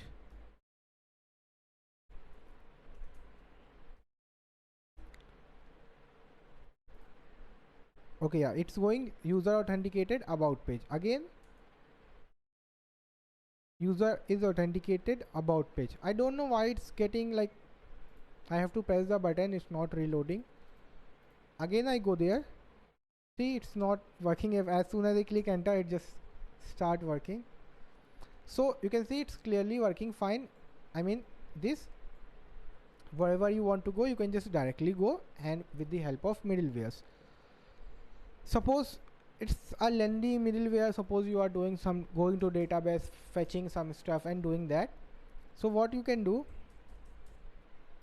you can just make a function in the end, like a you say function, you'll say logger, whatever you want to say. Here you will receive request, response and next, and yeah, and I'll copy this whole stuff, sorry, not the only this stuff, control X, paste it, remove this all this stuff, and here I'll say logger, save it. Now again it's running, I think, yeah, restart it, go to about, user is authenticated about page, go to home, user is authenticated home page. So we can just put it like this way. But suppose it's maybe of 100 lines, so just make a file here, say middleware .js. Now here say module dot exports, and here we have a request comma response comma next. Here we'll say console.log user is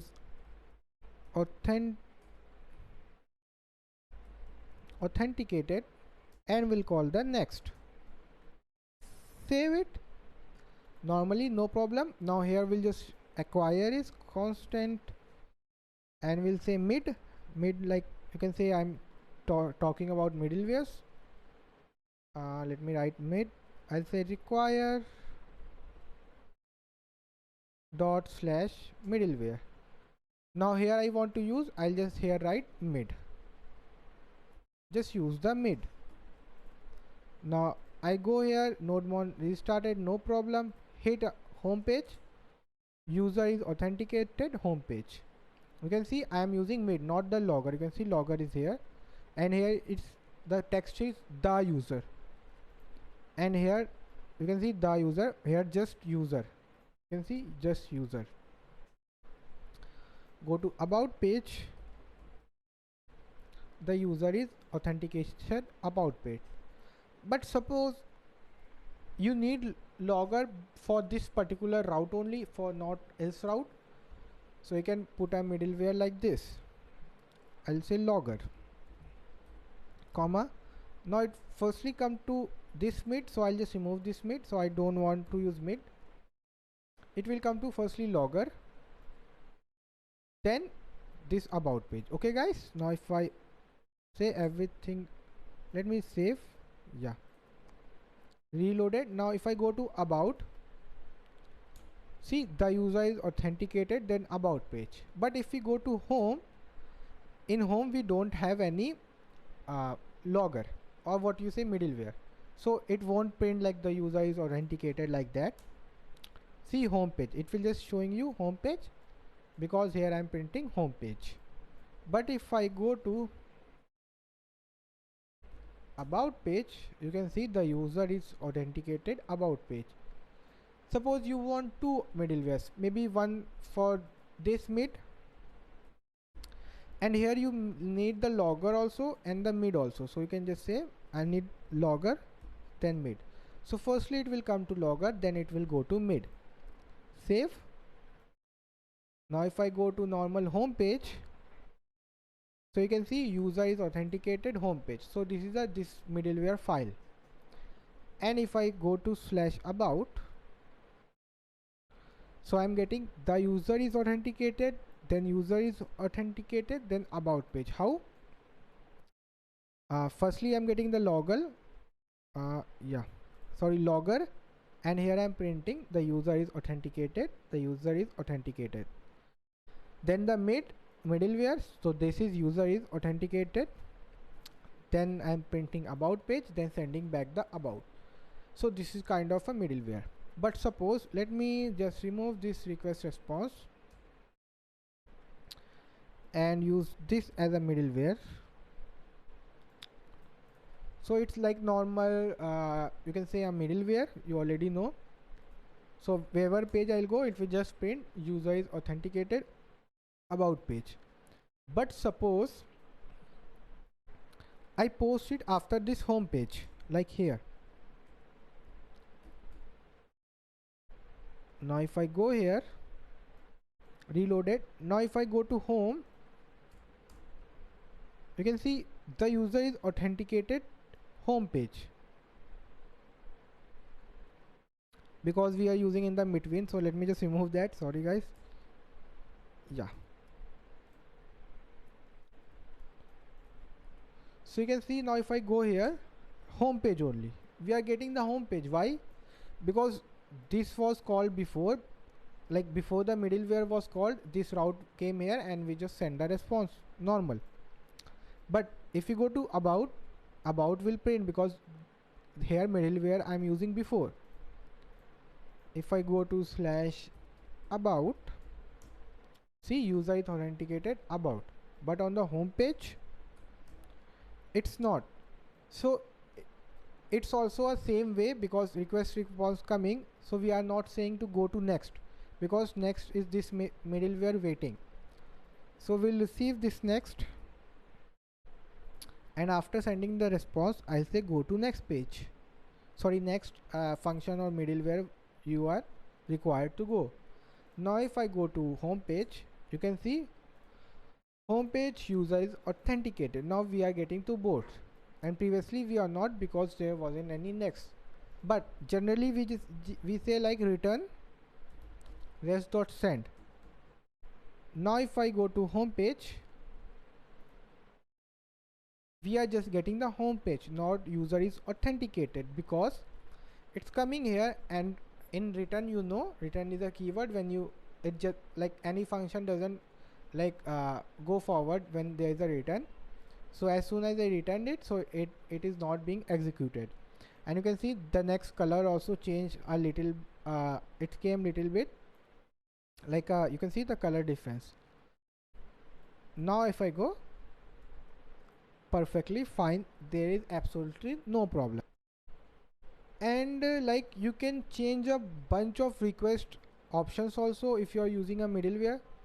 Suppose I cut this middleware and use in the like in the middleware only, and I just response, and yeah, we don't need this. Suppose, or I say I'll use logger, so that be a better one, so I don't have to go to another file to change. Suppose there are two person basically who are using your what to say, not 2%, two modules who are using your website. One is admin and one is like client, and both are having like the same login part. So you have now whatever functions you want to perform, you should perform after checking whether it is a admin or it is a client. So for that, what we'll do in this logger, we'll just say we can just do anything to this request. Whatever requests we are coming, we can just change it. So I'll say request dot admin equals to true. So this is a admin, I'll just make it to true. Now I'll say go to next. Now here I'll just console.log, I'll say request.admin. Now it will give us like, okay, it's a admin. Now if I go to home page, so I'm getting true, okay, this is a admin, but there is a problem, we are not getting home page written here because we remove. So let me just write home page also, home page, save it, reload it. Now if I go to home page, we got, okay, this is a admin. If I go to about page also, so we'll know about page, we haven't printing admin, so here I'll just copy this part, paste it, and I change to request.admin. Yeah, you can see true. And not just this, we can just whatever the data is sent by the user, we can just like change that also. So if I go to postman and post something, so I'll just make app.get as post. Okay guys, so suppose user is sending some data in the body.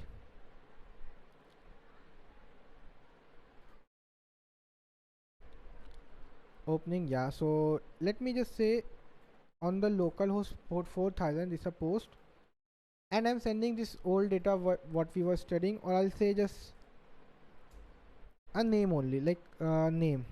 I'm just sending the name Akshay. Okay guys, so we are just sending access. So for that we have to say app.use express.json. So you can see it's also a middleware. Whatever data is coming, just format the body in the JSON format. And now here we'll just print the console the request.body, console.log request.body. Save it. Everything's fine. Now as soon as we post the data, we'll get the data here. After that it will go to next page, no problem. Send. So we got the data name Akshay, and this is undefined. So what we are getting is undefined. is request.admin because we are now not changing it anymore. Save it. Okay, now here we'll just change request.body to dot name to whatever we feel like. We'll say it's Abhay. I want to change the value to Abhay. Now this the request module value got changed. Now when it will be received here in about or home page, so I'll just print in the about page only console.log request.body. Now the value would have been changed. Okay, firstly I'll print here, then in here, and here I'm changing the value. Send. Okay, it's not got reloaded. Yeah, send. You can see name Akshay, but okay, I have to go to slash about. Yeah, print and reload. Yeah, so you can see error. What's the error we are getting? Cannot post. So you have to change it to post. Sorry guys for that. And yeah, now if I hit send, you can see firstly we send the name Akshay, but it changed to Abhay when we came into about page. You can see we are getting the about page back. So you can see we changed to, firstly we printed Akshay. You can see we got the Akshay, then we changed the name to Abhay, came here, printed again, then we say it's Abhay, and we got the data. But suppose you are changing after next, so it will be changed, but after the response has been sent, so it will come here next, it will go here, do the stuff, send the response, again come whatever left. So if I save it, reload it, now if I hit send, most probably you get an error. Yeah, so Abhay Akshay, but it came here and changed. So if I say print here, no sorry, it's both Akshay. Yeah, okay. Now if I say console.log request.body.name, and here I say in the end. Okay guys, now it's, let me reload. Yeah, reloaded. Now hit send. So you can see name Akshay, then about page, then Abhay in the end. When it came here, I pinned it request.name, so it showed me Abhay, then end, because after next also it comes and completes whatever left. But suppose you don't want to like do any stuff when the next has been called, so you just say here return. Now just don't come here again. Okay guys, now if I send it, save it, now if I hit it send, see not now Abhay in the end not coming because we asked the go to return, and you can see the color. But suppose you don't say return here and you have sent return here. Okay, save it, reload, send, but still it came. How? Here also I'm returning. Why? Because this I'm calling a function. You can say I'm calling a function, and this return statement works inside this. You can see inside this function only. So it's returning from here, but it's coming here and giving us the, like what you say, value or whatever. And here you can guess the value also. You say const data. Now from there you are returning. Now I say console.log data. I don't know what type of response object will get. If I send, so it's sending undefined. Okay, it's undefined, let it be. So you can see you can use like middlewares like this also, and there's a lot of things you can do in Express, as you have seen. Save. Yeah, it's the normal. And suppose there are two middleware functions, so let me just remove this next, and we can change this back to get, so because we don't need post anymore.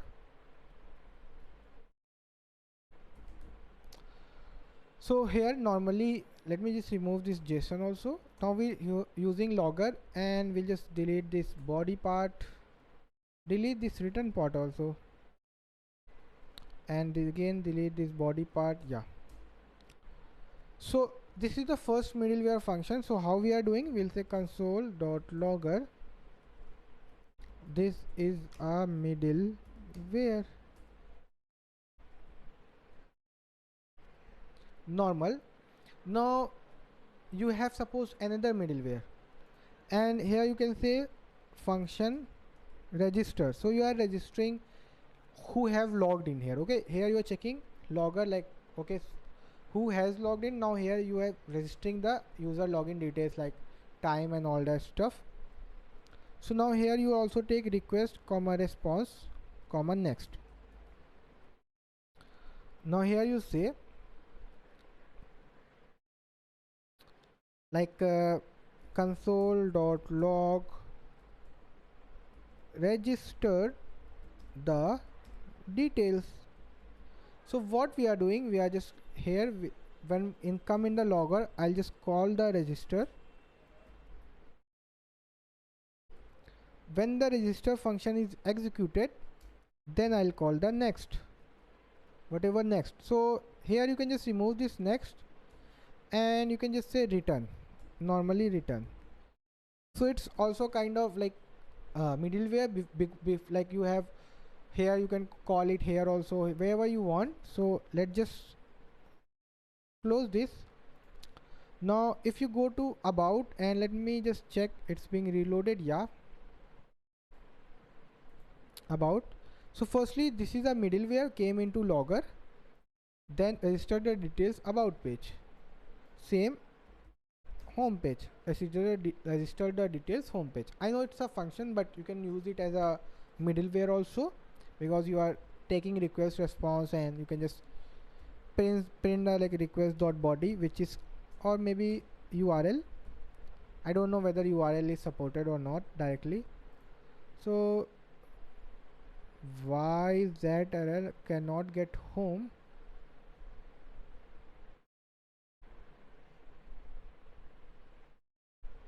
Okay, it's not a home because that's the base URL home. Send it. Cannot see, URL is not there, so maybe it's something else, I just don't remember. So you have seen, like, this is the way we can use the middlewares, and you can see this, there are so many options we can just use with the middleware. So this was all about middleware, guys. Okay guys, now we'll see like controllers in Node.js. So controllers are basically follow like MVC pattern, like model view controllers. So if you have used like Django and all, so they are like real MVC approach, but here we'll try to make that only like a MVC approach, model view controllers. But if you want to go deeper, like what are MVC, you can just go random a YouTube or Google search and check what is MVC. So let's just make some controllers and show you. So firstly, I'll start a terminal, and here I'll say npm install express. So till the time installing, we can just create a server. We'll say const express equals to require express, const app equals to express. Now we'll say app dot listen 4000, print console dot log server is up and running. Normal, nothing much. Okay, now we'll build some routes. So we'll have two routes. So first will be our sorry, let me just remove this. Yeah, let me make it a little bigger. Yeah, that be much better now.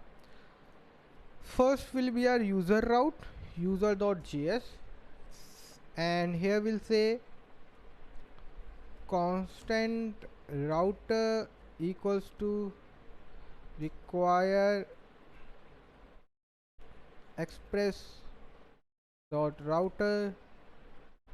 Now here I'll say router dot get. So this will be our get request on the base, and here I'll say request comma response. Firstly I'll console dot log user. So user I am writing because this is a user route. Okay guys, user get request, like normal, nothing much. I'll and here I just response return rest dot send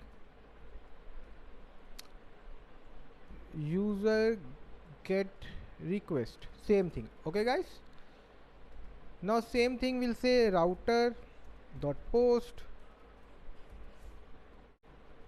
same part, where we'll have request comma response, and I'll say console dot log and user, what was I printing, user get request. Here I'll say user post request, and I'll return same thing.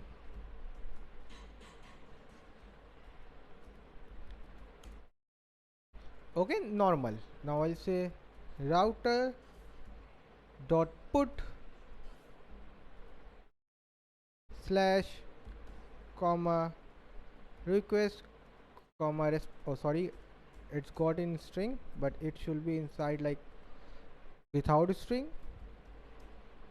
Now let me just copy it. You got the flow of what I'm doing. I'm just making the same route, and here I'll say put, here also I'll say put, save it. Now for the delete, so basically we'll build 4 routes.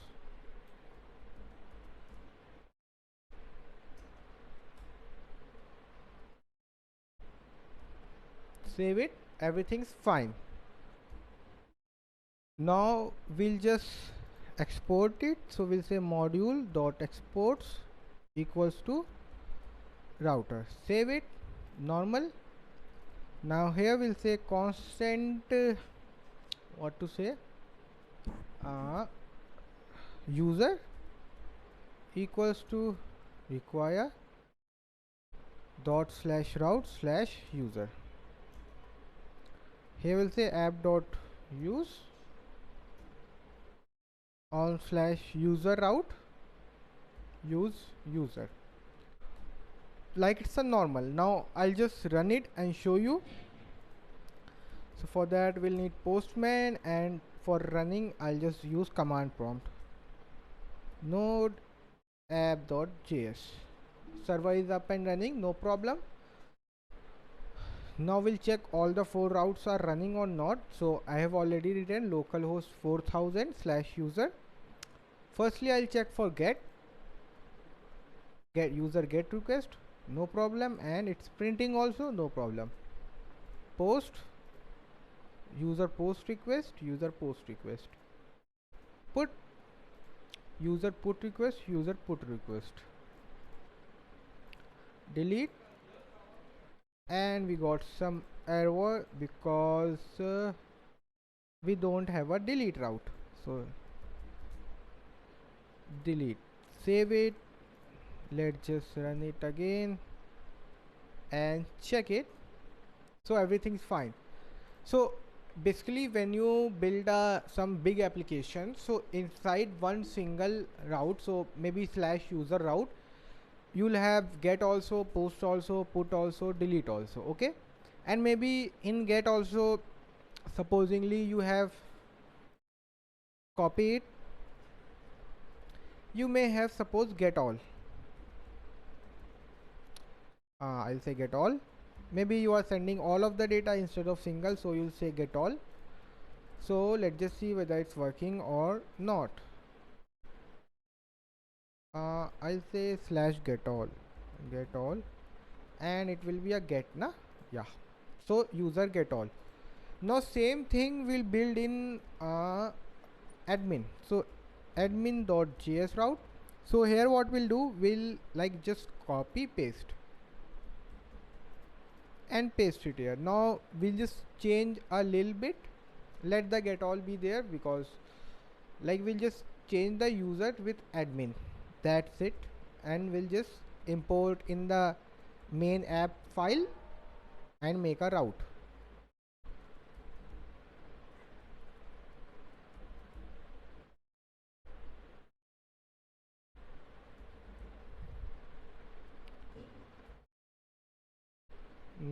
this user, this user, this user, this user. So we got it. Now we'll come here and say app.use/admin, and here we'll say admin out, but we don't have it, so we'll just copy this line, paste it here. I'll say admin.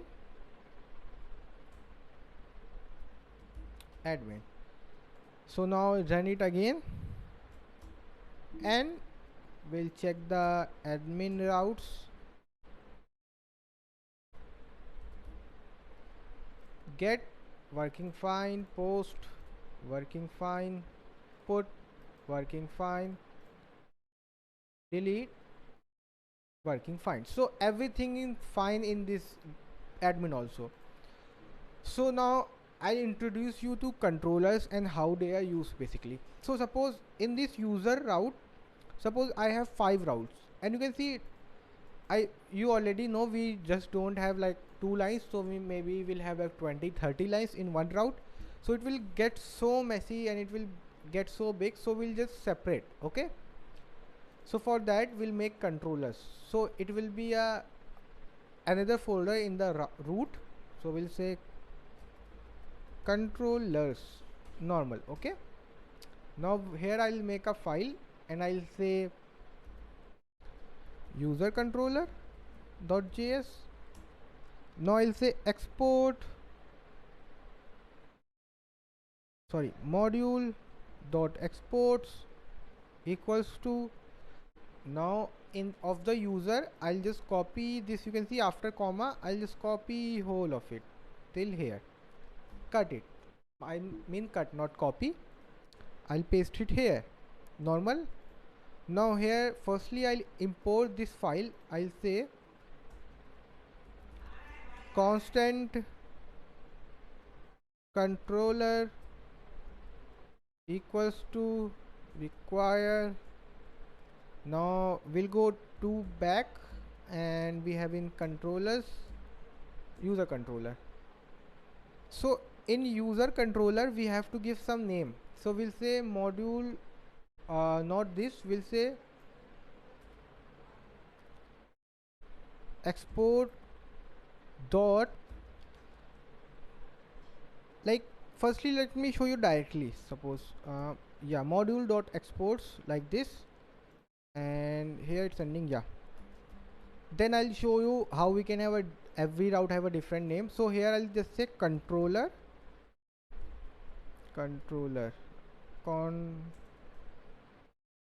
yeah guys, you can see. Now if I go to user get request, where is my window, everything's fine. Now if I go to user get request and I'll just make the user, so everything is running fine. What is happening, I'm requesting, it's coming here, then it's coming here in this route, then I'm saying go to controller, then it going to controller, and whatever the process is it's doing. But we have these routes also, so and we can like we can't just have 12 like 6 route total, na 1 2 3 4 5 routes, so I just can't like import 5 like 5 statements then give someone another name. So I'll just say here give a name exports dot get, just exports dot get, because it's a get request, and here after controller I'll just add get. You can add this also, but no needed. Now also it will work fine because I'm saying here I'm giving a name, now I'm saying user dot get, so it's controller dot get. If I run it again, send, see it's totally running fine. Now what we'll do for the like this get all, so again I'll just cut it till here, and here I'll say exports dot get all, whatever the name was, equal to, paste it, save it. Now here we'll just say controller dot get all. See, it's auto completing showing. Now I don't have to like keep on importing every time. Now the second is for post. I'll again just cut it, exports dot post. I'll say you can give any name, there is no compulsion here. You can give like ABC also. Let me just show you with ABC also. Save, and here I'll say ABC controller dot ABC. Okay guys, for this only I'm using ABC, for rest I'll use proper naming. Again cut,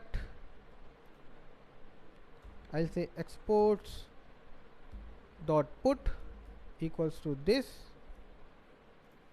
and here I'll say controller dot put. Again cut,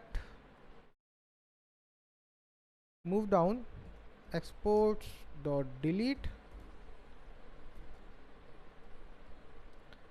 save, and here I'll say controller dot delete. So we will all the for like what to say for user route, and you can see it's so easy. If you want to check, okay, where is my get, so I can just see, okay, there are two gets routes in this like user, then one is controller dot get. I'll go here and check what's being done in get, so it will be much more manageable also, and you can directly change whatever route you want to change. Now I'll just reload and check whether all the routes are working fine or not.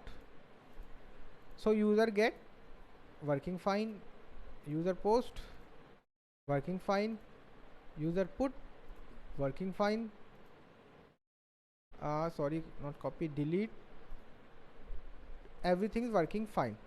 And you can see we have in post ABC, and then still it was working, so there is no naming convention or that, but still if you want to give some good name, so I'll say post only. Here also I'll just say post.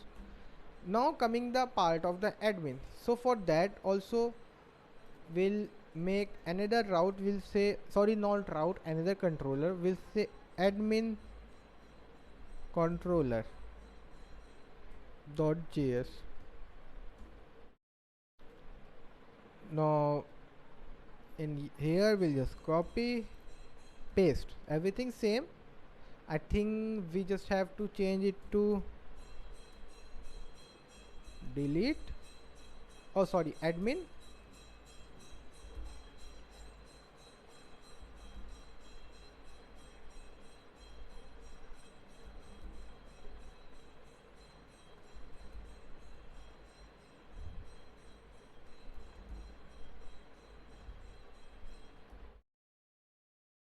and this admin, this is also admin,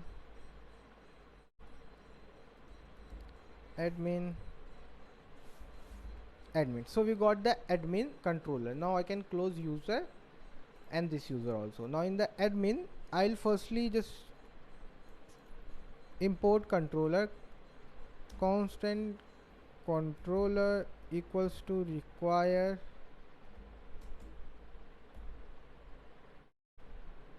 dot dot slash controller slash admin controller. Now here I'll say just like controller dot get. See, it's auto completing, so we don't have to write whole thing. Controller dot get all. Now I'll just delete that. I'll say controller dot post. I'll delete this also. Controller dot put. Now here I'll say controller dot delete. So let me just make it here, so you can see now it's so okay. Now routes are so clean, both the routes and everything is went to controller. If you want to put any middlewares and stuff, we'll put it here, and I'll show that also. So firstly let me check whether everything's fine on the admin. Not check, just to show you. Admin get working, post working, put working, delete working. So are all routes are working. So suppose you want to put some middlewares.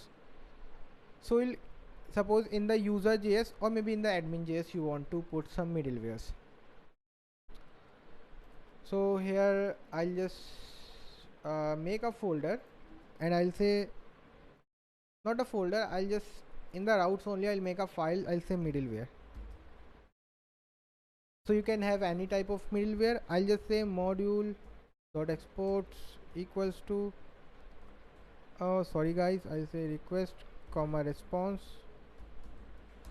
and here I'll just console dot log it's a middleware like normal, and here I'll say go to next route, not tick, it's a next route, but we don't have next, so I'll just say next. Okay, now to use it in the admin, obviously firstly I'll say mid, like middleware, you can see.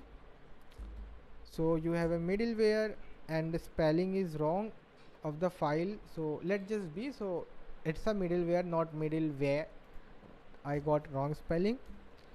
So in the get I'll just post it here mid like this. So if you want to put any middlewares, you can just directly put it here. Now again I just reload and check for the middlewares, admin get, and we can see it's a middleware got printed admin get request. Now if I change to any other method, suppose post, see admin post request, and middleware is not there because I haven't added. Delete, admin delete request, you can clearly see every request is being printed. But suppose if you want to cut it here and you say okay I want to add it like directly here, so that's not possible. If you do like this, it will throw an error totally, like what is made where after, like let me just show you also. Suppose I'll copy this part, paste in the controller, and copy this file also and paste in the controllers. So we got middleware here also. So I'll save, but see here it's wrapping like a different way, export.get comma. So this thing won't work, so let's just show you if you want to see. So always put middlewares in routes, that is all like meant for. If I say get, see it got into middleware, no problem, but after that error cannot get. After middleware it haven't came here, you can see admin get request, so we haven't got the back like respond back. So this is the why we shouldn't use like in controllers, and you can't use, maybe there's another way like calling a function afterwards, like that's another point, but normally we just put middlewares in this routes only, like in the middle wherever I want to put.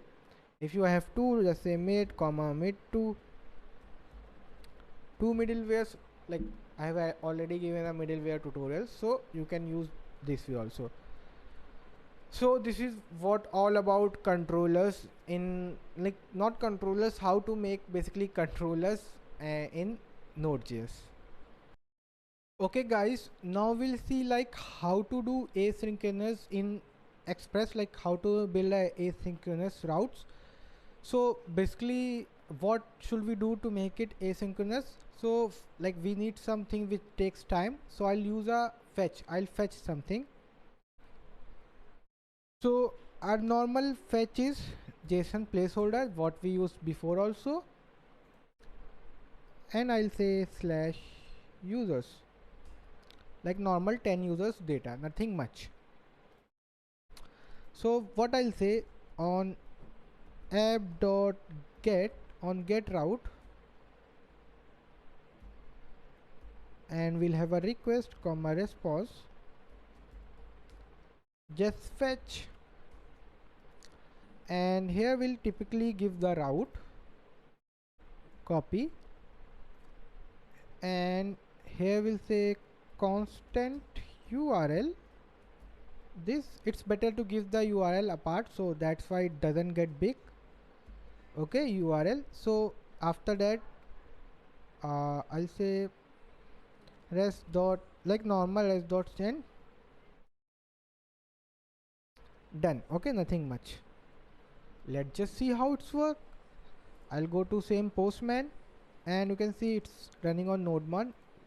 If I hit it, we got a error, fetch is not defined. But how? In JavaScript, in the front-end JavaScript of the browser vanilla, we were using it, but how come it's not here? Because that fetch was a part of window object, not of the your JavaScript. That's why it was asynchronous by default, and JavaScript is synchronous. So we have to install fetch from like npm. So we'll install npm install node fetch. There are other also like Axios and stuff, but we'll see at a later point of time. And Axios is like pretty much popular and used, that only. And node fetch got installed, and again we'll just install nodeapp.js. Now we'll have to acquire also is install. We'll say fetch equals to require node fetch. See, normal. Now if I send, done. So everything is getting done. Now suppose I am sending here constant data fetch URL, and here I am sending return whatever data I get, just return it here. Normal, nothing much. Hit it, we get empty. Why? Because this is still being fetched. This is not in the fetching state, like it's still being fetched. I put a asynchronous here, and I'll say await. So what it means, it will come here and say await. So it will wait on this line until this line is completed. When this line is completed, then only it will move to the next line. Save it, send. Now we got the size and timeout, basic. But if you go to this URL, this is the only URL. We are getting so much of data. So now we have to convert in like JSON also. So we'll say constant res equals to data dot JSON. Okay, normal, send. Okay, it's not got reload. Okay, res has already been request. Yeah, I'll say response, and here I'll say send response. Okay guys, and everything's fine. Now if I hit it, we'll get still empty. Now at least previously we were getting something, now it's totally empty because it's taking time to convert also. So we'll say await till it get in the proper way. Now see, we got the whole data, whatever data we have, we got all. And it may take time, how many doesn't matter. Like suppose I will fetch, make it let, here also let. Okay guys, and I'll just copy it like 10 times. So keep on fetching 1 2 3 4 5 6 7 8. Okay guys, save it. Okay guys, so let me just remove firstly. Yeah, so let me just copy this part.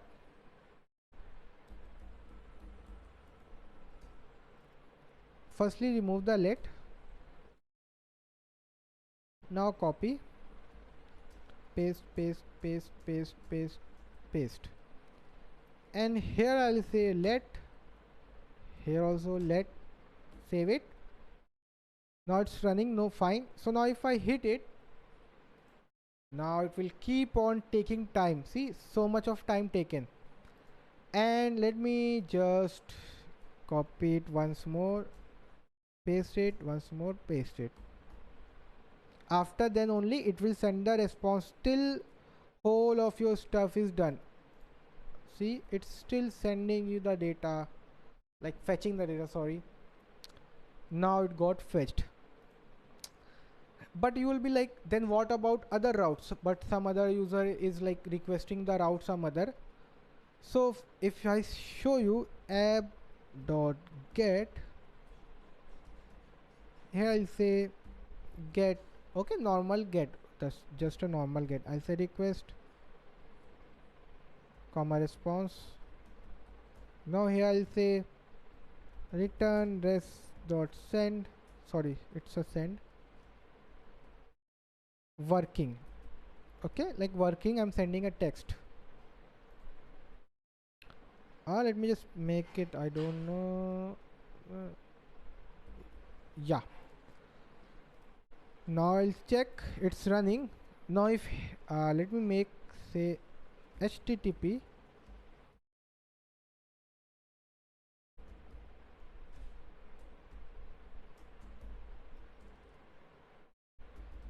get, okay guys, get it working. Now if I just give with this, it's still growing, and you can see it's working, and it was still in the fetching state.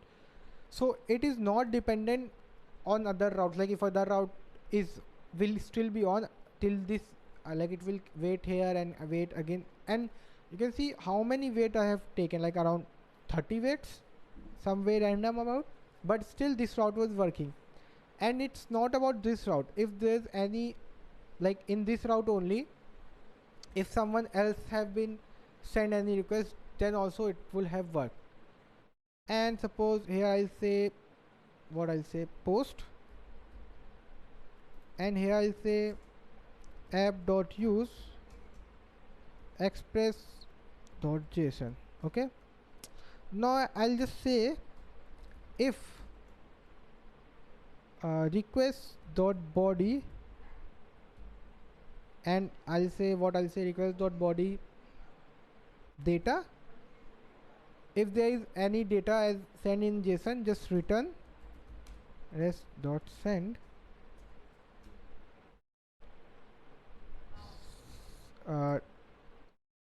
data working, like express working.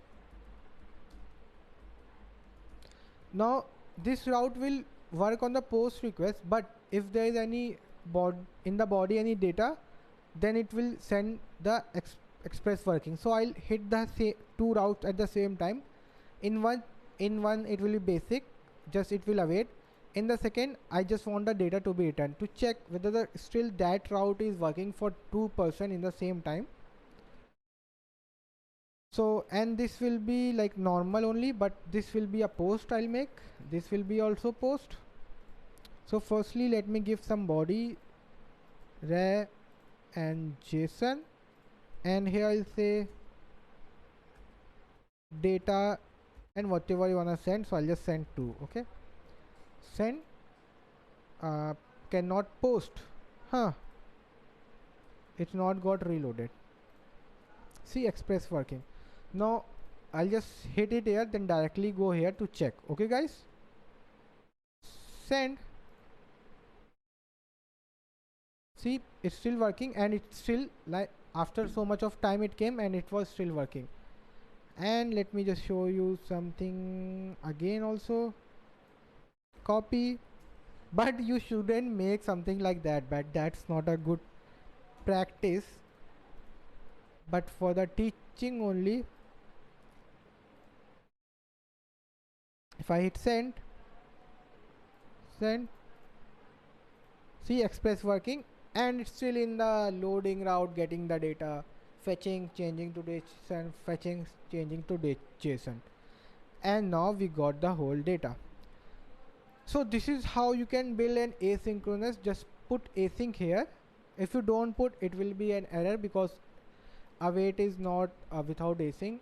But in my knowledge, not confirmed, maybe after Nodejs 16th version or so, there you can directly use await if you don't write async. I mean, I'm not sure of, you can just look into that. So this is how you can have a async request, and here also you can just put async await. And if you just normally put async await like this in this get route, suppose, so it doesn't matter because there is nothing to be waited. So let's just show you running. Now I'll just make it a get, and it will be a get request. See, data came back, and I have sent working because there is nothing to be waited, so it's unnecessary to write because it will not harm, but that's totally unnecessary. It may harm like a little bit because it has to check whether this data will take time to come, so like maybe some internal parts of the Node.js. So you can just remove where you don't need, and if you need it, just write it. So this is what about asynchronous express routes. Okay guys, now we'll start with cookies and headers. So what are cookies, what are headers? So first we'll take headers as the first, then we move forward to cookies. So what is headers? So headers are just simply metadata of your API. So what is metadata? Metadata is called like data of a data, like what type of data is. So whatever data you are sending in the API, so it just in the headers you just telling, okay, this type of my data is, and a lot of stuff like apart from data, when you send a request you tell what kind of request, a lot of stuff you just store in headers. So you, I mean, it's not necessary, you can just send in the body also, but there are some standards, so we'll always use headers. So when you send a request, always like headers come. So how can we check headers? So firstly I'll make a route normal, and I'll say request comma response, and here I'll just console dot log, I'll say request dot header. You can see, I think it's headers, not header. So we'll just print it. Okay guys, now if you go to Postman, so you can see there are headers which are being auto. This is completely empty. Why? I can't see anything. So you can see 8 hidden. So we'll just, okay, we'll say okay, show me. So now you can see it's sending Postman token, content type, content length, host, user agent, like a bunch of stuff. So let me just send it here and check what we get, or we get all the stuff or not. You can see we got the content type, and here I'm not responding, so it's keep on running. We got the content type application slash JSON. Then we have content length, connection, a bunch of stuff like host is where is hosted, Postman token, accept. So you can like set a lot of data, like we can say here, let me just res dot send,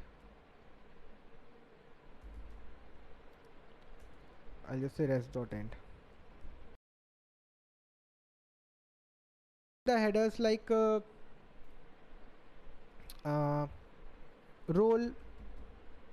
and I'll say admin 1. So like there are 3 admins, super manager, manager maybe. So here I can just, whenever they are sending the request, so from the front end as they login, I can just set the role as admin 2. So whenever they'll come, I can check, okay, they are admin 2, they are not authorized to use this route. So if I again send it, and here you can see role admin 2, we got it. So like we know you have a role admin 2, you can't just access, so it's simple. We'll just say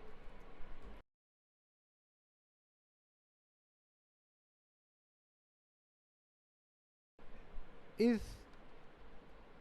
not equal to admin 1. So like I'll say return res dot send you are not authorized. I'll just say that. Otherwise I'll say send you are authorized, like normal, there is not anything. Okay, it's reloaded. Now I'm sending admin 2. So if I send, so we getting a back, you are not authorized because you are admin 2. So you can see this again printing because the print is still there. Now if I make to admin 1, so if I again send it, so you can see you are authorized. So this person is authorized, this person is not. But now comes, okay, you can send headers from the front end or API, whatever you say. But what about if I want to set some headers? So you can just, when you are sending back, so you can just say here request, sorry, res dot set header, and you just say whatever you feel like. You'll say attached. So you are telling I have attached what? You have attached a file. So you'll say like file attached. You have attached a file of document, like what I'll say, payment file. So I just telling, okay, I have attached the payment file, and in this here you say everything is done. Okay, like everything is done and payment file is attached. Like you are just setting in headers. Okay, maybe you are sending a file. So now if I run it again, so this time it doesn't matter whether you send admin because I am not checking. Send, everything is done, and you can see here we got the headers. So whenever you want to see the headers, you can just come here, the headers we got in response. So here you can see we got attached payment file. And what are these headers? We haven't set. So these are by default set by Express. So that's why you don't have to think any of it. You can see X powered by Express, content type, text HTML, content let 18. So these are stuff done with the like Node.js and Express. We just have to see what we are doing. So we are just attaching a file. And so currently we are just sending like this string. So you can see here it's telling me content type as text HTML. Text or HTML are basically the same thing. Now supposingly I'll send a object. I'll say message, okay, save, nodemon running. Now again I send it. Now you can see content type application JSON. So automatically it's telling, okay, this is a application slash JSON file. If you want to set more data, you can say res dot set header. You can say more data, and you will say data, whatever you want to send there. And now if I hit send, can come, you can see more data. But suppose you want to send 10 headers by yourself from your side, so writing this 10 times is totally unnecessary. So we can just remove, and we can say res dot set header. We'll just make a object, and here we'll say like session, maybe alive, whatever in 3 seconds maybe, and this will be like in without this, yeah, like a object. Save. Now again I hit send. So you can see we got I think it hasn't been reloaded or what. Okay, there is error.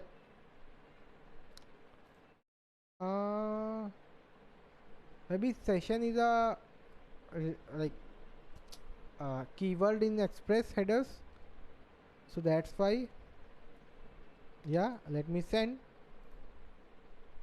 Okay, header name must be a valid HTTP token.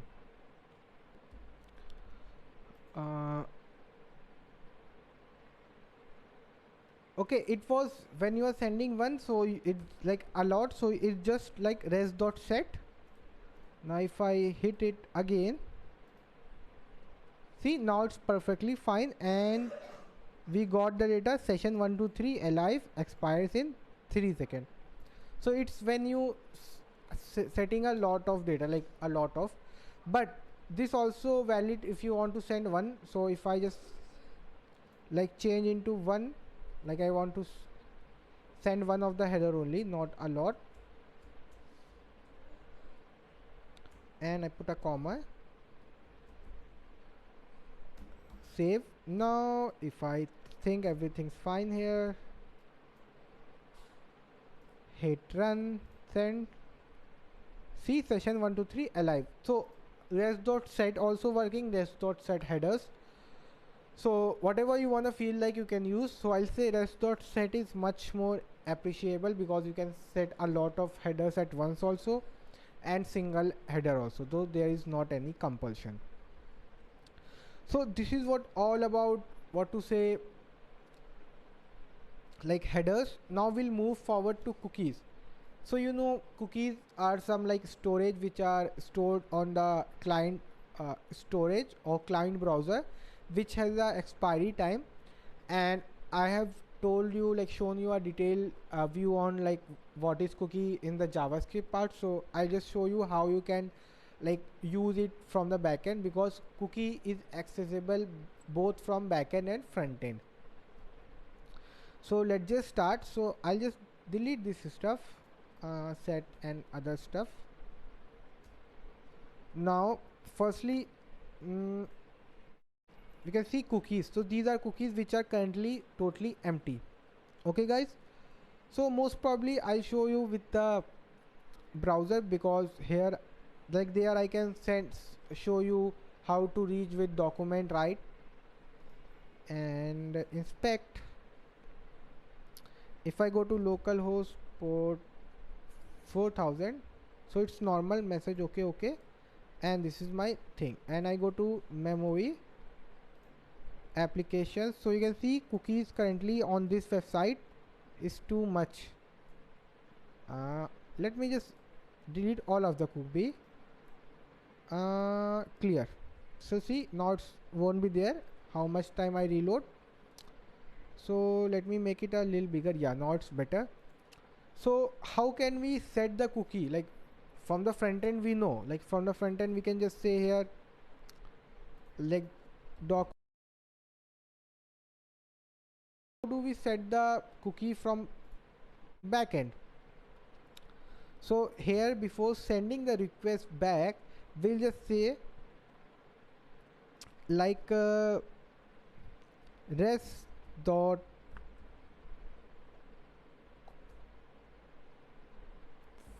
set header, and here I'll say like cookie set cookie. So I want to set the cookie, and here I'll give the value. So I'll say foo equals to bar. So this foo is my key and bar is my value, and I want to set a cookie. So if I save it, if I go back here and reload, so it will access the same. So I'll just control plus R.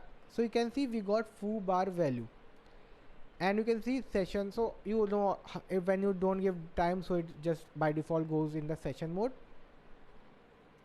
So we got the foo and bar. We what have done, we just say sorry guys, set cookie. So if you say set cookie, now if you want to replace, you say data, foo equals to data. Again I reload it, we got foo data. But suppose you say set cookie 1, maybe you misspelled, save it, reload. So nothing happened. Why? Because you wrote a wrong like keyword or whatever you say, because if you want to set the cookie, you have to write set cookie. Now if I show you from the console, so I'll say document dot cookie. You can see it showing you foo data. If I now send another data, or here I can say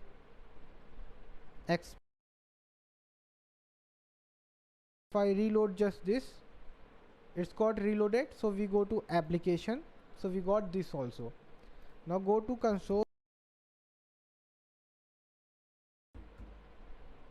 so we got both the data. So this is the way you can use, but we'll see some advanced stuff. So we'll use cookie parser, because we'll set like expiry date and a lot of stuff. So let's just npm install cookie dash parser. So this is the cookie parser we can use to see it installed. Now I'll change back to node mon in the running mode. Now here firstly I'll say constant cookie parser, I say, and here I say require cookie dash parser. Okay guys, and let me just save it normally and see in this. Okay, postman I have deleted, I mean removed. Let me show you the results in the postman also of this set cookie data.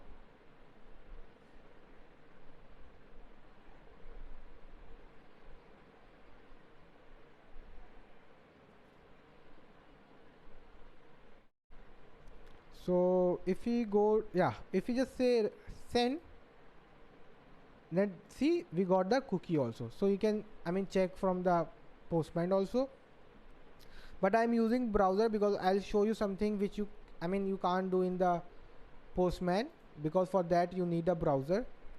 Now come back to the this cookie parser. So after here I'll just say app.use, I'll add a middleware as cookie parser. So we can just use the cookie parser. Now if I want to use the cookie, so I'll just say res dot res dot cookie. Now here I can just directly give the value, not like this. I'll just say like a header, the way we give in headers. So we'll say what, like we can say like time, and we'll say 3s, like 3 seconds left. Save. Now I'll reload this.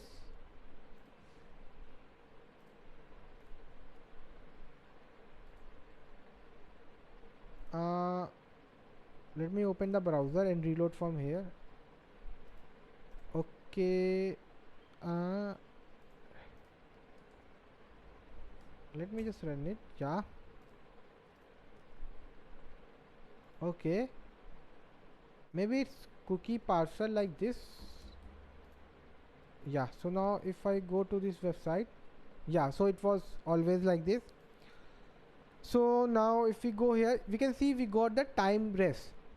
If I want to give another value, I'll say res dot cookie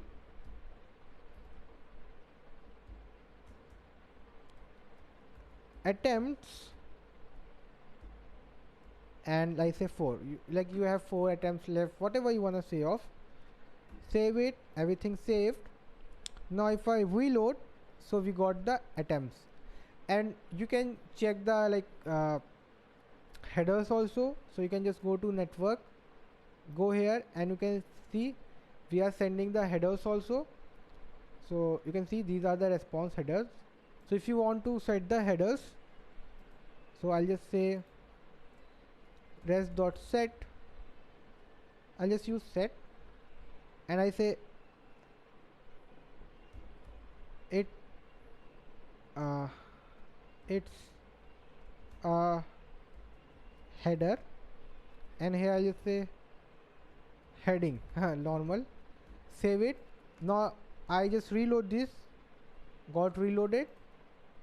Now you can check the data, response header. So you can see it's a header heading, and if you go to application, so we are like cookie is always running. So these were about like how you can use the cookie and cookie parser. Now we'll see some advanced in cookie. Now suppose you want to delete this data from backend only. So here you will say res dot clear. So let me don't reset it. So once it's set, so you just can't remove it until it's the time expired. So its time expires expiry in session, so you already know. If I reload again, so it will always be there. Now if I want to delete, so I'll say res dot clear cookie, and I give the cookie key value. So cookie value is suppose data. I'll say data, save it.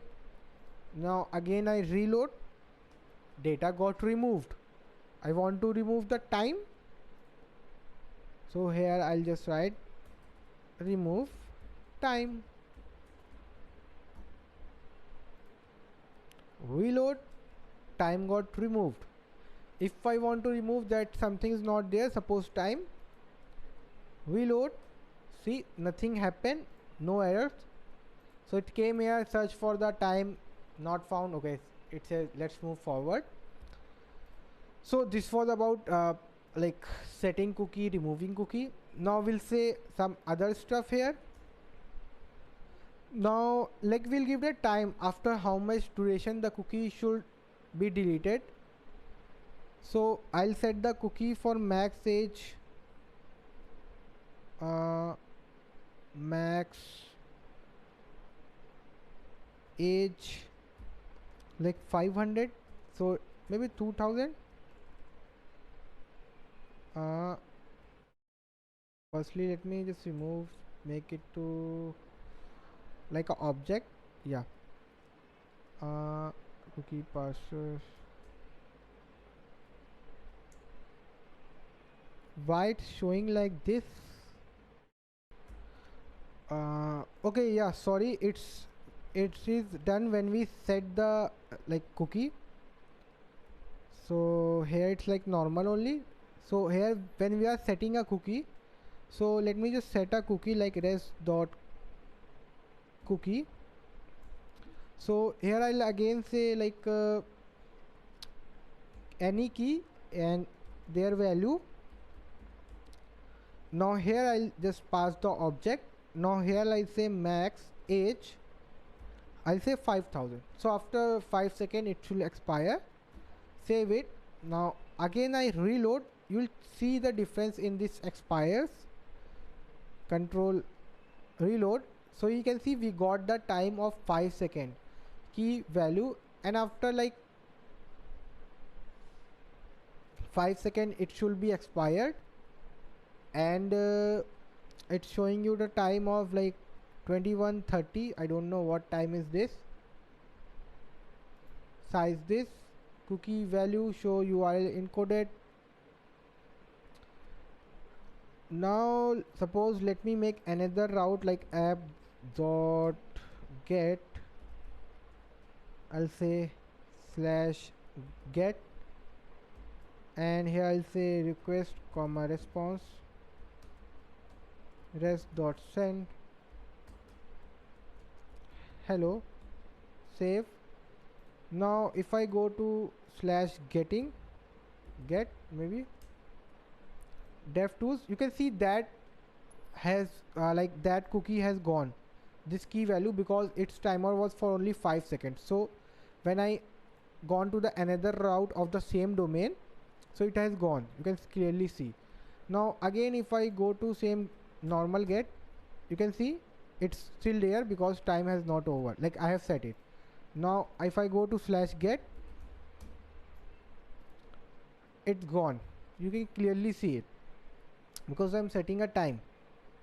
Now suppose again I show you like normal here. Okay, now if I go to slash get, we can see it's still there in the get also because 5 seconds hasn't over and I opened it. Now again if I go to get, you can see it's gone. So this is what is cookie. Apart from that we can just give some time also. So I'll say expires, and I'll say new date, I'll say 26 June 2022, like whatever you think of.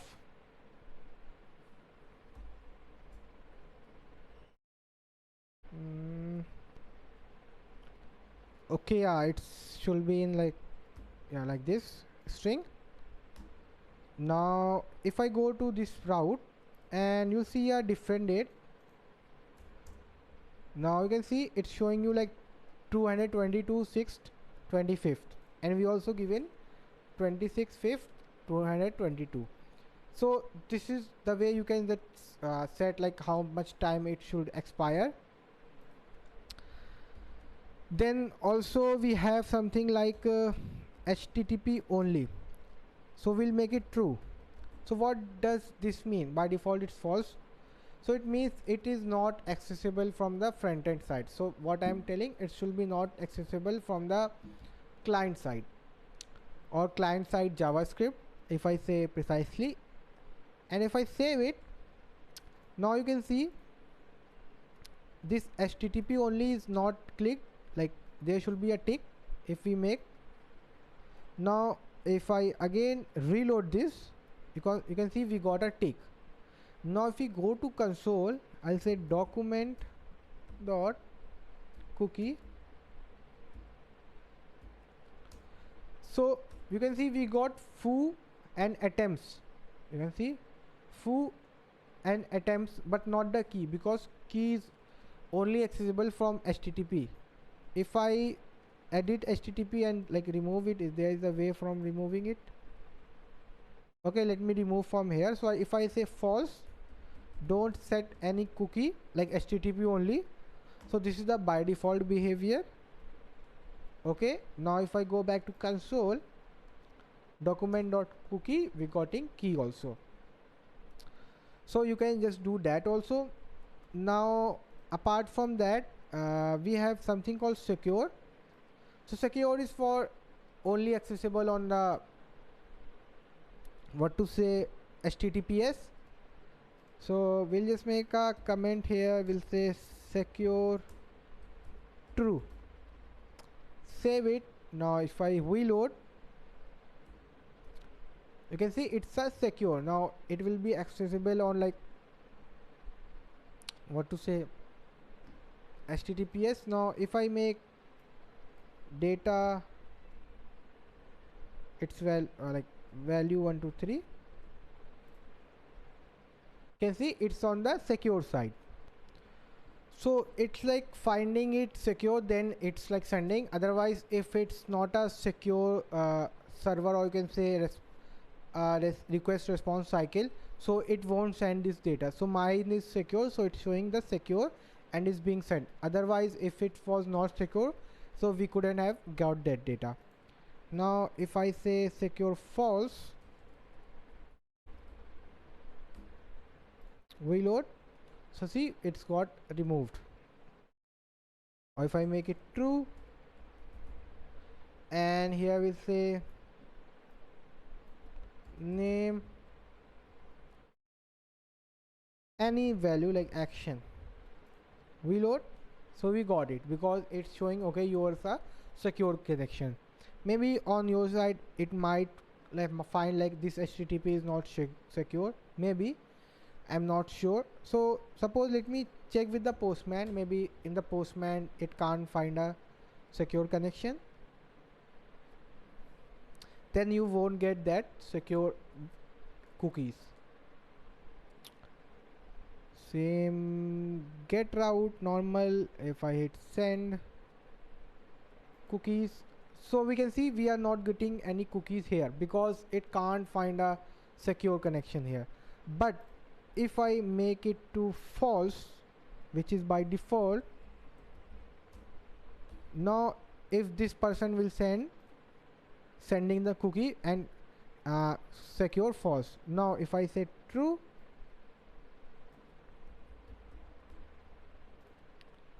so there is no cookies back because it can't find a secure connection. So this is what about secure. Then we have something called domain, but I can't show you because I don't have a domain. So you say okay, transfer on domain, true, false, something like that, but I don't currently have a domain, so I just can't show you.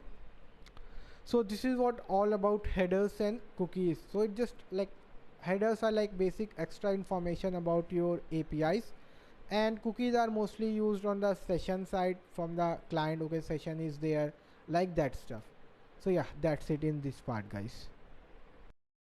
Okay guys, now we'll see how to upload files and download files in Express. Like downloading files is pretty much easy, but for uploading we have to write like 3-4 lines of code maybe. So for that we're gonna use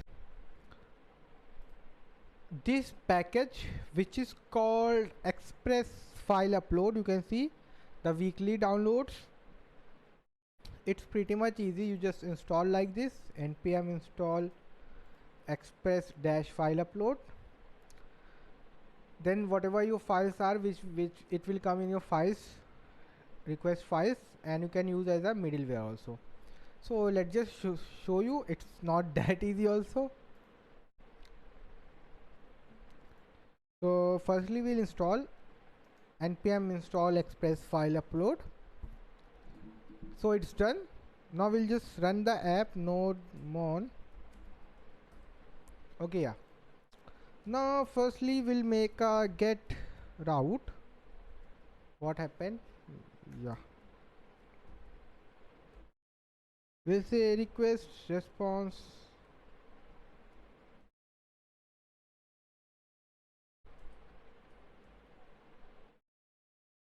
Now here we'll say res.send hello. Now if I see, so hello working, so there's completely no problem. Now how to use file uploader? We'll just add here file upload. Like firstly we are importing express file upload. Now here we'll just say app.use like normal file upload. So after uploading, the files come in the request.files module. Okay, so we'll just console it.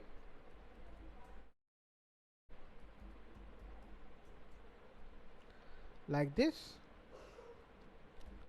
See, after we have console, everything's fine. Now how to send files from here? So in Postman, let me don't say, in Postman you will come into form data, in the body form data. Then here you can just select file, and here you have to give the name of the file. So any name, you say sample, select files. I'll select this file.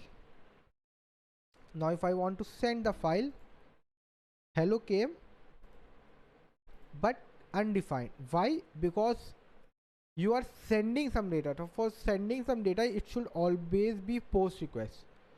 So we'll change into post, and here also we'll accept post. Now if we send it, okay, this got yeah, send it hello. Now we say we got the file. So let's just see what are the data we got. We got sample, the name, so name is the this file name, and the sample is the key name. Then data, which is a buffered data. Then the size of the data, so you can put a limit. If the size greater than 40 MB, just don't let it be in. So it's in the bytes. Encoding meme type, this is also helpful. You can say if the meme type is video, don't accept, like we only accept images. And move is basically for saving your data. And if you want to send two files, just come here, file, and here say file 2.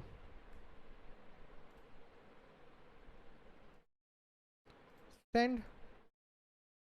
See, we got sample first, then file 2.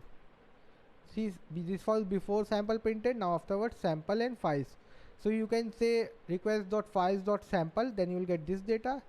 Then request.files.file2, you will get this data. Okay, but suppose you want to send extra data, like JSON we were sending from here, you want to send JSON also. So here you just say data, and here you say value. send. See, we still not got printed. Why? Because it's in the body. So here we'll say app.use. Now here we'll say console.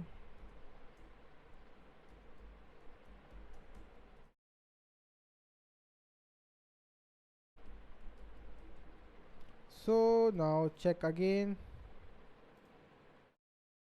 See, data value, data value. So you can send the body also, files also at that same time. But there is one more implementation. When you sending a file, so the content type should always be multi-part / form data. So whether you are using Postman or React or normal JS, whatever, so always whenever you send a file, it is always in multi-part form data. A normal JSON is in application /JSON. So it has already been set by the Postman. We don't have to do. Now suppose if we just remove these two files, just send the data, and if I hit send,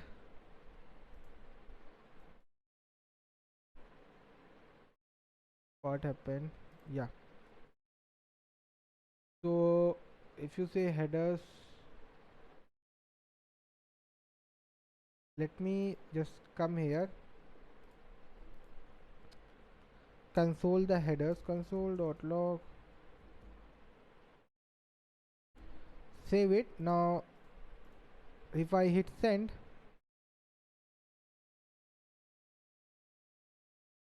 so you can see the content type is multi-part form data, body this much. Why? Because previously when we were sending, so this got set.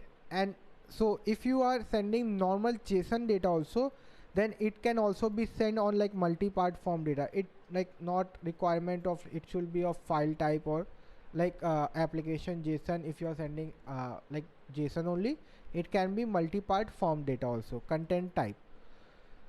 Now let's just see the file and how to use that, like save it. We got files, so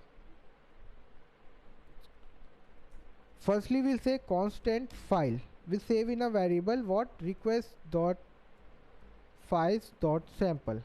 So the file name we are going to send is a sample, so let's just send the file2 only, file2 also, but we'll use sample file for now.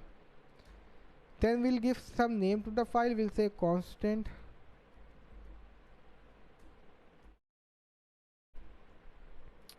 we'll say file name, okay, .jpg.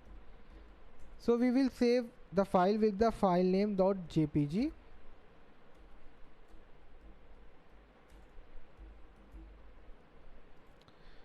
Now here we'll just say file .mv move function, and where we want to move, so we'll move in uploads folder, which is in the current folder only. So we'll make a folder here called uploads, and with what is the name of the file, so here we'll say the name of the file should be this file name, and it will give us two parameters. Basically one will use one error, and I'll say if error return res dot send error dot message, otherwise res dot send success. So we remove this. Yeah, so now let's just see send body send, we got the success. So let's just see in the upload, so we got the file, you can see we got the file. But what again if I send it here, again suppose I am now sending the color file, not the sample file, I'll use the file2. So I'll just say file2, save it, everything's fine. We got the file2 also, you can see this was just a color box. So there is one thing, this got overwritten because we have the same file name. So how we can differentiate? So we can say like we can use the file name. You can see we were getting the file name here, name, this name, but name also it's not very much usable, because if they are sending the two people sending the same file name, then what will happen? So we'll just say date dot now. Now you say, okay, if someone is sending the like two people are sending at the same time, then the time will also be same. Then we'll add a plus and we'll say request dot files dot the file 2 dot name, then the file name also. So we'll add these two, then it won't be a complication. Now if we say hit send, let me remove this printing of, okay, not printing anything.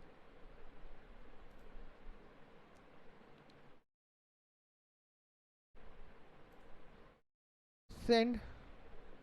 See, we got the this color. Now how many times I send, it will keep on creating new files.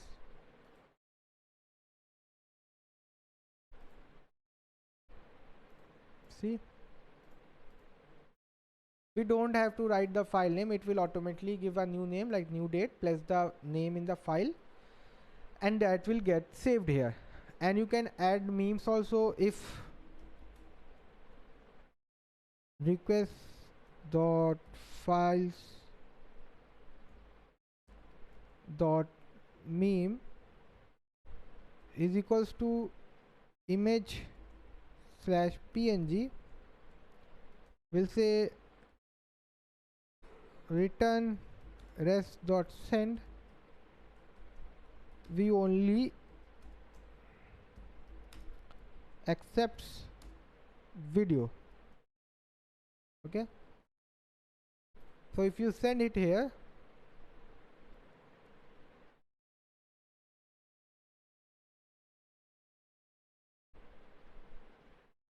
request dot files dot file 2, sorry guys, dot file 2,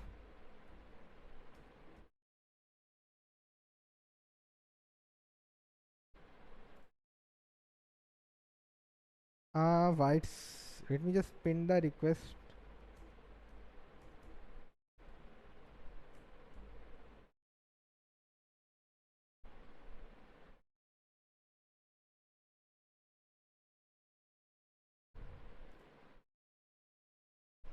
So it's with the name, okay, meme type is the name, mim type, ty type.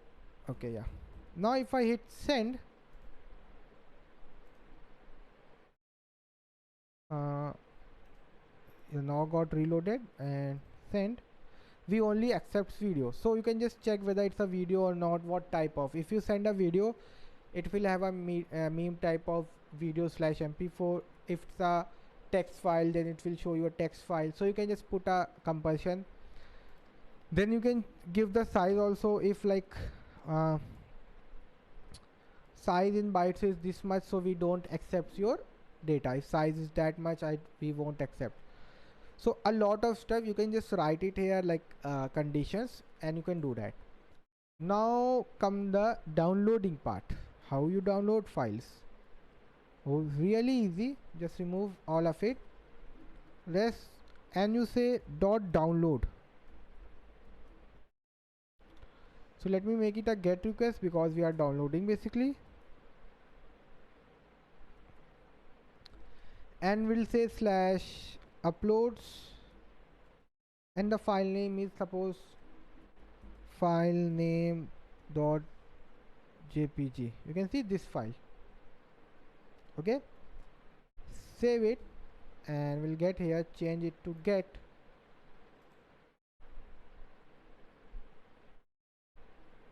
Yeah, reload it. Now get, see, we got back the file. So it's showing you directly the file, and you can have like this file, whatever file you need, and I can just use let me just send this app.js file only. So I'll just say app.js,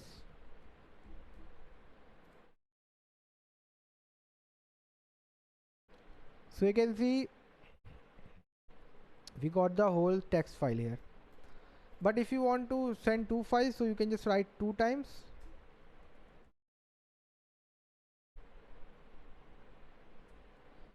I'm not sure 2 times because the response maybe work for only 1 times. So let me just check writing 2 times. Okay, yeah, you can see we can send it 2 times.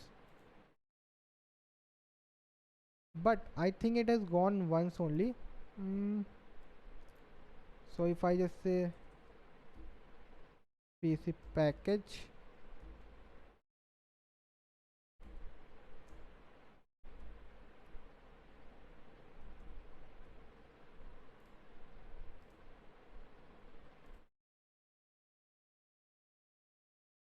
okay, this is pretty much big file, so I think that's why something happened. I think it's sending only 1 time, but there is a way you can send 2 times also. So let it be. So suppose I'm sending this image file, and I'm show you in browser also. So if I say into uploads slash file name dot jpg. Okay, guys. Now if I just go here and say localhost, see we got the file. So whatever file you are want to download and stuff, just say res.download and the file name, and the file will get downloaded on the user side, so there is no any problem. So that's it in this uploading and downloading of files with the help of Express.js. Hey guys, now I'll show you how you can handle errors in Express.js. So basically it's not normal error like try catch. I'll show you how to handle like HTTP errors, like okay, you are not authorized or validation is wrong. So like that type of error. So I have made a file normal app.js, and I'll install Express. Then I'll show you a package that will use. Okay, firstly let me show you normally. So we'll just make it normal Express constant app equals to Express. Okay guys, everything's normal. We'll just say app.listen 4000. Yeah, now we'll just say node app.js. So everything's running fine, nothing much. Now what I'll say, I'll just make a route app.get, and we'll say request comma response, and we just say rest.send hey. Okay, so this is a route. So if this route, if the method is not allowed, like we just get a message cannot get, cannot post on this route, so we'll just say app.use. If there is not any route like that or not any method, we'll say app.use, and here we'll say as always request response and next, and I think I will make it async, but it's not required maybe here. Now here we'll say now you have came to a long route that is not present, so we'll say constant error equals to new, sorry guys, equals to new error, and here we'll say constant error dot, what's happening, status. So status is like 404 because this route is not visible or there is not any route like this, and we just pass it to next middleware, which is error route. Okay, that will handle all our errors. Now here we'll say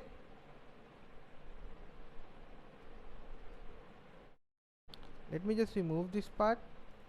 Yeah, now here we'll handle all the errors which are coming, and it will take like this parameter, like your next, sorry, error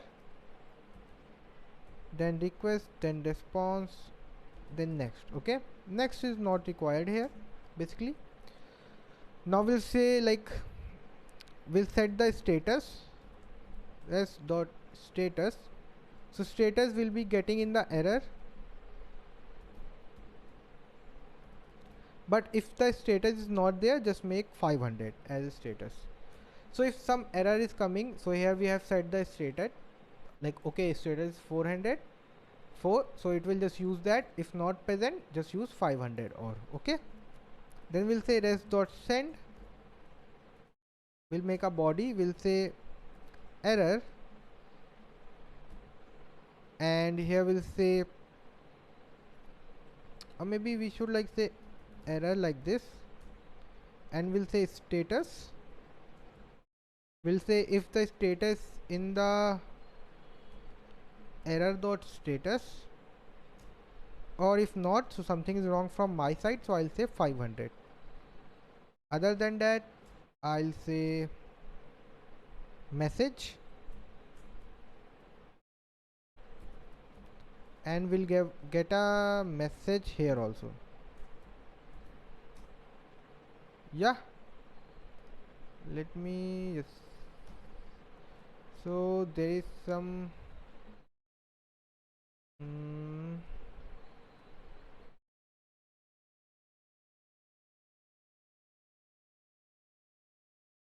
what is the error here?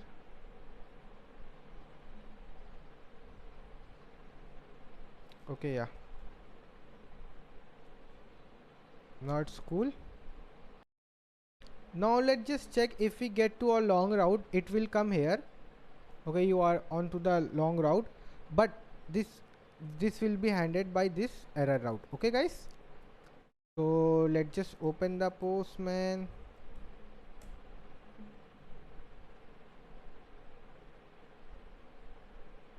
And let me make it to strings. We'll go to terminal,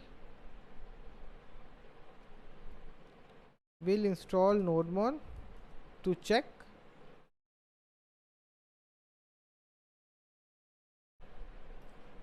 So suppose 4000 is not there, I mean 4000 is there, so let me just make a get.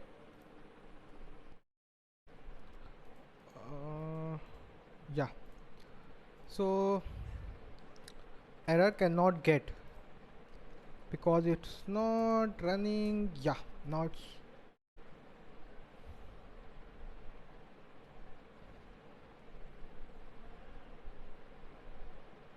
address already in use.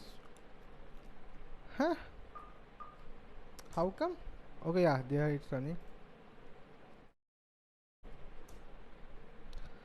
Now let's just get, so we got hey normal. If we try to post the same thing,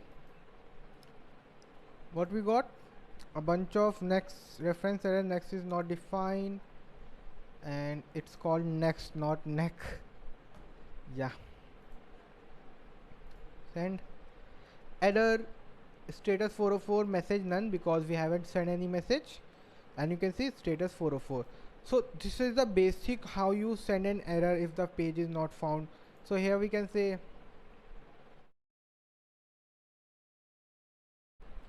page not found, instead of sending that long message, see page not found.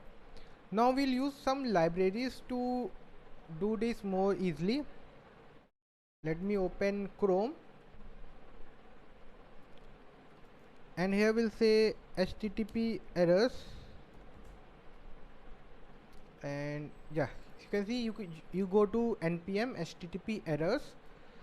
So it's basically a package to like add some, I mean it just make your work a little easier, and you can see it gives you basic codes also, 400 for bad request, unauthorized payment, forbidden, not found.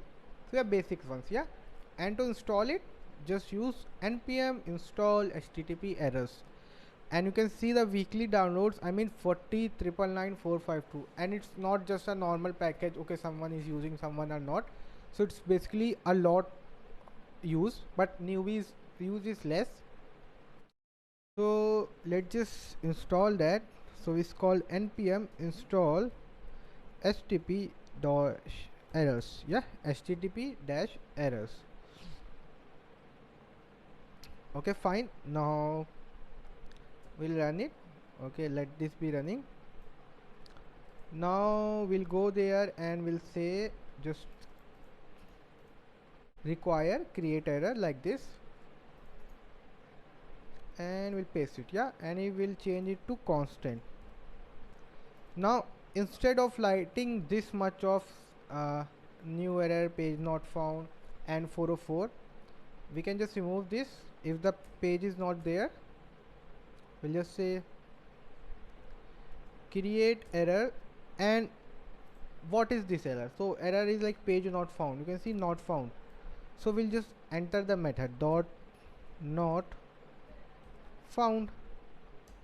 Simple. Now we don't have to do anything. It will just send it to there, and it will just do their stuff. And we can just write like this also. Whatever code is not working, your code is not working, or whatever it's there that is not working, or apart from your long like wrong route. So any code is there that is not working, it will just come here. If I post, see not found, so we don't have to give message also, it's done by the create error only. Now the main purpose, we have to check in the any routes, like real route. So if I say app.get, we'll say register, or we'll say app.post. okay, so here also we'll take like request, response, and next. So in general you send in the body. So here I just say app.use express.json. yeah, so in general we just use like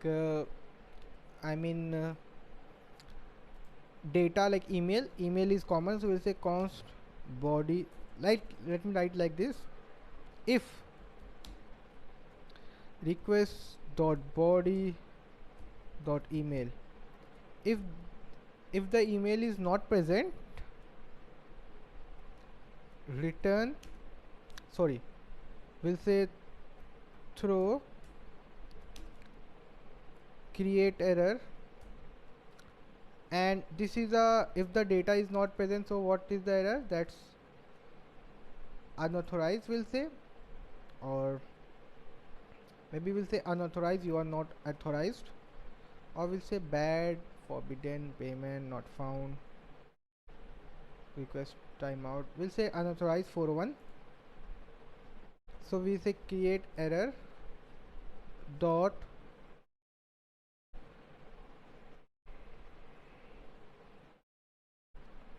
unauthorized, yeah, like this.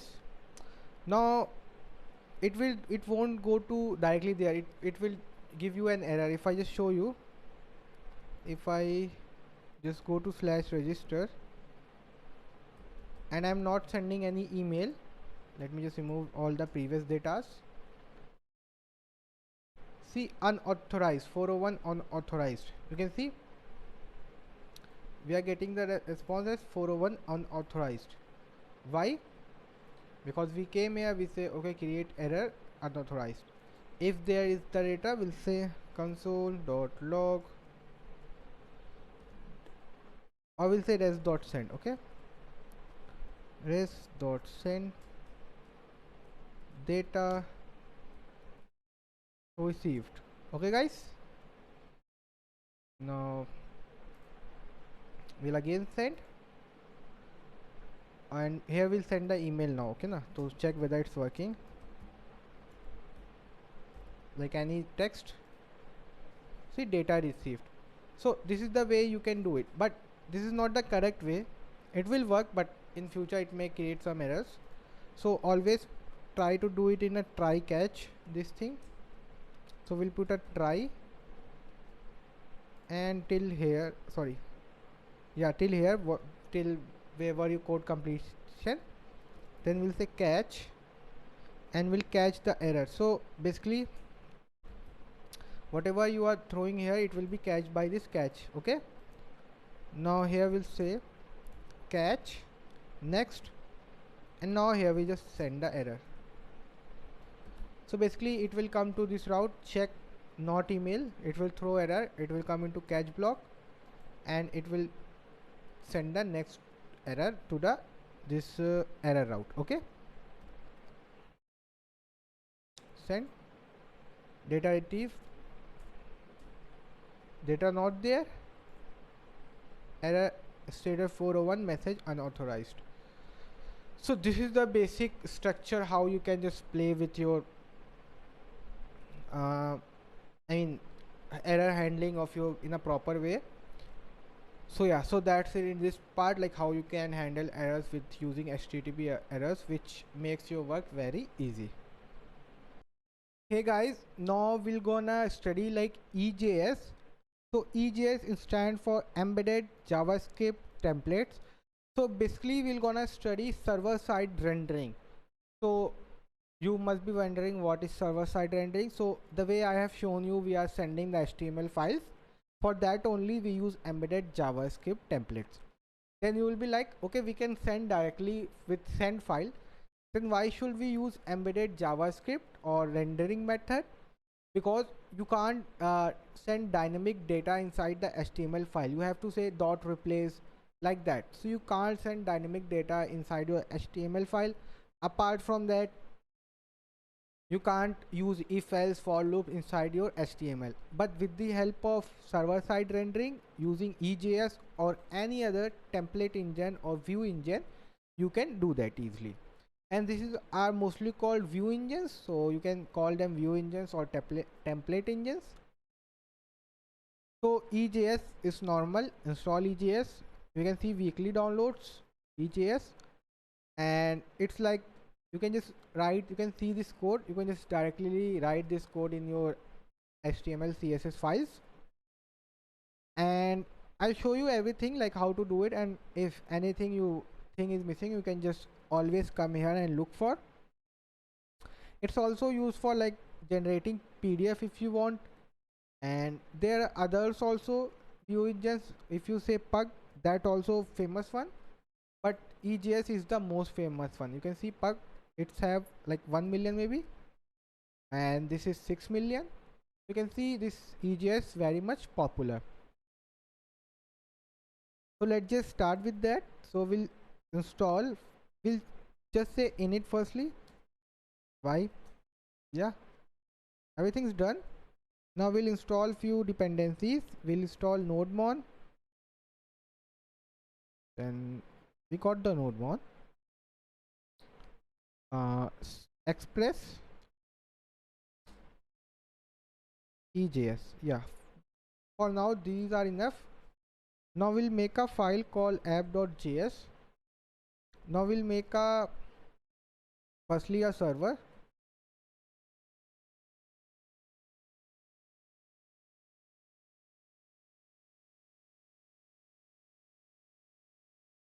Constant app equals to express.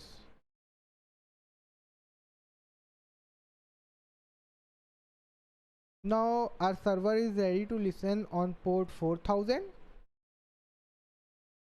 We'll just console.log server is running. Yeah, we'll just say nodemon app.js. So you can see everything is fine till now, and now we'll suppose how traditionally, like in the traditional way we used to send the HTML file. We have a suppose HTML folder. Inside that we have like HTML file, and we can just in the body write this is a HTML file, and we can just wrap this up h1 tag.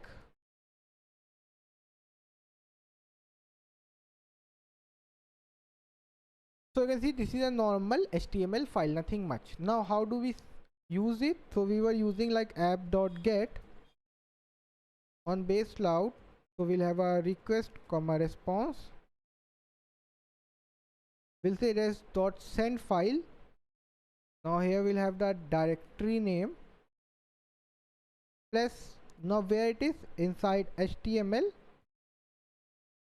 there is a index.html. Yeah, normally we do like this. So if we go here in the EJS, and if we go to like localhost 4000, in, yeah, you can see we are getting, this is a HTML file. But with the help of EJS we can do a lot. Suppose here if you want to say, change something with say dot replace like that, that's not a good way. So what I'll do, I'll use EJS and set my folder and everything. So I'll say app dot set, and here I say view engine. View engine basically means which which engine I'm going to use. So I'll say I'm gonna use AJS. Then in the next line I'll say where my HTML files are. So I'll give my this folder. So I'll say app.set my, oh, where it's gone, how come it came here? I'll say app.set my views are in folder HTML. So in HTML my all the HTML files are, and here I'm setting the views. Now to send the file I'll just have to do render, and the file name is index.html, and it's called render. Okay, and you don't even have to write .html, basically it's like this. So let me firstly show you. Cannot find HTML module.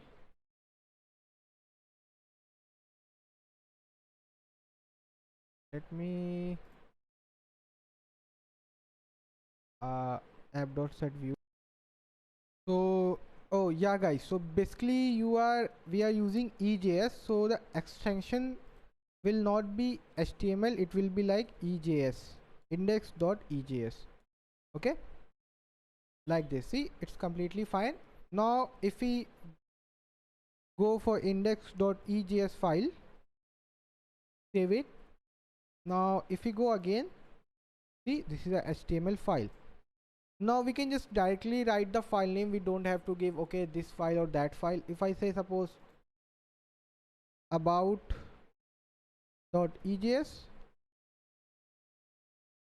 and we'll say about, sorry guys, here I'll say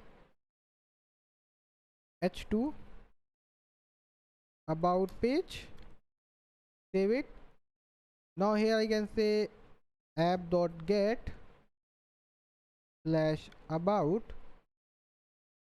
request comma response res.render. We'll say about dot ejs. Yeah, now if I go to slash about, the about page, and normal this page, you can see we just have to now enter the file name, and you don't need to write EJS also, it will work without that. So if I show you, save, see, now it's so much easy. See, and you want an API also, so you can just say res.send, and that will API also work, and your engine also work. So basically we are setting the okay, my this is the folder. Suppose if I remove this part, save it, error because we can't find where your files are. So you can see by default it's looking inside the directory called views. So we'll just change the folder name to views, VIEWS, and now if I go, see, everything's fine. Now we don't have to, oh, what happened guys, what I have opened node modules. Yeah, now we don't have to like give the what is this. Now we don't have to give like, okay, set my folder like this, name your folder views, it will automatically look in the views. You don't have to set the folder name here. So that's some basics. Now start with the dynamic data. So if you come here in this, so if you want to like give variable a name, so you have to do like bracket open close, I'll making it bigger, and percentage. Now in between you have to give everything. So I want to give name, so constant name. So basically whatever you put inside these two bracket and percentage, it won't be shown in the front end. Okay, now if I just save it, now if I go back, I think there should be EJS extension, so it may make our work easy. Yeah, I think EJS. So let me just install that. So you can also use, so it will just make your code look better. Now if I just go back to codes, yeah, now let me open and close it once so we can just easily look for that.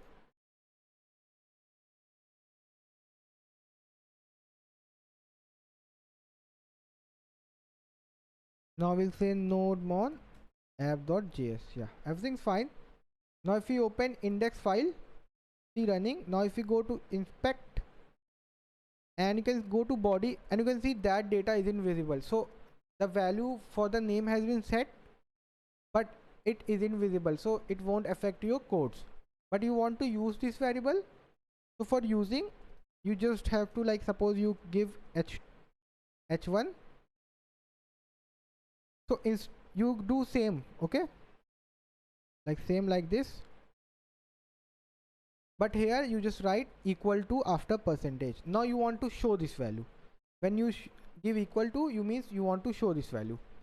So I'll say name, I want to show name, and name was fit here. Okay, save it. Now if I go back, come here, see hello. If I can see here in the body, you can see hello.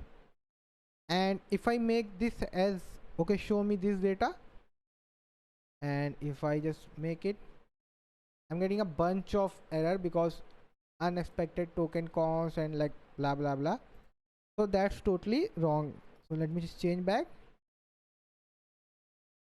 So if you want to write any if else function, for loop function, you will put in the percentage, and if you want to like normal, you just say percentage equal to, if you want to show some values. Now in name I'll say Sayyed, and I can say this is owner of the file is listed below. Owner of the file is listed below. Yeah, so I will go here and check. So my name's coming. Then you will be like, we are setting the name here, then what's the use? I can just directly write. You are right. So suppose we'll remove that. Now we'll give the name from the backend. So what can we write? Okay, like, okay, whatever, let this be owner of the file is listed below. So in the backend, I'll just send the data. How? Put a comma, and you put like this curly braces like object, and you say name, and here I say Sayyed, and you can see it's variable also name, and you say Sayyed. Yeah, see, we are getting the data. How? I'm sending the name, it's coming in the EJS and checking, okay, name is there, just do it. If I say another thing, suppose name 123, we got a error or name is not defined. You are sending the name, but where is the name? Like you are telling us to show the name, but name is not there. So you have to give the correct values which are you using. So I want to send another value. I'll say age, I'll say 24, Sayed working fine. Now I want to show them the age. So let me, I'll say here, my name is, I'll just say percentage equal to name, and I'll say, and my age is percentage equal to age. And let me remove this line, save it. Everything's running fine, so let me just see. Yeah, come here. My name is Syed and my age is 24. You can see the value automatically appearing in here. I'm sending from the backend and value appearing. But suppose you want to use if else. Suppose if your name is not visible, so you can say if name is not there, you want to just say you just want to say, suppose owner, or maybe you just want to show only when the some, and here let me write something description. Yeah, firstly write something description, and here I'll put a br. So if you go here, it's showing description and my name and everything. But suppose I don't have a name, so I just don't show this age and name. So for that I can use if. So I'll say percentage. So as I told you, you'll only use if like conditions and JavaScript function inside percentage, not equal to. I'll say if name. If name is there, then only show, otherwise, and this bracket I'll start it, and this bracket I'll end like this. So I am asking here, if name, start the bracket, show this, otherwise then just no name, just go here and don't show anything. Save it, come here, name is there, let me just remove the name, save it. Okay, name is not defined. So what's the proper way of do, like we'll just use locals. So maybe if you don't have a name, you always have local value, so that's the proper way. I'll say Sayyid.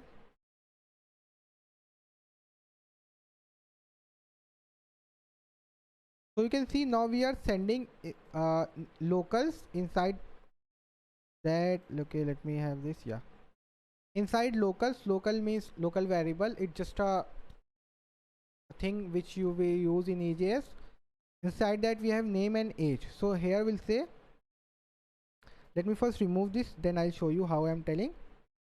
So here I'll say locals dot name, locals dot age. Okay, because you can access it from locals dot name is this, locals dot age. Yeah, now if I show you what, okay, it's trying to use this also, not commenting out. So let me just remove this instead of comment out, save it. Now if I go here, see, so if you don't want to give the name, suppose name is missing from the your server, something happened, so you just don't send the name. Okay, like this, just don't send the name. Okay, normal. Now you want to check whether the name is there or not. So if you do this,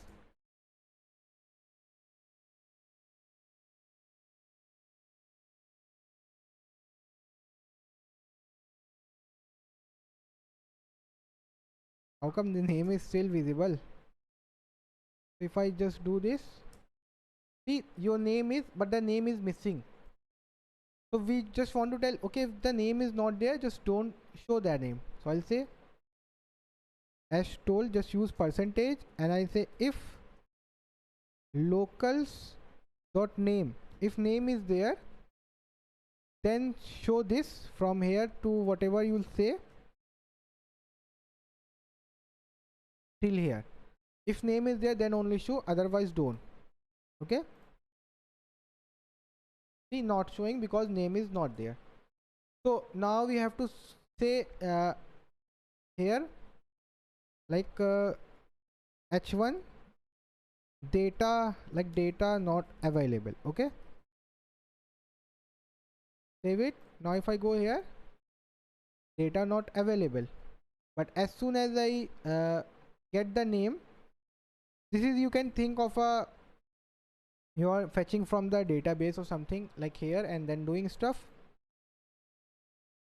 Now as soon as I send the name, then it's showing, but the problem is it's showing the name also. Like you can see name is Syed and data not available, both thing. Either it should be data not available, either the name will be there. How can both the condition be true? So what we'll do, we'll put this data not available in the else part. So if you go to EJS, you can see if user, this is the way they use user, and okay, they haven't included else part here in the top.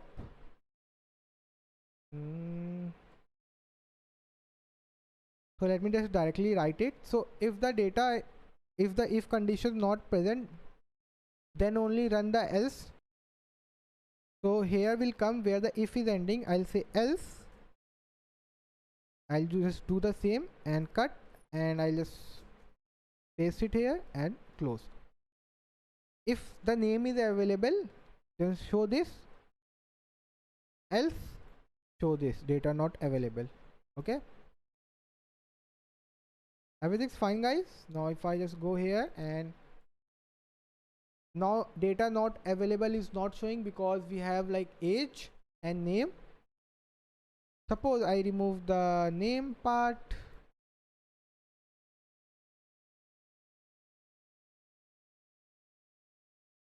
data not available, so both the things are not showing. So you can see it's so easy, you can just fetch from the database and just use how you want to think of. Now suppose you want to give a lot of data, suppose you have a list of data, maybe you say you have a data locals maybe called participants, you can say participants,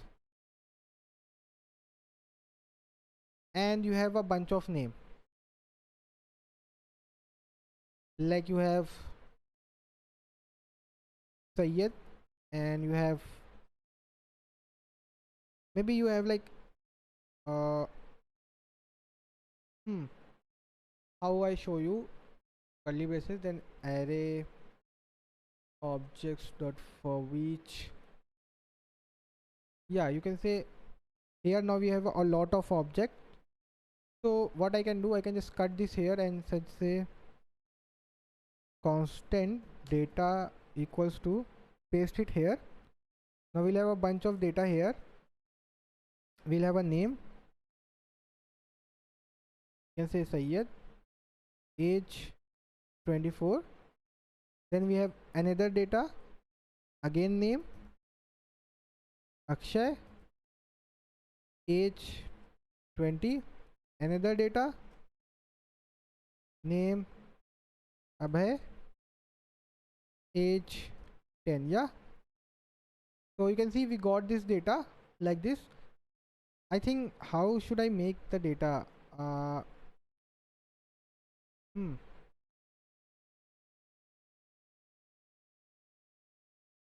Now it's looking fine. So now I will just send the data here, I'll say comma participants data. Okay, so now I want to list all that data, so what I'll say in here, if I say if participants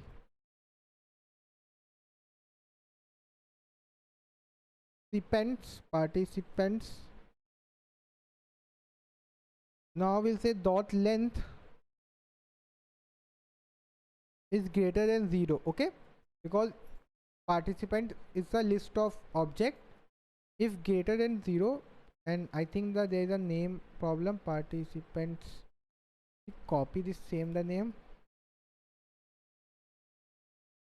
Okay, if their name is greater than 0, then only show everyone's name. So what I'll do, instead of writing this, firstly I'll say here again we'll start this function, and I say participants dot for each, and we'll have a object here, and inside this object we'll get the values. Now we'll cut it from here, and I'll just paste it here.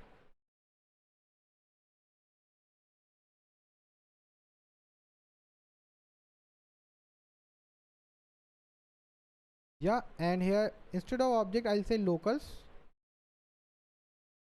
Yeah, save it. Now let's just see whether we are getting all the data. Participants is not defined, so I'm sending the data, and the data participants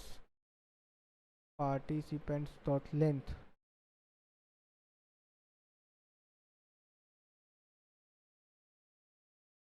Maybe we just want to send like this.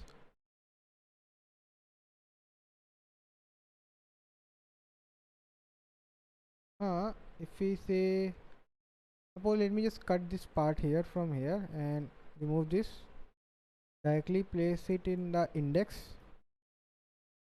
Yeah, and there is some error.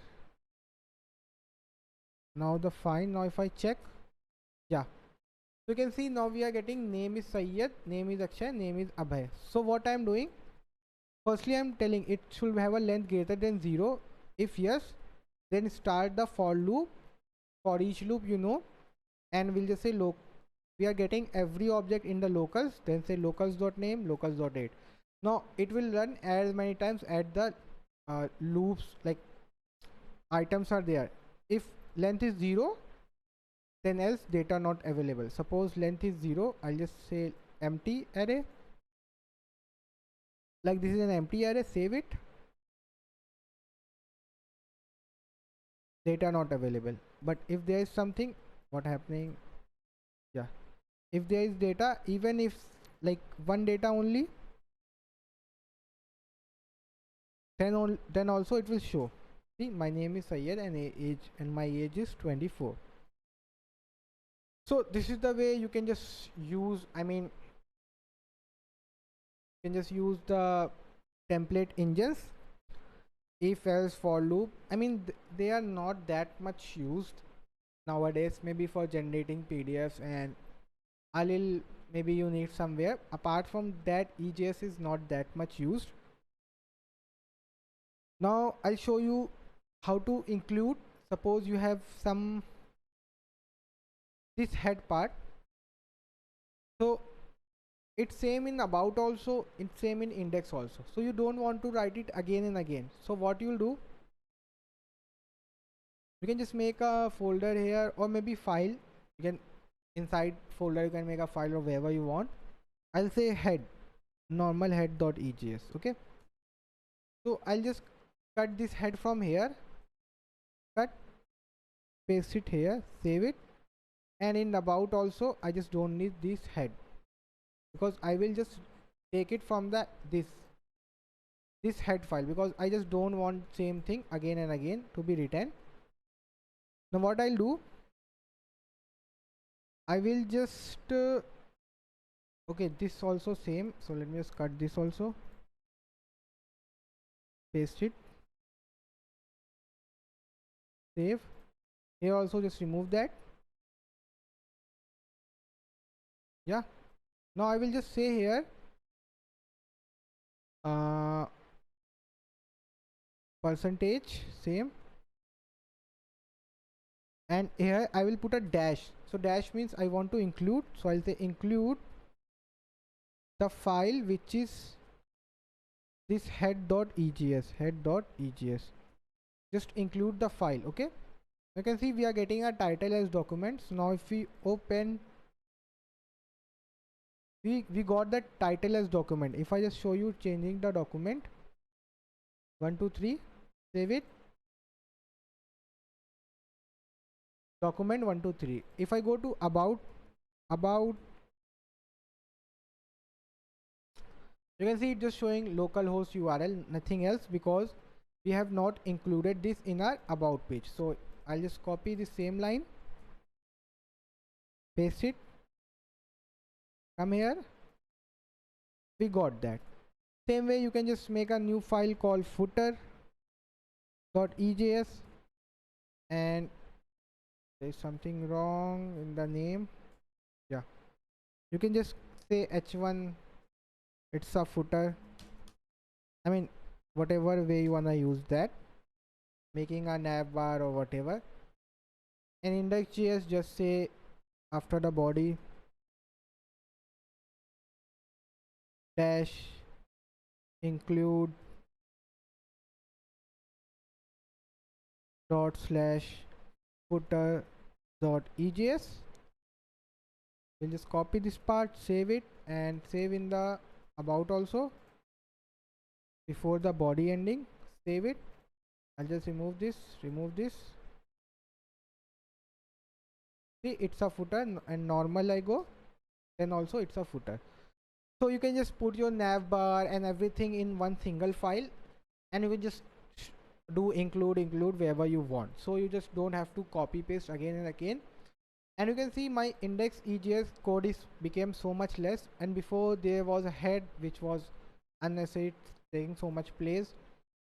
So if you think some part of the code you're gonna use 2-3 times in your files, so you can just use that.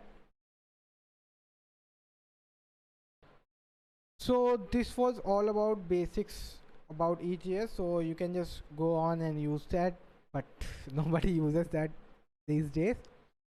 So yeah, that's it in this embedded JavaScript, or what do you call, rendering method. Yeah, thank you.